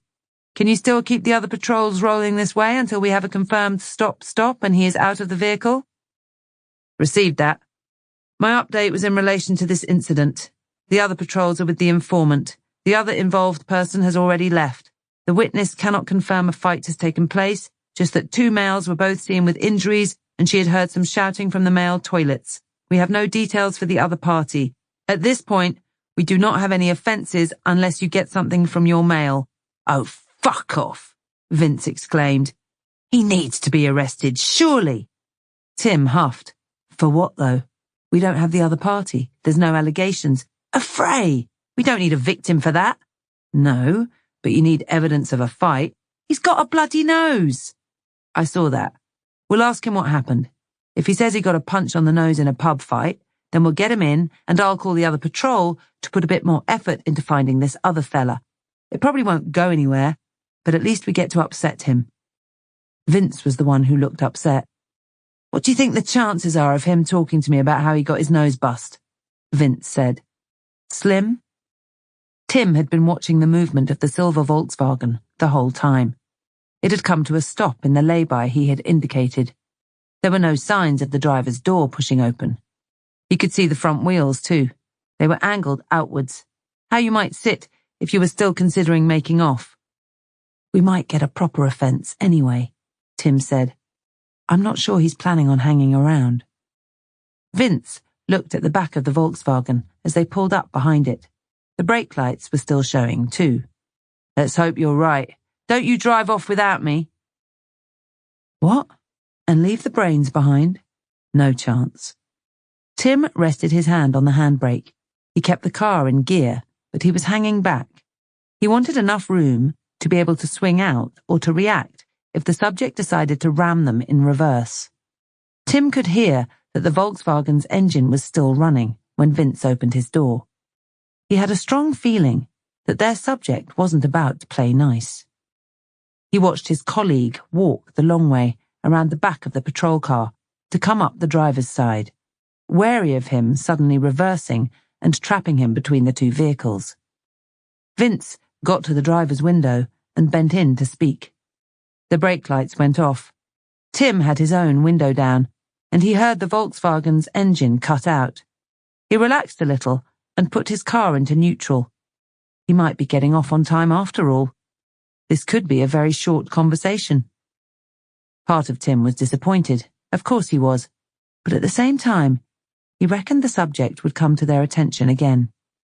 Tim was a strong believer in karma. One day, their wife-beater was going to get what he deserved. For the first time, Grace allowed herself a little bit of hope. She had managed to strip off her nightie and fashioned a twist of material that might just be strong enough. She lowered it towards the spindle, leaning a little further still, putting more pressure on her left arm, but it worked. She snagged the handle and tugged it cautiously. Even with some strength in reserve, she was damned sure she felt movement. Her left arm didn't feel any looser, but she accepted it might not instantly. It was in a constant state of pain. It was swollen in some parts and numb in others. She leaned to the left, far enough to see down the left side of the chair. The spindle on the right was slightly higher than it had been. It's working. She dared to expel a breath of air, but bit quickly down on her bottom lip. She couldn't celebrate yet. The jaws were still too tight to lift her arm up and out, but she was closer. She got a firm hold of the material again. She wrapped it once round her right fist for better grip. She closed her eyes and braced herself. She pulled the makeshift lever straight up. A shot of added discomfort broke through her left arm. She considered it was probably blood rushing in to where it had been forced out, as the plates of the vise loosened. She used the pain to pull harder. She felt a definite give through the material. Her left arm wasn't working. She tried to lift it, but it wouldn't respond. She could see the plates had parted a little. Enough, maybe. She used her right arm to scoot underneath her left, then yanked at it roughly. No point being careful now. Her arm lifted. It bumped and scraped against the unforgiving iron, but it came free. She was out. Grace snapped hastily to her feet, still holding her left arm limp in her right. She was too quick. The blood rushed from her head, and she felt dizzy, her vision suddenly tainted with darkness and her ears buzzing. She took a moment until she felt steady, until her head cleared, and she felt like she could move. She assessed her arm. It was disfigured, worse than it had been, with a pronounced lump halfway along her forearm. There was no time to ponder it now. Her eyes flicked to the clock, 1:53 p.m. She scooped up her diary, then headed up the stairs. She needed to wash. Just her lower body would do. She snatched the shower head from the wall and shivered as the water arched out of the spout. She was back out before it had the chance to get warm. Getting dressed was difficult with just one arm and sore legs, but she was in a hurry, and she didn't care so much anymore. She put on some jeans, a loose t-shirt, and a jumper. She'd lost so much weight that none of her clothes fitted her properly anyway. She swept back out of her bedroom without looking back. There was no emotion attached to this house. Nothing positive, at least. She had never really moved in, not in her heart. There was not a picture on the wall or ornament on the mantelpiece that made it hers. It was nothing more than a carpeted prison to her, and right now she was fleeing it. She plunged her hand into a small bag on the way out of the bedroom, filling the pockets of her favourite coat with a few bits of makeup, bits she hadn't been allowed to use for months. There was no time to apply them now. She walked carefully back down the stairs and into the kitchen, where she grabbed the boxes of painkillers that were stacked up at the back. Craig counted them at night, part of his control over her. Next, she tugged open the kitchen drawer with the knives in it. She selected the sharpest and paced back through to the living room. She dropped to her knees. She struggled to lift the sofa from the front. She needed the phone that had fallen into the bottom of the sofa. Among other things, she needed the pictures saved to its memory. They documented her torment and catalogued her injuries. The next person to see them would be D.S. Maddie Ives, and then she would know. Grace pushed the sofa backwards using one arm and her shoulder. It proved heavier than she expected, and the cast iron vise on the side added to the weight significantly. She slashed the full length of the underside with the knife. A heavy object fell out. The phone.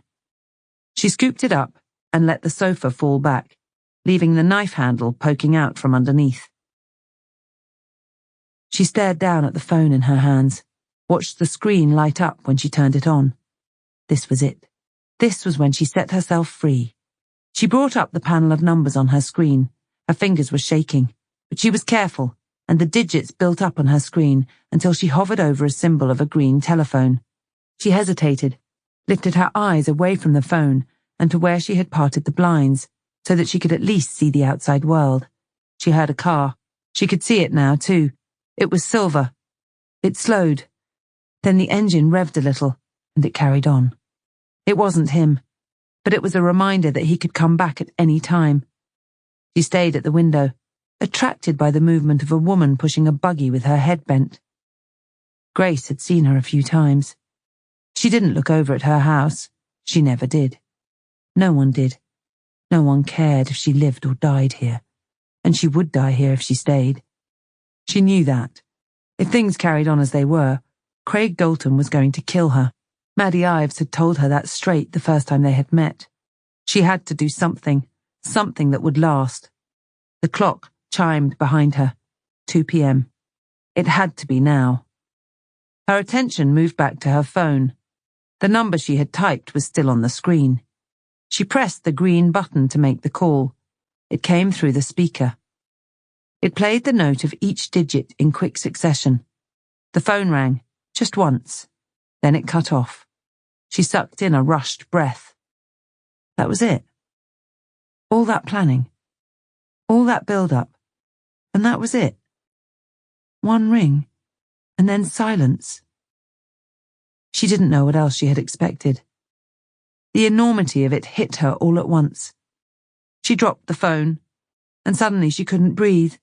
The phone clattered and bounced. The screen stayed lit. She brought her hands to her mouth.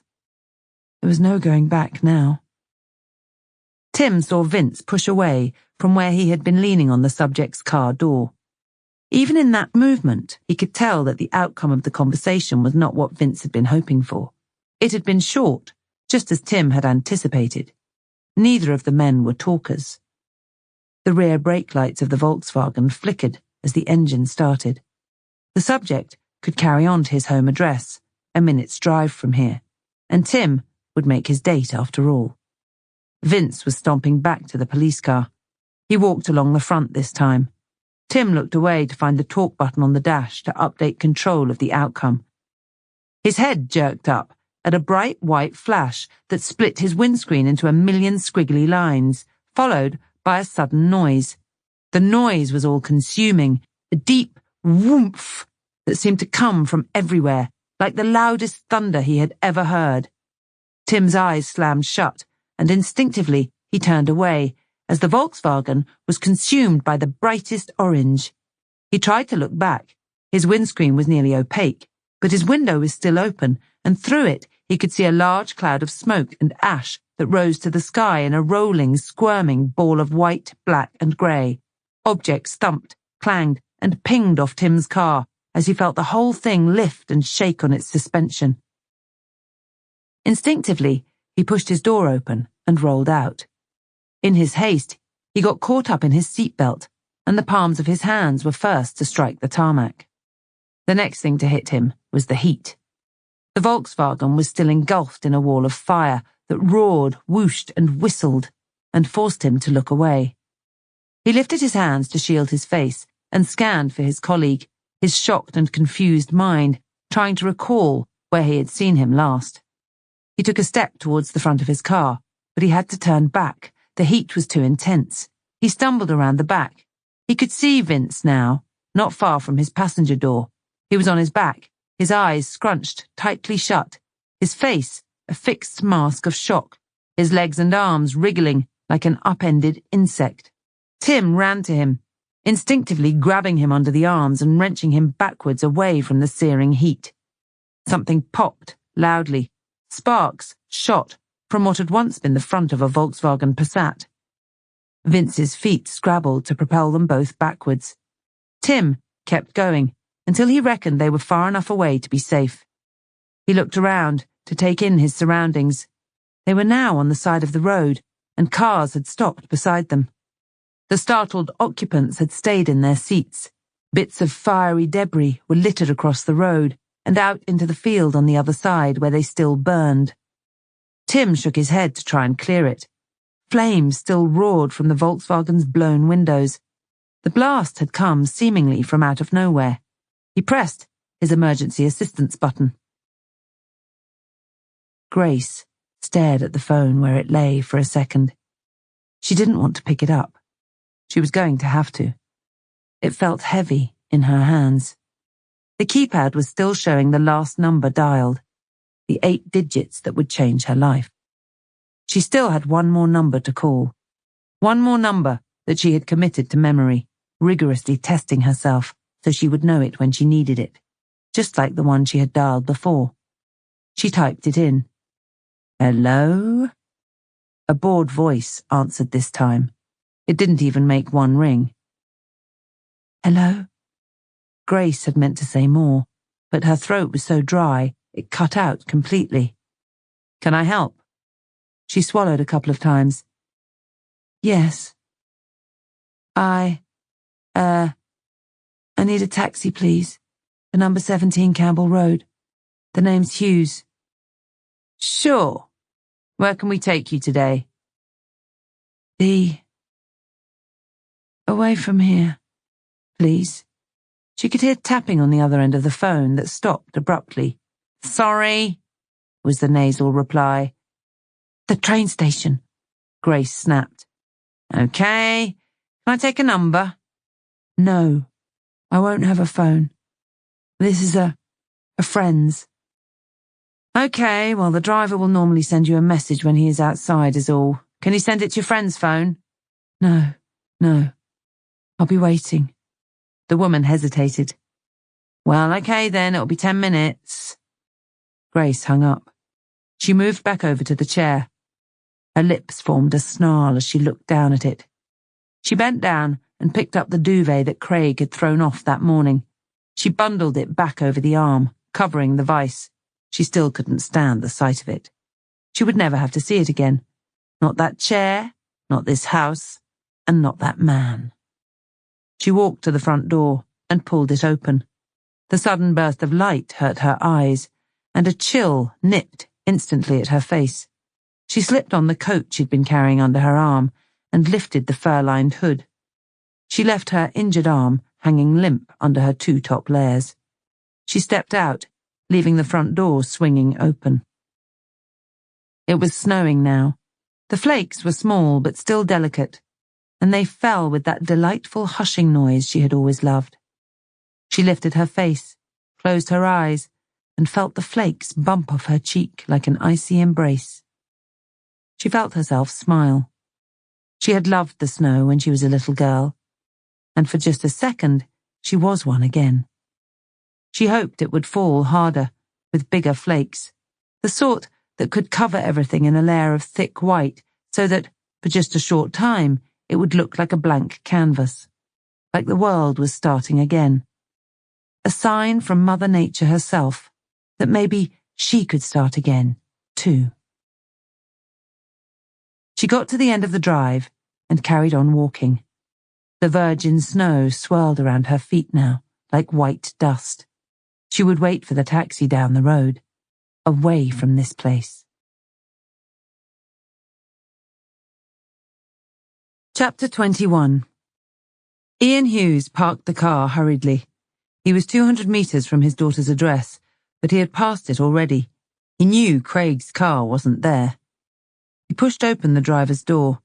His shoulder complained as he did. He didn't know if it was stiff from him throwing his useless punches or if it had taken a hit. Probably a bit of both. He hadn't had time to assess his injuries, save for a quick look over his face in the rearview mirror, prodding bits that were tender and trying to direct his anger away rather than towards himself. There would be time for that later. Right now, he needed to know Grace was safe. He jogged along the pavement. There had been some snow, but not enough to settle.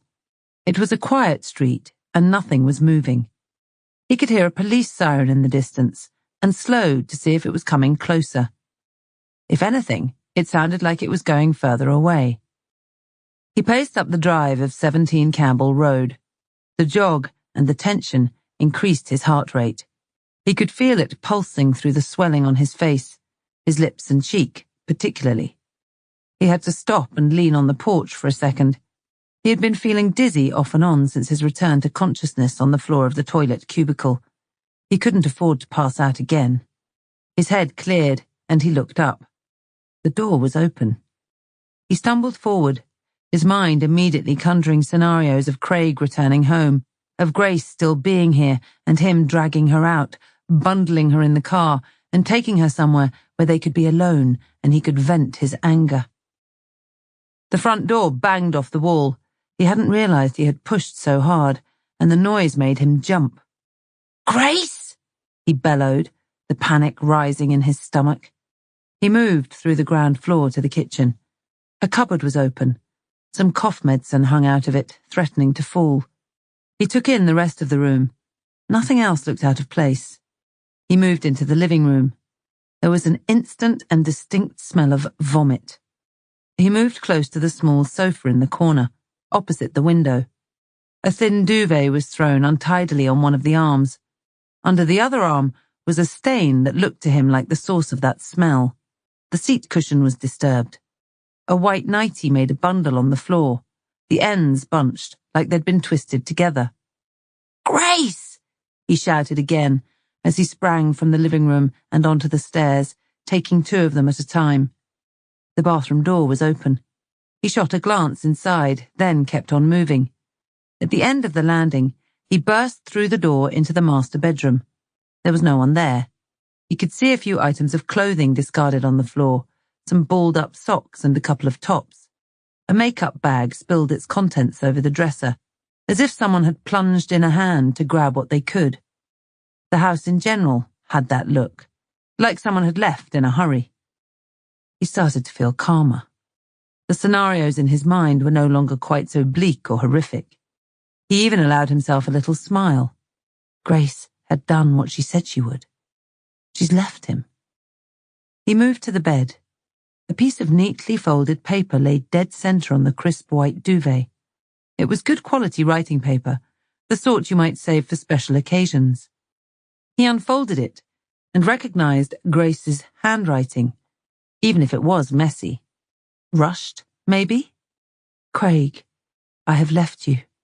You hurt me every day, and you know that you do. Deep down, no matter what you tell yourself. And we lost our baby because of you, and you know that too. No amount of taking it out on me will change that. You killed your unborn child. Our unborn child. And I think you meant to. I'm not sorry. This is not my fault, and I won't be back. You need to know that. Grace." Ian sucked in air. She had done it. He folded the paper and put it back carefully. His hands balled into fists, but he resisted punching the air. He'd done enough of that for one day. His mind suddenly made sense of the note. Her unborn child. She had been pregnant. His hand rose to his mouth, and he suppressed a sob. She'd lost it. He took a moment to peer around the room. All the beatings, all the stress, all that his daughter had been through in this house. He'd barely had a clue. He moved back down the stairs and slipped out the front door that he'd left open. He felt sure Craig hadn't been home yet. Maybe he had done the decent thing and gone to the police station. Ian snorted in contempt. He shook his head. That man had never done a decent thing in his entire life. He got back to his car and caught his reflection in the window. His left eye was all but swollen closed. His cheeks were puffy, and his nose looked out of shape. He would go home and clean himself up. Grace might even be waiting for him. She would be furious with him at first. Not just that he put himself in danger and got himself hurt, but for his intentions too. She didn't believe in violence as a way to solve problems. He had always been so proud of her principles. He could still hear sirens. It sounded like they had multiplied. There had to have been an accident up on the main road. He'd take the back way home. Despite his aching shoulder and his throbbing face, he drove away with a smile and a lighter heart. Finally, his daughter was safe. She was safe, and she was free. Chapter 22. Maddie read her statement back over. A police officer's statement is always so dry, so devoid of any emotion. This one detailed the discovery of a teenage boy, his life snuffed out in his own bath, having expressed his fear and foreboding when he was in police custody just 24 hours earlier. But it read as a list of cold facts and observations in strict chronological order. Nothing more. All the feeling, the human emotions, they were all stripped out, as things police officers weren't allowed to take into account or even have. At least it was finished. It hadn't been easy. Maddie felt like she needed to put in every detail of her interaction with Toby when he was in custody. She knew it would count as a death in police contact, a label that was automatically assigned to any death in which the deceased had been in contact with police in any manner in the 24 hours that preceded their death. It meant referral to an independent investigative body and a whole lot of questions. There would be a poring over the details, every one, to establish if she could have done anything more to prevent his death. She wasn't worried. She would be prepared at least. She intended on poring over the exact same things, just as soon as she could. She would be doing it to console herself that she wasn't in some way responsible for Toby Routledge's death, doing it so she could live with herself. The independent investigation would have a different motivation. They would be looking to ascribe blame, even if there were none to find. Maybe this was why police officers' statements were so devoid of any human emotion. They were too busy covering their arse. As part of her preparation, Maddie wanted to go down to custody. She knew that all areas of the custody suites were picked up on CCTV, sound and vision. She wanted to be sure that her conversation with Toby through his cell hatch had been captured. She knew she had tried to get him to talk, for his sake, but she wanted to see it again herself. She wanted to be sure. Custody was eerily quiet. This was rare.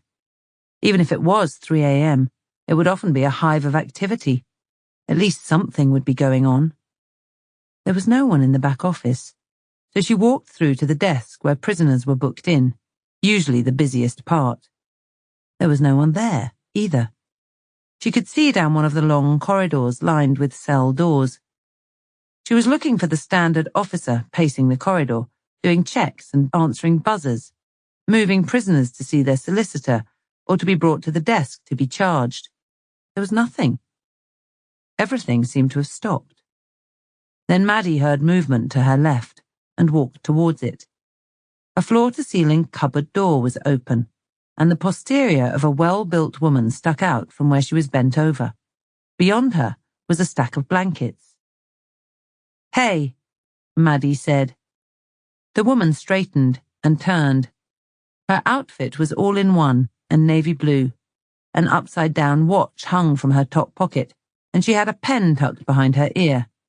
Maddie recognized her as the custody nurse. "Hey," she said back. "Where is everyone?" Maddie asked. "The skipper's here somewhere. All the officers got called out. There's been another explosion, like in the tunnel, I think. Didn't you hear?" The woman eyed her as if she should know already. "No, I had to finish something, so I locked myself away. Only for an hour, though." She felt like she needed to explain. The nurse still looked at her expectantly. "Don't worry, I'll come back down. It was nothing urgent. I should go and see if I'm needed for anything." "I guess you should." The woman gave a curt smile and turned back to her cupboard. Maddie's next stop was Major Crime.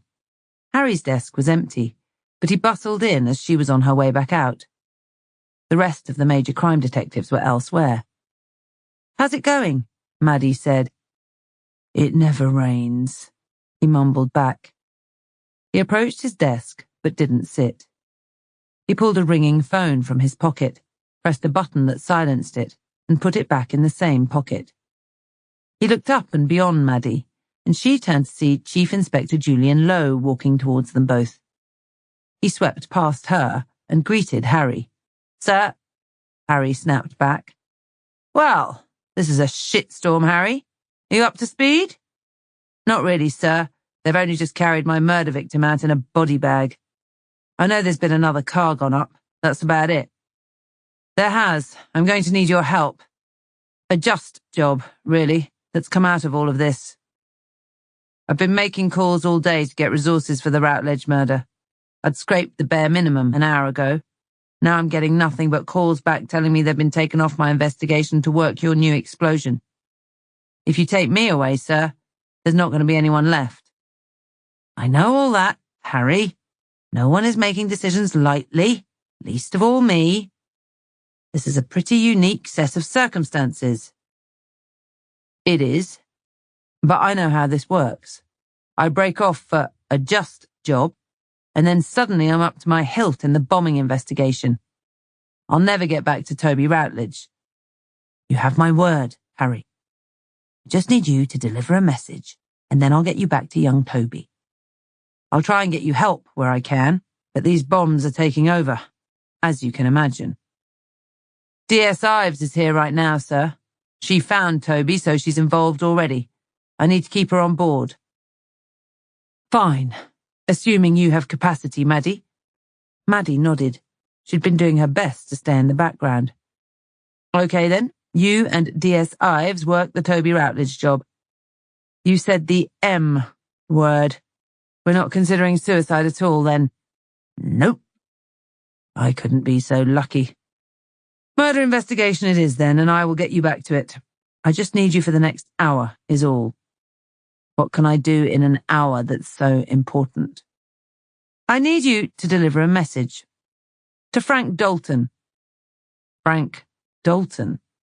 I thought this was related to the explosion." "It is. The victim? It was his brother." Maddie got another sense of déjà vu as the white and grey stones crunched under the wheels of their car on the approach to Frank Dalton's place of work. They didn't know for sure that he would be there. They'd talked about calling ahead to confirm, but agreed that it was best just to turn up. Men like Frank Dalton could wrap themselves in so many layers you might never get near them. They might need his staff to see their faces when they said it was urgent. At DCI Lowe's direction, Maddie had made a call to the Gold Command, who were running the tunnel bomb incident, and who would inevitably be leading the response to this second incident. He had said she should get an understanding of the victim and of how the incident had played out before they delivered the news of his death.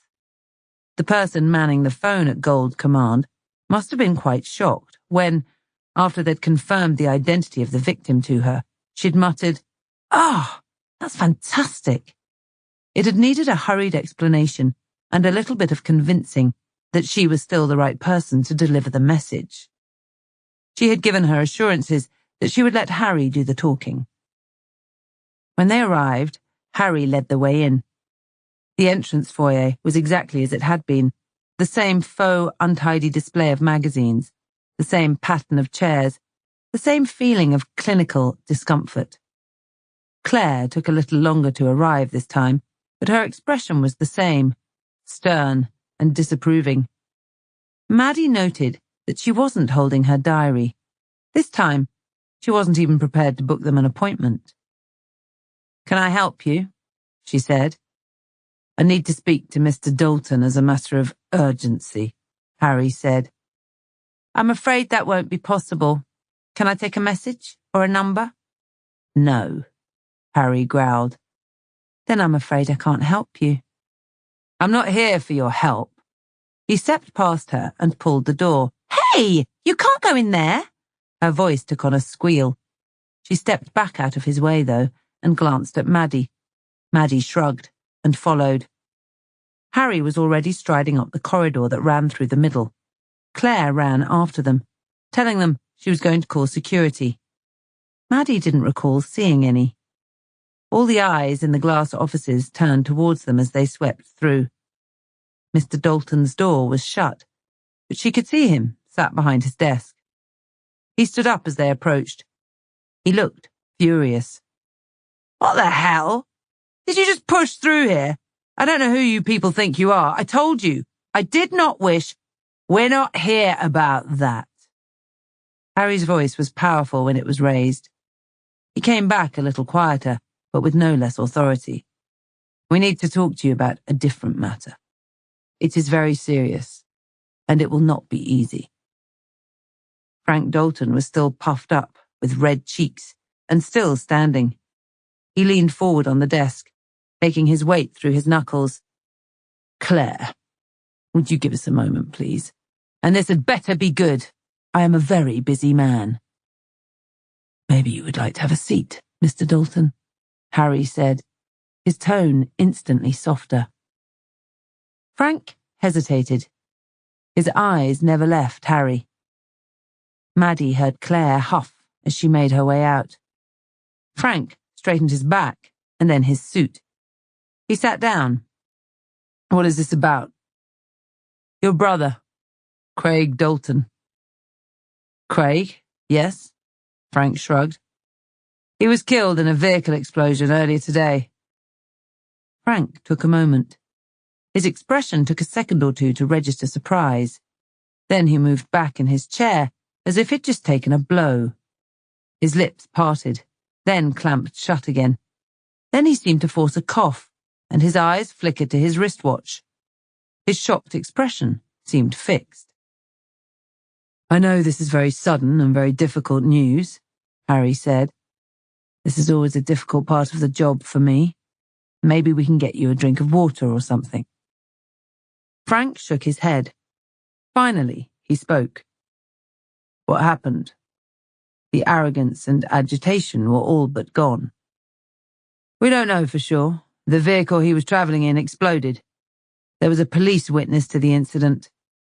Right now, we're considering that it was a device of some sort that has caused the explosion, but we cannot be certain. I'm sure you can imagine that this will all take time." "Device? You mean a bomb?" "Yes," Harry said. Frank leant back in his chair. "Jesus, a bomb? Like the other day?" "You mean in the tunnel? We have no idea if the incidents are linked, but I would expect that to be a line of investigation." "Craig? When did this happen?" "Around 2 this afternoon, sir." Maddie spoke up. Frank turned to her. His eyes looked heavy, but they suddenly widened a little. 2 p.m.? "Yes. As the DI said, there was a police witness, so it was called up pretty much as it happened." "Police? They were there?" "He had just been stopped. He was assisting us with our inquiries." "Assisting? Was it about Grace again?" "You know Grace?" Maddie couldn't resist. "I've met her, only a couple of times. The police were involved with them before. They argued a bit, I think." "How do you think she'll take the news?" Maddie pressed. "I don't know, really. They had their problems. What relationship doesn't? I don't think it was the most harmonious relationship. I think she used to wind him up. She knew how to press his buttons, maybe." "She pressed his buttons," Maddie said. She could feel her heckles rising a little, as if the tiny form of Grace would ever look to press the buttons of an 18-stone lump. "Yeah, at first. But the last time I saw her, he seemed to have got her in line. You know what I mean? That was a couple of months ago. He only brought her out with him when he wanted something. I guess he thought I wouldn't say no to him in front of her." "In line," Maddie said. Her anger came on stronger. Her tone must have carried something that Harry picked up on. He stepped in closer to her as Frank continued. "Yeah. She wouldn't say boo to a goose, really. She barely looked at me. She would just lurk in the background, her tail between her legs, like a dog that's been beaten too much. Know what I mean?" Maddie felt Harry's arm across her midriff now. She pushed against it as she took one step forward. I don't think I do. Maddie's voice shook a little with rage. Frank Dalton seemed totally oblivious. Harry interjected quickly. He was with police for another matter, nothing to do with Grace. It was all bottomed out. We will need to take some details, a statement covering the last time you spoke with your brother, anything you might know about him that could be relevant, that sort of thing. I'll get a detective to come and see you for that. Now probably isn't the right time. No. I'm not sure I can think straight right now. Is there anything important that you think we might need to know now? Important, Frank said. He lifted his hands to his head. His eyes had a glazed look as he flicked them between both detectives. Anything you think might be relevant. Has Craig upset anyone recently? Does he owe any large debts that you know of? Or is he mixed up in anything that might explain if and why someone would choose to target him?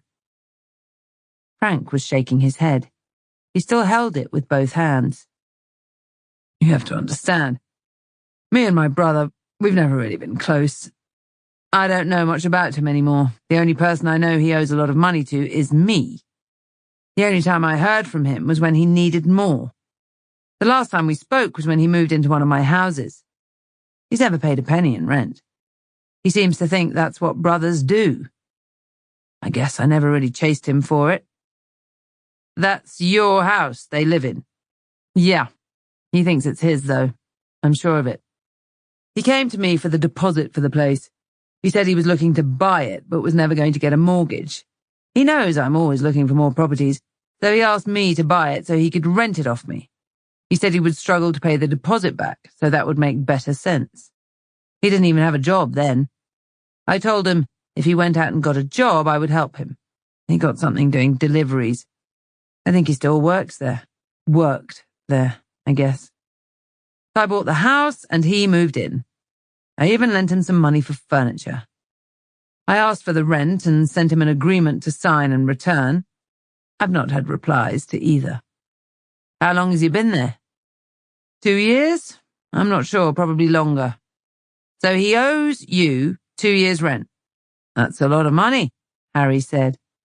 Frank lifted his head and sat back straighter. Not to me, it isn't, Inspector. And it certainly isn't something I'm upset about. If you're looking for motives here, I mean.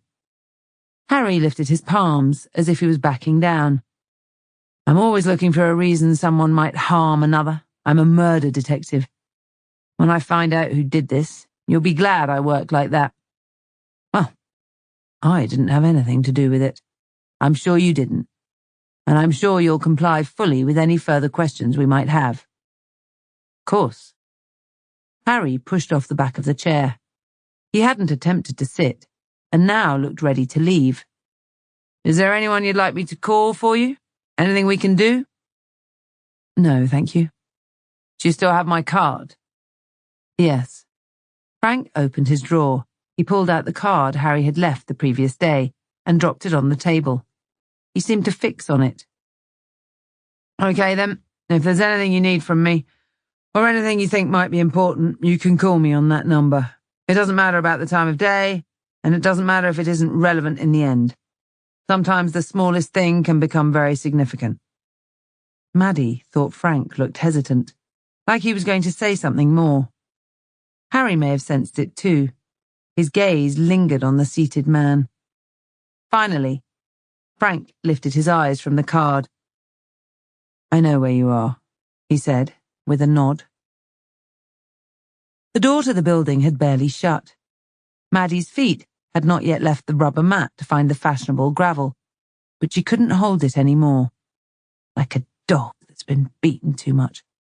That's what he said. She let the phrase hang in the air, the way it had been hanging in her mind. I heard it too. The man's a pig, but this wasn't the time to tell him. When is the time? Maddie said. Harry stopped walking. You would have told him then, in there, as part of that message. I was going to challenge him on it, yeah. No harm in that. That wasn't what we were there for. It wasn't the time to give the man a lesson in respect. Respect? It's beyond that, Harry. He knew what was going on. If you stand by and watch someone suffer at the hands of another, you're no better than the offender. I agree, Maddie, but he wasn't getting that message today, no matter how you said it. Because his brother just died? Yes, because his brother just died. Bullshit. And I've seen people affected worse. I don't think that man gives a shit about anyone but himself. Harry fixed her in a stare, using one of his silences. Maddie wasn't backing down. And I don't care that you don't like the bad language. Some of the people we come across, some of the people we work with, there's no other way to describe them. Then don't. Harry continued walking towards the car, and Maddie followed. They didn't exchange another word until they were back onto the main road. Maddie spoke first.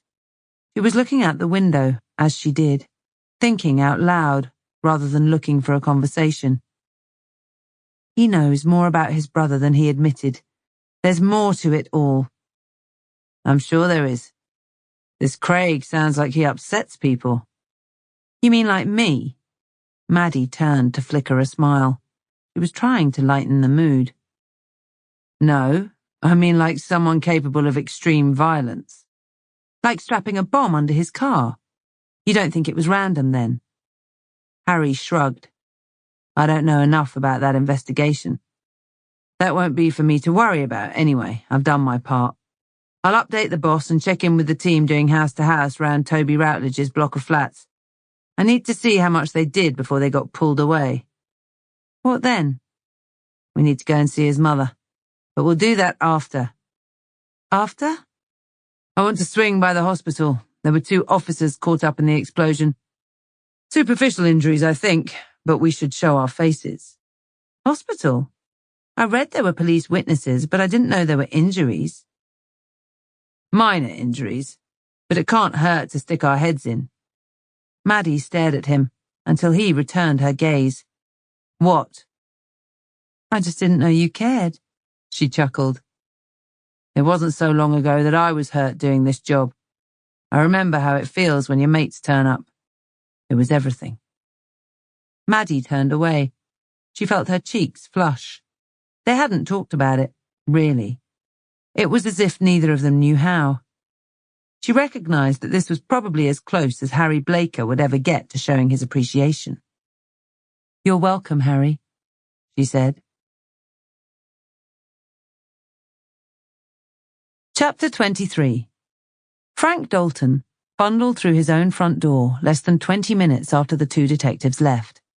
He'd given them a few minutes to get clear, hanging around his own reception area, watching them stop in the middle of his car park for a chat about who knows what. They had left eventually, and he had been only 2 minutes behind them. He swung his front door open and turned off the hallway into his study. His computer screen was dark. He had to stop and calm himself before reaching for the mouse to awaken it. He realized he was breathing heavily and sweating profusely. The screen blinked on. It was his home screen again, and the same picture of him and the glamour model. He was really beginning to despise his own smug grin in that picture. The timer was the same too, the same font, the same design, and it was still ticking down.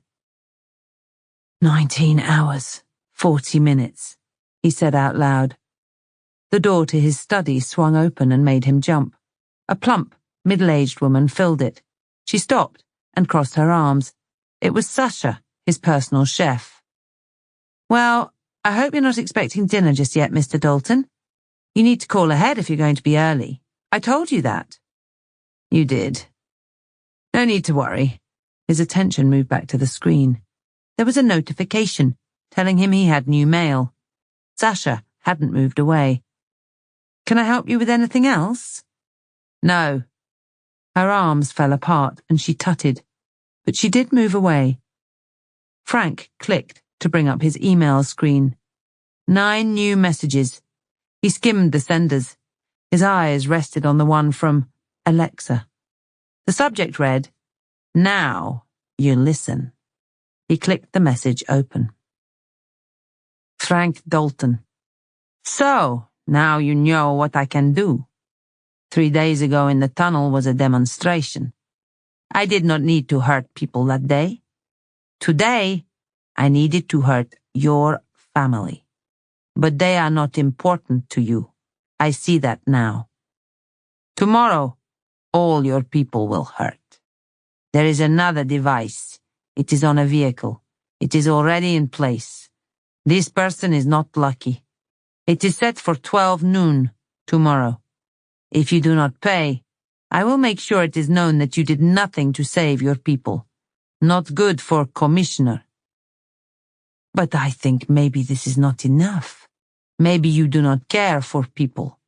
So you will see there are attachments to this message.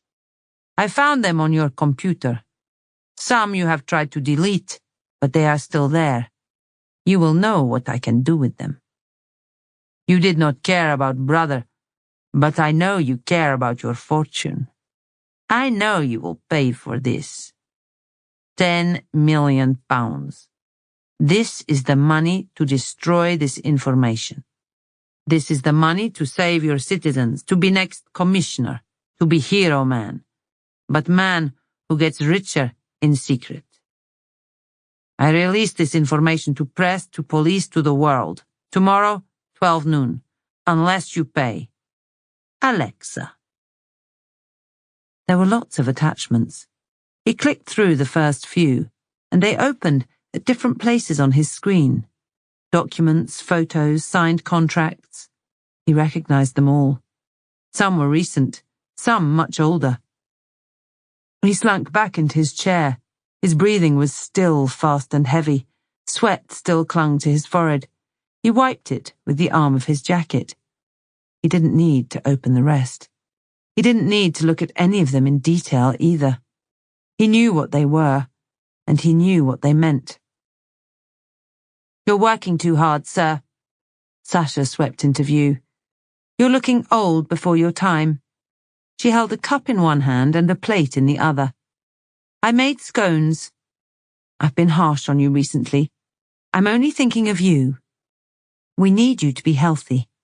But this is a treat. She put the tea and scones down on his desk. Frank couldn't speak. He nodded. She took it as enough and left. His right hand fell to his pocket, and he took out his wallet. He fished out the card he had been given by Detective Inspector Harry Blaker. He took it out and ran his finger along the name. He stopped on the phone number. He knew he should call. This was serious. There was another device out there. But once he did, once he picked up that phone and said those words, there would be no taking it back. And then everyone would know. He stood up, strode back through to the hall and turned to the door. He would go for a drive. Clear his head a bit, maybe. He couldn't think straight. Not with that damned timer ticking down in front of him. 19 hours, 36 minutes. In the hospital, Maddie embraced Sergeant Tim Betts. Harry Blaker stepped forward and reached out for a handshake, but Tim declined politely. Sorry, sir. Sprained wrist. Nothing too bad then, Harry said. Nah. I sent the junior out first, of course. Less of the junior! A voice boomed out from behind a white curtain just beyond Tim. They were in the area of beds that was part of the accident and emergency department, where they put the minor injuries that they couldn't deal with immediately. Curtain whooshed back, and a harassed-looking nurse swept out and moved quickly away. Maddie was left staring at Vince Arnold. He wore a big grin, but it dropped away pretty quickly. He must have picked up on her shocked expression. Now this is a sight for sore eyes, he bellowed. Couldn't keep away, could you, Sarge? I had no idea it was you, Maddie spluttered. Of course you didn't. It's okay, you know, you can tell me. What? Did you get blue-lighted over here when you heard? Harry stepped through the curtain, and Vince took up his handshake. Maddie had seen them interact before. It was clear that there was a lot of mutual respect between them. How you doing, boss? Nice to have you back. You know, after all that happened. Vince still talked too loud. "Couldn't keep me away. All the good ones get hurt at some point," Harry said. He stepped back as if he was taking in Vince's form. He was sitting up in a black uniform top with a zip at the top that hung open. His eyes were red and streaming. His face had been wiped clean, but there was still blackening around his ears, both of which had a yellow-tipped plug, just visible, that might have accounted for his increased volume. Maddie cursed herself for not making herself aware of the details. She had no idea the officers had been so close to the car when it went up. It must have been terrifying. "I've always thought that, boss. I've got frazzled eyebrows and a ringing in me ears. That's about it. Not enough to keep a good soldier down. Not like my skipper out there. The man who got caught up in an explosion and managed to sprain his wrist taking his seatbelt off." Tim stepped in behind them. "You need to change the record, mate," he said jovially. "And the doctors just dropped back the results from your brain scan. Turns out, you still ain't got one." "Very good. You've been out there for ages thinking that one up." Maddie stepped closer to Vince. He must have seen the intensity in her, and his smile dropped away. "You okay, Mads?" "You were close enough to see him." "See him?" "Craig Dalton. You saw him." "I saw him. I was talking to him. We were done and I was walking back to the car. Next thing I know, all hell broke loose." "He was in there. He was definitely in there." "Mads, the man went up. No doubt he was in that car, in the driver's seat. I walked away and I heard the engine fire. It pulled away and then it went. He was in there. He's long gone." Maddie reached for his hand. He squeezed it gently. "I'm glad you're okay, Vince." "And I'm glad you're the one on the case, Mads. They damn near ruined these good looks. That should be a crime on its own." Maddie grinned, the way she always grinned when Vince spoke. She couldn't help it. "I'd best get back to it then." She paced back through the busy ward, with Harry at her side. "You didn't have the heart to tell him the explosions are someone else's problem." Maddie was still good-humoured. "It doesn't matter anyway. That man hears whatever version he wants to hear." Toby Routledge's family home was not somewhere Maddie had been before, and neither had she met his mother, despite the numerous interactions with her son. Sharon Lyons had always refused to come out in support of Toby when he was in custody. Maddie hadn't been sure of the reason, but just moments after knocking, she could hazard a guess. The first of her reasons answered the door. The other one was scurrying around in a baby walker. "Ma!" The first girl looked around 12 years old and hadn't developed her late brother's response to police officers yet. She stepped back immediately, allowing the door to swing open so she could shout up the stairs. It was a couple of minutes before Sharon Lyons appeared. Her bare feet slapped against the exposed wood of the stairs on the way down. She was careful to avoid the spiky carpet grips that were still in place. She looked red in the face. Her hair was pulled back and tied roughly. She wore leggings and what looked like a man's fleece top with the sleeves pulled over her hands. She stopped 2 steps from the bottom. Her whole demeanour was of someone who is agitated and on edge, and she hadn't said a word yet. "Miss Lyons," Harry said. "Yeah. You coppers. I'm Detective Inspector Harry Blaker and this is Sergeant Ives." "So? What do you want with me? You lot don't think you've done enough?" "What do you mean?" Harry said. Maddie thought it was a brave sentence the instant it fell from his lips, the verbal equivalent to lighting blue touch paper. "What do I mean? He came to you, didn't he? He told me he came to you. When he got out of your place, he said he'd asked for help, but he got nothing. Just like he always got from you. I know he was trouble, that kid. Trust me on that. I know better than anyone. But when he asked you for help, you did nothing." "That isn't quite true." Maddie stepped in a little. "You calling my boy a liar? 'Cause he ain't here to talk about it now, is he? He can't be giving his side of the story. You lot made sure of that."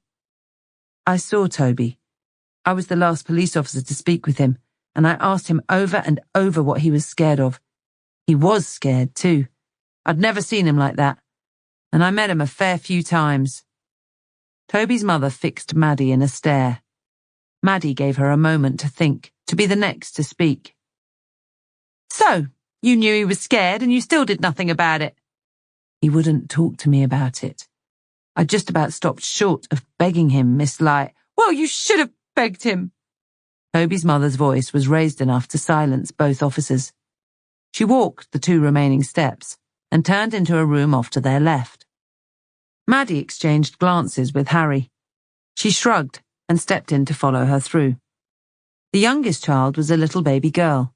She was dressed in a nappy and a pink t-shirt and thumped her baby walker enthusiastically into the sofa. She giggled as the sensation rippled through the plastics around and made her chubby cheeks wobble. She lifted her giggle up to Maddie. Then her little legs propelled her backwards so she could do it all over again. Sharon Lyons was at the other end of the room, where bright daylight leaked through a large window and framed her in silhouette. She was facing away, her right hand splayed and resting against her right cheek. A neat spiral of cigarette smoke now rose from between her fingers, only dissipating when it hit the yellowed ceiling. How old? Maddie asked. Sharon didn't turn round. She didn't move. 11 months. She looks like she's enjoying that walker, Maddie chanced, still trying to lighten the mood. There was a pause. Maddie knew this was where she either softened and talked to them, or they were ordered out. Sharon Lyons decided to soften. She turned to face back into the room. She's never happier than when she's bumping off something. Should have been a boy, that one. I guess I've run out of boys now.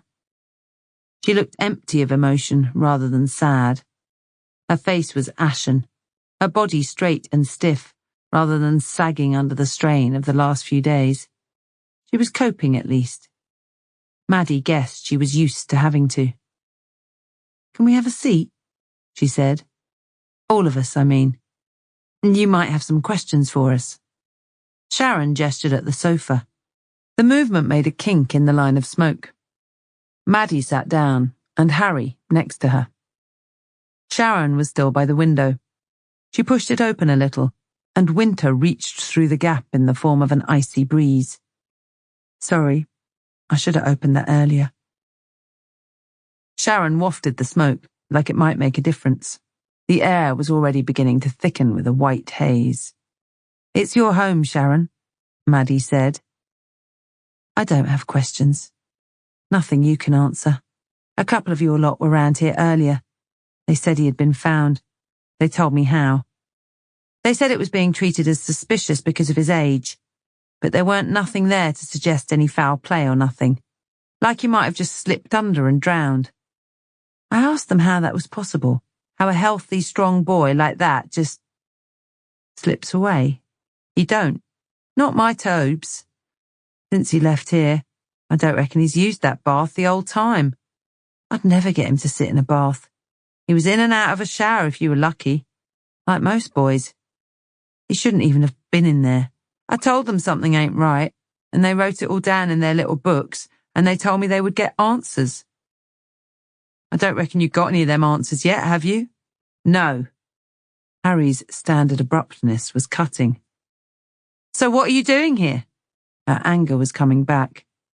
Probably asking some of the same questions, Miss Lyons. I'm what's called the SIO, Senior Investigating Officer. Basically, that means it's my job to find out what happened. I take that very seriously. I'll have a look at what they wrote down, but I like to speak to the people that matter myself. I don't get why I matter. When did you see Toby last? She took a deep suck on her cigarette. Her hand had a shake to it. She coughed when she breathed out. It was rasping, like the early sign of something serious. She had to take a moment to get her breath. 2 days ago, he had some washing. I only ever saw him when he needed me, but I never minded that. Rather that than never at all. Were you close? Sharon's lips creased into a smile. I don't reckon you get too many mums who got a good relationship with their 17-year-old boy. Not day to day, you know what I mean? Day to day we bickered, we got on each other's nerves. That boy put me through a lot when he lived here. Constantly getting nicked and at all times of the day and night. You lot round here searching the place, asking to come in to check you weren't here, no matter what I said. And me pregnant or with a newborn or just trying to get on with my life. It never mattered. You lot were going to do what you were going to do. I blamed the police at first. You wouldn't have got me sat talking to you a year ago. But then I worked it out. It was Toby bringing this to my doorstep. So I got him out. I warned him. I said one more night like it and he was gone. You lot turned up less than a week later, and that was it. It weren't fair on me and it weren't fair on his sisters. We are intrusive, Harry said. We don't turn up when it's convenient, and we see it all the time. The family getting the brunt, I mean. It's tough. It had to stop. But it ain't easy kicking your son out. He didn't talk to me for a while, but I thought maybe it would do him a favour. He would have to run his own house, see what that was about. The council got him a little place. Someone pulled some strings at the social. They did it to help me out. He never saw what people were doing for him. He only ever saw people as having it in for him. We were just starting to get better. He would turn up with his washing, but he would stop for a bit, have a cup of tea, play with his sister. I could see he was missing us. Then he got different. It was sudden. Different? Yeah, like moody. More moody than before. He was talking about how he weren't a bad person and he was trying to be good. I thought it was just part of growing up. But it seemed to change. He seemed to get scared, more and more. When was this? Last couple of weeks. He didn't want to go home, and at first we argued, but then I said to him he could camp out if he needed. Crashed on the sofa. He probably stayed here more than at his place in the last week or so. But then you lot sent him to court and he got that tag thing to monitor a curfew. He had to be in his own place before 6. He told me he wanted to stay over here. I could see he was scared. But if he stayed here, I knew what would happen. I knew you lot would come for him late at night again. I didn't want him getting nicked no more. I told him that. I said he had to do what the court said, and he had to sort out whatever shit he was in. We argued. Sharon turned back to the window. Maddie heard a sniff like she was upset. She considered standing, going over to her and comforting her. She stayed seated for now. She would give her some space. The last time I saw my boy, we argued. That's the hardest thing. He knew you loved him. He still knew that. Of course he did. Maddie tried to be soothing. I know that. I do know that. I told him I loved him. I said that was why I was doing it. But if I hadn't, if I'd let him stay here on that couch, the worst thing that would have happened would be your lot sticking him in the back of your car. Maybe the court would have sent him for a stretch in the young offenders. Nothing major. Safe at least. What was he scared of, Miss Lyons? Harry said. I dunno. I've been racking my brain. I know a lot of people. I put the word out trying to find out who he's upset, what he owes and who to. I got nothing back. A few weeks ago I heard he was working with some older fella, but no one seems to know who that was. I thought I knew all his mates. This fella was driving him about so he could screw some new places. I didn't ask him about it. If I had, he would have shouted the house down, I know that. And I know he was using the lock-up. One of the neighbours saw him coming away. Lock-up? Yeah, it's a garage, really. It comes with this place. It's in a separate block. Your lot searched it day before yesterday. Can't remember the last time I stepped foot in there. He's had the keys for years. He always made me promise I wouldn't talk to the police about it when they came here. I never did. I was surprised when they turned up and said that he had told you to look there. They already had the keys. They said Toby had given them over. They found stuff too. I had some paperwork to sign and it listed a load of stuff. All nicked, they reckoned. I know he weren't perfect. I knew he was out screwing places. But I reckoned it was scrap metal, shops maybe. Not people's houses. I guess I just hoped. He weren't a bad kid. Seems a strange thing to say. Easily led. I think you're right. I don't think he really considered what he was doing. But he was always good at covering his tracks. He gave us the right runaround. Not this time, though. He just gave it all up. He told us what he was up to and where to find it. Maddie paused. She watched for any reaction. Why would he do that? Sharon perched on the arm of the sofa closest to the window. There was a glass ashtray on the other arm. She squashed her cigarette into it. She kept hold of the ashtray. It was nearly full. We didn't always get on. The older he got, the further apart we got. But he was starting to come back. He was starting to grow up a bit. No matter how much we argued, how much we upset each other, I always understood him. If he turned up angry or got angry, I always knew why. He had a lot of front, too. But I'd seen him scared a few times before, and I always knew why. This time, though, I had no idea. He wouldn't talk to me either. We had a conversation a couple of nights back. Must have been Sunday night, because I'd watched a Poldark. He was on the sofa there and I was going to bed, and he said, "Mum," he said, "remember that I'm a good lad, really, no matter what people say, and a good son. Don't ever forget that." It sent shivers down my spine, it did. I made him promise he weren't depressed or nothing, or sick or dying or nothing like that. He promised me. He just said that he wanted to say that. He said he loved me. I ain't heard that since the first day he got nerves at the gates of his primary school. Sharon bowed her head. She sniffed again. She put the ashtray back down and reached into her pocket. She lit another cigarette in a smooth movement and raised her head to blow the smoke upwards. I don't care what you say about him falling asleep or taking drugs or fitting and slipping under in that bath, or about how there's no foul play.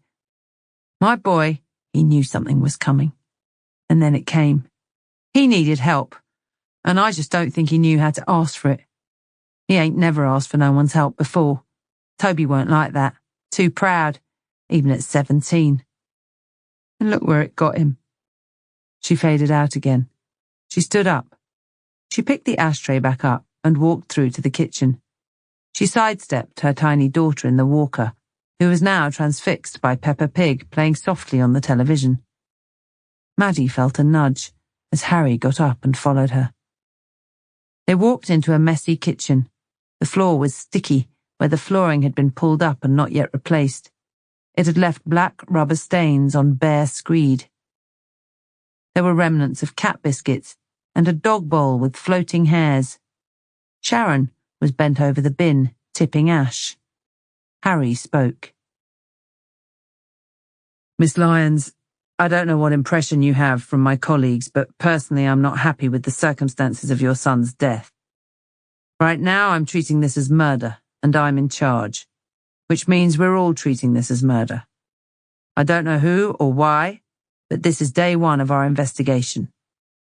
Sharon lifted eyes that were swelling with tears. She ran the back of her hand across them. "Okay then," she said. "I'll keep you informed. We have an autopsy that may give us some answers. That will be in the next day or so. But there are other lines of inquiry too. We will find out what happened." Sharon forced a laugh through her tears. Maddie was a little taken aback. "Sorry, I didn't mean to laugh. It's just Toby. He always said you lot always find out. He said you have a knack. I guess he'll be looking down on us all now, hoping he was right." Maddie smiled. "I reckon he will." Sharon managed a weak smile back. "Well, you will let me know when you find your knack, won't you?" "No problem." When they stepped back out, the snow clouds had cleared, and the sun was low enough to force Maddie to shield her eyes as she walked back to the car. "She's had a tough few years or 10. Seems like it. What more is there to do today?" "Not much. You're due off shift. The way I see it, if we head back in, we've got more chance of getting caught up in the tunnel job. There's not much more we can do today. I tasked Rhiannon with having a quick look through what came from the door-to-door stuff. Maybe we got lucky and there was some disturbance at Toby's place. I also tasked a team to go out and find his associates. We need to find out what trouble he was in and who with. I think most of the team I tasked I lost to this other job, so it's possible none of that got done. Go home, Maddie. Tomorrow I should know what still needs doing and who I've got left to do it with. It might just be me and you. You could do a lot worse. You tasked Rhiannon? Yeah. I know she's one of yours, but she comes highly recommended. Maddie chuckled. I didn't think you'd listen to my recommendations. And she was the only spare detective I could find. You just couldn't let me have that, could you? If they're not done, tomorrow is CCTV reviews, knocking doors, media appeals, the standard stuff. Someone needs to do it, and I would prefer it wasn't a senior detective. We're better used elsewhere. There's a compliment in there somewhere. Then it was accidental. I'll drop you back. Go home. We'll start again at 7 in the morning. What happened to you doing 4 hours a day and staying in the nick anyway? 2 explosions and a murdered boy, Maddie. I won't tell if you don't. Maddie shrugged. My lips are sealed. Chapter 24. Friday. The 7 a.m. meeting was a short one for 2 reasons, and both stemmed from the same issue. First, there was very little to update. Second, Harry Blaker was in a foul mood. Harry led the meeting. Maddie was present, along with Rhiannon and 2 other detectives from Major Crime. Toby Routledge was on the autopsy table later that day. That was an important step. The initial CSI report gave a confident summary of drowning as the cause of death. They had also found some evidence of bruising on his shins, and significantly, they were at places that could be attributed to thrashing against the solid side of a bath. But it wouldn't be enough to prove foul play beyond any reasonable doubt. They would need more defensive wounds. Injuries sustained at the time of death didn't always show externally, but they would show on the inside. When Toby's skin was sliced down the middle and peeled back, they could only hope that it had some secrets to reveal. The flat also had numerous sources of DNA and fingerprints, but it was noticeable that there was nothing in the bathroom. Another case of what was not at a scene. Someone had cleaned up. The verbal summary of the door-to-door inquiries in Toby's block and neighbouring blocks reported that there was nothing of significance. Maddie was disappointed. She knew the area and the people that occupied it, and she didn't think for a moment that they could be relied upon to talk to the police without a little encouragement. Maybe there was something there to revisit. The same pair who had knocked the doors had also identified a parade of shops nearby where there might be CCTV covering anyone on foot walking towards his flat, but it was a long shot, and there were no resources to follow it up. Inevitably, the 2 major crime detectives had quickly been tasked by Julian Lowe to do a couple of just jobs in relation to the latest vehicle explosion. Maddie knew they would not be coming back, and Harry's mood had blackened even further. When the meeting ended, Maddie offered to pick up a takeaway coffee and stepped out for a walk while he calmed down a little. She was frustrated too, but she could appreciate how their investigation was further down the priority sheet than a car bomber who might not be finished. She went back to her own desk with her coffee. Harry had refused one with a wave of his hand. She saw an opportunity to spend half an hour doing some work on the reports she was being pushed for. It was still early, and the office was quiet. The opening of a door down the far end of the office was enough to stoke her interest. Even from this distance, she recognized Jim Sutton. He was unmistakable. He handled the post for the station, and Maddie was pretty certain he did it on his own, having never seen anyone else doing it.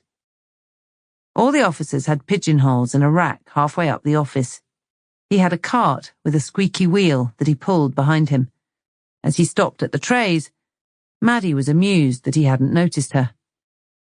Don't you ever take a holiday, Jim? Her amusement increased as he jumped at the sound of her voice.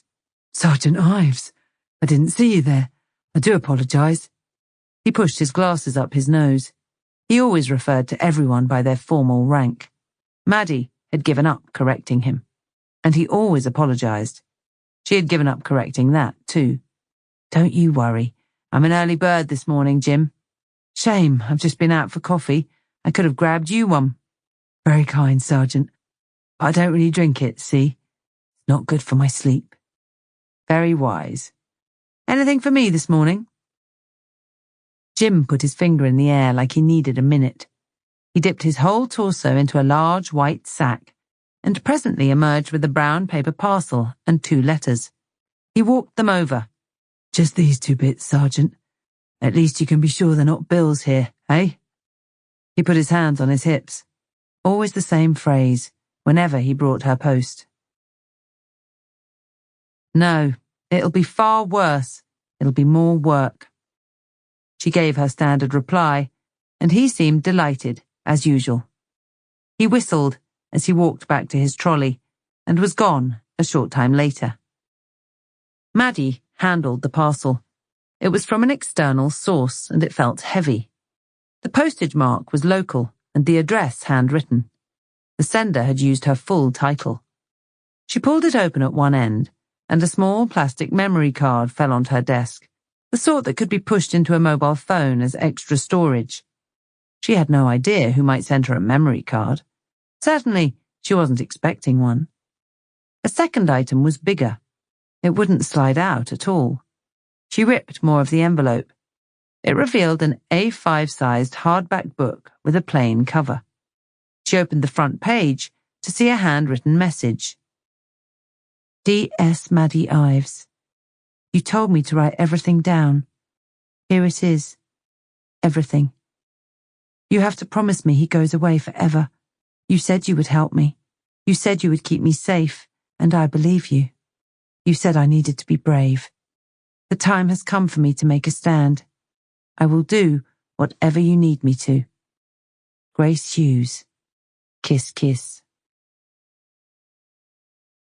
Maddie inhaled sharply. She realised immediately what it was. Grace had taken her advice. She flipped on another page. It was dated. The first page was late November. Grace had called it Day 1 in brackets. That day was a short entry. Craig got back from work. He was angry. I don't know why. I did ask, but he told me to mind my own business. He talked down to me. He said it was adult stuff that I shouldn't worry about. He was really nasty. I didn't push it. Craig got undressed. We were in the kitchen, and he just took his trousers off. He demanded oral sex right there and then. He said that was what women did for their men when they'd been at work all day. He told me to get on my knees and do it. I was too scared to say no. He kept slapping me on the back of the head. He called me Good Grace, and he kept saying that I knew what I was good for. When he finished, he went for a shower. He got changed and went out. He didn't speak to me again. I wasn't going to do this. I wasn't going to write it down. I didn't think it was a good idea. But I do have to tell you, I know that. He's getting worse. Tonight was the worst he's been. I cried in the toilet after, so he wouldn't know. Maddie sat back and ran her hand through her hair. Jesus, Grace, she uttered. She flicked her head, trying to see if there were any contact details, a telephone number. There wasn't. She remembered the update from yesterday. The patrols had gone round there to speak with her, to break the news. They had found a note that was meant for Craig, and evidence that she had left in a hurry. She was being treated as a missing person. Maddie was sure that Grace would know that he was dead. The news was full of the bomb incidents, and they were giving the description of the car, the location, and the fact that members of the public had seen a 35-year-old white male in the car just before it had gone up. It was rolling news. You couldn't miss it. Maddie didn't think that changed much. She still expected Grace to get in touch with her specifically, and she doubted she would have to wait long. It had to be a strange time for Grace. Maddie had experience with victims who had suffered years of abuse at the hands of a partner and finally reached a point where they had asked for help. Suddenly the police would swoop in and remove the aggressor, and the victim would feel totally lost. Beside themselves, almost. Years of being controlled, of being told what they could and couldn't do. And then, absolute freedom. Just like that. It was often baffling, overpowering almost. Some started wanting their partner back, mistaking their confusion and dependence for love. For Maddie, it was hard to believe that the two lines could blur, but she had long since given up trying to understand the workings of the human mind. Abusive partners don't just bruise the skin of their partners, they get right under it. She picked up the memory card. It was a standard size, and she had a device that transferred the images straight from the card onto her computer. The instant she slotted it in, her screen came up with a prompt, asking if she wanted to view the files or print them. She selected the print option. The printer at the end of the row of desks clunked to life. Maddie wanted to see Grace soon. She would tell her that she was there to help, and that she was still going to need it. She should read the diary first. She owed Grace that, to be able to understand fully what she'd been through. She turned the page. Pain and horror dripped from even the first words. Grace cussed under her breath. She had flinched at a sudden sound. Glass bottles being tipped from a bin into a lorry. She knew that was what it was. She had passed the lorry on the way in.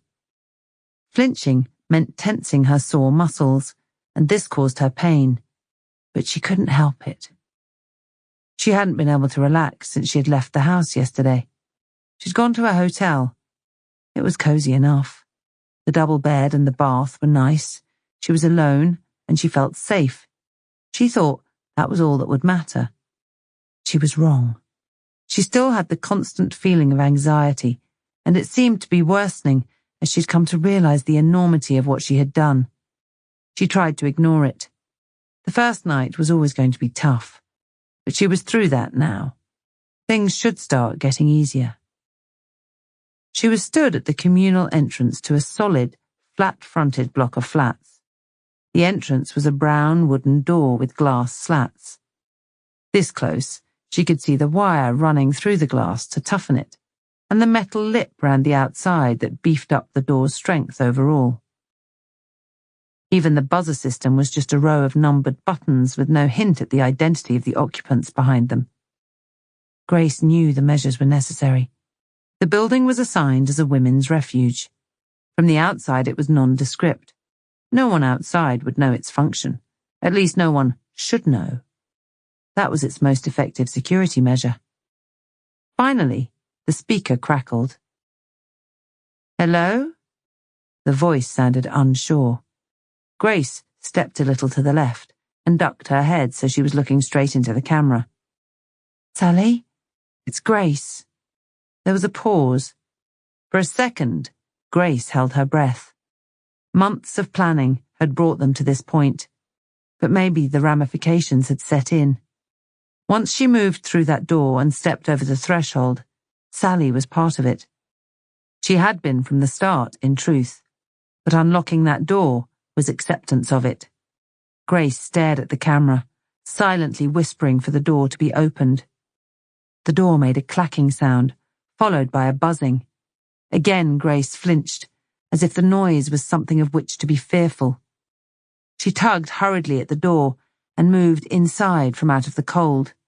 She continued up 2 flights of stairs until she got to another door, brown wood with glass inserts, and another buzzer system to get past.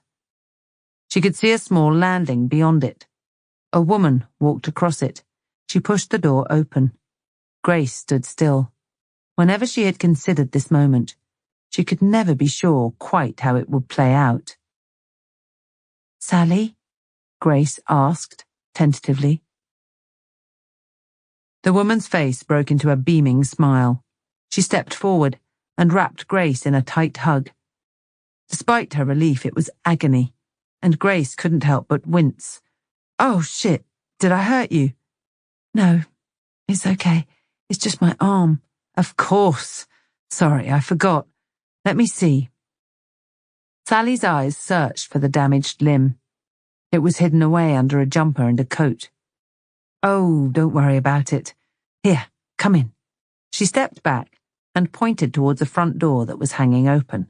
It had the number 6 on the outside, matching Sally's instructions. Grace stepped in. It was a small flat, but neat and tidy. The kitchen was to the left. She could see a living room to the right side with a long window. They were both in the hallway. Sally seemed to be unsure of what to say. Grace could guess what it might be. She was right. Have you done what we discussed? Yes, everything. The diary and the memory card. It's gone. I sent it yesterday. I put in one last entry, something she needed to know, and then I sent it. The memory card too, with all the pictures on it. They were in date order. Maddie Ives is the detective I've been speaking to. She's a sergeant. She might even have it all by now. Well done, Grace. You did good, girl. The next bit will be hard when I go and see Maddie, when I have to sit in front of her and tell her I don't know anything about Craig. You were right. I need some time to get my head straight before I talk to anyone. I think about what I did. Grace started to break down and sucked in a rushed breath. Sally grabbed her by the shoulders and stared intently into her eyes. You did what you had to do to get safe. There was no other way. Trust me. Look at me. Here. You don't want to be living this life, in someone else's flat, never feeling truly safe, and only here until someone else needs it more. I don't go out, Grace. I can't work, or have something simple like a Facebook account in my own name, with my own friends. I'm tired of being in fear. We shouldn't have to fear anything anymore. Grace felt tears on her cheeks. She couldn't remember the last time she'd cried openly. It felt good to let go. She felt Sally hug her tight, while mindful of her damaged arm. Grace got herself together, enough for her vision to clear. Sally was chewing on her lip. She looked concerned, but her face broke into a reassuring smile. Was the hotel okay? Yes. Thank you for sorting that. It was so nice. I had a bath and a big bed. Grace started to remove her jacket and gasped as she did so. You need a hospital with an A&E. There's one 10 minutes from here by cab. You need to get that arm sorted. You'll feel better, stronger even if you're not in constant pain. And that works too. You left him. You ran away to a hotel. You didn't know what to do with yourself. Then you went to the hospital and got sorted in a town as far away from him as you could get. That explains the delay in going to the police. I can't. Grace surprised herself with the ferocity in her voice. Not just yet. The doctors and nurses at those places, they're like the police. It's an interrogation. I need to be sharper. Sally took hold of her again. She was gentle. Grace's head was turned slightly to one side. This was the first time they had met in person. They had talked via a messaging app on Grace's hidden phone, and that was it. Sally had tracked her down on social media, early on, when she was still allowed to access it. Sally was the only person who really understood what it was like to live with somebody like Craig Dalton, who knew the constant fear. Grace didn't know if she had ever felt closer to someone than in that moment. She was struggling to speak. Sally spoke instead. Don't worry, we have plenty of time, okay? Victor will be here with the money later. By this time tomorrow, you will have enough to start all over again. Your new life has already started, even if it doesn't feel like it yet. For both of us, too. I'm sorry. I just need to get him out of my head. When I called that number, the number you gave me, the phone just died. I didn't know what to expect, but not that. I saw the news, Sally. I know he was in that car. They as good as said it. But I already knew. I can't explain it. You told me the call might just arm it, that it would only go off when the car was moving. But I knew it happened straight away. I just knew. And that phone cut off. It was like he was so much a part of me. I felt him go. I just felt free. And now I don't. I can't explain it. I don't know why. I know, Grace. I know exactly what you mean. You've lost everything over time. Your life, your identity, your ability to make a simple choice. He took that all away. But he's gone now. Maybe that feeling you have, maybe it is freedom. You just forgot what that feels like. Grace felt the grip tighten on her shoulders. She felt reassured. A little stronger, perhaps. But she did need to go to a hospital. There were parts of her that were not going to be fixed by time and kindness. Sally was right. She needed to start looking after herself. Chapter 25. When Maddie stood up, she was in a daze. She hadn't finished reading yet, but she needed to break away. She had never read anything like it. Her head was shaking. The diary was still clasped in her hands. She dropped it on the table, as though the horror of it might have the ability to take on a physical form that could soak from the pages and be absorbed through her skin. "You okay, kid?" Harry's standard growl. He was stood, a dark figure, in her peripheral vision. She didn't acknowledge him at first. "Sorry," Harry said. "The kid thing. Force of habit." She took a moment. When she did raise her eyes to him, he suddenly looked worried. He reached out with both his arms, as if he was trying to steady her. "Jesus, Harry." Her voice was a coarse whisper. "I had no idea how bad." "Are you okay? You look washed out." "We need to go out." "Okay. You want to sit and have a sip of water first, maybe? Some sweet tea?" "No." Maddie did feel a little light-headed. It lasted just a few steps. Then her walk became more determined. She felt her body flush with anger. She had scooped the diary up on her way. The pictures, too, which had gathered in a stack in the printer tray. She heard Harry behind her on the stairs. He didn't say anything more. Maddie got into the driver's seat. She opened the diary and passed it over to Harry and started the engine. Harry took the hint and started reading. She pulled away. It was a 20-minute drive to 17 Campbell Road, Hawkinge. Maddie didn't speak. Suddenly, it was as if she didn't know how, as if there was nothing she could say. Harry made a few noises between turning the pages. A few sighs, a couple of tuts, and some muttering under his breath. She pulled straight onto the drive. The door was still ajar. She knew a search team was due to go in there. Craig Dalton's murder was being treated as a terrorist incident until they knew better. Counter-terrorism searches could take days, and they hadn't even started this one yet. It was a specialist job for a specialist team, of which there was only one available to the county, and they were still in the Round Hill tunnels, bagging up debris and photographing scorch patterns on the walls. Craig was deemed to be a random target of the same offender. His home was a belt and braces measure and not considered a priority. She walked straight up to the cold-looking uniform officer sat on the doorstep, who greeted her with a look of surprise. He stood up stiffly. He had to pull the snood down that was covering his mouth to speak. "Good morning," he said. "DS Ives and D.I. Blaker, we need 2 minutes in there is all."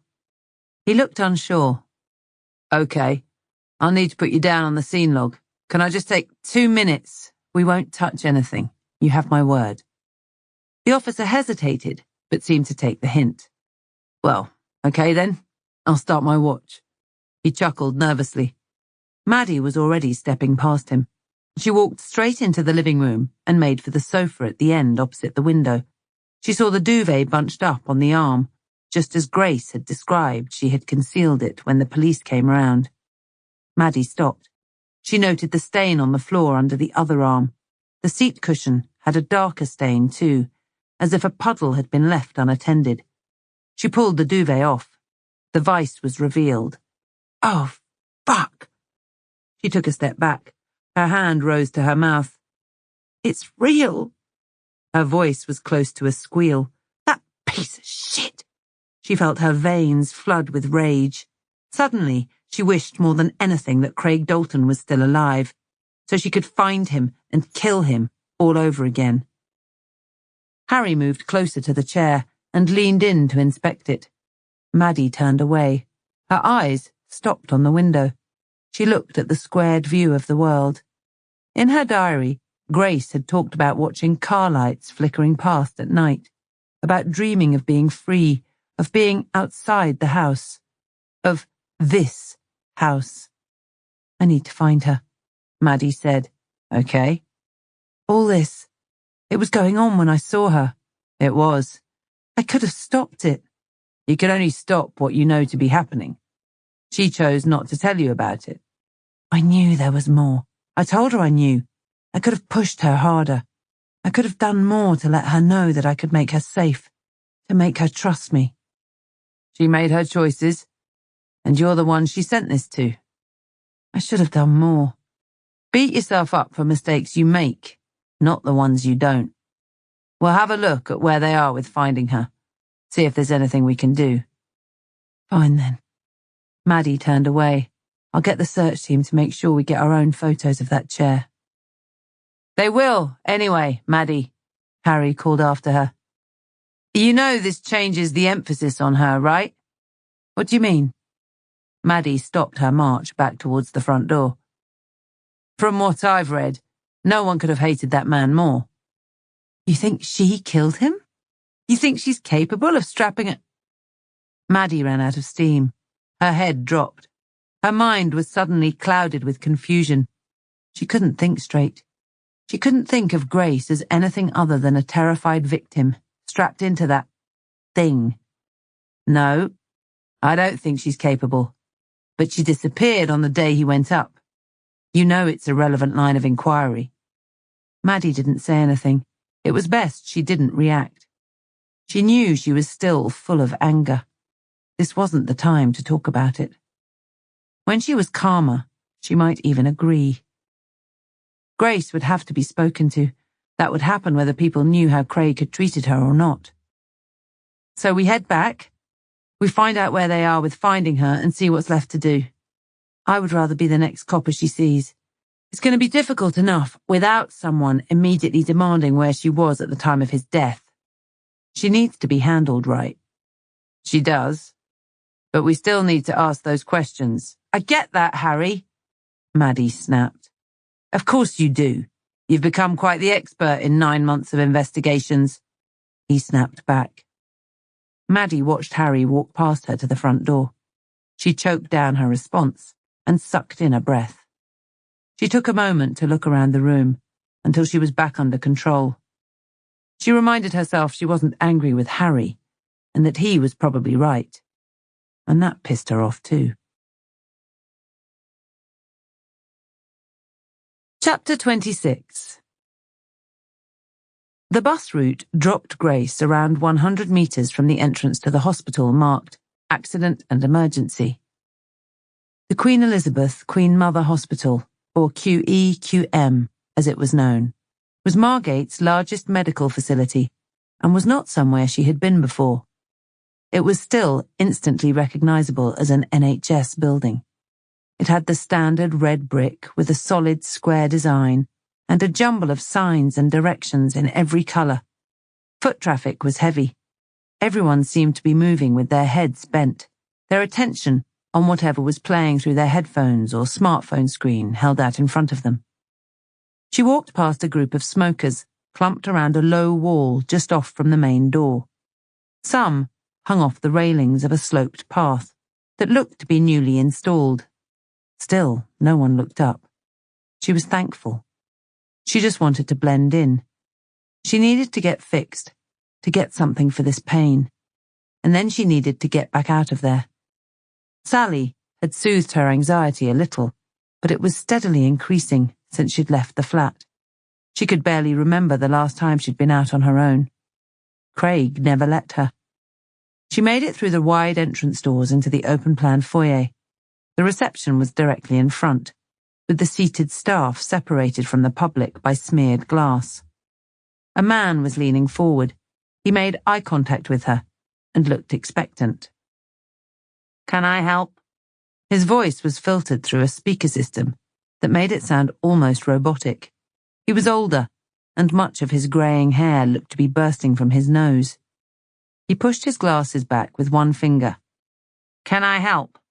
he said, again, his impatience clear. "Yes, I need to see a doctor. I think I've broken my arm." Grace wiped her forehead, where a layer of sweat had formed, and turned quickly cold. "Okay." His eyes fell to her arm. It was by her side and under a layer of clothing. "I need to take some details." "I wrote it down." Grace cut in, thinking straight away that she needed to calm down. I wrote it all down to make it easier." She spoke slower and more deliberately. "I'm in a lot of pain." She slid a piece of paper towards him and flickered a reassuring smile. There was a thin gap under the glass. The receptionist snatched it up and eyed her again. She watched him work on his computer. It took a few minutes. She had written it down on the way over to limit the need for conversation. She was glad she had. "If you'd like to take a seat." She thanked him. She wiped at her forehead again and ambled over to the row of plastic seats while looking around her. Nobody was paying her any attention. The seating area was large, and the people were spread out. She dared to hope that she wouldn't be there long. Maddie made it back to her desk. She bent over her computer and fired it up. She couldn't sit, even though she might be there a little while. There were a number of computer systems that might have information on the search for Grace, and she would need to check them all. Harry had taken a message to go and see the chief inspector. He said he would come over when he was done. Maddie's phone was ringing. It had been ringing the whole time she had been back at her desk. She clicked to load up the first system. It was taking its time. She looked away from her monitor to her phone screen. The ringing stopped. It was front counter. The phone displayed 4 missed calls from their number. She picked up her phone and returned the call. She intended to tell them that whatever it was could wait. It was picked up on the first ring. "Maddie!" She recognized the voice instantly as one of the regular counter staff, Lisa Harriet. She sounded urgent. "Hey, Lisa, I'm sorry, but I'm really busy up here. Is it something that I can help with later?" "I don't think so." Lisa lowered her voice. "We have a gentleman down here who has your name from somewhere, and he won't leave until he speaks to you. He looks all beat up and he won't tell me what it's about." "Beat up?" "Yeah, his face. He looks like he's been fighting. He doesn't look like the type, though. Know what I mean?" Maddie didn't have the foggiest, if she was honest. "Okay, can you tell him that I'm a little busy at the moment? See if you can take a number and I'll give him a call just as soon as I can." "I did try that. I called up an hour ago and someone from your team answered and said you were out. I told him, and he just said he would stay. He said he's already been sent over here from Langthorne. He went there first. He's been sat there ever since. I don't think he's going to go anywhere." Maddie huffed. "Did he give you his name?" "Yeah. It's Ian. Ian Hughes. He said he was here about his daughter, Grace." Maddie had been getting frustrated with her computer.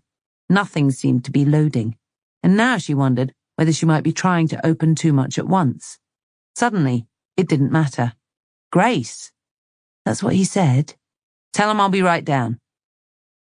Less than a minute later, Maddie pushed through the door into the public area at the front of the police station. She was a little out of breath, having almost broken into a jog. "Ian Hughes?" she asked of the only seated person in the public area. He stood up immediately, looking nervous and awkward. "Dear Ives?" "Yes?" "Is she here?" Maddie's face must have shown her confusion. "Is who here, sir?" "My daughter, Grace. You know Grace, right? She said she was coming to see you."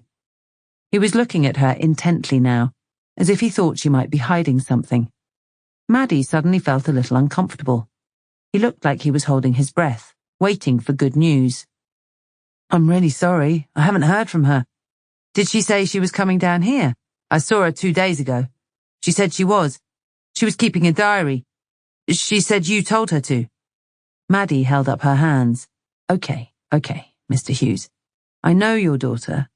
I told her to keep a diary, and it arrived today by post. I've been out to the house.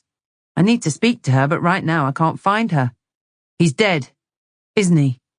He seemed to study her closely now for her reaction. "Who?" She knew very well who. "Craig. He's dead." "I am aware that's a possibility. I know the local media have suggested a name, but the official identification, he's dead, and it was merciful." Ian cut over her. "He went up in a car explosion, right? He wouldn't have even seen it coming. He's not answered for what he did." "And what was that?" Maddie said. "I'm certain now that I don't know the half of it. I saw how she was. She could hide the bruises and tell me lies, but I saw the limps and the grimaces, and the way she couldn't even look at me. They lost a baby too, because of that monster. Did you know that?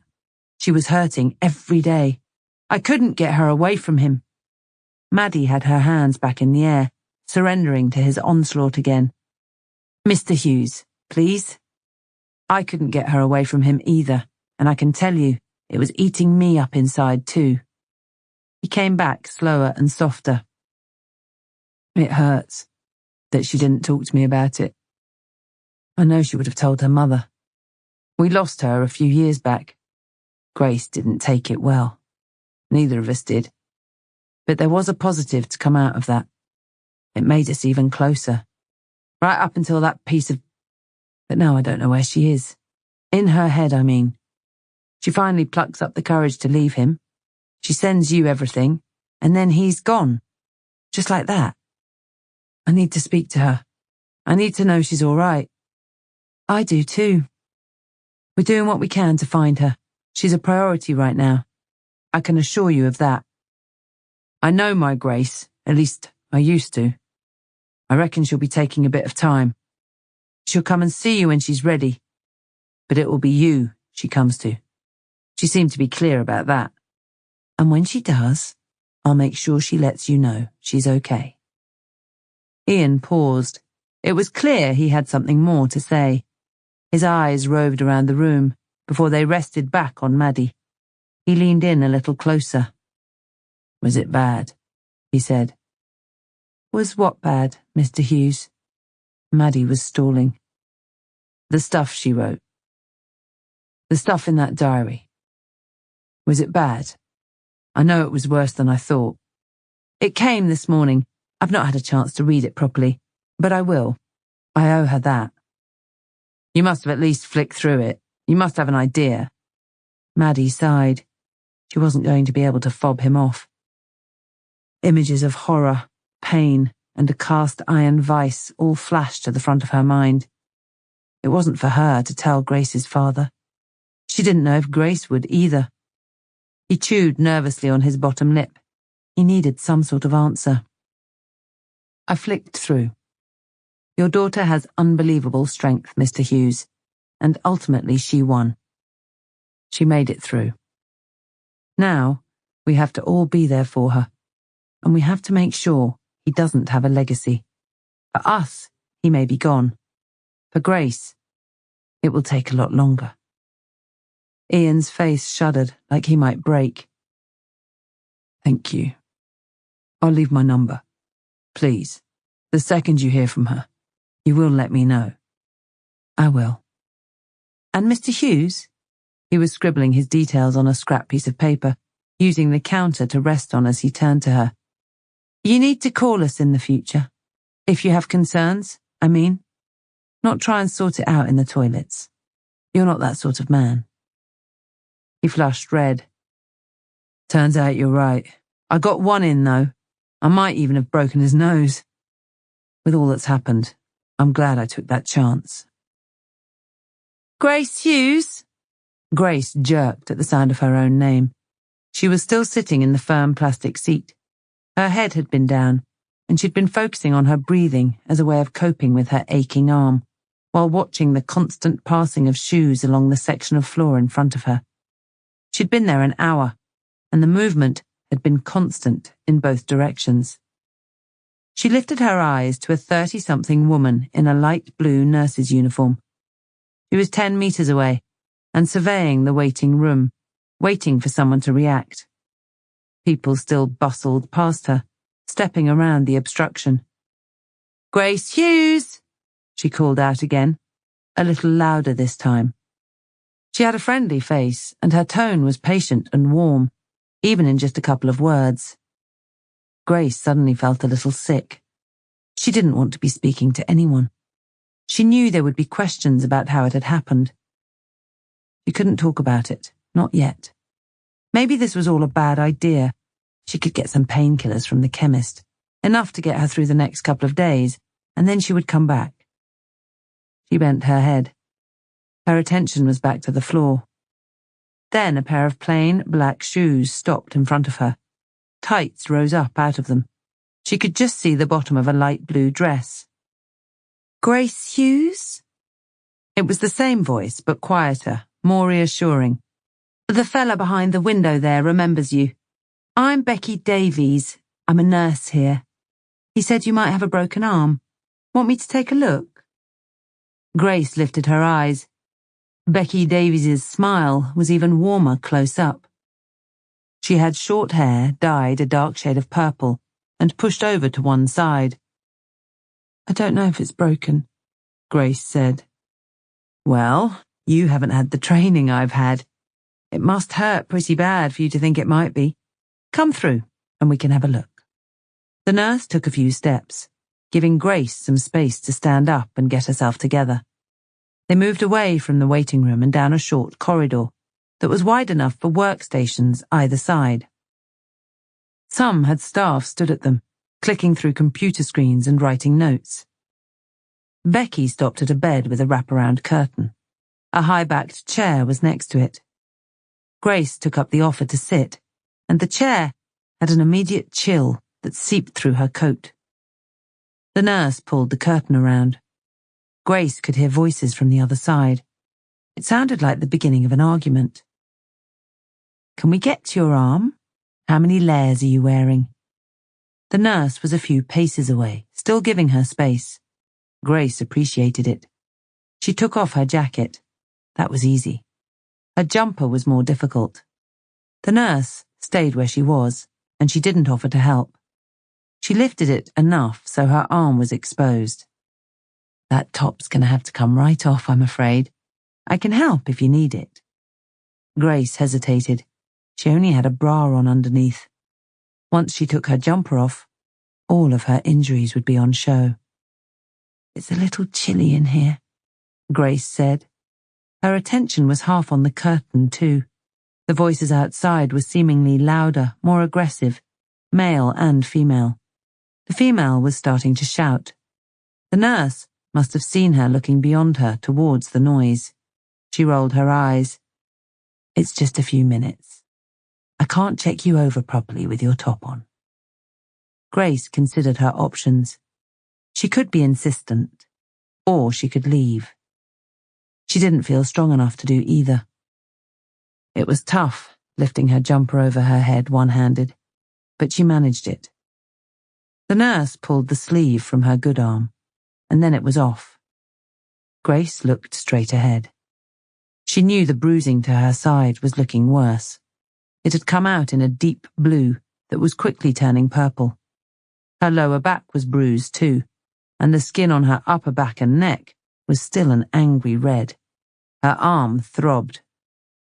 She saw the nurse's expression change. It was subtle at first, but less so as her eyes flicked over her body. She only spoke to ask Grace to sit back down. She was asked to rest her arm on a flat black surface, like a miniature dinner tray. It was cold and painful. but she did as she was told. The nurse ran her finger gently along it, then brought Grace's other arm over for a comparison. Grace stifled her reaction the best she could. Okay. Well, you were right. We have a broken arm for sure. Nurse Davies lifted her eyes to meet with Grace. Is he here? In the waiting room? Or outside? Her smile had faded. What do you mean? Who? You're covered in bruises. They vary in age and they're mostly in places that you can cover up. This injury to your arm, you haven't just done this either, have you? Grace didn't answer. She had expected questions, and she was ready for those. But these weren't questions. You get to know what signs of domestic abuse look like, the nurse said. And you've ticked just about every one of them. The only thing that's missing is the abusive partner sitting next to you, making sure you tell me that you fell down some stairs or that you're clumsy around doors. She stopped talking. There still wasn't a question, but it was clear that Grace was supposed to talk next. I left him. Grace's voice was almost a whisper. The raised voices from outside the curtain were starting to move away. A different male voice seemed to be pleading with them to leave. Well then, you made a good decision. Why didn't you speak to the police? Who said I didn't? Because they're not here, and they would be. They would want a copy of your medical records. They'd be taking pictures and statements. They like to do it at the hospital, so they can get it all done together. Trust me, I've seen it enough times. Grace had nothing to say. She didn't want to talk about it. She hadn't come here to talk about it. But Nurse Davies wasn't finished yet. If you have the strength to leave him, maybe you should go the whole hog. Speak to the police. No way he should be getting away with this. His next girlfriend won't thank you. Grace's gaze slipped back to the floor. It's complicated. It isn't, Grace. Life never is. Not really. The person that did this to you should answer for it. See? Simple. It always is when it's someone else. You and my dad would get on well. Grace suddenly flashed angry. This wasn't her fault. None of it. What he had done, why he had done it, that he chose to do it to her. It wasn't her fault. Her dad used to make her feel like it was, like she was letting him do what he wanted. She hadn't been letting him do anything. She just couldn't stop him. She pulled her jumper roughly back over her head and pushed her right arm through one of the sleeves. Nurse Davies was talking again. She was soothing. The warmth was back in her voice. But Grace was done talking about it. She didn't know what treatment meant for her, but she was certain it would mean spending a lot more time in the hospital, and right now she was starting to feel very trapped. The aggressive voices on the other side of the curtain were back. They were louder still, and now included shouted threats and insults. There was a scuffle of feet, and something metallic knocked onto the floor. Nurse Davies was still talking, but suddenly Grace couldn't separate the sounds. They were just a swirl in her mind. Grace was shutting down, the mental equivalent of going into the fetal position. She needed to be somewhere else, anywhere else, and she needed to be alone. The sense of panic was rising. She moved forward as quickly as she could. She felt her left shoulder collide with something. It could have been the nurse. The pain was excruciating, and it served to power her legs. Her right hand swung at the curtain. She moved out and turned right, back the way they had come in. She kept her eyes down, focusing on shoes again. She was pretty sure she walked right through the middle of the man and woman who were still arguing. She ducked low, desperate to disappear. She kept her head down until she made it to the entrance. There was a steady stream of people moving both in and out. She was held up. She could see the sunlight and feel the cold breeze. As soon as she made it out, she turned left, away from the hospital buildings, and towards the road that had brought her here. She took a path that cut through the lawns. The breeze still concealed the smallest of snowflakes, but now they felt sharp on her face as she strode into them. She pulled her coat tight. She hadn't done it up. There hadn't been time. The hospital grounds ended at a steel fence. There was a bench next to it that she fell onto. She needed to stop. She needed to think about what she could do next. Her arm hurt. She did nothing to hide the pain in her expression. She leaned forward, fastened her coat up, and hugged herself as tight as she could with one arm. She was only sat there for a few minutes when her vision picked up the familiar black shoes and tights. Nurse Davies. She was still smiling, and it still had its warmth. In contrast, she looked freezing cold, a thin navy cardigan, the only addition to her uniform, and she gripped it tightly around her. Hey, Grace. I figured we got off on the wrong foot, and that was my fault entirely. She moved to sit next to her. Grace didn't complain. She didn't say anything. I remember when I started in all this. Nursing, I mean. Back then it was all about healing the sick and injured. What you would expect, really. That's enough to worry about. Now, though, now we need to be picking a whole list of things. Domestic violence included. I can spot it, too. It's obvious once you know. But I'm not so good at talking to people about it. I guess I just say it like I see it. I see someone in harm's way and expect a conversation on how we get it sorted. You probably think it's none of my business, that I should just make you better. But it is my business. And I am trying to make you better. I can treat a broken arm. I can fix it. And you might say that's my job done. But if you come back in here tomorrow or next week or next month with something I can't fix, with something none of us can fix, then I'll have failed you. Am I making sense? I think so, Grace said. Nurse Davies was close enough to her for Grace to feel her shiver. You're freezing cold. You should go back inside. Will you come with me? I can't right now. I don't seem to be able to do busy places. I need time and space. I guessed you might say that. She lifted something from the bench beside her. Grace hadn't seen her carrying it. It was a navy blue tube with a white strap. Grace recognized it as a sling. This will give you a little more protection. It will also compress it a little, which is what you need.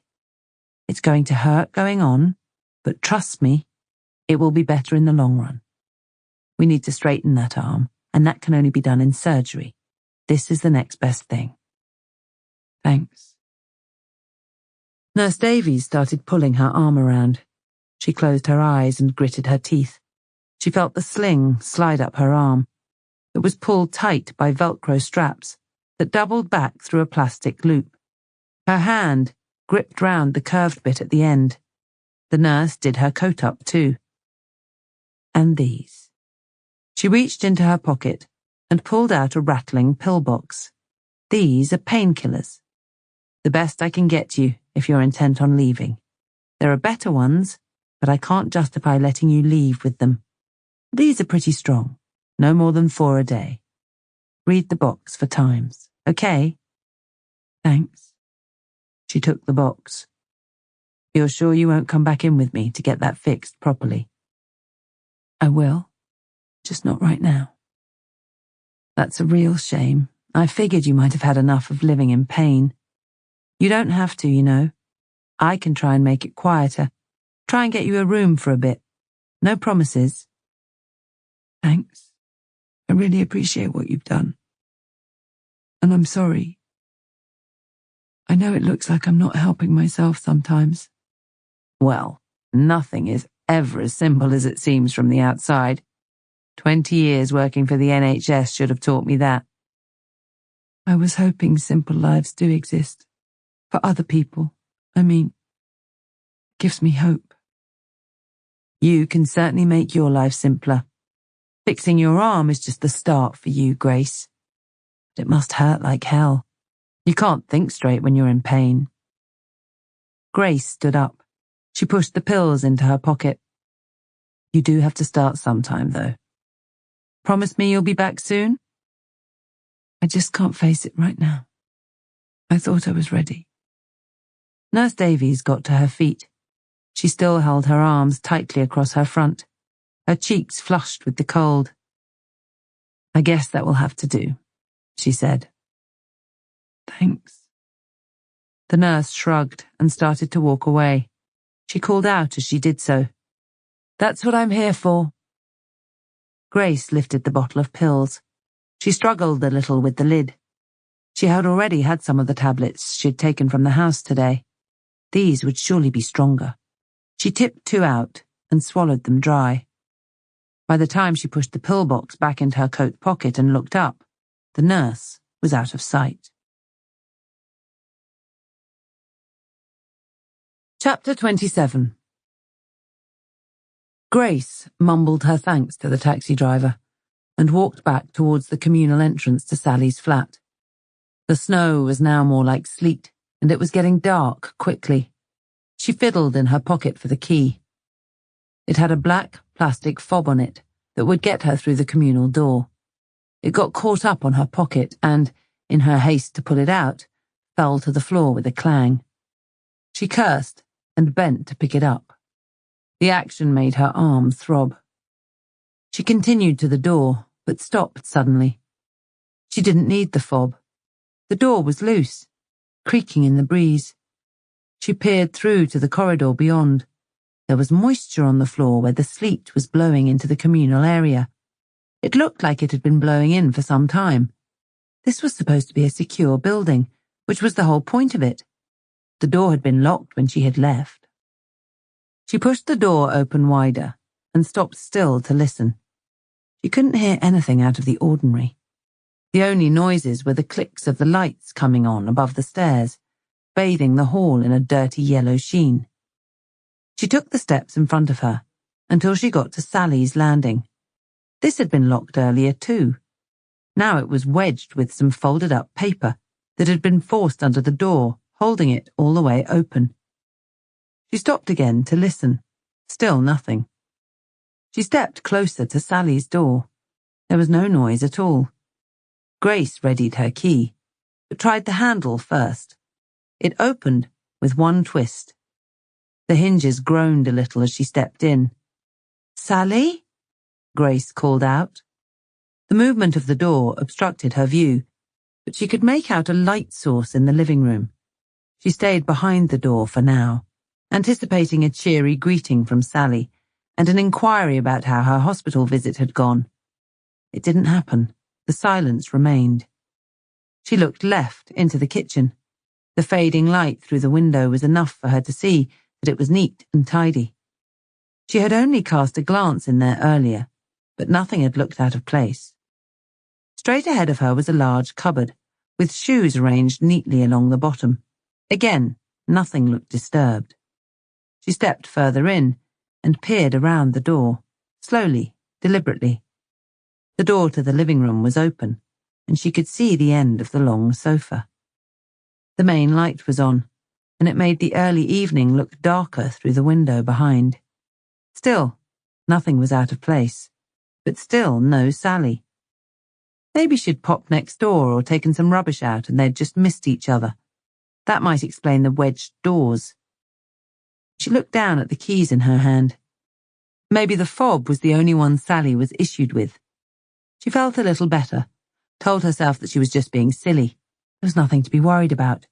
No one knew she was here, and even if they did, no one remained to do her any harm. She wouldn't have to be here long. Soon she could leave. She could start a new life somewhere quiet where no one knew her. Sally had arranged it all. She had been so precise. Grace had known all along exactly what she had to do. She liked that. She always had. Clear instructions. She undid her jacket and let it fall open. The sling was effective. Her arm was pulled tightly against her midriff, and it made it a lot more bearable. She walked around the door and into the living room. It was spacious, and it opened up in front of her. On the right side was a display cabinet with some trinkets and old ornaments in it.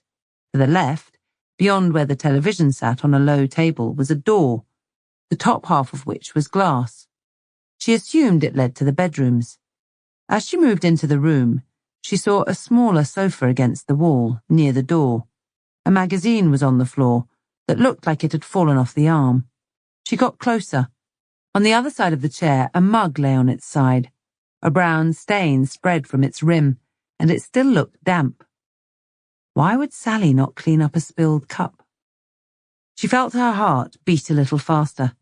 She had been suppressing her fear, dismissing the feeling in that flat as ridiculous.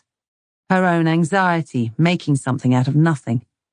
She couldn't suppress it any longer. The atmosphere in there was thick with panic, and not just hers.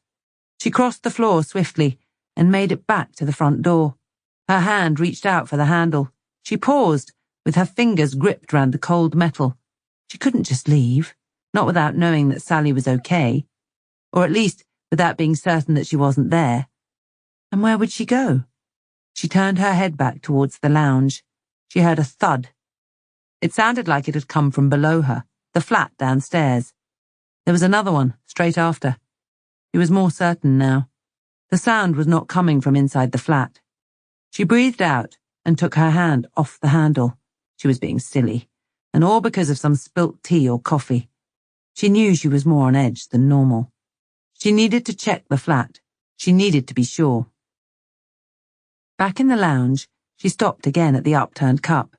It looked like it had been almost full. She bent down next to it.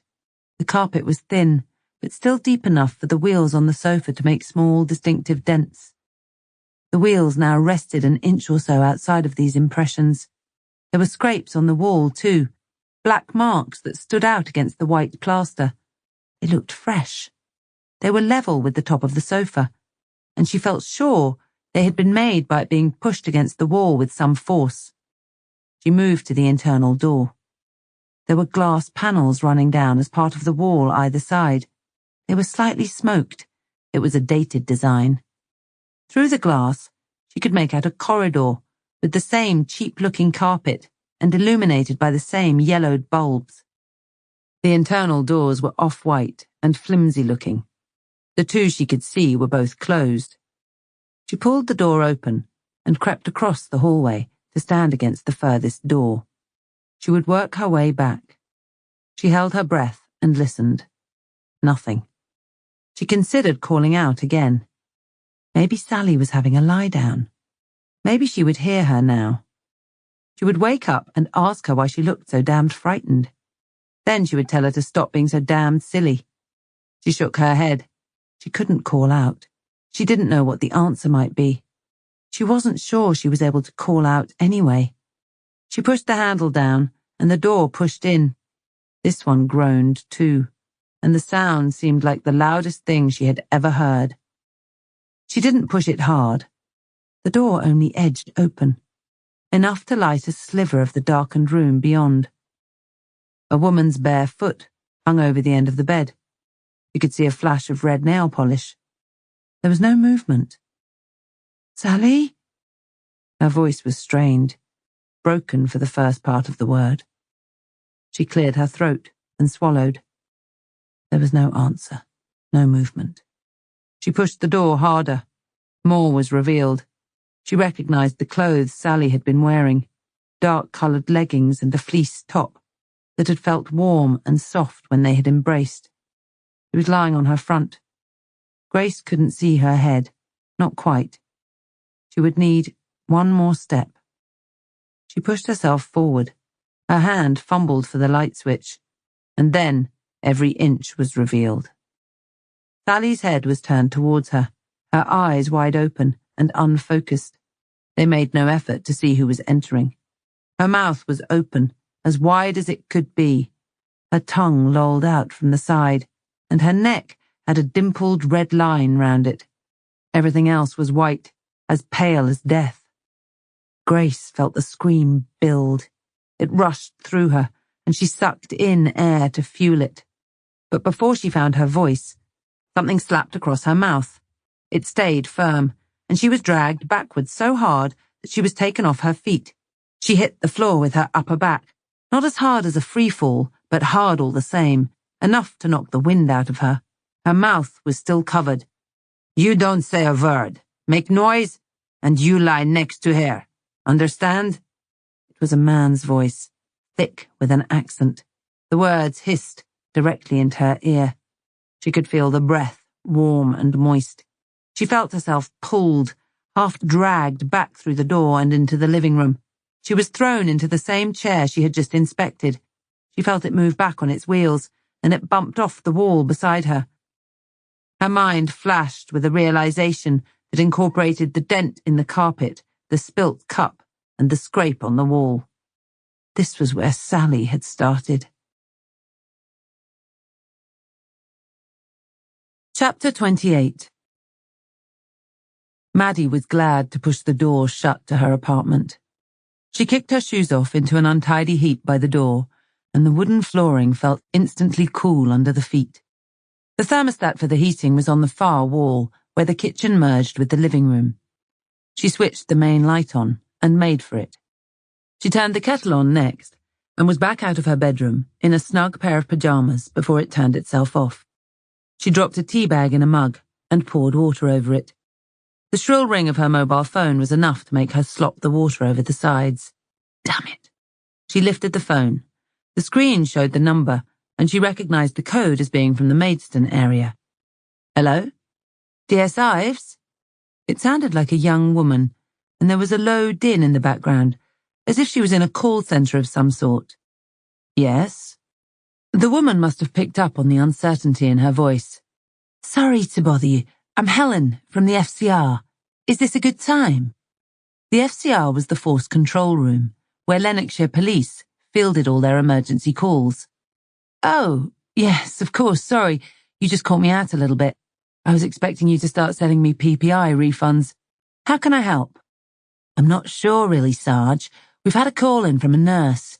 She was talking about a woman who came into hospital with an injury and discharged herself. The nurse is worried that she didn't get the treatment she needs, and our record has a note for you to be informed. Grace Hughes. Does that mean something to you? Maddie had moved to the window, where she had a view of snowflakes falling past the streetlights of Sandgate's High Street. She now spun to face back into the room. Grace Hughes. She means something, yes. What do you know? Maddie had marked up her record when she had given her the GPS alarm, so she would be informed of any contact with the police. Well, that's about it, really. She went into the hospital in Margate this afternoon with an arm injury. The nurse thinks it was broken. She also noticed other bruising, all over her body, she said. She suspects she is the victim of domestic abuse, so she called it in. She did the right thing. Is she still at the hospital? Grace? No, The nurse. No, sorry, the nurse. Maddie pulled open a drawer and rummaged for a pen and notepad. Oh, I don't know. Did she call in on a mobile number? She did, yes. Can I take the number? I'll give her a call. Maddie scratched down the number and gave a hurried thanks. She had taken her name, too. Becky Davies. She underlined it while she listened to the ringing tone. Something for her hands to do. A nervous tick. The phone was answered. Again, a female voice. This one sounded a little more harassed. Hello? Is that Becky Davies? Yeah? Who is this? Becky, I'm Detective Sergeant Maddie Ives. Thanks for answering my call, and thanks so much for calling in today. About Grace Hughes. Maddie gave her a second to remember the name. Grace. Yes. I saw her today. I've just been called about it from our control centre. Grace is someone I've been working with for a little while. She is someone we have assessed here as being at high risk of coming to some serious harm. Her boyfriend, well, he's a piece of shit, Becky. I guessed that. She's in a right state. The call taker got some information, but I just wanted to run over it again with you if I can. We don't know where she is right now, and I just want to be sure she's safe. There's some noise in the background. Can you hear me okay? Yeah, I'm on the bus, just on my way home. There's not really much more I can say, though. I appreciate that. Tell me where you work and how you got to see Grace today. Where I work? I'm an A&E triage nurse at QEQM in Margate. I do the initial assessments and referrals. Grace presented with a pain in her left arm. She was really struggling with it. She was sweating. Her whole movement looked awkward, to be honest. When she showed me her arm, I was quite shocked. There's a break in the middle of her forearm, probably the radius. The colour presentation around it suggested that she's suffering blood flow issues, and has been for some time. Some time? Yeah, we get training on how to spot people in abusive relationships. One of the big signs is an old injury. The abuser stops them going to hospital until it gets so bad they have no real choice. It was what made me call. That and the other bruises. Other bruises? Maddie said. She heard a sigh down the phone. Yeah, she was covered, the poor cow. Her back and side was the worst. Some new, some looked older. I don't reckon she could move any which way without it hurting. Was she alone? I'm pretty sure she was. She said she was, and I spoke to Neil out on reception. He said he didn't see her with anyone while she was waiting. I saw her after she left, too. I caught up with her outside and she was alone then. I tried to get her to come back and get the treatment she needed. I managed to give her some stronger painkillers at least. I probably shouldn't have done that. Your secret's safe with me, Becky. Did she say she was coming back? I asked her to. She didn't commit to when, but she will need to get that arm sorted before it becomes very complicated. She'll be in constant pain. Maddie moved the phone from her ear for a brief second. There was a beep, telling her she had another call. It was Harry. He would have to wait. This was important. I don't suppose she gave you any clue where she might be staying? No, none at all. She walked away from the car park, though, so I guessed she was local, if that helps. Did she give any contact details? A phone number? No, I didn't see her with a phone either. Usually you call out to the waiting room and 9 times out of 10 people look up from a phone. I didn't see her with one. Okay, it was a long shot. Thanks for your help. You did the right thing calling it in. I've had people tagged before on the hospital system. If I remember right, you can put a note against her name asking for the police to be informed when she turns up. Can you put that on Grace? I can, yeah. People don't always see it or do what it asks, but I will make sure it's on there. I'm back on at 7 tomorrow morning. I'll do it first thing. Maddie took a second to think. Don't worry. I'll get our control centre to make contact with the NHS tonight. I'd rather get that on there now. She might even have gone to another hospital. She might. She left when I asked her about her partner. She just clammed up. I can be a bit of a bull in a china shop. I don't get why you'd stay with someone who does that to you. But people don't want to hear it, do they? They don't, no. You're really worried about her, aren't you? Yes. She needs help. Thanks for trying. They said their goodbyes. Maddie made the call to her control centre straight after to get her record flagged. Then she had the call log from Becky Davies's initial report sent to her email, so she could check that nothing had been missed. Her phone beeped with a message from Harry. Meeting, 7 a.m. tomorrow. No need to call back. She smiled to herself. As much detail as she had come to expect. She moved back to her window where she had left her mug. It was still warm. Her thoughts moved back to Grace and what this information meant. It meant nothing on its own, but she would run Grace back through the police systems, see if she had any links to Margate. She couldn't remember seeing any. She would call her father too. Maybe Ian Hughes knew of a friend or a relative over there, or maybe she'd even got in touch with him. It meant going into a police station. The closest was only 15 minutes away. She could see the snow was starting to thicken. It would be much longer if she had to walk. She would drink her tea first, at least. Then she would need to get changed again. Her door thumped. It sounded more like someone had fallen into it, rather than knocked. She put her mug down and pulled it open roughly, ready to berate the person responsible. Adam Yarwood had a wide grin. He also had a white carrier bag in one hand and a satchel hanging from the other. His door key was in his mouth. I ran out of hands. Did you kick my door? Maddie tried to be stern, but couldn't hold back a chuckle. Sorry. Nice pyjamas. I know I didn't make an appointment, but I figured you might be pleased to see me. Maddie flushed a little. They weren't at the point where she would wear these in front of him. Not yet. Something smelled delicious. It was coming from the white carrier bag. She suddenly realized how hungry she was. "You can leave the food," she said. "Fair enough. Would you like me to carry it in for you too?" "Yes, that would be acceptable." Maddie stepped out of the door, and Adam strode in. He dumped the bags on the table, then his keys. He sat down to remove his shoes. "Oh, you're staying then, are you?" Maddie did her best to look serious. "Like you had better plans than a takeaway with the likes of me." "I was just going back to work, actually." "Dressed like that?" "Well, no, I was going to get changed." "Come on, Maddie. I've never seen anyone more in for the night." Adam stood back up. He opened cupboards and readied plates and cutlery.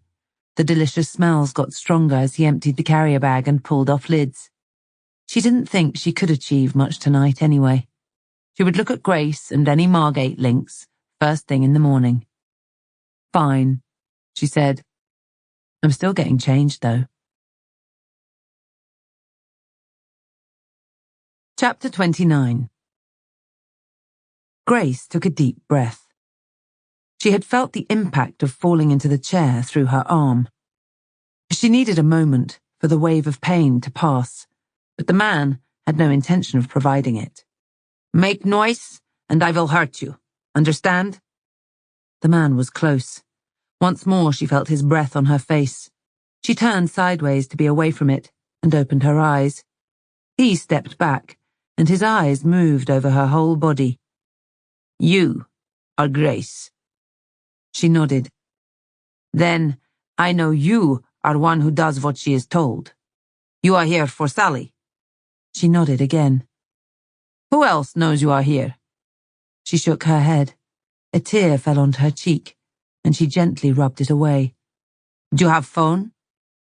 "Are you going to hurt me? Like you hurt Sally?"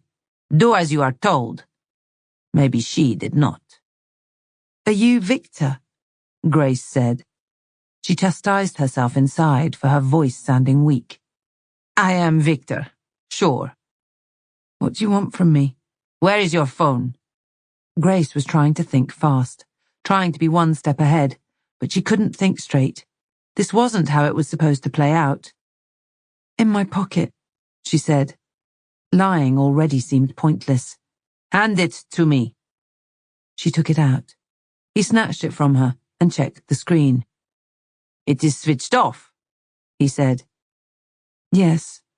I switched it off before I left the house, just like Sally told me." "You did not switch back on?" "No." "At no time did you switch back on?" "No, I didn't need to, and she told me not to." "Give me jacket," Victor said. "Why?" "Give jacket!" The sudden volume caught her out. She shuffled to pull the jacket off one-handed. She lifted it up. He snatched it off her. He searched the pockets, pulling out the makeup items she had grabbed from her house. His eyes ran over each one. He twisted out some lipstick, then twisted it back in again. He opened a tub of powder and a small mirror. He put them back into the pocket. He did the same with her purse. He threw the jacket to the far end of the longer sofa, out of her reach. "The phone's off. I didn't bring anything else. A few bits of makeup. I did what Sally told me to." Victor pushed the phone into his pocket. His face was a sneer. He leaned in closer again. Grace braced herself against the back of the chair. "Of course you did. Like a good little girl. You really do not know, do you? You do not know what Sally was doing with you." "She was getting me free." "And now you are free. Are you?" "Are you going to let me go? I just want to go. Sally said to come here and to meet you.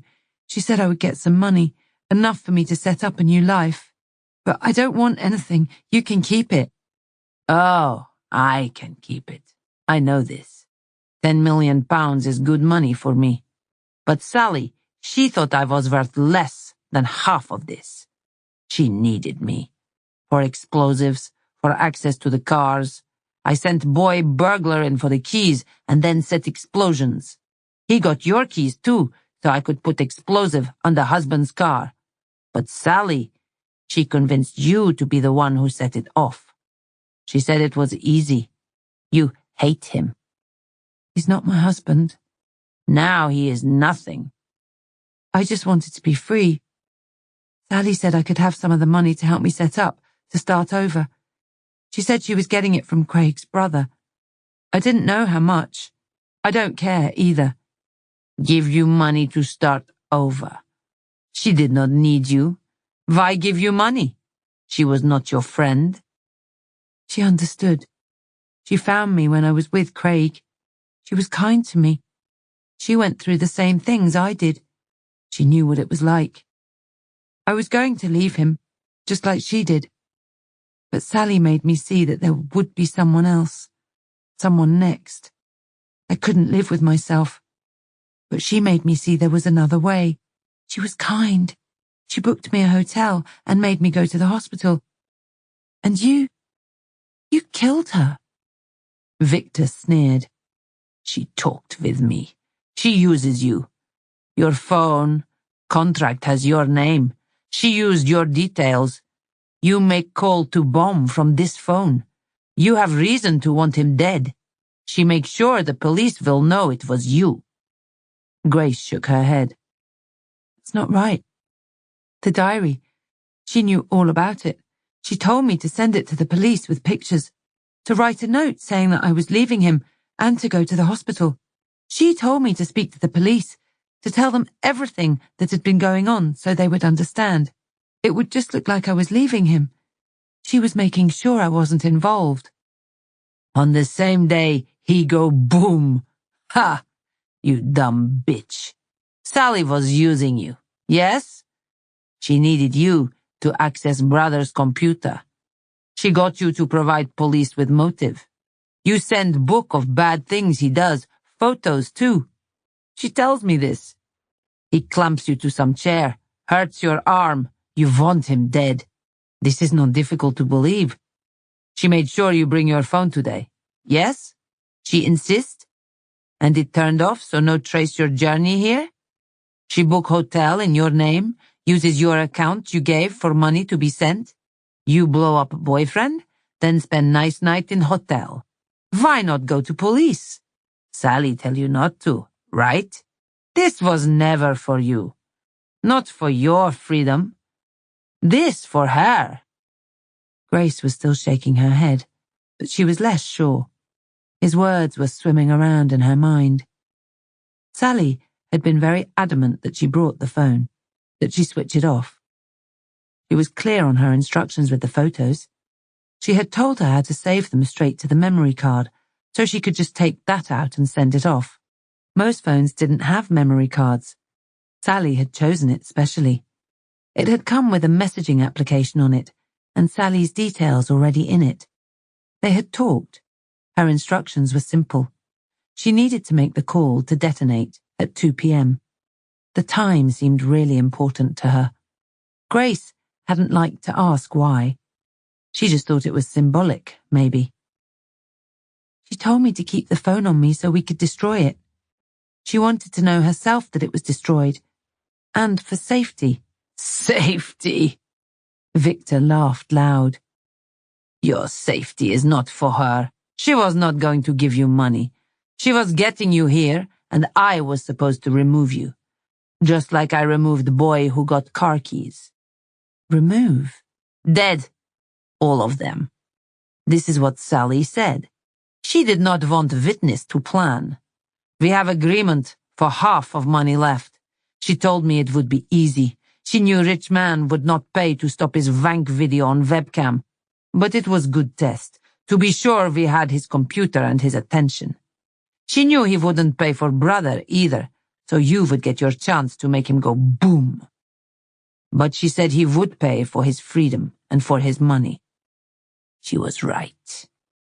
Victor's eyes lit up over a wide smile. 10 million. She used you to get rich and to kill man she hates. Then you are no use to her. Sally. She said that Frank knew what Craig did to his women. He turned a blind eye. He bought him that house. She told me he even gave him the money to buy that chair, to have it adapted into what it was. She said we would make him pay for what he did too. She didn't tell me how much. She said I would get enough to go somewhere else. That's all I wanted. Grace couldn't stop the tears. She didn't wipe them away either. She had you, did she not? She had you believing. This was her plan. Now she is dead. She told me about you. She told me how you would just do what you were told. How you were good at that. She would have you dead already. But me, I have different idea. Grace suddenly lifted her eyes. They met with Victor. He had been pacing. He was stopped in front of her now. He was running something through his hands. For the first time, she noticed he was wearing skin-colored gloves.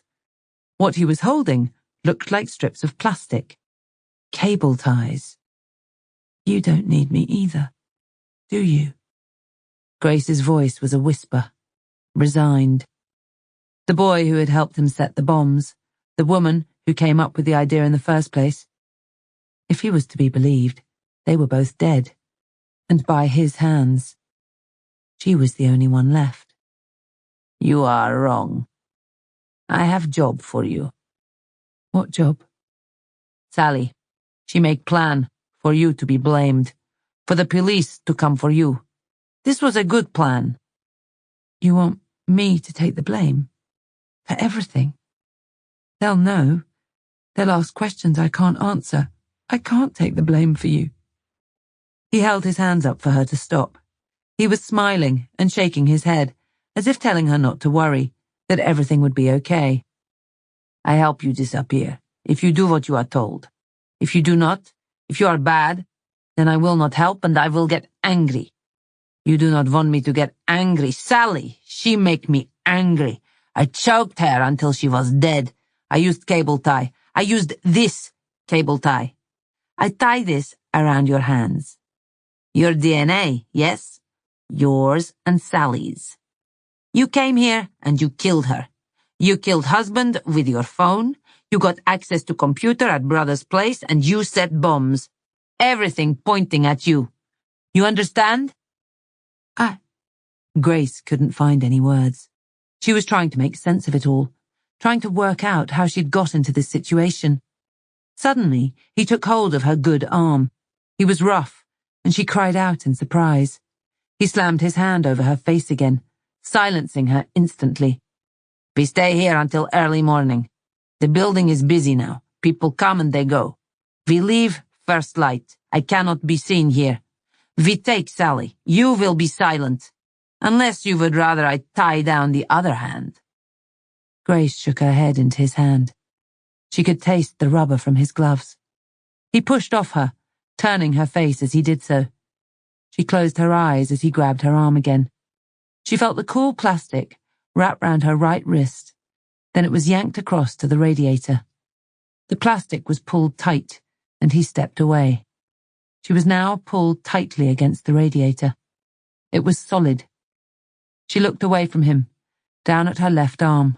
It was still tight against her chest in the sling she'd been given by the kindly nurse. She couldn't get it out, not with one hand, and even if she could, it was totally useless. She hung her head. She was back in a modified sofa, back under the control of another, and back in a situation that she was convinced would end with her coming to harm. Chapter 30. Saturday. Grace took a few moments to realize who and where the voice was coming from. As her eyes fluttered open and she made eye contact with a stranger, her panic was instant. Her right hand twitched against something. It was restrained, tied tightly. Her left hand flashed with pain as she tried to lift it in her panic. It came back to her at once. This was no stranger. It was Victor. He had secured her to the radiator. She must have finally fallen asleep. The room was still dark, and Victor was an outline. He had said he wanted to leave at first light. It clearly hadn't quite arrived yet. He clicked on a lamp up on a shelf that she hadn't noticed before. Leave time.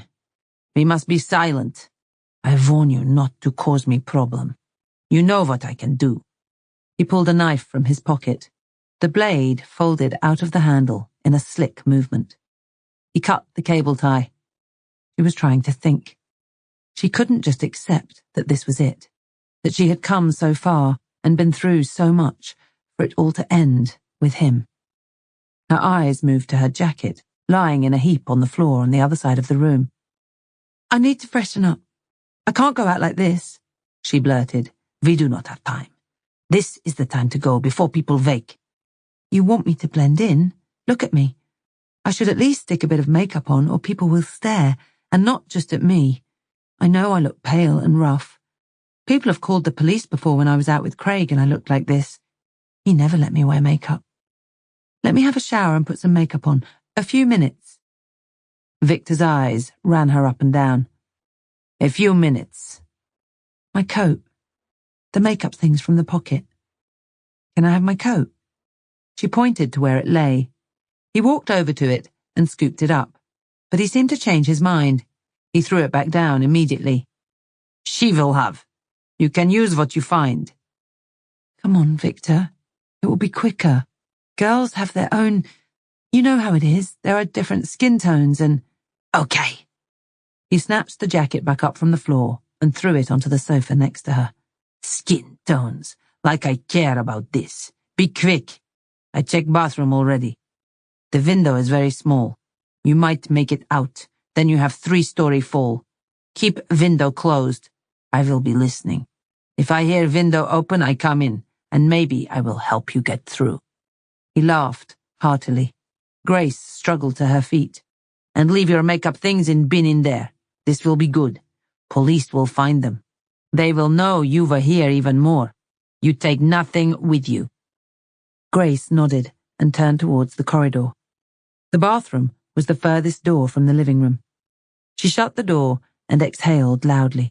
She could feel her heart racing. She didn't have long.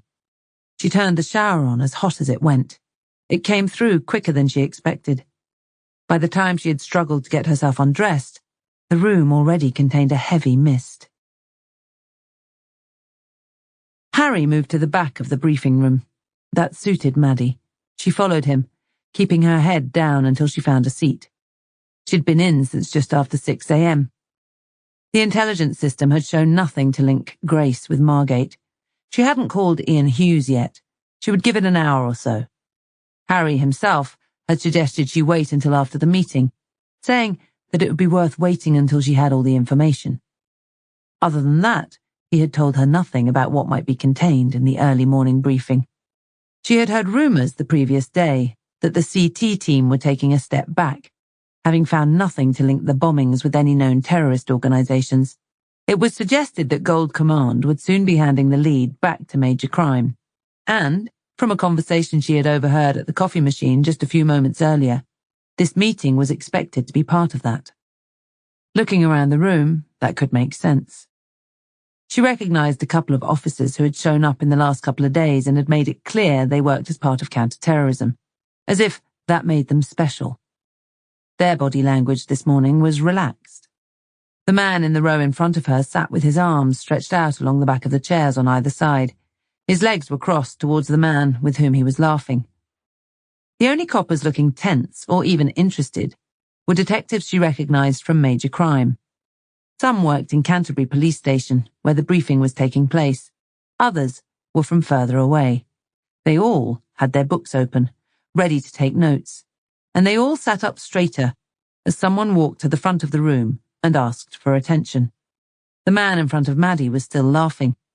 The only change in him was that his laughter was a little quieter. Good morning. Thank you all for coming.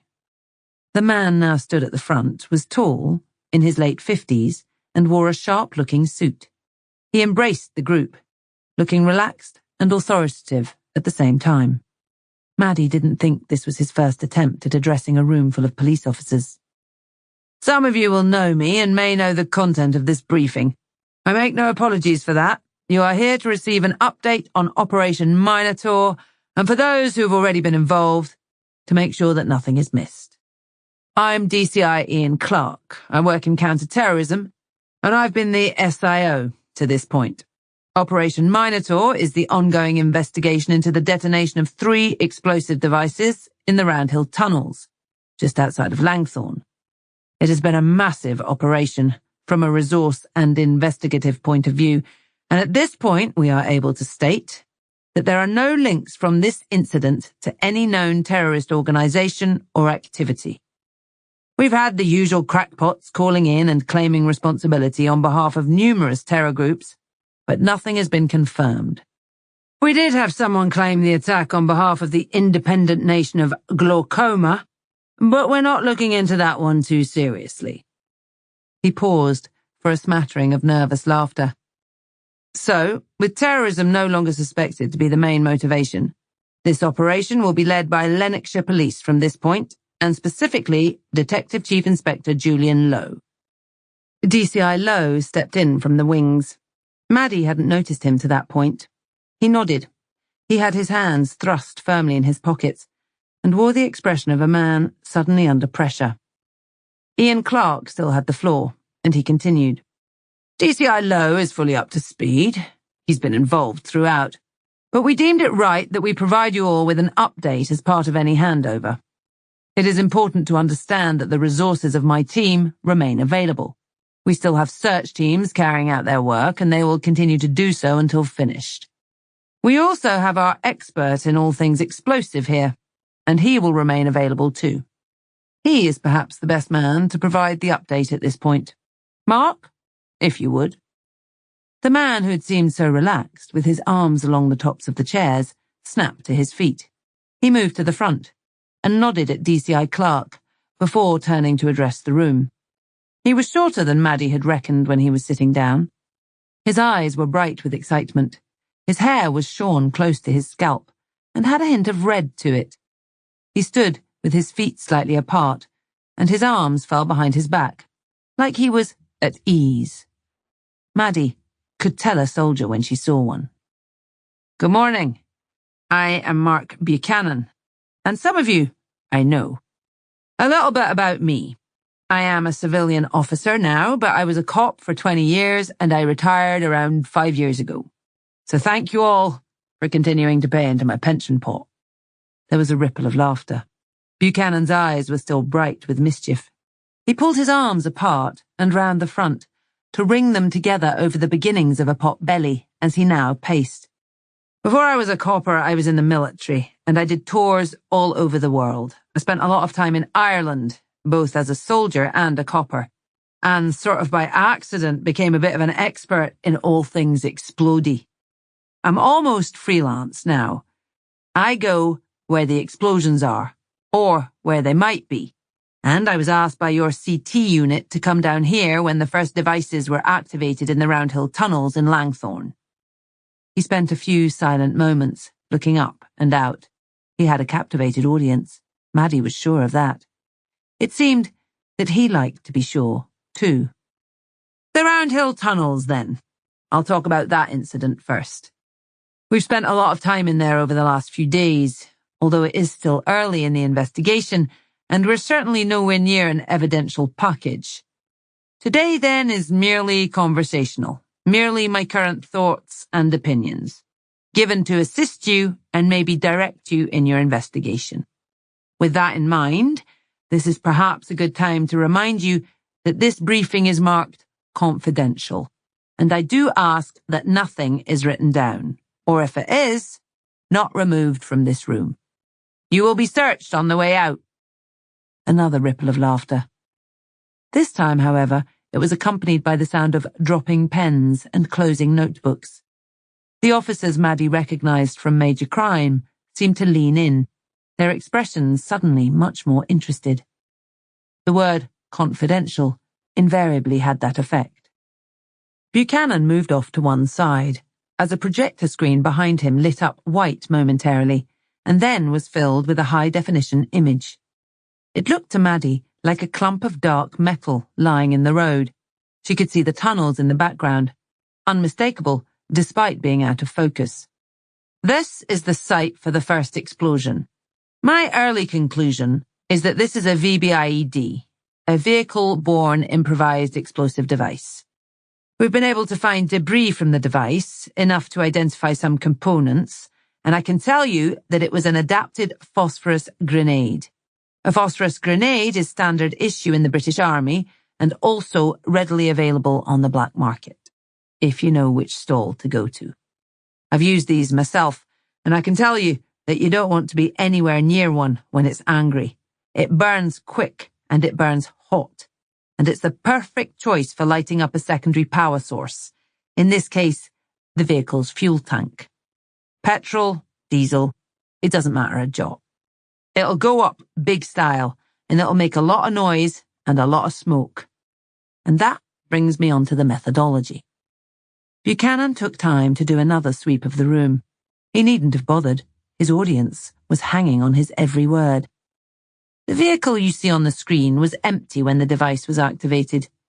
We believe the occupant of this vehicle pulled the car across both lanes, halting the traffic behind. According to witnesses, he then stepped out of his vehicle and walked back through the middle of the queuing cars. He was seen placing 2 packages as he went.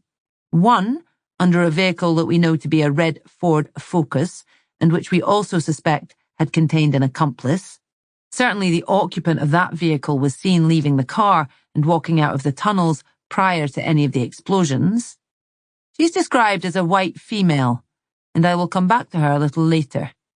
So the initial device was activated, and around 30 seconds later so was the second device, under the red car. We believe this was a frag grenade. That's your standard anti-personnel weapon. It will take out a vehicle quite happily, but is a little more centered. Something I'll cover in a second. And then comes the nasty part. A third device is placed under a civilian vehicle. We believe this to have been a random placement. A 32-year-old female and her baby son were the occupants of this vehicle. Fortunately, the young woman was switched on. She has described how she saw a man bend down by the red Ford and then at the rear of her own car. She heard the first explosion, then saw the Ford go up and figured she could be next. Turns out she was right. The woman was able to get herself and her baby out in time, but she sustained considerable injuries, and as I speak, she should be under the knife, having shrapnel removed from her spine. Something that she agreed to delay so she could give us her account. She is a hero, and you will remember that every time you deal with her. Again he paused. He had been excited to this point. Now he was more circumspect. It seemed to Maddie that this pause was mainly for him, as if he was gathering himself together for the next bit. He visibly puffed himself back up. Our running theory, then. We have found debris consistent with mobile phone activation for all devices. We may have enough by the end of the search to be able to identify one or some of the phones.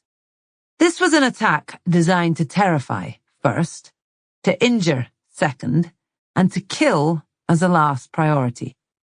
That would make sense with using the fuzzy grenade on the first car.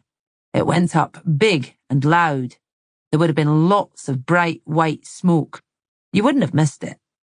It was designed to send a message to the people in the tunnel behind it, that they needed to get the hell out of there. The second device reinforced that message. And then the third device, maybe that was their way of saying that they weren't too concerned about targeting members of the public, even if they did give them a fighting chance first. You will have seen from the news, no doubt, that we have 2 fatalities. One from a blast wound, and one unfortunate soul from wounds caused by shrapnel. And we have scores injured. Despite that, we were incredibly lucky. Any questions at this stage? The room was in stunned silence. The tension was tangible. Frustration hung heavy in the air. Mark turned towards the screen. He clicked the pointer to scroll through some more scene photos. The next was a shot of the inside of the tunnel, looking right down the middle. The area was lit brightly by floodlights, which had been placed wherever there was a gap. The cars were in a mostly neat line, but for their doors hanging open and the debris littering their windscreens and road. The screen clicked onto what was left of the second vehicle. Then there was a shot of a male, slumped forwards, as if he was hugging his steering wheel. The picture was from behind. His head was an odd shape, with a lump on the left side. Maddie strained to make it out. It could even be that his hair was just ruffled up. Our only victim still in his car, Andreas Mitz, a German national. That has caused us some issues, as you can imagine.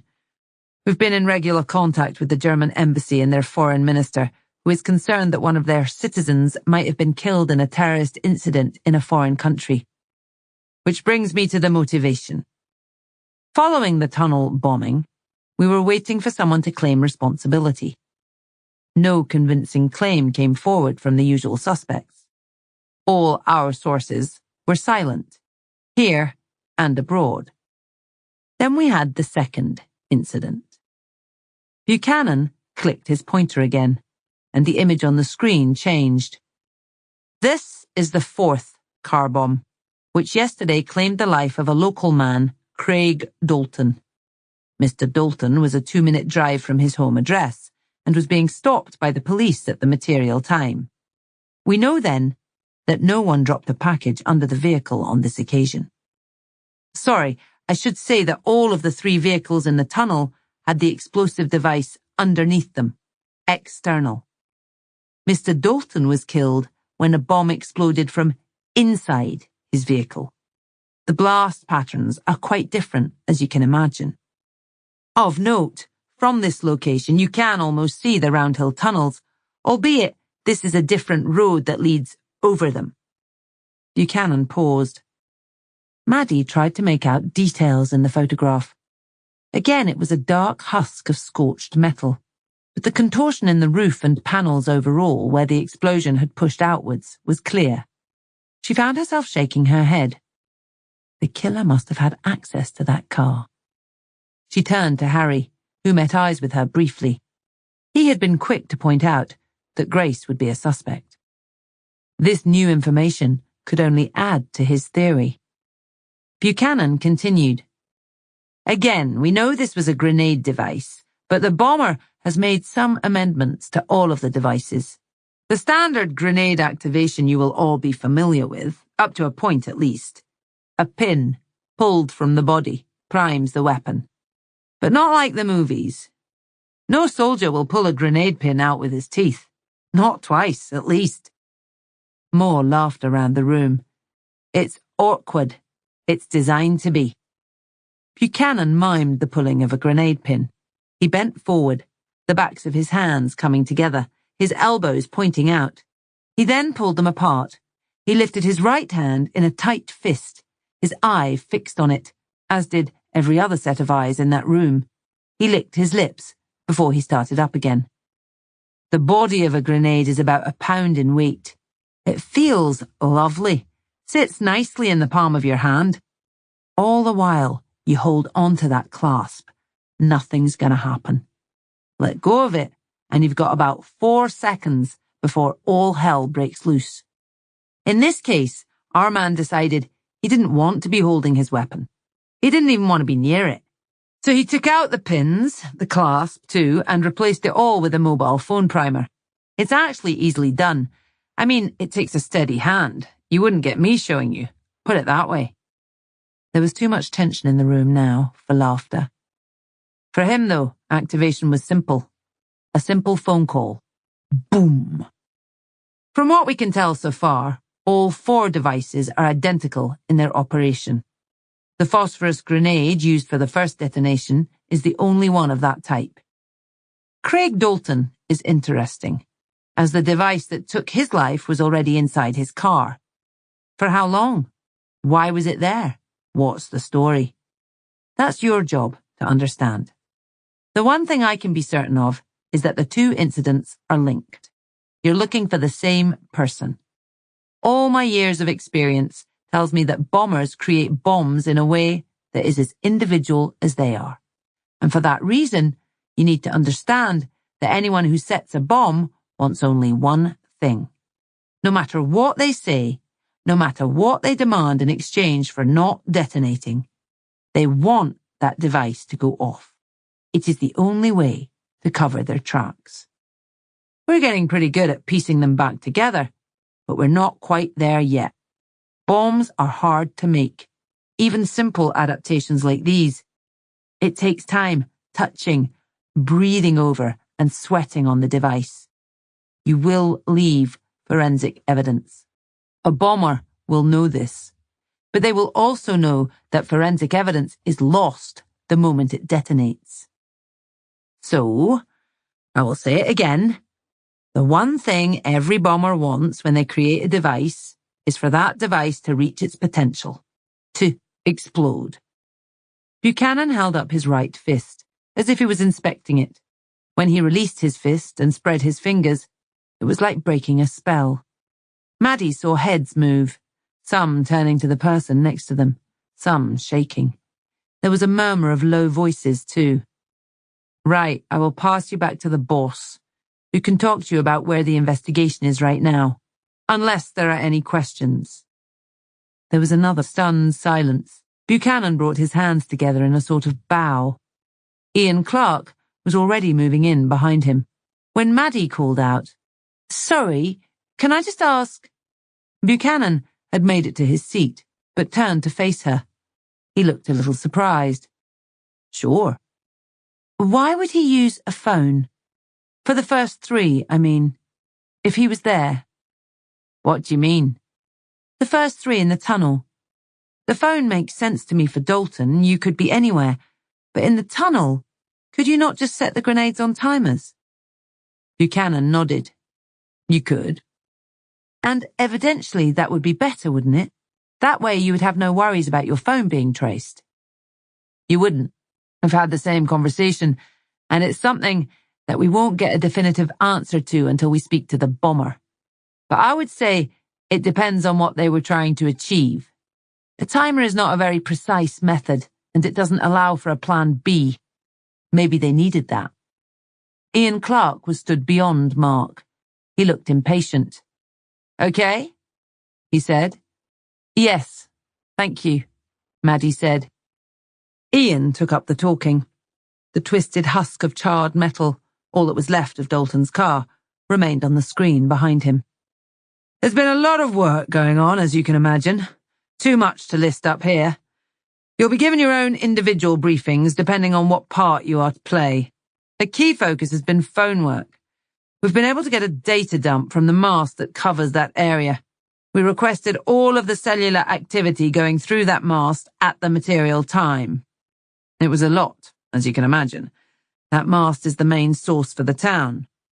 From triangulation, we were able to largely drill down, so we were left just with the phones that had been moving. That is, the phones that were in the vehicles on that road. From that point, we were able to identify 3 phones that were switched on just prior to the explosions and then disconnected from the network within a very short space of time.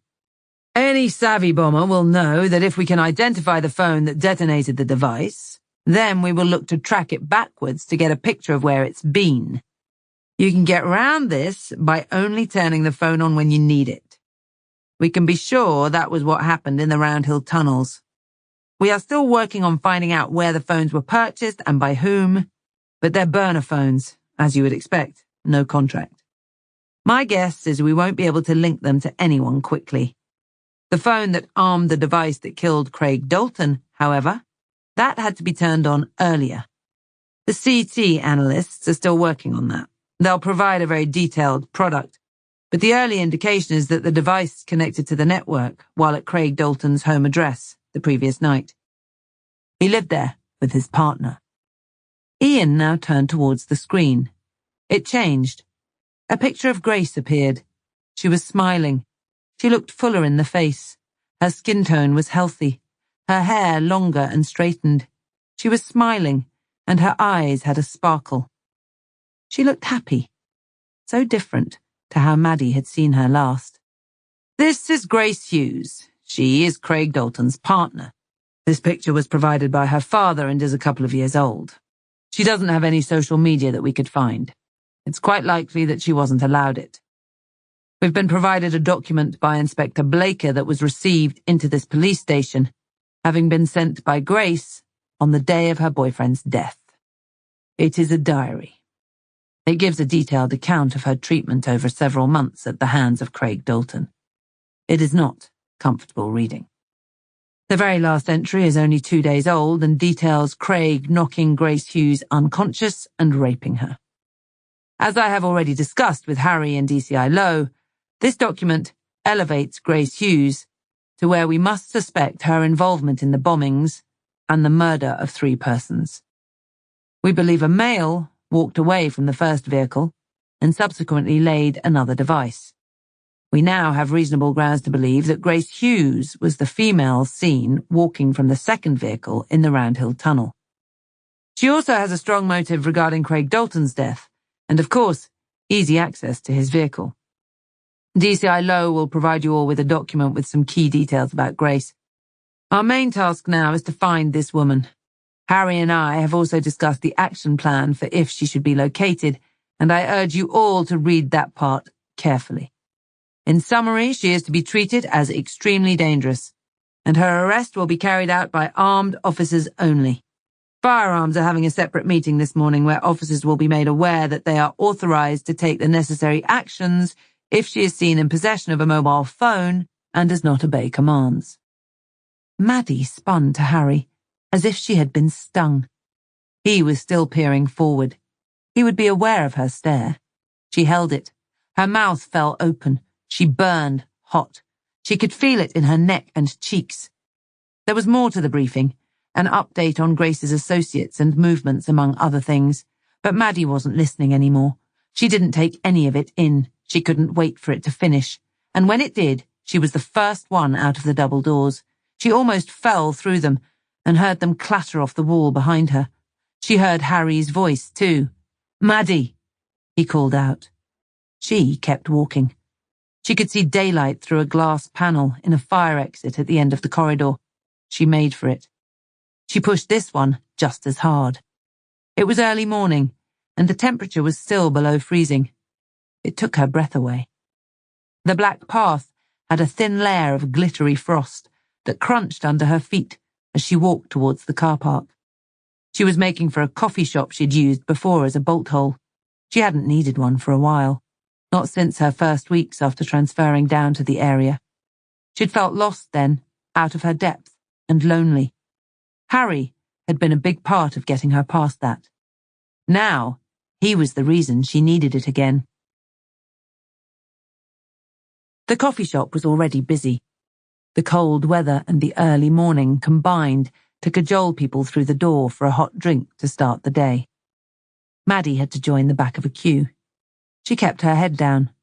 She was trying to calm her thoughts, trying to work out how they had got to this point, where Grace Hughes was wanted for murder, with firearms teams specifically assigned for her arrest. Ian Clark's words repeated over in her mind.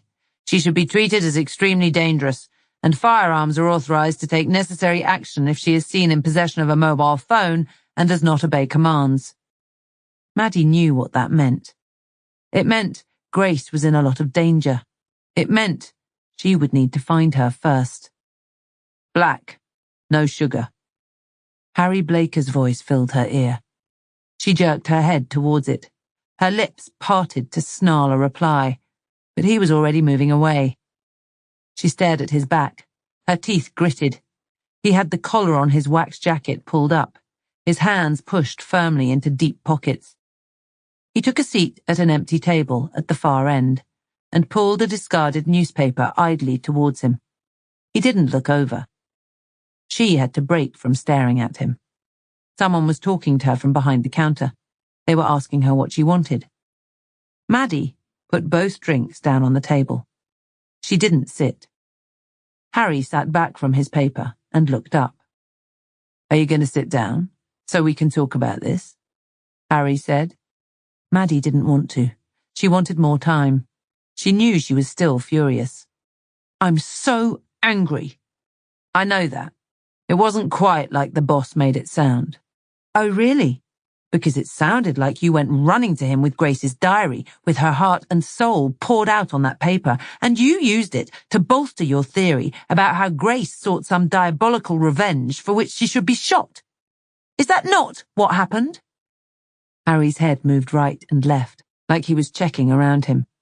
This might not be the best place. What if they do shoot her on sight? What if they kill her? And for what? What do we actually have?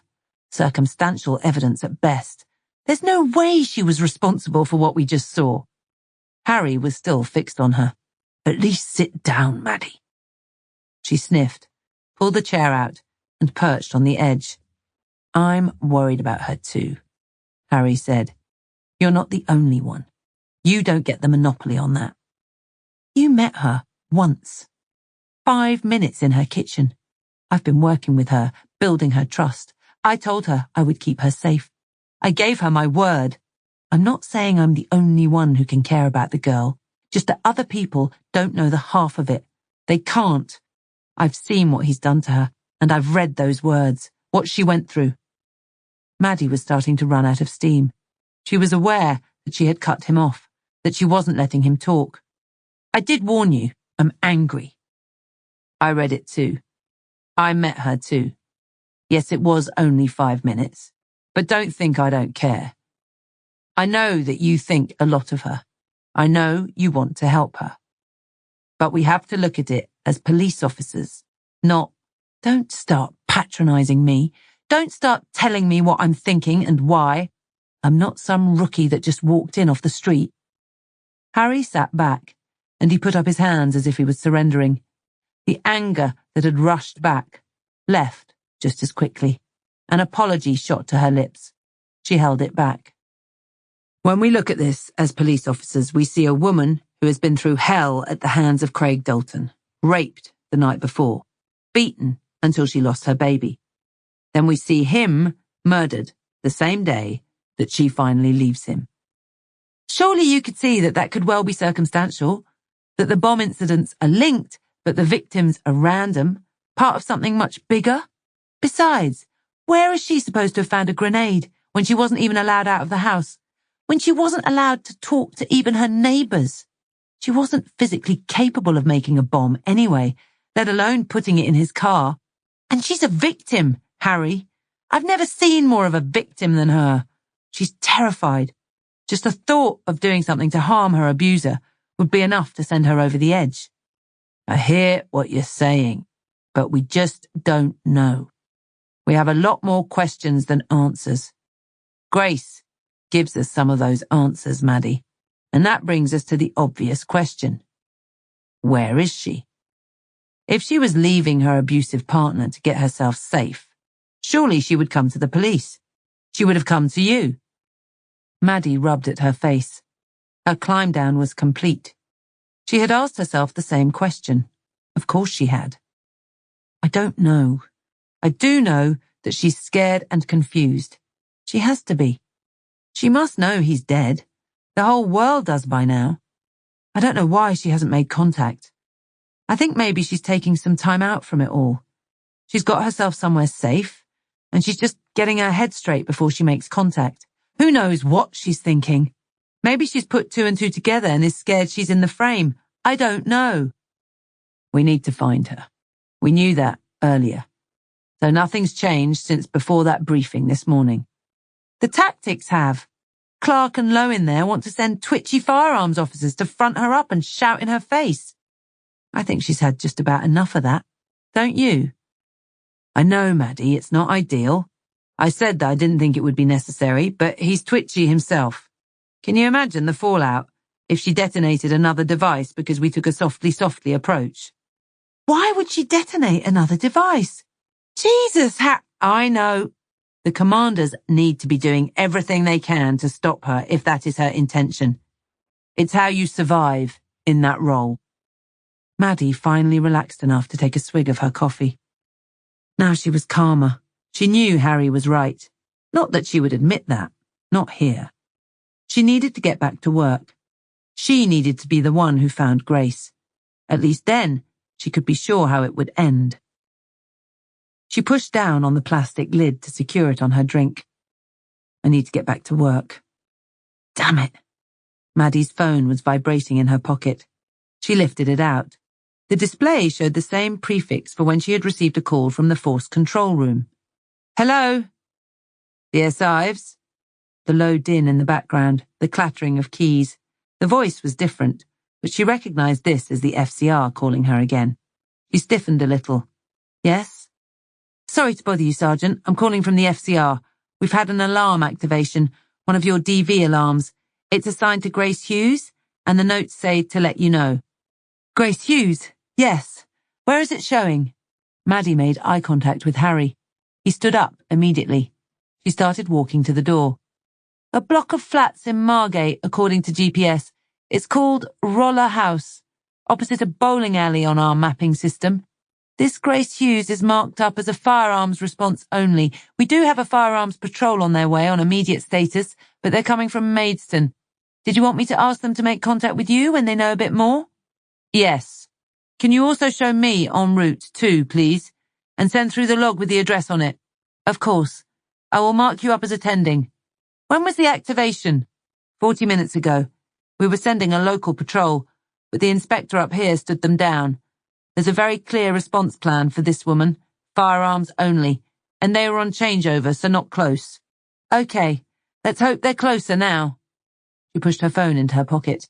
They were already out and walking the pavement. Grace must have pushed the button I gave her. She's still in Margate, which suddenly makes sense. How does that make sense? We couldn't find any links over there. They just gave a building name, Roller House. It's a women's refuge. That's where they moved Craig's ex. I remember it from her notes. Craig's ex? You think they've been in contact? I do now. I'm parked in the front yard. Maddie had her phone to her ear. It was ringing. She spoke hurriedly to Harry before it was picked up. No need. I saw Vince this morning. He came in for his early turn and they've grounded him. He doesn't know why. They've seized his clothing too. He's moping about somewhere in a spare uniform. If he has a marked car, he can drive us. We'll get there a lot quicker. That is certainly true. But you said he was grounded. So not allowed out? Unofficially, and he's not sure why. His ears have a bit of a ring, that's all. I just don't think they know what to do with him. He'll jump at the chance, I know he will. I get that, but he's grounded, Maddie. Maddie tutted. The phone had rung out. She pressed to call Vince's number again. He is, but then, technically, so are you, Harry. Chapter 31. Maddie grabbed the phone vibrating in her pocket. The interruption was almost welcome. She had been staring out the car window, and an assortment of worst-case scenarios regarding Grace had been flashing through her mind. She assumed the ringing phone was someone calling her back with an update. She had called in her theory about the women's refuge and Craig Dalton's ex. She thought better than putting it out over the radio. She had stayed on the phone while they had run checks and confirmed that Craig's ex-partner was shown as living in the Roller House building, flat number 6. They had reminded her of her name, Sally Toms. They would pass the message on to the firearms team so they could check that flat first. That was around 20 minutes ago, and the only response since then was a message passed on from the armed patrol, telling them to remain by their vehicles when they arrived. No chance of that. She almost dropped the phone in her haste to answer it now. The number was concealed. Yes? Maddie. Bad time? Maddie took a moment to put a name to the voice. It was only a moment. Superintendent Alan Jackson's voice had a distinctive rasp at the end, as if conversation was being squeezed from him. He had been her boss up until a year before in Greater Manchester. His call now was totally unexpected. Boss? A little out of the blue is all. Can you speak? We're on our way somewhere. I could call you back when I can talk better. He wasn't a man who called for no good reason, but Maddie could do with keeping this line free. She hoped he would get the hint. He didn't seem to. This should just take a minute of your time, Maddie. I've just come out of a meeting. I wanted to call you straight away. A meeting? Her interest was piqued. Yes. There's some movement up here. We've had a bit of a restructure of our covert teams, and the long and the short of it is, there's a vacancy for an inspector. I've been talking to your bosses down there, Maddie. It seems you've made a real impact. Julian Lowe was singing your praises for a piece of work you've pioneered with victims of domestic violence. He has no hesitation in endorsing you. Seems you'll be returning with a very impressive portfolio. Maddie took a moment. That's good to hear. It's not a portfolio piece. Hardly pioneering either. It's just being able to take off our policing hats for a meeting or two. I wasn't suggesting it was only something you were doing for promotion. No need to be defensive. We'd like you back. I can't guarantee you'd be out on the ground like you used to be, but you would be leading those who are. We're in a state of flux up here. It's an interesting time. A state of flux? What does that mean? The picture up here is changing. The OCGs that were prominent when you were operating up here, starting to fall apart. There's always a cycle. The Yarwoods, for one, seem to be imploding. One of the brothers seems to be on his way out, and the other's been hospitalised in London. And that's just one of the gangs. We've put some other big players away too. Seems to be quite unsettled up here right now. All the gangs seem intent on filling the vacuum. Hospitalised, Maddie said. She tried to keep her voice level. She'd barely heard a word since that one. It didn't have to mean much, of course, these days.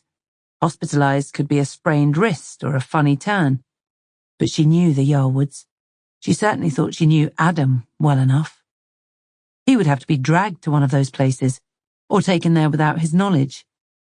She bowed her head, waiting for the superintendent to expand. Hospitalised, yeah. He's in a bad way, apparently. Beaten half to death over a plastering contract, if you believe the stories around it. Plastering. Maddie's head snapped up. Suddenly, she felt her breath leave her body. Her heartbeat quicken. Plastering. The brother, unfortunately, but it'll have to do. He turned up in King's Hospital with his skull caved in. They've got a group in for it. Seems he muscled in on some contract for a new office block. A lucrative contract for a real plasterer. No idea what a drug dealer using plastering as a front wanted with it. Seems he bit off more than he could chew anyway. This other crew beat him round the head with baseball bats. Who knew plastering was so competitive? I've called a surveillance team in. Leon Yarwood is due to head down with his mum on Monday, and I think they said his sister. Is there a sister you know of? Sister? Yeah, there is, Maddie murmured. She'd been in the same room as her on a couple of occasions. Hateful woman. All designer labels in pastel pink and sunglasses indoors. Never worked a day in her life, and leached off her drug-pushing brother. Sister it is then. Leon's out of the country at the moment. We have him in Spain, but making his way back. One source says he's fled there after some threats were made. I spoke to the medical staff at King's. His brother's in an induced coma. They can't assess him properly until the swelling's down or something. I say switch him off now. Save the electricity bill. The superintendent chuckled. Adam. Maddie's voice was still a shocked whisper. Adam Yarwood, that's it. Couldn't remember it for the life of me. He'd dropped right off our radar. We had no idea he was even out of the county. The running theory is he has some bit of stuff on the go down south. He was found with an engagement ring in his pocket. A receipt, too. From the same day. Whoever she is, she certainly dodged a bullet. I've got a meeting up here later today to see how we manage the fallout. We'll need to get behind Leon and his family in case of repercussions. We plan to pick him up from the airport. The offenders have no confirmed links to the drug world, but it's a line of inquiry the Met have taken on. Of all the dangerous people his brother could upset, he ends up with his skull smashed in by a group of labourers with baseball bats. Karma can be a bitch, I suppose. Maddie could feel the emotion welling up through her. She wanted to scream out, to stop the car. She wanted to run. She couldn't be here. She needed to be anywhere else. Maddie, you okay? The voice this time was the bassy tone of Harry Blaker. He was leaning round from his position in the front. She managed a jerked nod. She pointed at the phone. Harry lingered for a moment, but he did turn away. Sorry, boss. We're just about there. I'll get back to you. She had to squeeze the words out from a throat that felt like it was tightening with every passing moment. She ended the call before he could make any response. Harry's head appeared again. Anything we need to know about? Maddie cleared her throat. It didn't feel any looser. No, Manchester. They've got a job for me if I want it, that's all.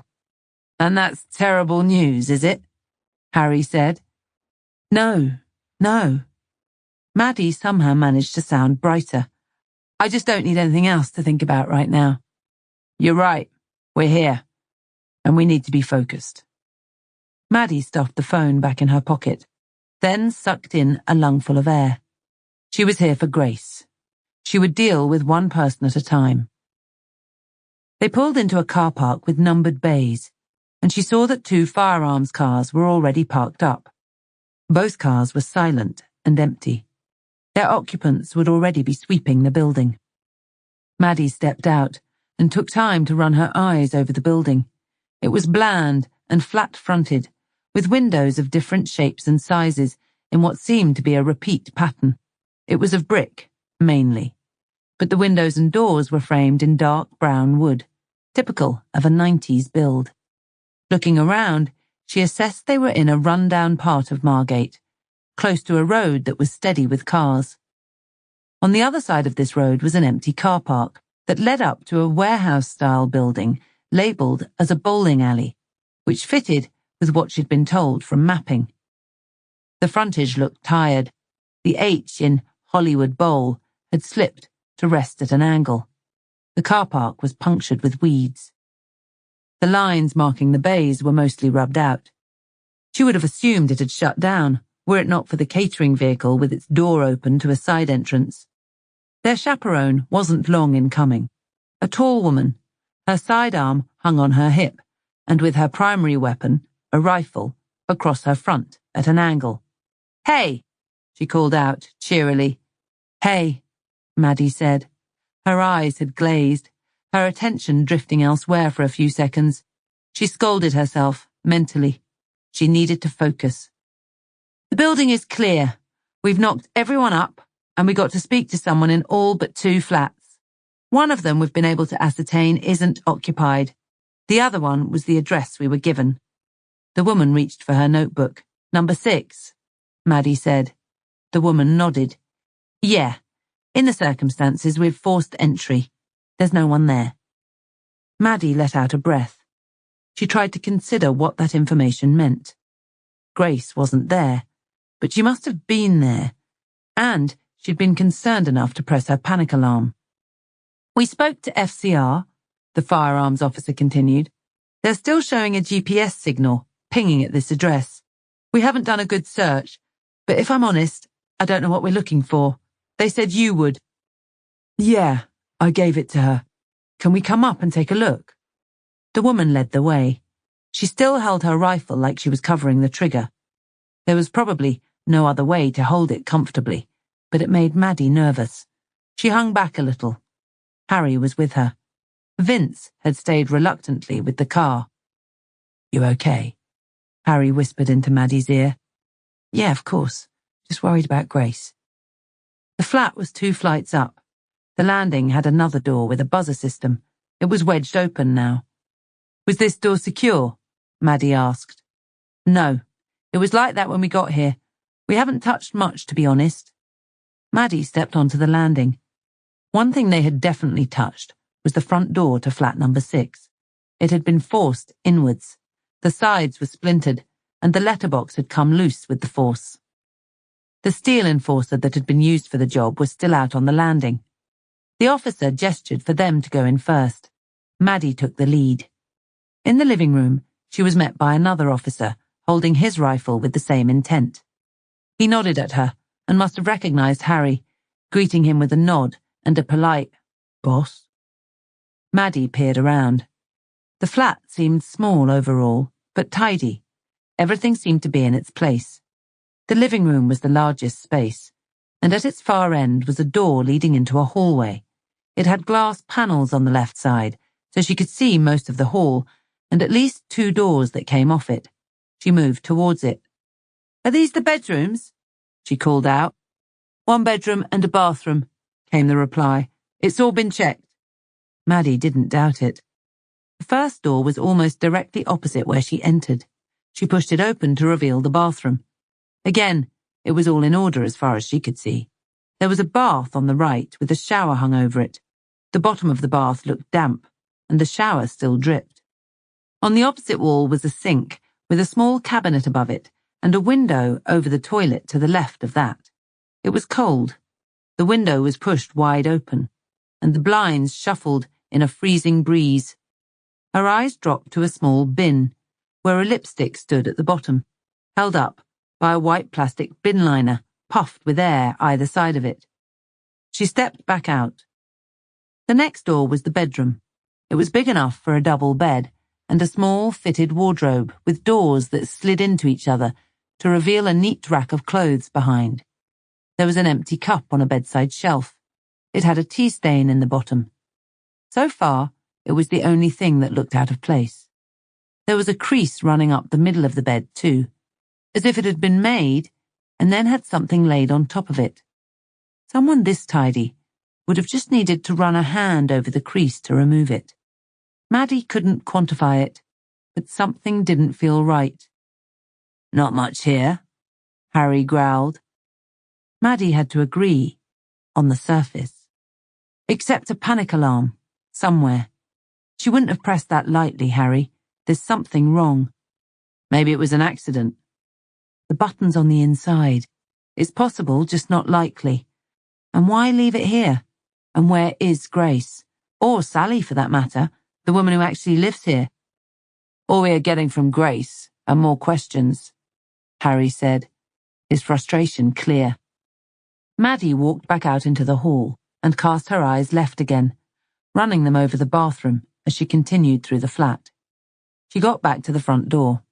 There was a neat row of shoes running under a cupboard that was fitted into a gap opposite the front door. Inside were coats, a handbag, and a hoover. A quick search of the bags and coat pockets revealed nothing. She went into the kitchen. Again, nothing out of place. Not even a dirty cup or spoon in the sink. A bottle of spray bleach was out on the bench. It bubbled from the nozzle, and there was a patch where it had dripped, as if it had been used recently. Harry was back in the living room. He shrugged. "I guess we get a search team in, just to be sure the alarm is here, and to see if there's anything else we can use to find her." Maddie was trying to think. It's a makeup mirror. There was nothing in the bedroom. She walked back through the door. She heard Harry call out to her, but she ignored it. She wanted to bottom something out. She walked back into the bathroom, trying out scenarios in her head. If you were scared, if you wanted to press an alarm and you didn't want someone to know, and it was disguised as an item of makeup, you would need to be somewhere where it wouldn't look out of place. She thrust her hand into the bin. There were other items of makeup in there, but no alarm. She straightened up and fixed on her reflection in the mirror over the sink. The unit was deep and doubled as a cupboard. She pulled it open to find it busy with items: toothbrushes, makeup wipes, bottles of shower gel, and soap bars. She moved them around and pushed them aside. Her hand fell on something smooth in the corner, pushed behind a plastic beaker. She pulled it out. It was the alarm. Maddie stepped back and held it up. Her eyes flickered back around the room. Her mind rushed with scenarios, none of which seemed plausible. It had been hidden, but why hide it? Sally might have known what it was, perhaps. Maddie didn't know if she had ever been issued with one. So, did this mean Sally was a threat to Grace? Why would that be? She was leaving me a message. She must have been. Why else? Maddie spoke out loud, despite being alone. Harry hadn't followed her. She could hear his voice as a low vibration from the other room. It sounded like he might be on the phone. She pulled out the rest of the contents of the cupboard and started to rest the items in the sink. She changed her mind when she noticed the hot tap dripping, flattening the cotton wool. The hot tap. Maddie emptied the sink hurriedly and pushed everything back into the cupboard. She had to hold the cabinet shut so the stuff wouldn't spill back out. Now she was in a rush. She turned the hot tap on fully. She looked up at the window. It was square and the top third was wide open. She pulled it shut and did the same with the bathroom door. She stepped back. The steam started to build and the mirror started to mist. She bit down on her lip as something appeared at the bottom right of the mirror. The mist built from the bottom, and the something became a line that moved diagonally across the mirror. The line ended in an arrowhead pointing towards the window. If this was Grace, if this was her message, she had needed a bigger canvas. Maddie snatched at the curtain that was draped inside the bath. She spun the hot tap to turn the shower on full. It came through loud and hot. She heard a thump on the door just a few seconds later. Harry's voice on the other side was agitated. She pulled the door open. "Come in and shut the door." "What the?" Maddie pointed at the mirror. Letters and words were starting to form on the window. Harry fumbled with the door. It bounced off his heel the first time, but then he got it shut. They both moved closer to the window. The words weren't clear. Maddie quickly tugged her long black jacket off. She reached up, pushed the window open, bunched her jacket up and held it out of the window so that it spread out against the glass on the other side. The window now had a darker backdrop. It still wasn't easy. Harry pulled the light switch. It was enough for them to make it out. Another car bomb. Boy burglar planted. Blackmail Frank D. Victor killed Sally. He will kill me. Please help. Harry still had his phone in his hand. Maddie hadn't noticed it before. He lifted it back to his ear. "Sorry, sir. I'm going to have to call you back." Vince stood out of the car as they approached. Maddie was just below breaking into a jog to keep up with Harry. They were both using their phones. Maddie's call was over with quickly. Harry's update was still underway. He sounded breathless as he barked orders down the phone. He wanted a full forensic search of the flat. It was to be treated as a murder scene until they worked out what had gone on there. The firearms teams were holding the cordon. Maddie had to smirk as he explained how to take the pictures in the bathroom. "You need to run the taps. The hot taps," he was saying. "Yes, that's exactly what I said. The hot taps. Yes, I've got a picture. It will make sense. I'll send it through. But we will need the CSI to get something evidential." He put the phone down as they got into the car. Vince looked expectant. Maddie got in the back seat. Harry finished on his phone and turned to speak with her. "So, what are we saying? Just so I know we're thinking the same." "Grace is in danger. Sally is already dead. Victor was responsible. We should assume he was here and that he took Grace when he left. And Toby Routledge was used to plant the devices." Harry ran his hand over his shaved head. "Well, okay then. But the tunnel devices, I thought they were placed at the time." "In the tunnel, yes. The one under Craig Dalton's car was planted. We knew Toby did 2 break-ins on Campbell Road. We had the addresses. Grace denied it, but one was Craig Dalton's." "What?" Harry prompted. "Grace.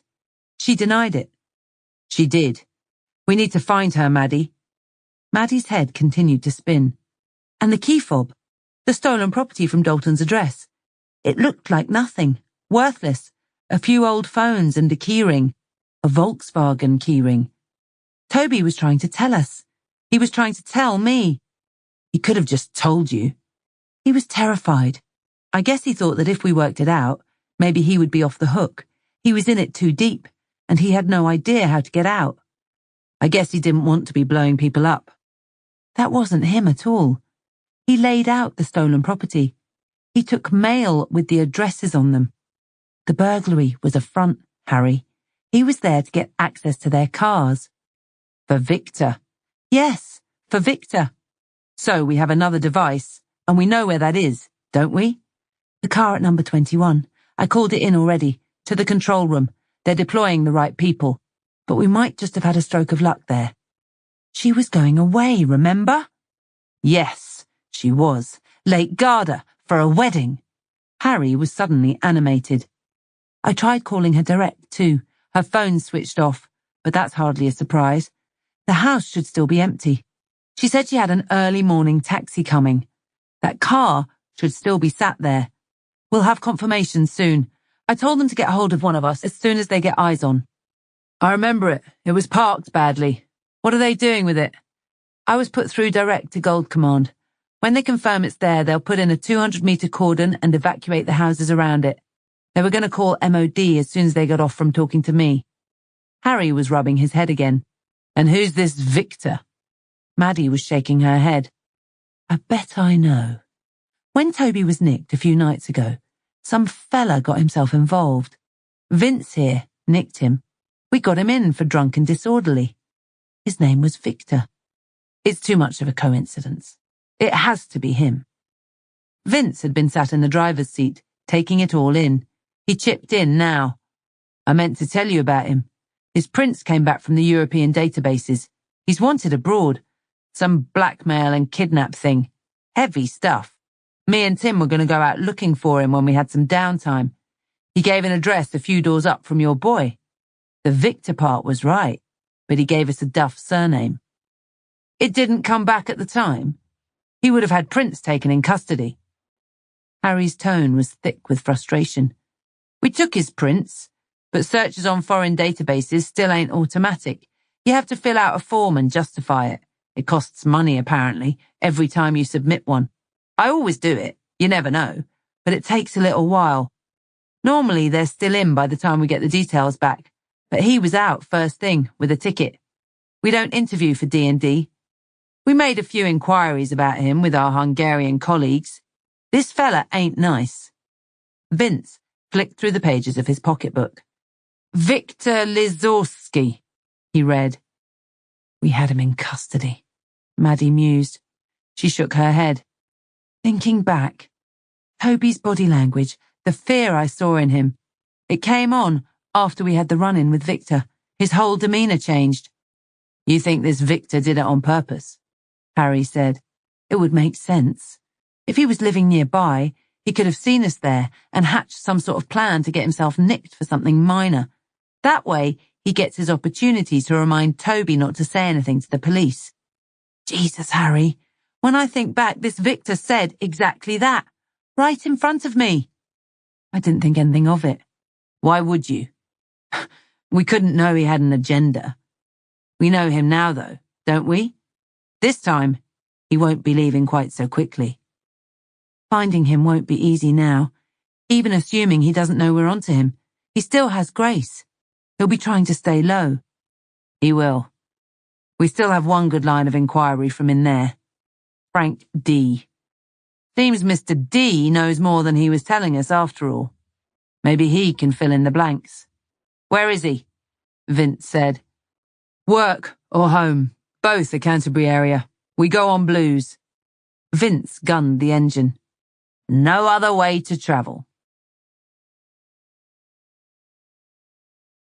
Chapter 32.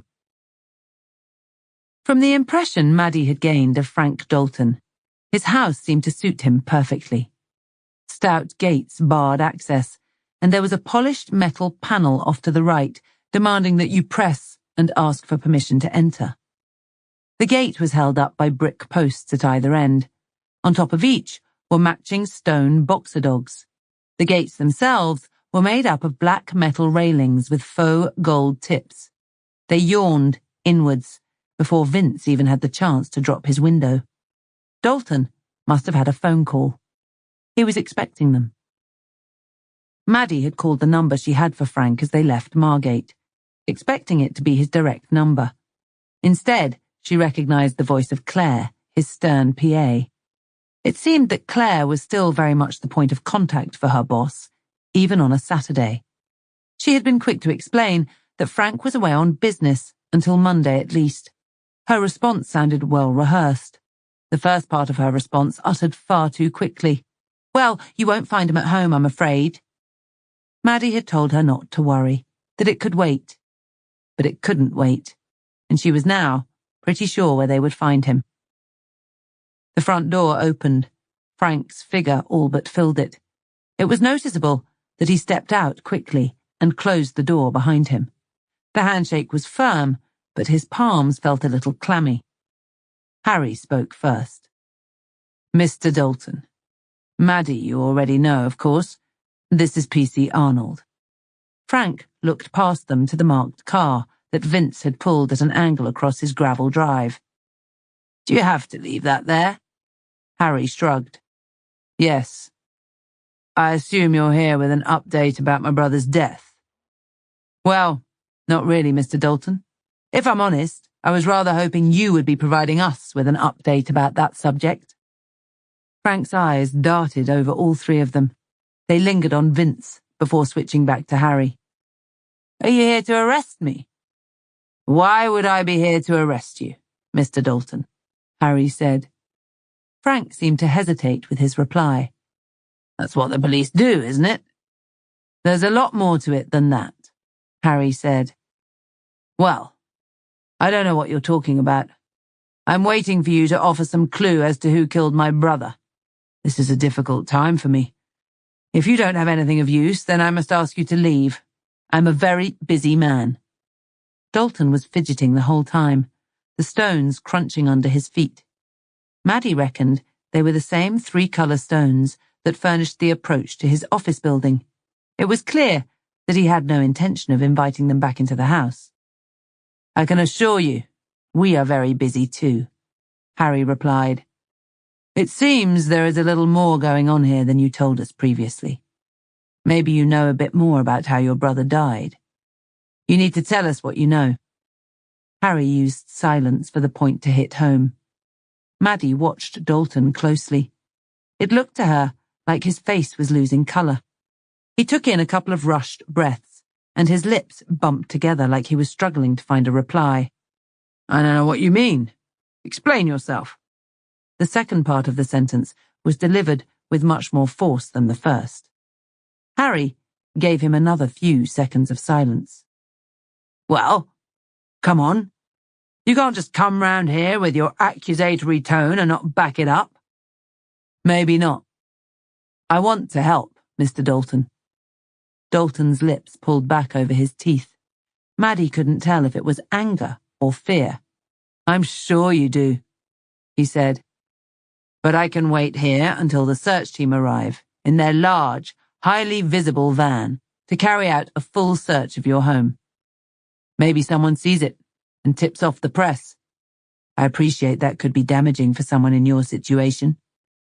Or we can have a chat inside and work out how we can help each other out." Dalton came back angrier still. "You think you can search here? I've never heard anything so absurd in all my life. You don't appear to have a warrant." "I don't need a warrant to search your home, sir. Not once you're under arrest for conspiracy to murder. Then I can search it under Section 32 of PACE. As a future IPC, I'm sure you're aware of the basics of law." "Arrest?" Dalton was floundering again. "I'll call Lowe. I'll call him direct and have you removed." Harry lifted his phone. He pressed a couple of buttons. "That's his number. You can call him now. Do you think I would come here without his knowledge? This is very serious, sir. But then, you know that already. So why don't you drop this ridiculous act and tell me what you know? I know this has been a tough week for you. We might even be able to help each other." Frank stared at the phone, but his hand stayed by his side. He sighed. Look, I've dealt with it, okay? I'm not making any complaints. I'm the victim here. There's no need for any of this." "Dealt with what?" "I assume you know what." "Humour me." "We already spoke about this. There were some chances trying to extort some money out of me. I've dealt with it." "There's more to it, Mr. Dalton. You don't think I'm on the verge of arresting you for dropping your trousers on a webcam, do you?" Harry used another pause. Dalton seemed to think about this for a second. He huffed a couple of times before he spun on his heels, pulled his keys from his pocket, and strode into his house. He left the door open. Harry walked in after him. Maddie and Vince did the same. Dalton continued through to the kitchen at the far side of the property. Maddie's eyes wandered around the interior as they followed. It was impressive. The whole place screamed money, and its layout was clearly designed around showing it off, creating a powerful impression of the man of the house. Now, though, the man of the house was stood in the kitchen, slumped forward onto an oval island that seemed to be holding him up.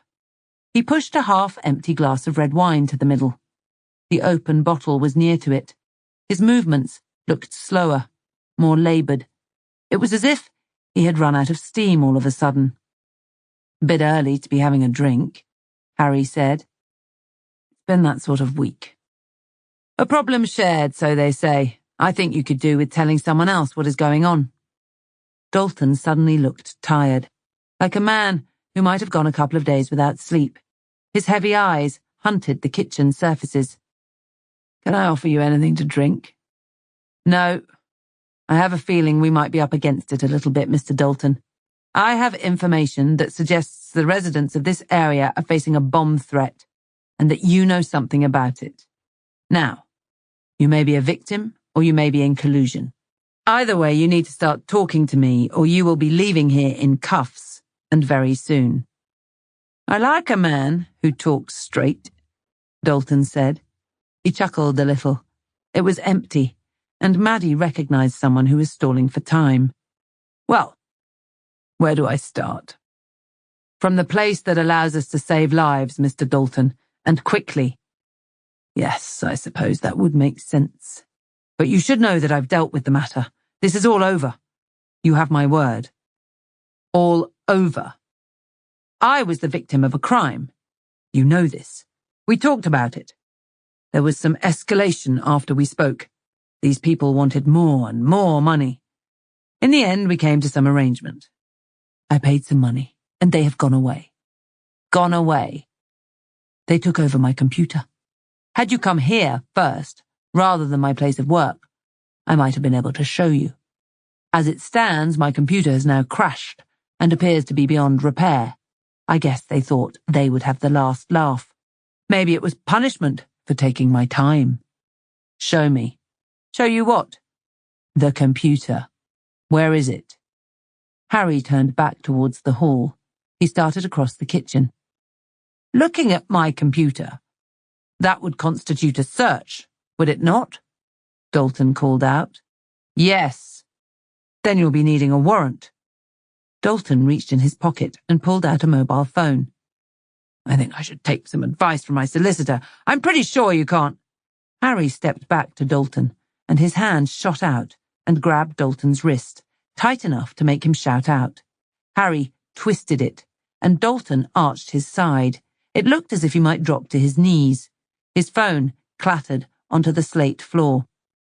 Harry stepped in closer. He dragged Dalton's arm behind his back and bent it upwards. Dalton rolled forward. He cried out again, this time more in pain than surprise.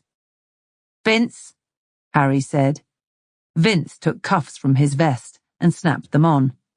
"Frank Dalton, you are under arrest for conspiracy to murder. You do not have to say anything, but it may harm your defense if you do not mention, when questioned, something you later rely on in court. Anything you do say may be used in evidence. Do you understand?" "What? This isn't my fault. I'm the victim here." Vince kept a firm hold of his cuffs. Dalton was still leant forward. Harry walked round so he was in front of him. He stooped to look him in the eyes. "Right now, I don't care what you are. Just that you're in my way. Arrest for conspiracy to murder means I can tear this place apart, and I will, unless you want to suggest where I should be looking. A man like you has secrets, Frank, am I right? We will find them. All of them. Tell me what you know about this bomb. Right now, that's all I care about." "And you'll let me go?" "No," Harry growled, "but I might not look for anything else." Vince lifted the cuffs higher, adding to Dalton's discomfort. The strain showed on his face. "Look, okay, but I don't think I can help. My computer. Nudged the mouse to wake it up. It's useless, you'll see. In the study. Harry stomped through to the hall, and Maddie followed. Vince kept hold of Dalton, who was forced to walk, still stooped forwards. Harry stopped in the middle of the hall, his head flicking from room to room. He made for one to the right of the front door. Maddie saw that it was laid out like a study. Harry gestured at the widescreen monitor on the desk. You're better with these things, Maddie. She took the hint, moved in front of it, and pressed the keyboard. The screen stayed mostly black, but there was a grey box in the middle. It simply said, 12 noon. 12 noon, Frank. What does that mean? It was my deadline. Was. 12 noon today. I had to pay by then. Or what? I don't know. I don't know what they were going to do, but I had a deadline yesterday too. That was 2 p.m. When your brother was killed, Maddie muttered. Yes. I didn't take them seriously. I thought it was chances, so I just let it run down. Then they killed my brother. They told me they had set the bombs in the tunnel too a few days earlier. It was all over the news. I could see what they were capable of, so I paid them. How much? Harry said. 10 million. For what? For what? What do you mean, for what? Your brother was already gone. Why would you pay them now? I don't have time for half-truths, Frank. They said there was another bomb. That's all I know. Where? Random. They said it was under some car somewhere. How? How did they talk to you? Email. Alexa or something, that's what she called herself. What do you care? What do you mean? About some random bomb. I'm not a monster. You didn't save your own brother. You don't care about anyone else. 10 million is a lot of money, even for you. But it wouldn't be about the amount, would it? Not for you. Someone is getting one over on you. You would need something much more important than the death of a stranger to allow that to happen. That's it. That's all I know, okay? I paid them. You remember that. I stopped them. You think you stopped them. How come your computer still has a deadline? It crashed. It was counting down before. It crashed. Then that time came up. But it's over. I did what they asked. I transferred the money, and then it started deleting stuff. Some program was running. I watched it all happen. I couldn't do anything. It took seconds. But they have what they want. You're wasting my time. Harry strode out of the room. He was back in seconds with Dalton's phone. Vince, you got an evidence bag? Vince nodded. He took a bag out from one of his vest pockets. It was crumpled, and he shook it open. Harry dropped the phone in it. You can't just take that. I'm taking everything. My next call is digital forensics. They will send a full team, and we will get everything. We'll go to your banks and your accountants for all your personal dealings and your company's accounts. Every single asset you have and where it's come from. I won't rest until we have it all. Here, your work, everything. Dalton's cheeks dimpled where he was biting down. He'd been standing a little straighter, but he slumped forward again, his head shaking. Vince still held his cuffs. Harry continued. Your wealth is all you care about, Harry said. That and the status that comes with it. If I know that, I reckon these people knew that too. They know something about you, don't they? Something that threatened your way of life. Some dodgy dealings from your past, maybe. Frank's head was still shaking from side to side. I need to speak to my solicitor. I have that right. You do. It will delay everything, but you do. You make that decision, and you can call for legal advice from the police station. The forensic teams, the financial teams, they won't get anything before 12 today, before this deadline. If people die because you were trying to protect yourself, I will make sure the judge, the jury, the whole world knows what you did, that you had the chance to help and you didn't. We will find whatever you think you're hiding. Telling us now, Gives us a chance to do something about it. Dalton's head stopped rocking. He stared at the floor. Okay, he said. His voice was quiet, almost too quiet to hear him. No one replied. He took another few seconds. I told you about the Facebook thing. The woman who got me at a weak moment. I'd had a glass or two of wine. Okay. The countdown started from then. I got an email saying I had to pay the 10 grand, or they would release the video to humiliate me. They seemed to know I was in the running for a public office. I didn't pay. They upped the stakes almost immediately. The timer reset. I got 24 hours and a message telling me that my family were in danger too. They wanted $1 million this time. Quite a jump. It smacked of desperation on their part. The message itself wasn't very specific. There was no suggestion they even knew my family. It just confirmed to me that they were chancers, and they'd seen from my pictures that I'd got money. I thought, if they knew me, if they knew anything about my family, they would know that there were other things far more valuable to me than that. I ignored it. And you think they killed your brother? I know they did. I got a message. And a new deadline. Yeah. And then they wanted 10 million. And what if you didn't pay? That's what's missing, Frank. That's what I will find out. Don't make me do it the long way. I promise I will make you suffer if you do. Dalton looked over at Harry, and Maddie could see that his eyes were full of fear. You have to understand, Inspector. I just paid £10 million for this information to remain secret. I'm more than a little reluctant to release it now, and to the police, especially.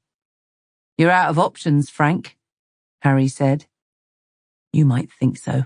I have solicitors. They can make this all very difficult for you, maybe even impossible. Harry lurched forward again. He grabbed Frank by the scruff of his collar in his big fist. He spun him round and pushed him firmly into the office chair. The chair rolled back a little. Harry leant in, his big hands slapping on the arms of the chair, his face pushed up close to the seated man who was squirming in discomfort, his hands still clamped together behind his back. I was in a briefing just a few hours ago. We saw pictures of the inside of that tunnel and of your brother's car. Dead people, Frank. What was left of them? A woman running with her baby with shrapnel sticking out of her spine. That was what I saw. But do you know what I heard? Harry almost spat out his words as he pushed Dalton as far back in the chair as he could manage. Dalton shook his head. The briefing, the man giving it, he knows his stuff. He said that the one thing every bomber wants to do is detonate his bomb. That's the evidence, Frank. A bomb is like a signature, and it will go off. You haven't stopped a damn thing. All you've done is funded the next one. I just thought, if I paid them, you thought, if you paid them, you might get to save your own skin. You just paid £10 million to the people who killed your brother. I hope it was worth it. Nothing will bring him back. What do they know, Frank? Last time I asked you. Dalton hesitated. Harry only waited a moment, then snatched his phone to his ear. Take this piece of shit away. Vince loomed over the seated man. I washed some money, okay? Frank blurted. His face twitched immediately, almost like he hadn't meant to.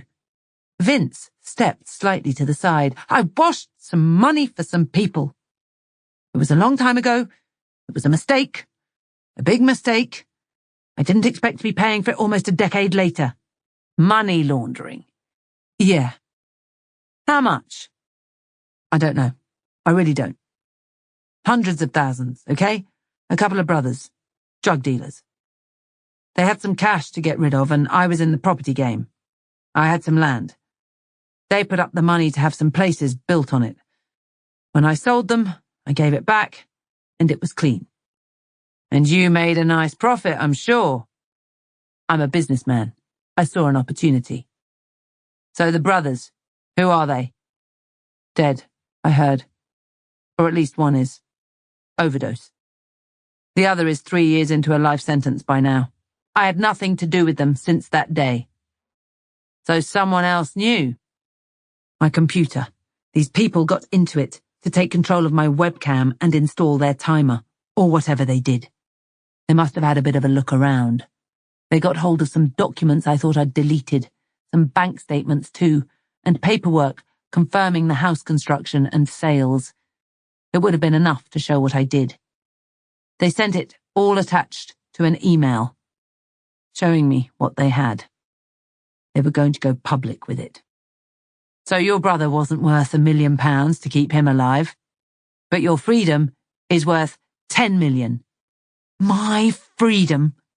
Dalton snorted. My freedom is just the start. The money laundering was just the start. I have a number of very powerful allies who are heavily invested in me holding a senior office as the independent police commissioner. They've been part of getting me this close, putting money up. The commissioner role, well, it's part of the job to spend the budgets, to decide who to spend it with. So, your mates were going to get the police contracts, and you would be getting kickbacks for your trouble. I'm a businessman, Inspector. I told you that already. If that information were to be released, then not being elected would be the least of my problems. The money laundering is something I could fight. Even though my business was built on that money, they wouldn't be able to take it all away. I might even avoid jail. But these emails they've obtained, I've effectively promised favourable allocation of contracts worth a lot of money, but always in exchange for something. I've spoken direct to business leaders, important people, the sort who take their reputation very seriously. They would be exposed at the same time as me. So it was worth £10 million of your money. I would have made that back in 12 months of being commissioner, and that was before my own businesses saw any growth. I need to see everything. If you paid these people, then there will be a trail. We can follow the money. Harry pulled away and turned to Maddie. Can you call this into gold? We need a full team here now. Digital forensics, the lot. He moved back to Dalton. I need to know what the threat was specifically and what confirmation you received when you sent the funds. Dalton was shaking his head. The computer. It's totally dead. I was diverted to the dark web, using something I had to download from the internet. It was all on an email. It will all have been deleted when the computer crashed. Your digital people will struggle. I spoke to my IT expert in the office. I told him a hypothetical story. These people directed me to a site on the dark web to transfer funds. Go on. I gave him the address. You can't search this dark web, but if you have the address, you can go straight to a site. He had a look. He said it was a data scrambler. I don't really know what that means. He explained as best he could to a dinosaur like me. They gave me a list of digits to pay the money into. They looked like a standard sort code and account number, but when you type them in, the coding on the site reads those numbers as different numbers altogether. Only the person who programmed it can tell what they are. I just followed instructions. I didn't know what I was doing. I did what I was asked. Afterwards, I typed the site's address back in. It was gone. Jesus. Harry stepped away. Maddie had taken her phone out. She was waiting for Dalton to finish before she made her call. She knew a bit about currency exchanges on the dark web, enough to know that it left no trace. If they could get into the computer, and if the email trail hadn't deleted itself, then there was an outside chance they could get information on where it was sent from to start tracking the source. There were things they could do, but it would all take time. Maddie moved so she could see the monitor.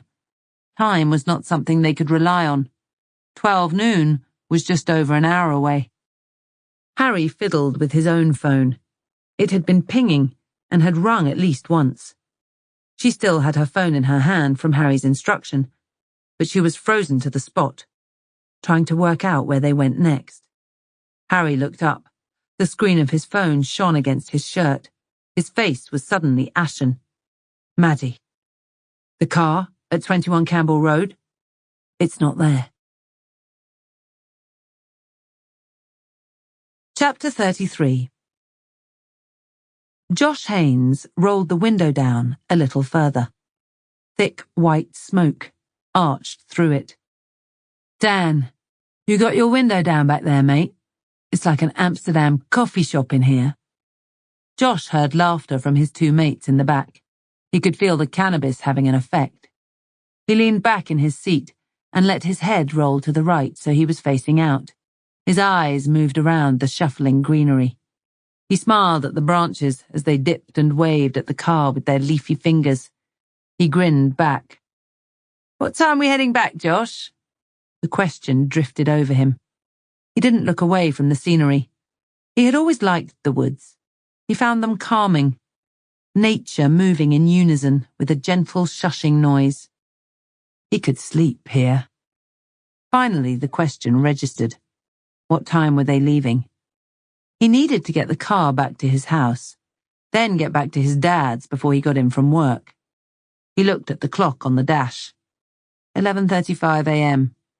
They were around half an hour from his house. He'd give it a few minutes for his head to clear.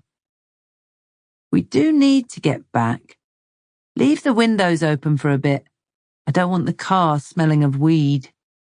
Maybe we should get rid of this then. The chuckling voice was of a girl this time.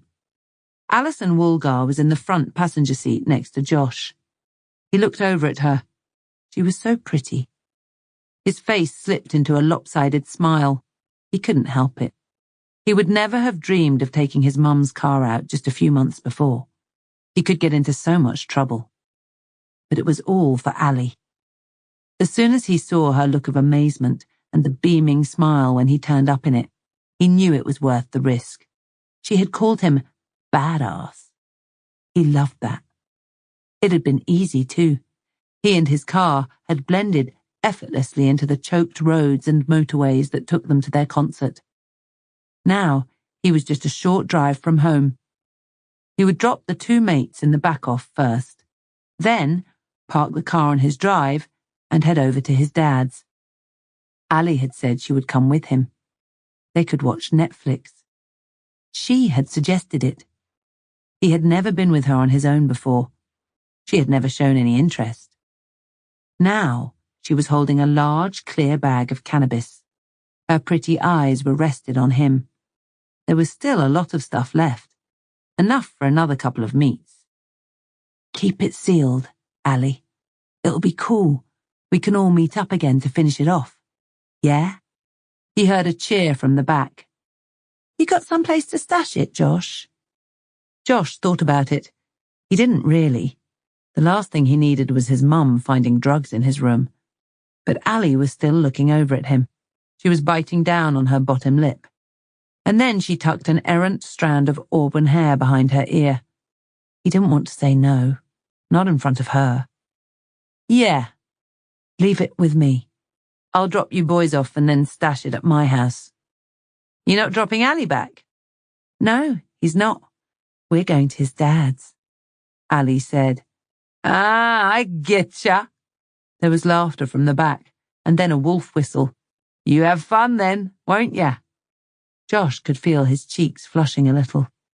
Allie didn't look embarrassed at all. She was turned towards the back, unfazed. You're just jealous, she said. Josh could have punched the air. She was keen, very keen. He started the ignition. It was time to go. The trees waved them all goodbye. Chapter 34. The scenery was a blur outside Grace's window. Things seemed to be all in a rush now. It didn't make sense.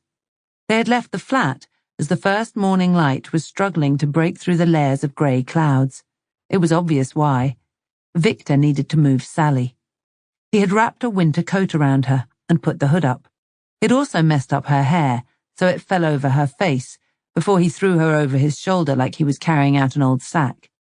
Grace was forced to follow him down the steps. She had tried to hang back, but Victor whispered for her to keep up. There was venom even in his whisper. She couldn't look away from Sally. The eyes that peeked out from behind her tousled hair seemed so sorrowful. Every step down shook her hair aside and loosened her hood until it was as if Sally was staring right at her. The effort to conceal Sally was hardly necessary.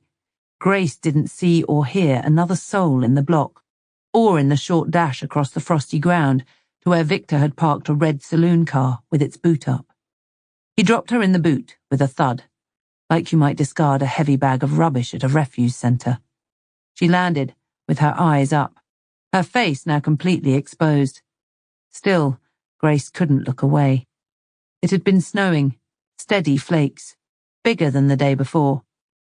A thick flake whirled past her eyes, and it floated into the boot, falling end over end until it rested gently on Sally's nose. It didn't melt. Sally must have been just as icy cold. It was Grace's last image of her before the boot was slammed shut. She shivered now at the memory. She had been ordered into the car, and they had driven to a lay-by, where Victor had parked 50 meters away from a catering truck that was handing out hot breakfast rolls and coffee. It had a steady stream of customers. Grace wasn't sure how long they sat there. Victor let the windows steam up until she couldn't see out. She closed her eyes and tried to sleep, while Victor looked busy on his phone. Now they were moving again and on the motorway. Victor was leaning forward, and Grace was sure they were travelling too fast for the conditions. He was hogging the outside lane and muttering at every car in front of them, pushing up so close behind them that they were almost touching. The cars soon moved out of his way, their drivers peering over at her when they passed. She considered mouthing something at them, a plea for their help. But she was sure she would be ignored, and the risk was far too high. She still didn't know what Victor had in mind for her. She still had no idea why he had brought her this far. She finally found the temerity to speak, and hoped this wouldn't distract him too much on the perilous road. "Where are we going?" He was still leant forwards, eyes narrowed, with one hand gripping tightly around the steering wheel and the other just as tightly around the gear stick. The snow was now whipping straight at the windscreen, curving away at the last minute, as if they were being propelled through little beams of light. The windscreen wipers were on, constantly, dragging against bone-dry glass. They squeaked and juddered every time. Victor didn't seem to notice. "We need to leave." His attention stayed straight ahead. "Leave? Leave where?" "Here, England. I take you to my country. I know people that can make sure we are not known people. Make us disappear." Grace didn't know quite how to respond. The panic, which had subsided a little since her experience in the flat, started to rise up again. "But I don't want to leave. I can't leave here. What will I do?" "Not go to prison. This is what you will do. This is favor. I help you." "Help me?" "Sally, she said they would have no idea. She said I would just be able—" "Sally!" He laughed aggressively. "Still you talk about Sally like she is friend of yours. You are silly girl. Sally and me had a plan, not Sally and you. Sally and me had a plan, and Sally was making sure you were not going to be well after this plan." "I don't understand. I don't understand why she would want that. And I don't understand why you needed to set the bombs in the tunnel. You didn't need to do that. You killed innocent people." "We needed to make a noise, to make confusion. I wanted to be sure brother would pay money. The documents, the bad money, was one part of it. But if he did not pay, one day, maybe the bomb will be for him. This is who he is dealing with. He had to know I am bad man. And the explosions, the chaos. I like this. The police, they go look for terrorist people, not for simple man like me." He took his eyes away from the road for a second to glance over. He was beaming, his eyes wide with delight. There was no doubt that he was enjoying himself. It made her feel sick. "People died." "People died. Your boyfriend died too. You did this. I gave people chance at least. Empty car at front, then empty car in middle. Sally parked this car in tunnel. She enjoy it too. She tell me this. The people, they all had chance to leave, but some were too slow. Natural selection, maybe. Jesus. Why am I still alive, Victor? You don't need me. You would not be. If Sally was here, if she was driving car, you should know that. She knew Frank Dalton would not pay for brother, for family. She knew she had you in her control. She could make you call to detonate. She knew you would come to her place after. You do as you are told. So she told me I get rid of you. She said it was to be suicide. You gave Sally bank account details. We transfer 1 million from untraceable source, then string you up by the neck to be found. Police think you could not live with guilt, maybe. No links with us. All on you. The 9 million left never found. Half each, she said. I did not like this. I have all the risk. Bribing on computer, sourcing grenades, pushing them on the cars. It is big risk. She does nothing. So you killed her? I do not like to share. I get the feeling you will not be asking to share. He grinned, and Grace stayed silent. Do not worry. I will make sure you have money for new life. Good money. But not here. The police, you are wanted. You cannot be free here. I know you are victim too. Not like Sally. She made plans for you. You do not deserve. Grace was back to peering outside of the window on her side. A sign for Dover flashed past, with a symbol for a ferry port next to it. It was 3 miles away. But I don't have my passport. They won't let me through without a passport. Victor grinned again. He leaned over to push a button on the glove box, and it fell open with a clunk. A passport was lying on top. She opened it up on the first page. It was hers. Burglar boy. Sally, she tell you to leave back door unlocked so he could get car keys. But I also say to get passport for you. I always knew I would take you, make you safe.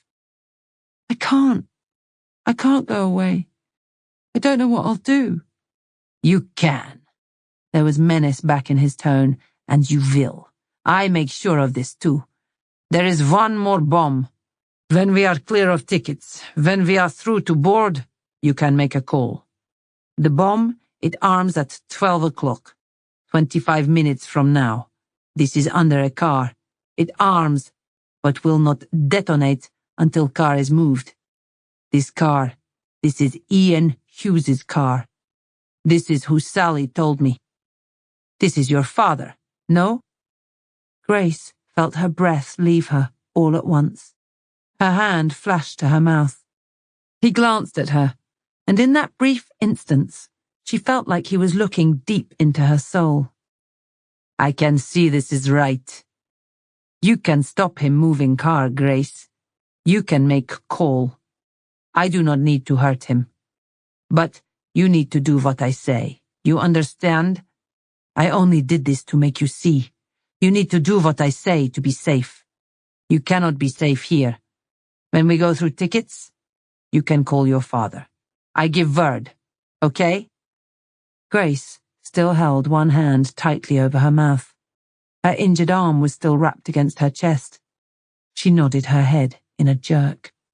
Good girl. Chapter 35. Rob Ford chewing gum was maddening. It was maddening to watch. It was maddening to listen to. And it was maddening that, right now, it seemed to be the only thing he was doing. Rob was a forensic media technician, one of a team of 4 for the area, but, for Harry at least, he seemed to be the go-to guy. Maddie could only watch as he stared at the screen of his laptop, sighing at regular intervals, while it scrolled through lines of white letters and symbols. It was all gibberish to her. They were in Frank Dalton's study. Dalton himself had been taken away, despite his protestations. The plan was to interview him as soon as possible. but they all knew it wasn't going to help. Their 12 noon deadline was only 25 minutes away. The blue lighting of Rob Forbes to the address was a desperate move, a faint hope that he might be able to get something they could use in time. But from his facial expressions and the severity of his chewing, Maddie's hope was getting even fainter with every passing second. "What are we looking at?" Harry said. He had been pacing behind where Maddie was stood over the desk, and this was the third time he had asked this same question. Rob looked up from his laptop and sighed. He played with the wire that trailed from the side of his laptop and chased round to the back of Dalton's computer. "This isn't ideal, Harry. Remotely, I mean. I can do a lot more back at the office. None of this is ideal. This is where we are, and this is what we have. So you keep saying, maybe we should do something about the tension in here. No one should work in this sort of atmosphere." He grinned towards Maddie. She didn't return it. "Can you tell me anything about that computer?" Harry asked. Rob sighed again. "I can tell you it's been attacked, and I can tell you it's crude." "Crude? What does that mean?" "Crude, like amateurish. There's some pretty high-tech stuff out there right now, but this sort of takeover could have been done 10 years ago." "Takeover?" "It's a keystroke device. Like I said, amateurish." "Keystroke device? Talk layman, Rob. You know this isn't exactly my area." Rob twisted the tower that was stood alongside the monitor and gestured at a row of plugs behind. "What are we looking at?" Maddie said. Rob had a pencil behind his ear. He pulled it out and used it to point at a black plug with a wire trailing away under the monitor. "This is the connection to the keyboard. Only it isn't just a keyboard plug. The plug is longer than it should be. Someone has run the keyboard through a logger via the USB port. The untrained eye wouldn't look twice, but for me it stands out instantly." "So what does it do exactly?" Harry said. "It's as it sounds. It records the keystrokes and transmits them to another source. All you need to do is come in here, clear the cache, plug your keyboard in through this device, and boom. Sorry, poor turn of phrase. Clear the cache. The history, and all the saved." Rob sighed again, then tutted. "Say you need to go into your email account. You would type, say, Hotmail in the search bar. Then click about until you're logging in. You get asked for your login details, which you type in, username and password. This device would record all of that activity and ping it out to an external source. The person receiving that then knows what email account you use and your security details. Effectively, they have complete control. That's one example. Going onto your banking site, unlocking your computer in the first place, sending emails, searching for porn, it's all recorded on there. It transfers it out as a string of typed characters, but you don't even need to worry about deciphering that. You can run it through some software and it will give you a complete picture. Everything you need to take over the user's life. It's not remote, though. Well, not initially. You have to physically unplug the keyboard and push this little fella in the back of the computer for the keyboard to be plugged back into it. But everything from that point is remote. "Any way you can tell me where that information is transmitting to?" Harry said. "I will be able to find the device. I'll kill the main power in here, and it will be one of the power sources left that is still giving off a signal. Your man will have to have hidden something in the room that picks up the signal and sends it back out. Maybe even using the Wi-Fi in the house. I can interrogate the router, too." Harry grunted. He was back to pacing. Interrogate the router and looking for signals. This isn't going to be quick, is it? Rob leaned back in his chair. "Not 25 minutes quick, boss. And finding that device is not likely to get you any closer to who planted it. Not if they've got any sense. The computer has been corrupted remotely. Judging by the simplicity of how it's been taken over, it may be that I can restore the contents, but there's no way of knowing at this point. It will take time. I would say days. That's not something we have. Maddie?" Harry left her name hanging in the air. He stopped his pacing to look directly at her. He wanted ideas. Maddie was struggling for them herself. He has staff. Someone had to have access into here to put that device down in the first place. I'll get a list. I agree, but it's a slow time inquiry. Is there anything here that gets us closer to the person responsible for crashing this computer in the next 20 minutes? Nothing I can think of. Grace would make that list. Of having access, I mean. It's possible, at least. We will be sure to ask her. Maddie stopped the words, if she isn't gunned down first, from completing her sentence. Harry moved on quickly. We can't stop it. There's no time. We need to be out looking for this car. Okay, I know Vince would agree. He's chewing the steering wheel out there. He's called to check in 3 times in the last 20 minutes. Rob had insisted Maddie turn her radio off while he did his work. Something about the signal interfering. Vince was outside, listening to the search for the car on his radio, keeping her informed. He was on the phone to her immediately, after it was announced that the Haynes car was now a vehicle of concern, and it was clear that he was desperate to be part of it. Officers had gone over to the house to sweep the car for explosives, but the car had vanished.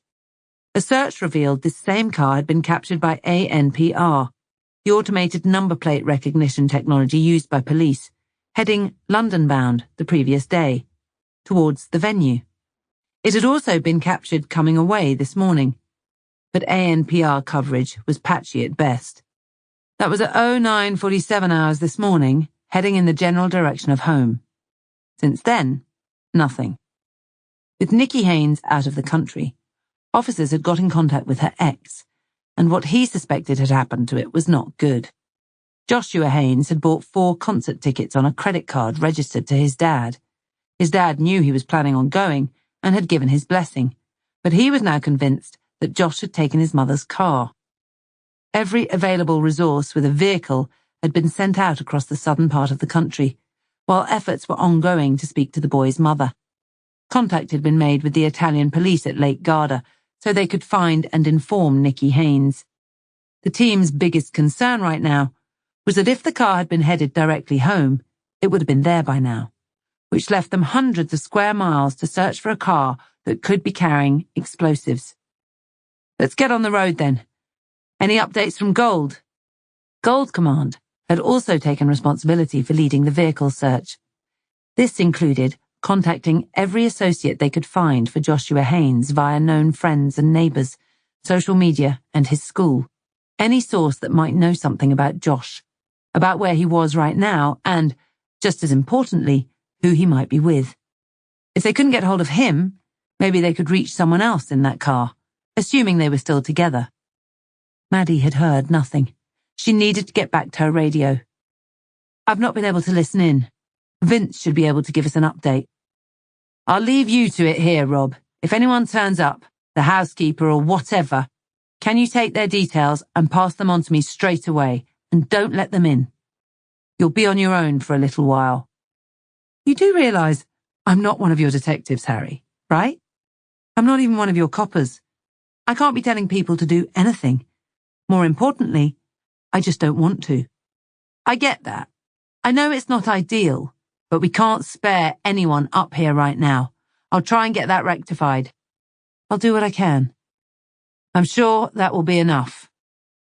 Harry swept out. Maddie cast one final look at Dalton's computer.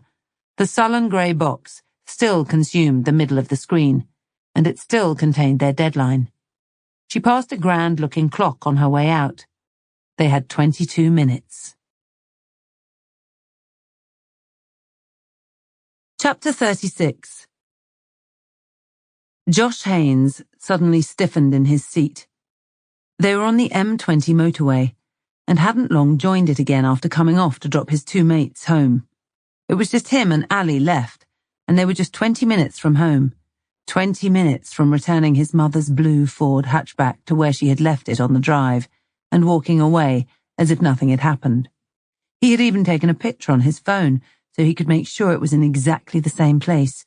He was doing 70 miles per hour, bang on, careful not to speed, not to be erratic in his driving, nothing to stand out, nothing that might draw attention to him, and the fact that he was some way short of being old enough to drive it legally.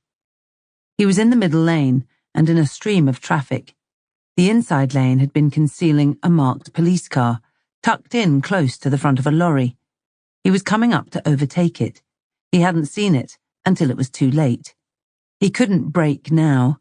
He couldn't move over, either. His only option was to try and be inconspicuous, to continue smoothly past. There was no reason for them to even give him a second glance. He knew that he looked older than he was. He just needed to stay cool. He flicked his attention to the rearview mirror. His eyes had been a little red and puffy, but the effects of the cannabis had all but worn off. He took a deep breath. "Josh! The police!" Allie had seen the car too. He looked over to her. She also moved to sit up straighter, her head fixed forward. She looked unnatural. Josh held in his breath, and his mind rushed with what was at stake.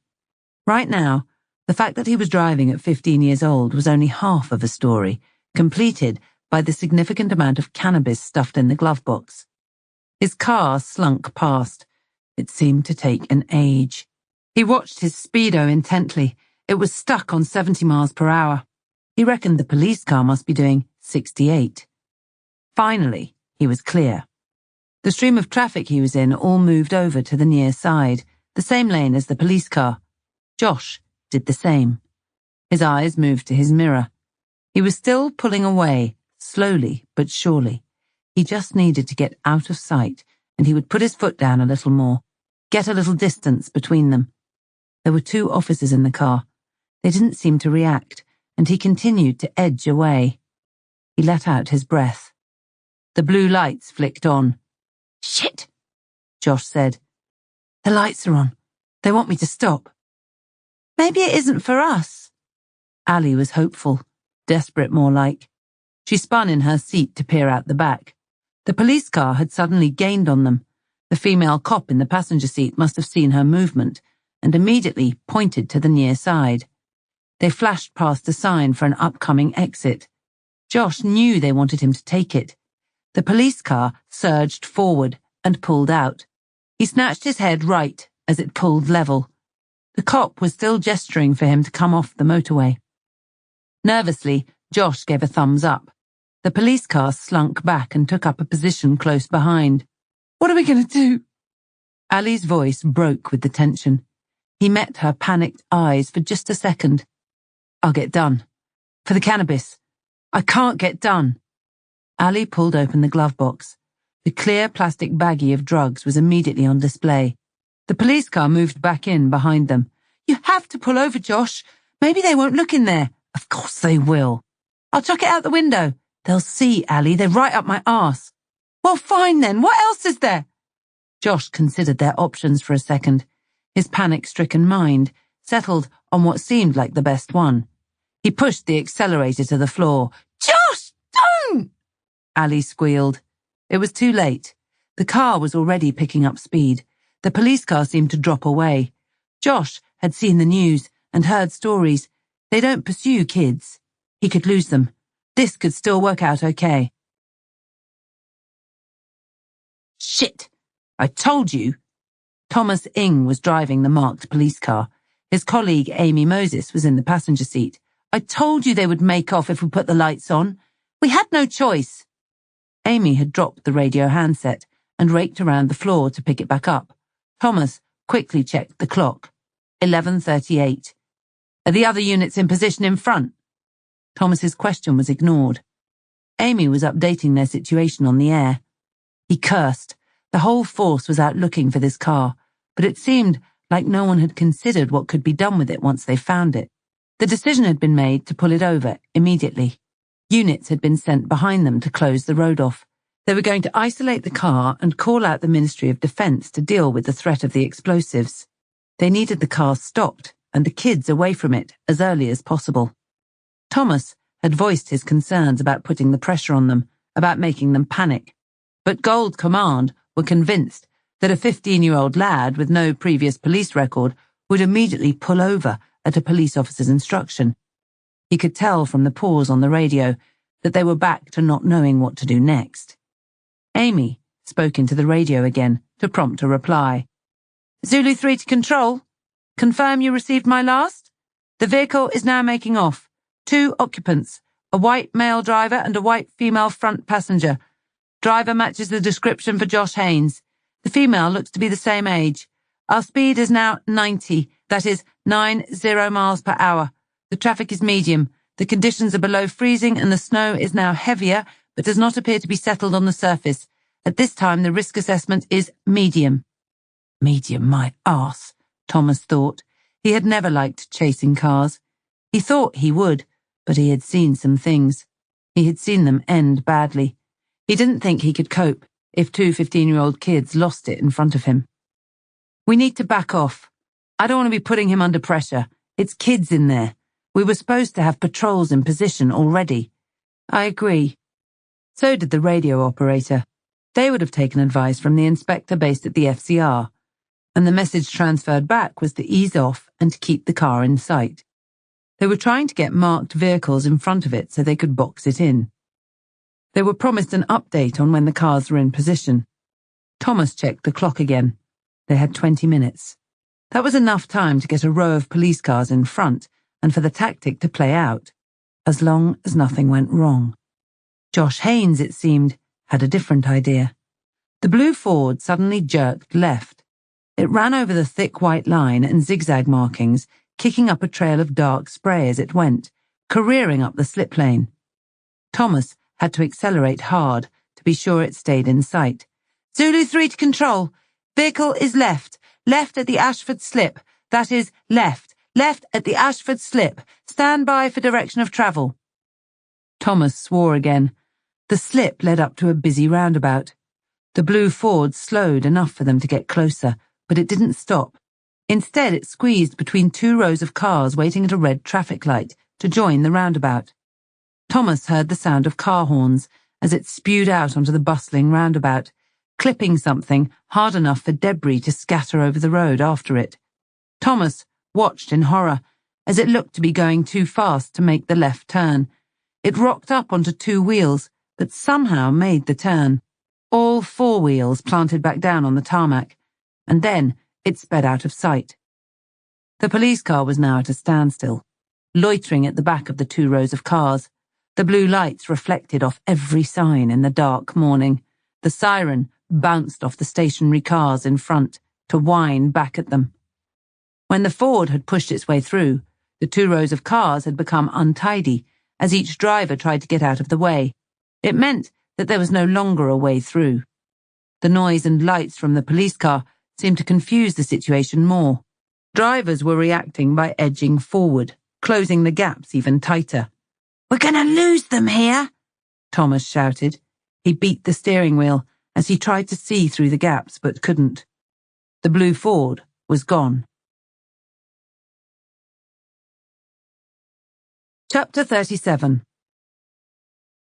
Maddie pushed open the front door and almost collided with Vince, coming the other way. You okay, Vince? Maddie said. Vince glanced from her to where Harry was stood, next to her. He looked to be struggling to get his words out. I was just coming to get you. Rhiannon couldn't get hold of you and called me. They've had a call in. Anonymous. They think it might be Grace. Grace has called in? No. He shook his head, still struggling to get his words out. Someone has called in. They think it might have been about Grace. It's not a confirmed sighting, but Gold are convinced enough to send firearms to intercept. There's no way they can be sure, not from what I heard. Vince, Maddie cut over him. From the start, what's happened? Vince tutted. The control room took a 999 call. It was from someone talking about a woman down at Dover Port. She's through the border controls and waiting to get on a ferry. Apparently this woman is anxious and she's talking about setting off a bomb using her phone. She was overheard talking about how she's done it before. The port have shut the front end, but they can't evacuate until we have control of her. They don't want her to know anyone's onto her. They're worried it might push her to do it. They think the bomb is at the port. That's their assumption. There's not been a mention of where it is. They got into the car, Maddie slipping into the rear seat. Vince started up, and was already pulling away, with Harry belting up in the passenger seat next to him. "Do you have a description? Informant details? Anything else?" Maddie barked. "I don't. I told Rhiannon I would get you to call her. She should know more." Maddie already had her phone to her ear. It rang once. "Hey, you've had the update then?" Rhiannon sounded tense. "An anonymous call about a woman at Dover Port threatening to set off a bomb on her mobile phone. Gold have put two and two together and come up with Grace. That's about all I know." "I can't tell you too much more. I can only see what's going on the log. It's being run from elsewhere.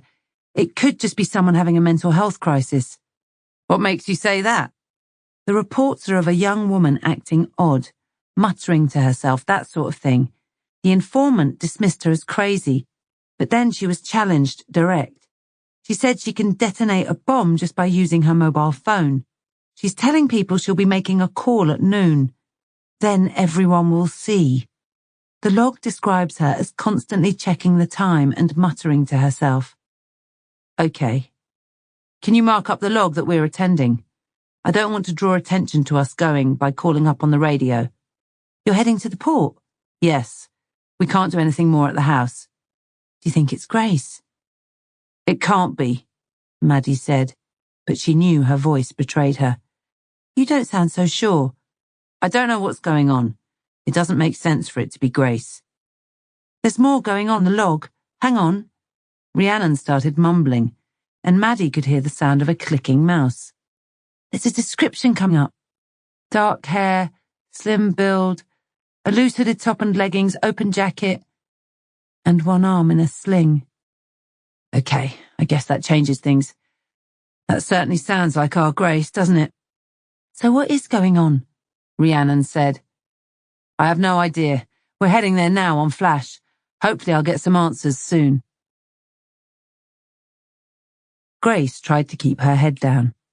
She increasingly found crowded places difficult to deal with, and the coffee shop at one of the world's busiest shipping ports was a hub of noise and movement. They had passed through the border controls easily enough. Victor had held both their passports open, and the board operator had waved them through. Grace wasn't even sure he'd looked in the car. After the controls, the port of Dover opened up to a huge mass of flat, grey concrete, with vehicle traffic and people in high visibility clothing moving in every direction.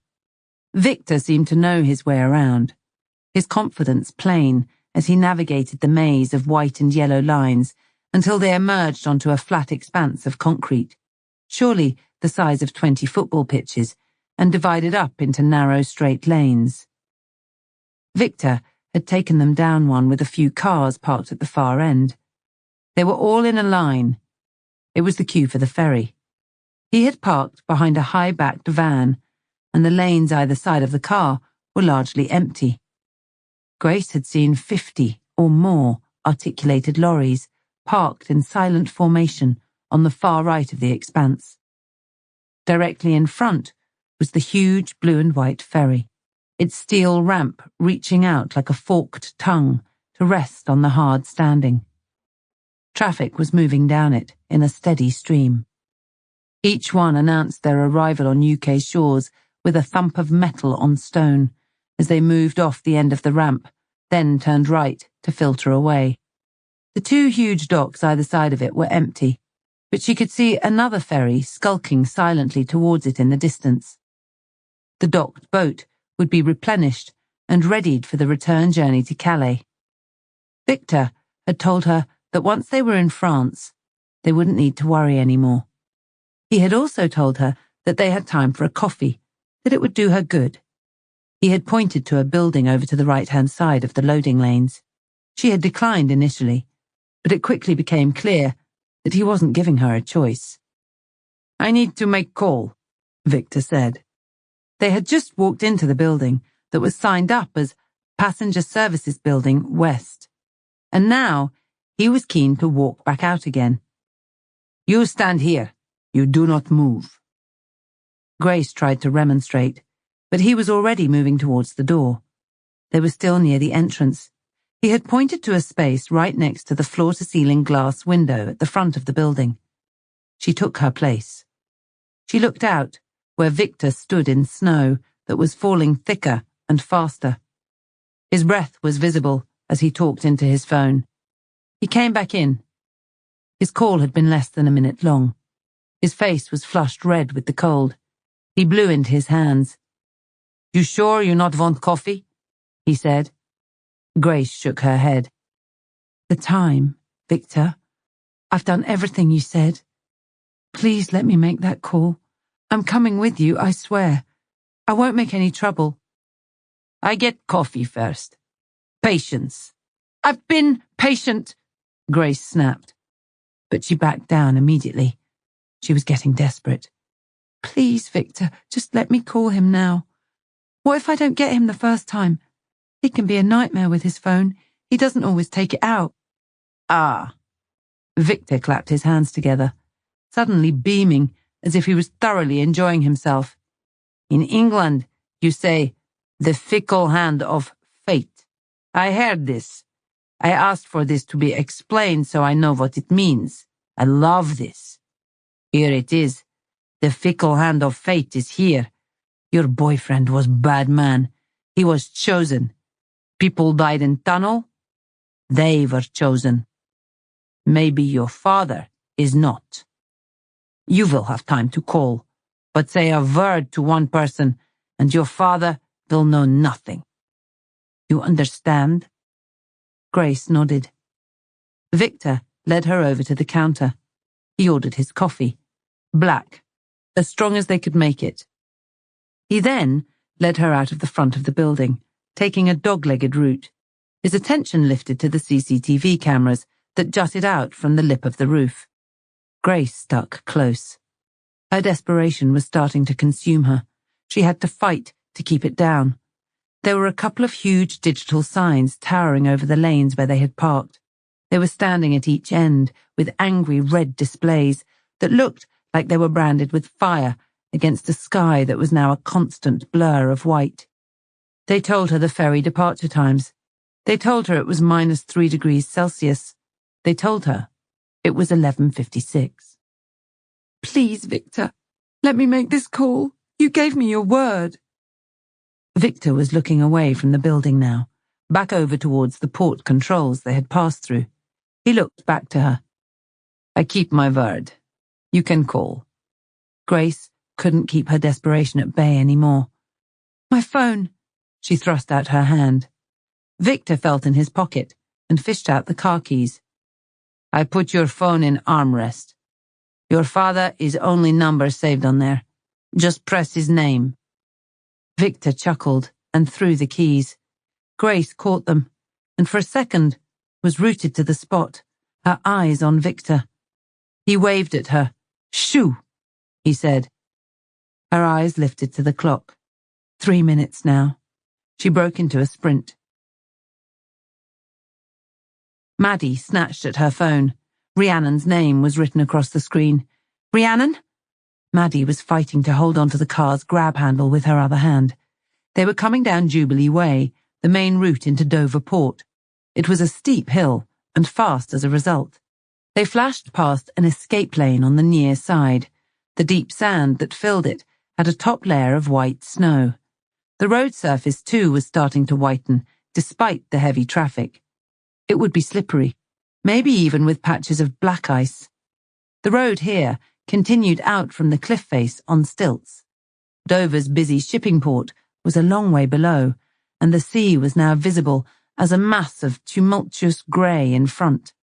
The protection from the sharp drop towards it was a flimsy-looking Armco barrier and a low mesh fence. Maddie could see Vince's strong arms tense to get them around the long, sweeping right curve. She had to push the phone to her ear to keep it in place as Rhiannon spoke. "There's an update. The informant gave a part reg for a vehicle this woman's in. I found a match on ANPR going into the port. Gold have done the same. It's a hire car, a red Audi. It's hired out in the name of Grace Hughes." "Okay then. What is the reg?" Rhiannon relayed it, and Maddie wrote it on her palm. "There's more. We've done e-border checks. Grace has a ferry ticket booked. She's leaving the country on the next ferry." "Okay." Maddie didn't know what else to say or what to think. All the information was pointing to one thing, to Grace setting bombs, killing her ex-partner along the way, and blackmailing his brother. Maddie had only met her a couple of times. She didn't really know her, or of what she might be capable. Maybe this was all possible. Maybe she had been completely wrong about her. Still, it didn't sit right. "Anything more you need?" Rhiannon said. Maddie had been silent long enough. She peered into the front of the car, where Harry was listening intently to the radio. There was no time to confer. She spoke back into her phone. "I don't really know. So she kills Craig, blackmails his brother, and flees the country. But before she's out, she sets another bomb and detonates it from her phone, and she's shouting about it at a busy port near to a car booked out in her name?" Maddie was thinking out loud, her words getting faster and louder. She was winding herself up. This wasn't right. "Is she travelling alone?" "It's a vehicle ticket that allows her a car and up to 4 people. She's the only one named on the booking." Maddie licked her lips. "Hang on." She moved the phone away. They were approaching the entry to the port. Harry was talking into the handset. She called out, "Vince, what did you say Victor's name came back as? He used a different surname, didn't he?" "He did. I can't remember right now, Maddie." "You have to. It's important." Vince fidgeted. The car slowed for a barrier where they were now entering the port. The approach on blues had got someone's attention, and the barrier lifted before he needed to work his window. Maddie heard a zip, and then a pocketbook flew from the front. It dropped into her lap. "It was 2 days ago. I always underlined surnames," Vince called after it. Maddie snatched it open. She flicked through pages of barely legible scrawl. 2 days passed. A Victor was written. The surname that followed was underlined. Lizowski. "Rhiannon, take down this name. Lima, India, Zulu, Alpha, Whiskey, Sierra, Kilo, India. Lizowski, first name Victor. Can you see if there's any travel booked in that name? His date of birth is the 2nd of the 3rd, 1979. "Hold on. I'll run the search again on eBorders." Maddie waited. She knew it was a clunky system. It was a database that showed all booked travel out of the UK. It handled a lot of data and didn't do it quickly. "He's booked in, the same ferry, but as a foot passenger. He's there somewhere." "I bet he is," Maddie said. "What does that mean? They're working together. Why would they be travelling separately? And why is he reverting to his real name?" "When was his ticket booked?" There was another pause. "Just now, like in the last 10 minutes or so. It's not even updated with the full details yet. It shows as an online booking." "He's a foot passenger, Rhiannon. We only run pre-booked vehicles and named passengers against police databases. By the time his name is washed through, he'll be missing in Europe, and we won't have a hope in hell of finding him." She peered forward. The port had opened up in front of them. Harry was still talking on the radio, but he was bent forward, and she couldn't make out the words. She called out for Vince to push forward, towards where she could see a ferry unloading in the distance. It was the only one docked, and a small queue of cars was forming in front of it. She turned her hand over so she could see the registration numbers scrawled on her palm. Grace was last seen with a red car. It was their best chance of finding her. She still talked into her phone. "They're not working together. She's here under duress. She has to be. Why write his name on the window for me to find?" "Only she can answer that," Rhiannon said. Harry turned to face her. He looked serious. She moved the phone away from her ear. "We need to hold here," Harry said. "It's a direct order from Gold. A firearms patrol is here already. There's another just entering the port. They have a visual on Grace. She's been ID'd. She's just run the length of the parking area to a red vehicle. They've reported that she has something in her hand, but a car's obstructing their view. They have to assume it's a phone. That's a turning point. They're waiting." He tailed off, and his eyes dropped. He plainly couldn't look at her. His jaw creased. "The car with the kids up in Ashford. They've lost it. We're out of options." I'm sorry, Maddie. She felt her stomach twist tight.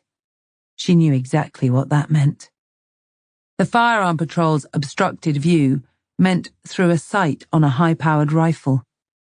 Maddie stared down at the radio in her lap. It was busy with voices. She could try and tell them what was going on, that Grace wasn't the threat. But there was so much to communicate. She wouldn't be able to do it in time, and there was a lot of nervousness about. They wouldn't just take her word for it. Grace had told them about Victor, and Maddie was now sure that Grace hadn't booked that ticket or hired that car, and she wasn't about to willingly detonate a bomb either.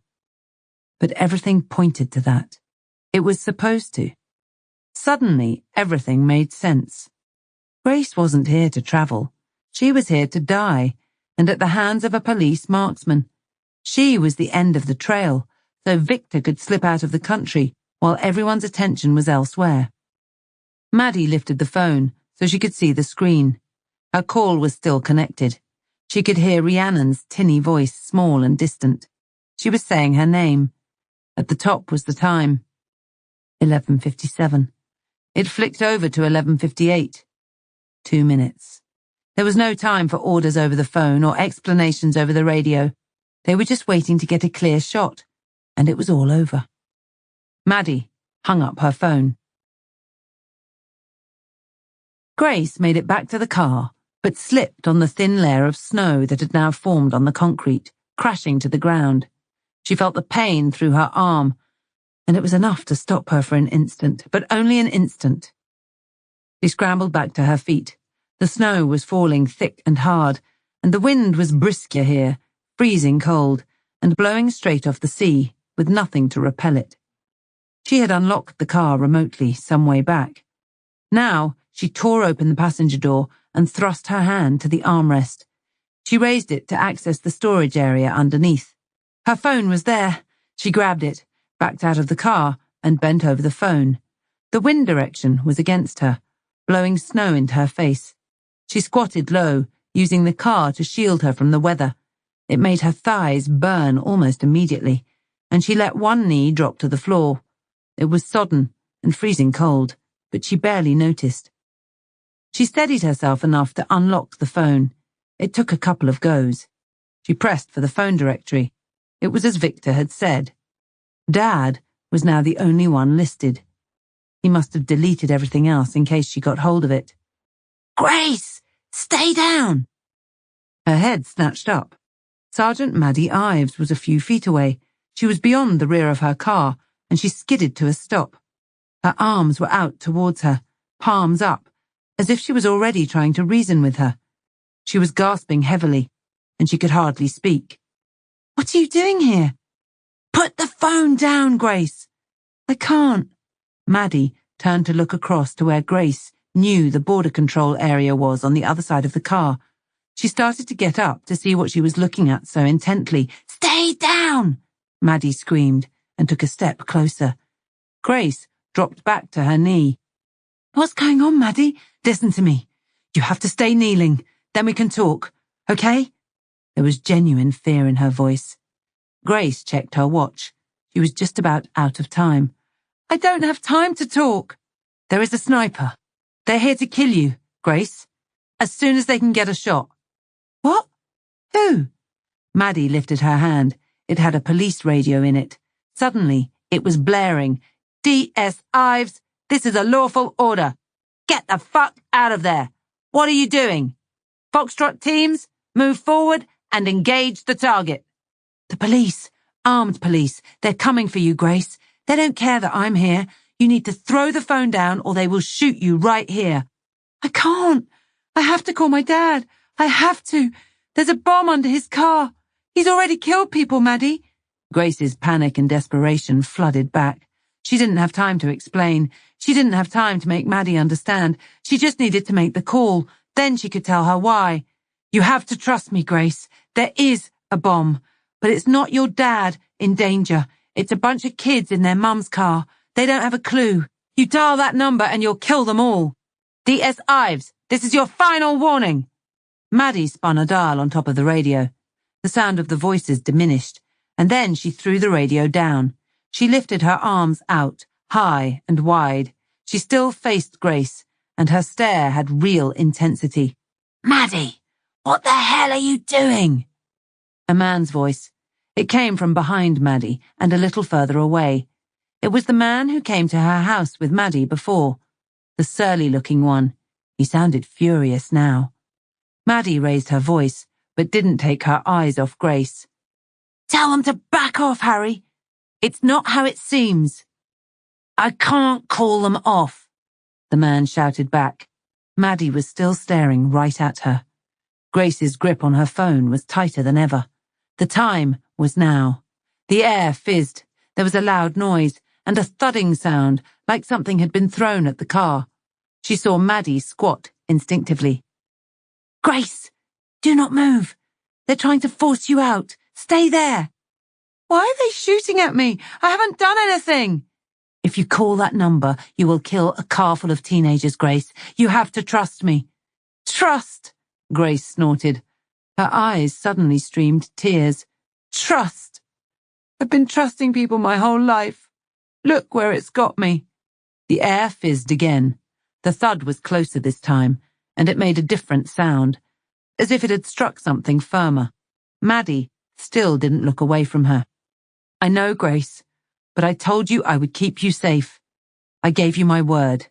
This is how I keep it. I'm the only one stood between you and a bad day. You have to believe me." "Victor, he brought me a ticket. He was taking me somewhere safe. He killed Sally, but he didn't kill me. He said he would take me somewhere safe." "Victor needs you to die. He hired this car in your name. He booked the travel tickets in your name, and I'm pretty certain he just made an anonymous call to the police telling us you're about to detonate another bomb. He's forcing the police to take you out. He needs the trail to end." Grace's lips quivered. She was so exhausted. Her head shook. She didn't know who to believe. "I killed Craig. I had to make a call. I knew he would die. Sally told me about the bomb. I wanted him dead. But I didn't kill anyone else. I didn't do anything else. I just wanted to be free." She raised her tired eyes to Maddie. "Sally's in the boot. Victor strangled her. I thought he was going to do the same thing to me." Grace's head was shaking. The events of the last 24 hours whirled around in her mind. She needed time to think. She didn't have any. She looked up to see Maddie glancing at the rear of the car. "Of course she is," Maddie said. "You're being stitched up for that, too. He needed you dead, though, so you couldn't tell us what really happened. Throw the phone away, Grace, and I'll walk you away from here. No one gets hurt. I promise." She stepped forward. She was almost touching the rear of the car now. Grace was lost in her panic. "I can't lose my dad. What if this is how I save him? He loves me so much. He calls me his princess." She snorted a laugh. "He's the only man who ever has.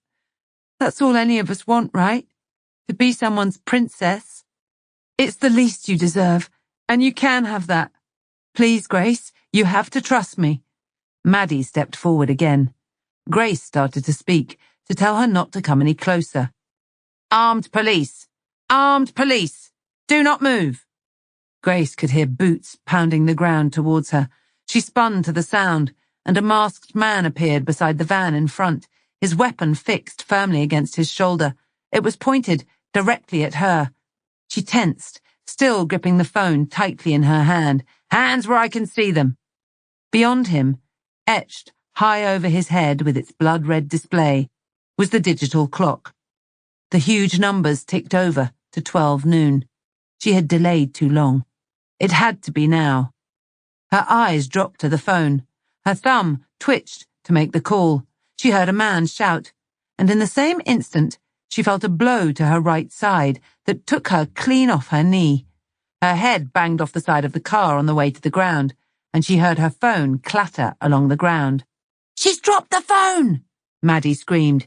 "She has dropped the phone!"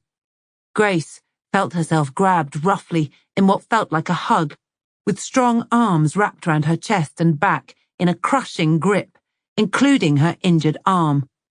She could barely feel any pain. She looked up. Her vision was closing in, but she could see it was Maddie who was hugging her tightly. Her head lolled backwards. She could see the black boots of the armed officers on the ground. They were much closer. She squinted upwards to see weapons pointing at her, and the nearest man was still yelling. Maddie was screaming right back. The surly man was suddenly there too. He was shouting and pushing the masked man away. She closed her eyes to it all. All she was aware of now was the freezing cold ground. Chapter 38. After. Vince forced himself to slow down as he tugged open the door leading into the passenger terminal. This building was more central, was closer to the border controls, and was where foot passengers were directed before they could make their way onto the ferry. He had been given hurried instructions by Maddie as she'd pushed open the car door, with Harry talking over her, warning her not to be stupid. His words had fallen on deaf ears. Maddie had sprinted away from their car, and Harry had bundled after her, leaving Vince still sitting in the driver's seat. Though he could have done with a chance of asking for a bit more clarity, he'd got the basics. Victor would be waiting to board the ferry as a foot passenger, and he needed intercepting. Vince knew he should have called up for other officers to accompany him. It had been part of Maddie's instructions, but that part he'd ignored.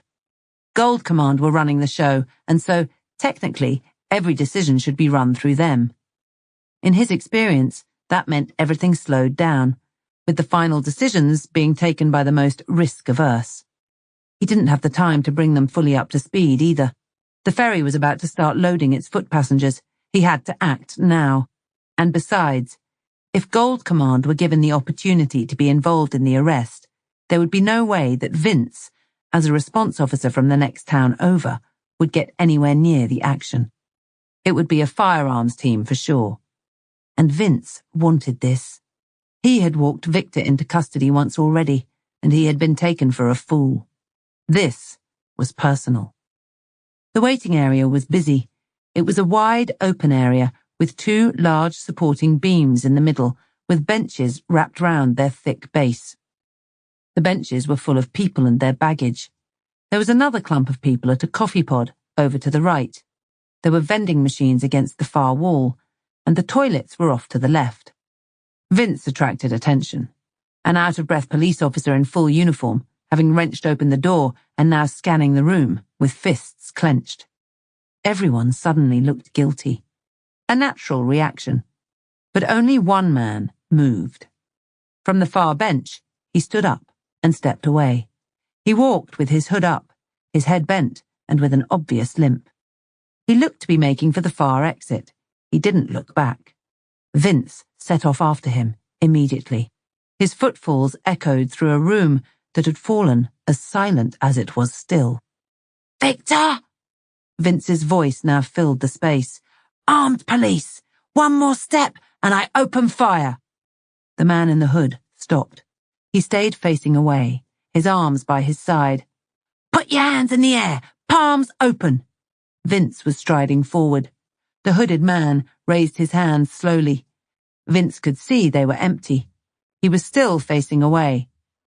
"Turn round slowly. Keep your hands in the air. No sudden movements, or I will open fire." Vince was almost upon him. The man turned slowly. His face was a sneer. His jacket hung open. Vince recognized the man he had arrested just a few days before, and scanned his waistband and pockets for weapons. Victor was appraising Vince, too, his eyes roving all over him. His hands dropped back to his sides. "You do not have gun." Vince was now close enough. He threw his right fist with everything he had. It was as if he had thrown a breeze block, with all his weight and momentum behind it. He felt Victor's nose crack, and his head whipped backwards. His body followed quickly, his legs folding beneath him. Victor was laid out on his back, his arms flailing slowly, his face streaming blood.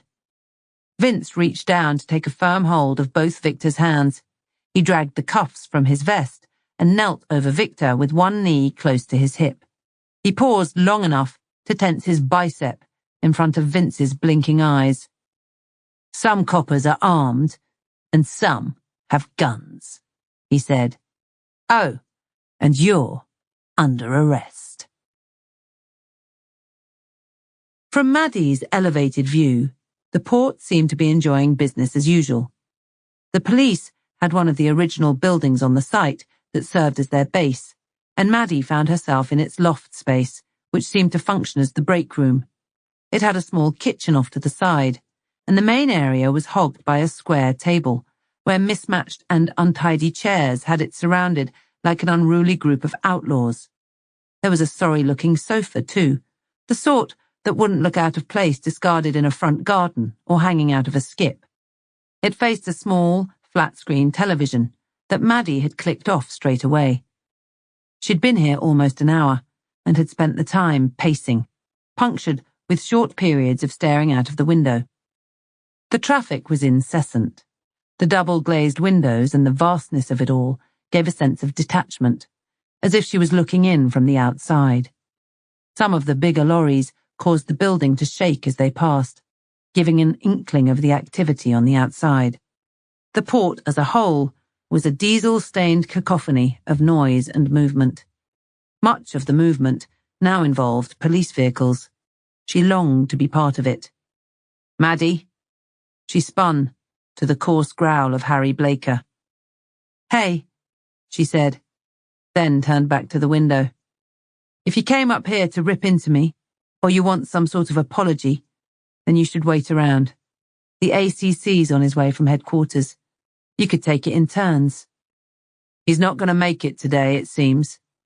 You have a stay of execution." Maddie turned back into the room. "So I don't have to wait in here?"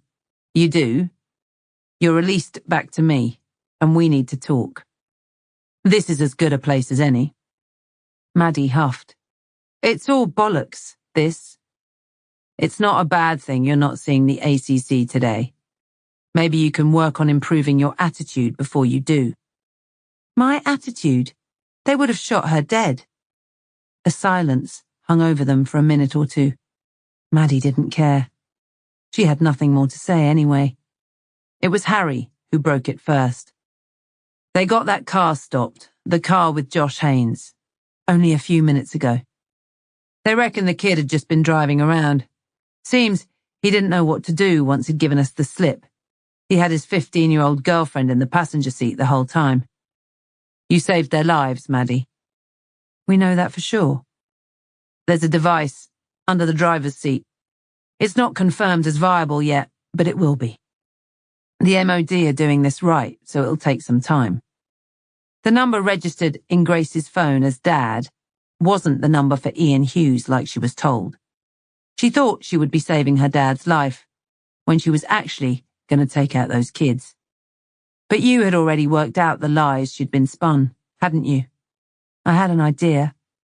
"So you saved their lives." "So would have shooting her dead." "Then you saved Grace. The ACC's furious. He still will be tomorrow. He's going to tear into you. But remember what you did today. Your job, your whole purpose for carrying that badge is to protect the innocent. Following orders is a close second." Maddie turned back into the room. She hoped she was concealing her surprise at his apparent support. She moved a little closer to Harry, squatting on the edge of the table, close enough to see if he was being genuine. "You have a warped sense of innocence, Harry. She killed Craig. She told me that.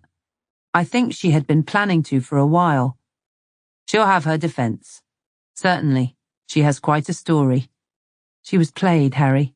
She was. He nearly got away with it too. We won't struggle for evidence to link him now, but we might not have even looked. I do worry that Grace is a big part of the evidence.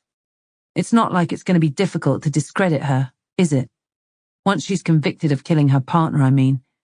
It won't matter why she did it or how, just that she did." Harry shrugged. "Maybe she didn't," he said. "I mean, What actual evidence is there linking Grace to Craig Dalton's death? Apart from what I just said? About what she told me? I heard her too. But yes, apart from that. Maddie couldn't quite see where he was coming from, but she played along. Her phone? She made the call from her phone that set off the bomb. Harry shrugged. We'll talk about it. A full debrief tomorrow. We'll work around your meeting with the ACC. You don't need to be telling the ACC or anyone else what she said just yet. We'll sit down and get it clear in our minds first. What are you saying? That we need to be consistent. This is a big job. We need to be sure we're clear. I have work to do tonight. You can go home. You should get some rest. And don't mention this conversation when you talk to the boss. I was told to send you home. He told me explicitly not to talk to you about what happened. I'll try not to squeal you up. Maddie managed to smile. It dropped away almost instantly. Oh, and Harry?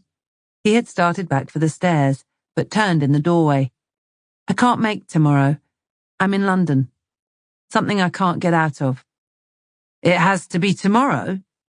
Harry's growl was deeper. She'd come to recognize that as a warning. Something I can't get out of, she said again. And more important than your career, because you don't turn up tomorrow, and that's what's at stake. Maybe, yeah. I'm not due in tomorrow. My duty sheet shows a rest day. Forced policy. Nobody can demand that I come in, not to write a statement. You want to start quoting policy at the ACC while he's still clearing up a mess he thinks you're responsible for? You go right ahead. But I wouldn't be. I'm not asking you to. Harry took a moment. I'll tell him that you'll be available Monday. But I'll go on welfare issues. You've had a traumatic day. Maddie scowled, still confused at his level of support. Okay. You don't need to. I'm quite capable of calling him direct. I wouldn't if I were you. I need to call him anyway. Police discharged a firearm in a public area. They damn near shot you into the bargain. There's a lot of writing to do. Why are you helping me, Harry? I know what I did. So do I. You did your job. You saved lives. And when you get in front of the ACC, you remember that. Maddie smirked. That growl was there again, the sort he reserved for when he was upset. But now she didn't think it was for her. She would have to add this to the long list of times when she didn't fully understand Harry Blaker. I am beginning to realize, though, Harry, saving people's lives doesn't seem to be working out so well for me. Harry smirked too. Monday morning. Be in for 7 a.m. And then he was gone. Chapter 39. Sunday. The woman's heels clicked and scraped on the polished floor as she approached. PC Ronnie Ward watched her all the way. She stood out. Her walk had purpose. Her arm was held out in front of her, a designer bag swinging from it, and the rest of her following its lead. Her hips had a swing too, like the whole world was her catwalk. She wore a pastel pink dress with cream stilettos. Her hair was tied up, the clips matching the dress, and reflecting the hospital's harsh lighting. Ronnie leant on a wall beside a set of double doors that led through to a segregated ward. His colleague, Jay Skinner, leant the other side. They made eye contact. There was no doubt that the woman was making for them. Ronnie pushed off and stepped forward. He made a slight move left, too, and shuffled the assault rifle that was angled across his chest. He hoped to be making it clear that there was to be no entry. He sighed. He had better things to be doing than guarding a door to a hospital ward. This was a favour. Usually he worked in close protection, and he much preferred the work. The armed response teams were stretched at the moment, and they felt stitched up at having to provide officers to guard a door at King's Hospital in central London.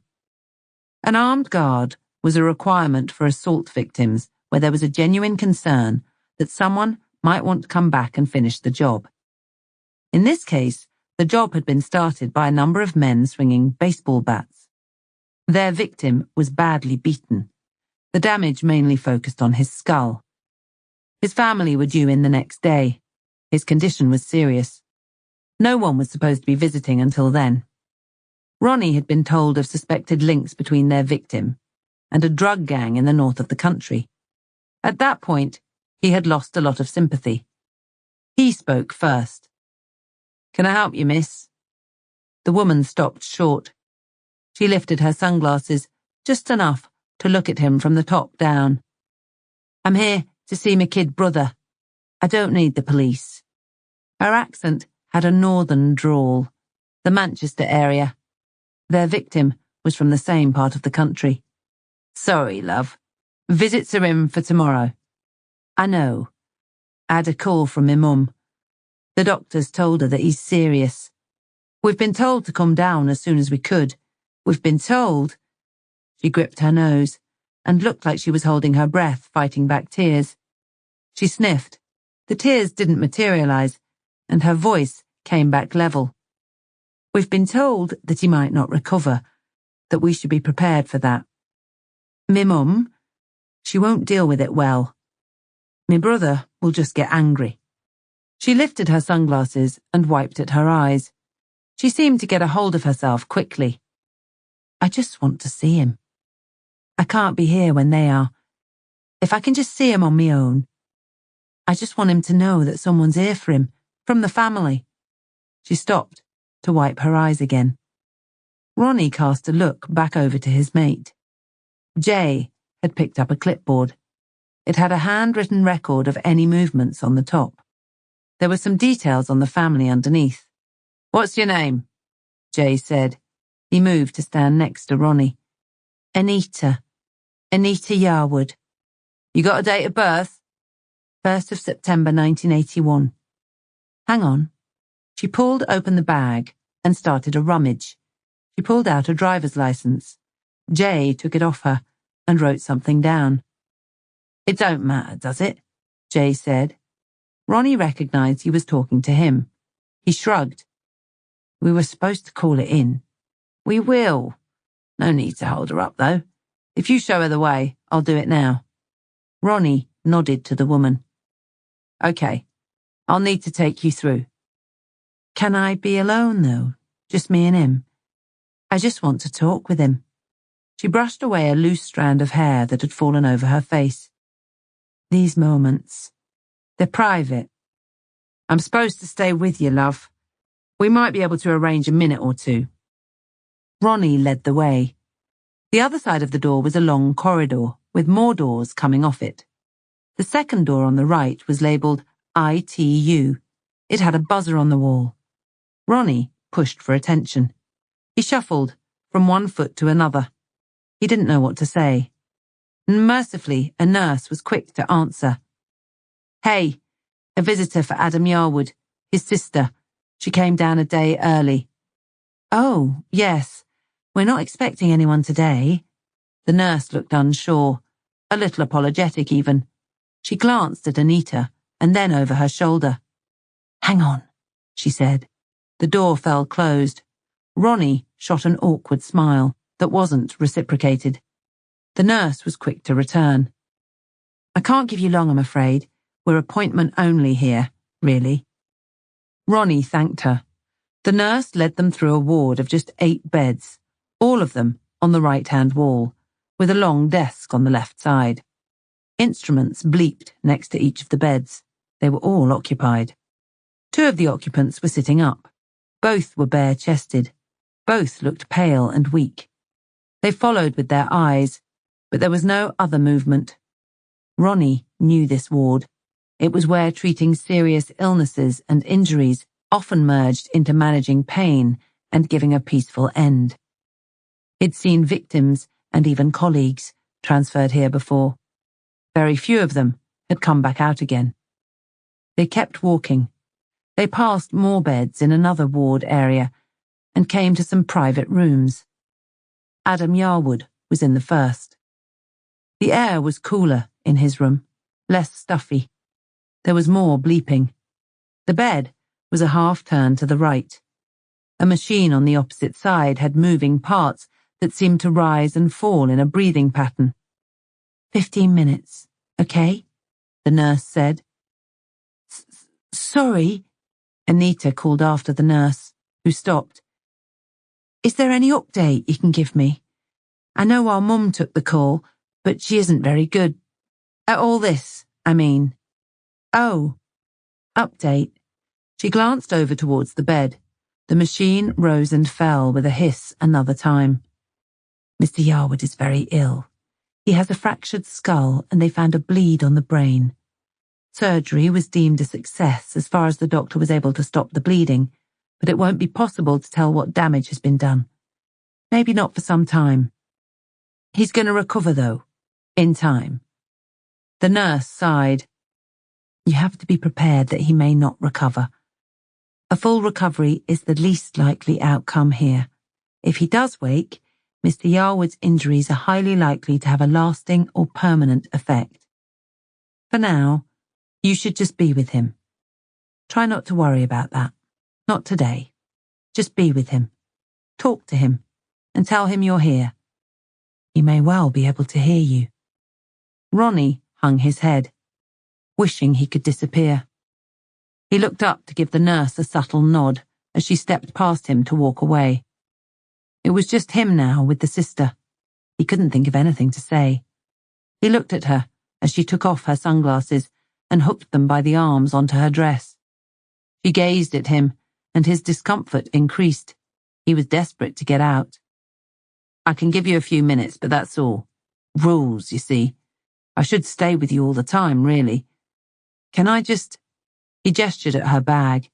She held it open, and he gave it the most cursory of searches. Sorry. Thanks. She didn't reply, and he stepped out of the room. He waited for the door to click shut before he exhaled. Maddie kicked her shoes off first. They were digging into her heel and her toes and on both feet. The floor felt instantly cool. She looked back to the door. It was wooden, with a slim glass panel running vertically and off-center. There was a blind rolled up. She pulled it down. She had seen the way the armed officer had acted. He was embarrassed even to be there, and she was sure he wouldn't challenge her. She waited for a couple of moments, keeping her attention on the door. As expected, there was no sign of him bundling back through to demand the blind be rolled back up. She breathed out. She was going to have to turn around now. She was going to have to look at Adam. He was lying on his back, his head propped up by a couple of pillows. The top of his head was wrapped tightly in a white bandage. She was biting hard on her bottom lip. She bit harder still when her eyes ran over the dip in his head, the dent, the part where the blunt weapon had fractured his skull, damaging what was underneath, maybe beyond repair. His lips were contorted around a rubber pipe that trailed out of his mouth. It was taped so that it stayed in place. His eyes were only partially closed. The right one hung open enough for her to see his pupil underneath. She was still a few meters away, still stood next to her empty shoes. She wanted to be closer, but something was holding her back. Hey, she called out. She almost expected his eyes to snatch open, to flash with his usual mischief. There was no reaction. She finally moved forward. She walked around to the other side of the bed, reached out and took hold of his right hand. She was relieved when it felt warm. She felt for his pulse. It was slow and weak, but it was there. She felt like she needed a sure sign of life. She gripped his fingers in hers, leant over to gather up his left hand too. She massaged his ring finger. She managed a smile. What were you thinking, eh? Marriage. How the hell was that going to work? Sums you up, that does. Big gestures, and never thinking past today.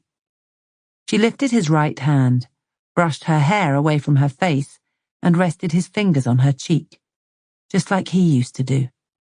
His touch had always been so electric. It never mattered when. It never mattered why. No one had made her feel like that before. She wondered if anyone ever would again.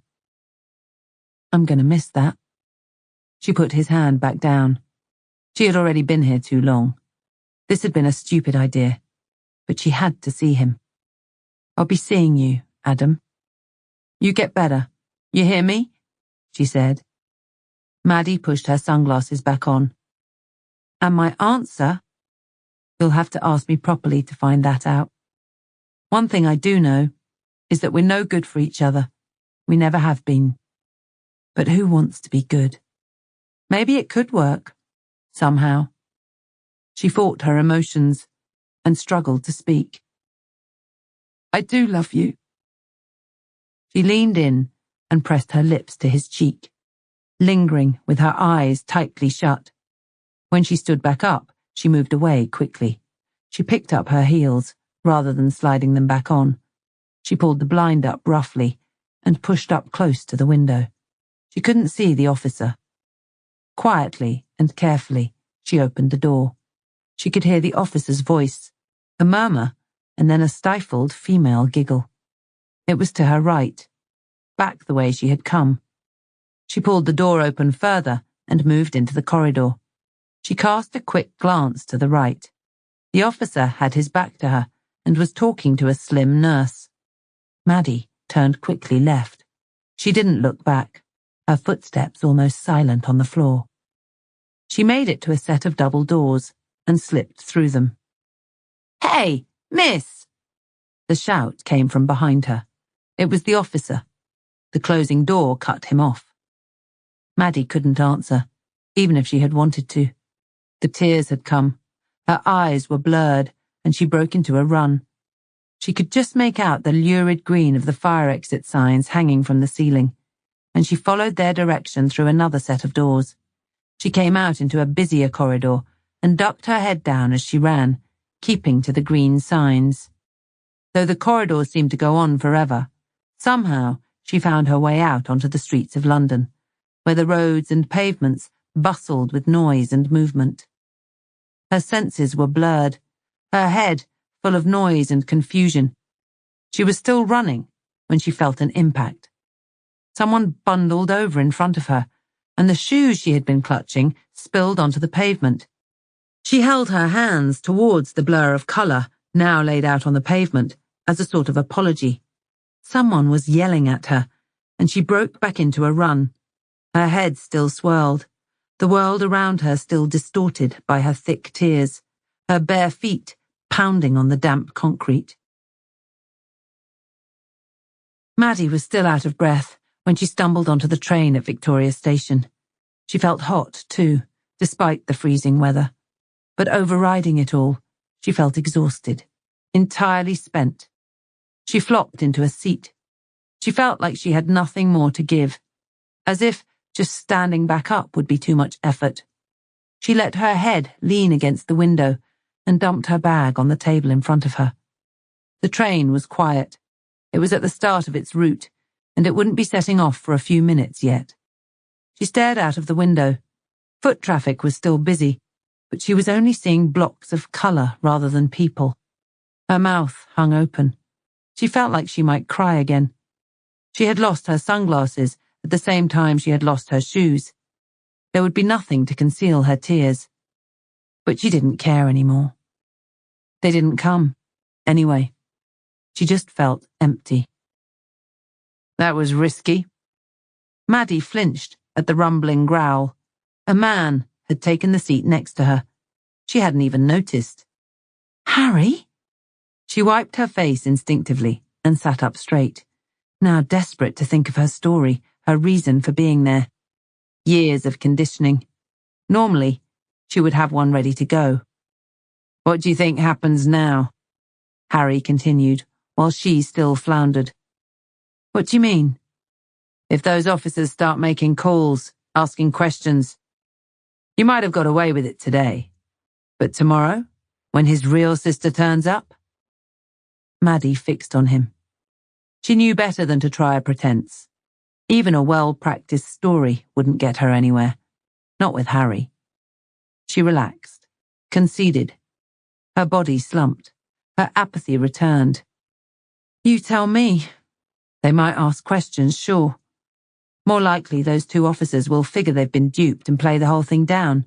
No harm done. Assuming it's the same two on shift tomorrow. Or they review the CCTV and send the stills up the line to your old force just to see if anyone knows the mystery woman. They might. Nothing I can do about that now. I was aware of the cameras on the way in. Maddie pushed herself back into the headrest and peered forward. She heard a distant whistle, then a fast beeping noise. The doors on the other side of the carriage slid shut, and the train shuddered as if a forward gear had been engaged. She considered that she had kept her head down on the way into the hospital, and combined with the sunglasses, it should be an effective disguise. She hadn't been so careful on the way out, however. Nothing I can do about any of it. The damage is done, Harry said. It certainly is now. Do what you need to do, Harry. Tell whoever you need to tell. And you know what? I don't care. Maybe you'll be doing me a favour. I assume DCI Lowe knows you're here. Of course he doesn't. You think telling him really does you a favour? Maddie didn't reply. She didn't know anything right now. I'm not here to get you in trouble. Then what are you here for? I wanted to talk to you. Talk to me. She let her head roll so she could look at him. He was facing forward. He looked pensive, not what she might expect from someone who had such an upper hand. You've got my number, haven't you? You could have just called, told me what you knew. You didn't have to make a grand gesture. Grand gesture? Coming here, following me, sitting next to me with my makeup running on the worst day of my life. Calling me into your office would have done the job. You didn't need to humiliate me in the process. This wasn't what I had planned for a grand gesture. You did have one planned then? She sensed a movement. A cardboard box thumped onto the table in front of her. A shoebox. Harry knocked the lid off. He lifted out a pair of slip-on shoes. They were plain, black, and cheap-looking. This was my grand gesture. He swept the box away and put the shoes down. What are you? I reckoned on a size 5. Maddie snorted a laugh. It came from somewhere. It broke through the emptiness and the fatigue. She picked them up and pulled her legs up to try them on. They felt tight, but they fitted. Perfect fit, she said. That's as grand as I get. And they were all I could get. I spent most of the time trying to keep up. Those were all they had here at the station. It was the only time you were still enough that I wouldn't lose you. How did you know? That you wouldn't go anywhere. I can read a train timetable. That I was coming up here in the first place. And why? I took a call from your superintendent up in Manchester after he spoke to you. He said he was worried about you. He said, when he had spoken to you about the inspector's job, you'd surprised him a bit. He said you sounded fragile. I think he was worried he'd put you under pressure from nowhere. He wanted me to keep an eye on you. I think he's worried you won't go back. Pressure? Maddie scoffed. You're a strong woman, Maddie. We all know it. If your mask slips, even for a moment, no one knows what to do. I asked him what you'd talked about. He told me a bit about your history with this Yarwood guy, the brother at least. I couldn't see any reason why that call would have upset you. But it did. He doesn't have a clue, Maddie. Your boss, I mean. Even when he was talking about this lad having a girlfriend down here. He was harsh when he talked about this Yarwood bloke. Derogatory. He certainly doesn't see him as a great loss. I reckon he spoke to you in the same way. I assumed that was why he got the reaction he did. I understand his attitude. It's cops and robbers, right? All a game. Except when it isn't. Except when it isn't. Maddie's attention was back outside. The world was now passing her window in a blur as they picked up speed. We got talking about the Yarwoods. Seems this Adam had some strange travel patterns when he was coming down south. He was losing his surveillance teams. Not an easy thing to do unless he was taking advice from someone who might know how to do that. I had a hunch, and I compared his travel against your rest days. Maddie's attention stayed out the window. She didn't reply. Harry continued. The superintendent told me this Adam's in a bad way. We talked about his family coming down Monday. He wanted to see if I had any sway in getting some foot surveillance resources that might assist. He didn't realize that I don't cover the Met. Anyway, the family visit tomorrow gave you a very small window if you wanted to see him. It had to be today or nothing. That's the sort of thing you might consider worthy of upsetting the ACC for. It was the only theory that made sense. Well done, detective. So what? You came all the way up here to prove you were right, to prove to yourself that you still got it. Maddie felt a flash of anger as she turned back to him. Grace is getting off, Maddie. What? Grace Hughes. She was arrested and taken to hospital, but she'll be de-arrested and treated as a witness. Once she's out of surgery, that is. She'll walk free. Walk free? What do you mean? There's no actual evidence linking her to any of it. She'll give evidence to support Victor's prosecution, but that will be all that is asked of her. What do you mean, no evidence? She made the call that killed Craig Dalton, and she knew it would. She had the phone on her that she used when she was arrested, and she told me there would be information on that phone linking her to everything else. The phone was supplied by Victor. We're working on proving that. But the important thing is, we can't disprove it. We'll be able to show that the call that killed Craig Dalton was made from that phone, but that doesn't mean Grace made it. Everything else we can now point towards Victor. It won't be difficult to convince a jury that he made that call, too. But he had done a good job of stitching her up. The only reason we knew to even look at him was because she scrawled his name up on that window, and then you made sure she would be here to give her evidence. She told me, though. We both heard it. She said she killed Craig. She made that call, and she knew it would kill him. On the way to the hospital, I called Karen Wilson. The defense solicitor. Why would you do that? I told her I had someone under investigation for murder, and I asked if she would come in and represent her when she made it to custody. Karen Wilson, the queen of the no-comment interview. Harry's face flickered a grin. I've since heard she has that reputation. Maddie was catching up. She could suddenly see where this was going. Grace was a mess. She was ready to blur everything in interview, including how she made that call. I sat next to her when they took her to hospital. I only left her to come back to speak with you, but I made it clear that she shouldn't be discussing the case. I spoke to Karen again, too.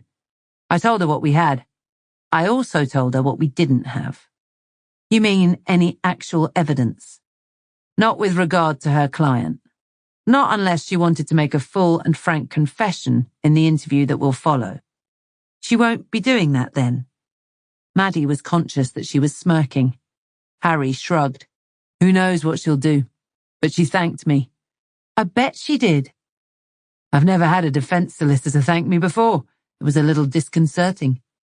Despite everything, Maddie snorted a chuckle, but soon sobered up a little. This is serious stuff. She's a murder suspect, Harry. I had you pegged as Mr. By the Book, black and white. She killed Craig and you know it. And why tell me? If you had manipulated a situation to get someone off a murder case, then you'd keep it to yourself, surely. I'm telling you so you know my truth. And I came here today so you would understand that I know yours. We already had trust, but that's not enough on its own. Not if we're going to be working together. We need more than that. Now we have it. Now we have this. What Grace said in the heat of the moment with guns pointed at her after seeing what she had seen. It could well have been argued that it wasn't admissible anyway. It would take a harsh judge and jury to convict her, but the whole experience of it. She would definitely have spent time in prison on remand. A good few months. Then have her life pulled apart in court. You can be sure her diary would be used as part of her cross-examination, including the images of that contraption. She's had enough. Maddie turned back to the window. They had moved out of the city, and the world was now blocks of green and brown. That is something I cannot disagree with. And that's why you told me not to write a statement until we'd talked about it. You didn't want me to put into the evidence that she told me she'd killed Craig Dalton. I wanted you to know that you didn't have to. It would be a lot tougher to do that now. It would put you in a difficult situation too. I still need to put a statement in. You can write what you want. I just wanted you to know that there might be a way out. For Grace. And for you. For me? I read that diary same as you. But I know you cared about her. I know you told her you would protect her. I know what it feels like when you let someone down. You didn't, Maddie. And you still get to keep her safe. She doesn't deserve prison. Not for doing what she did. Harry's voice was becoming heavier with emotion, as much as she had ever heard from him. Grace will have good legal advice by now about what to say and what not to admit to.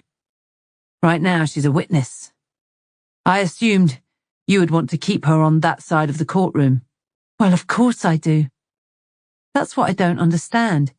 You could have just explained that you didn't pick up any verbals from Grace because of all the confusion and suggest that maybe I didn't either. I would have understood, and it would have been unsaid.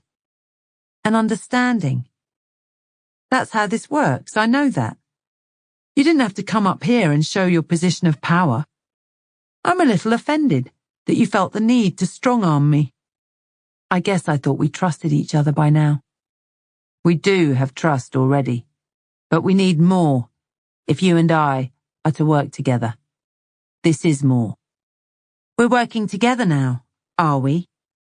Harry hesitated. He pulled at his jacket to straighten it.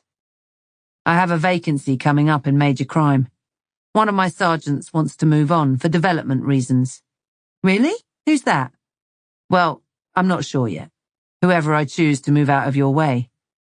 Harry's lips curled into a more prominent grin this time. Maddie couldn't help but mirror it. Thank you, Harry. Don't thank me yet. You still have that job offer on the table back in Manchester. The next rank. You must be tempted. I am. Maddie fell silent.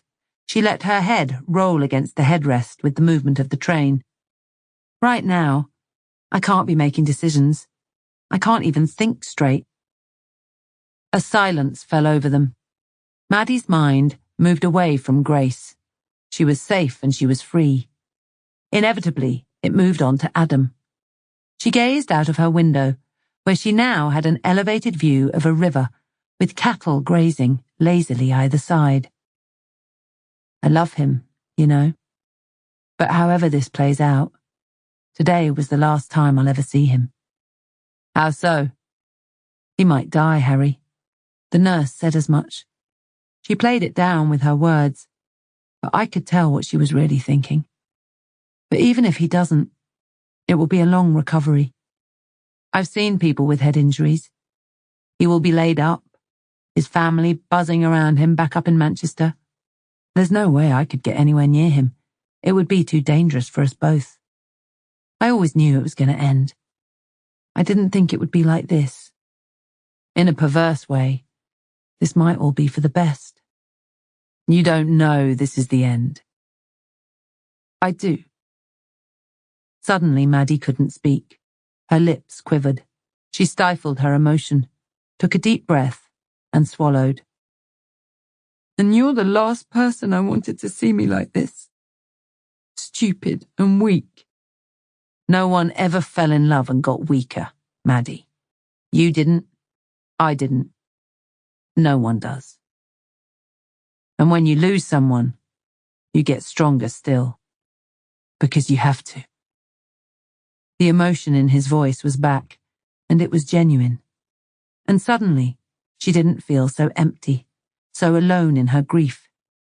She wasn't concerned that she didn't have her sunglasses to hide behind either. Maybe she didn't need to be hiding her emotions anymore. Not around Harry. Now they had more than trust. She leaned a little to her right until her head found his shoulder. The train rocked gently. She closed her eyes, her nostrils filled with the smell of his wax jacket. Adam had once worn one with a very similar scent. She listened to the train clack and bump as it whisked her away from London and towards her home. For a moment, she could almost fool herself that she was sitting next to Adam Yarwood, that Grace Hughes's troubles might be over for good, that her own world hadn't been turned completely upside down, and that she knew exactly what she should do next. Almost. The end.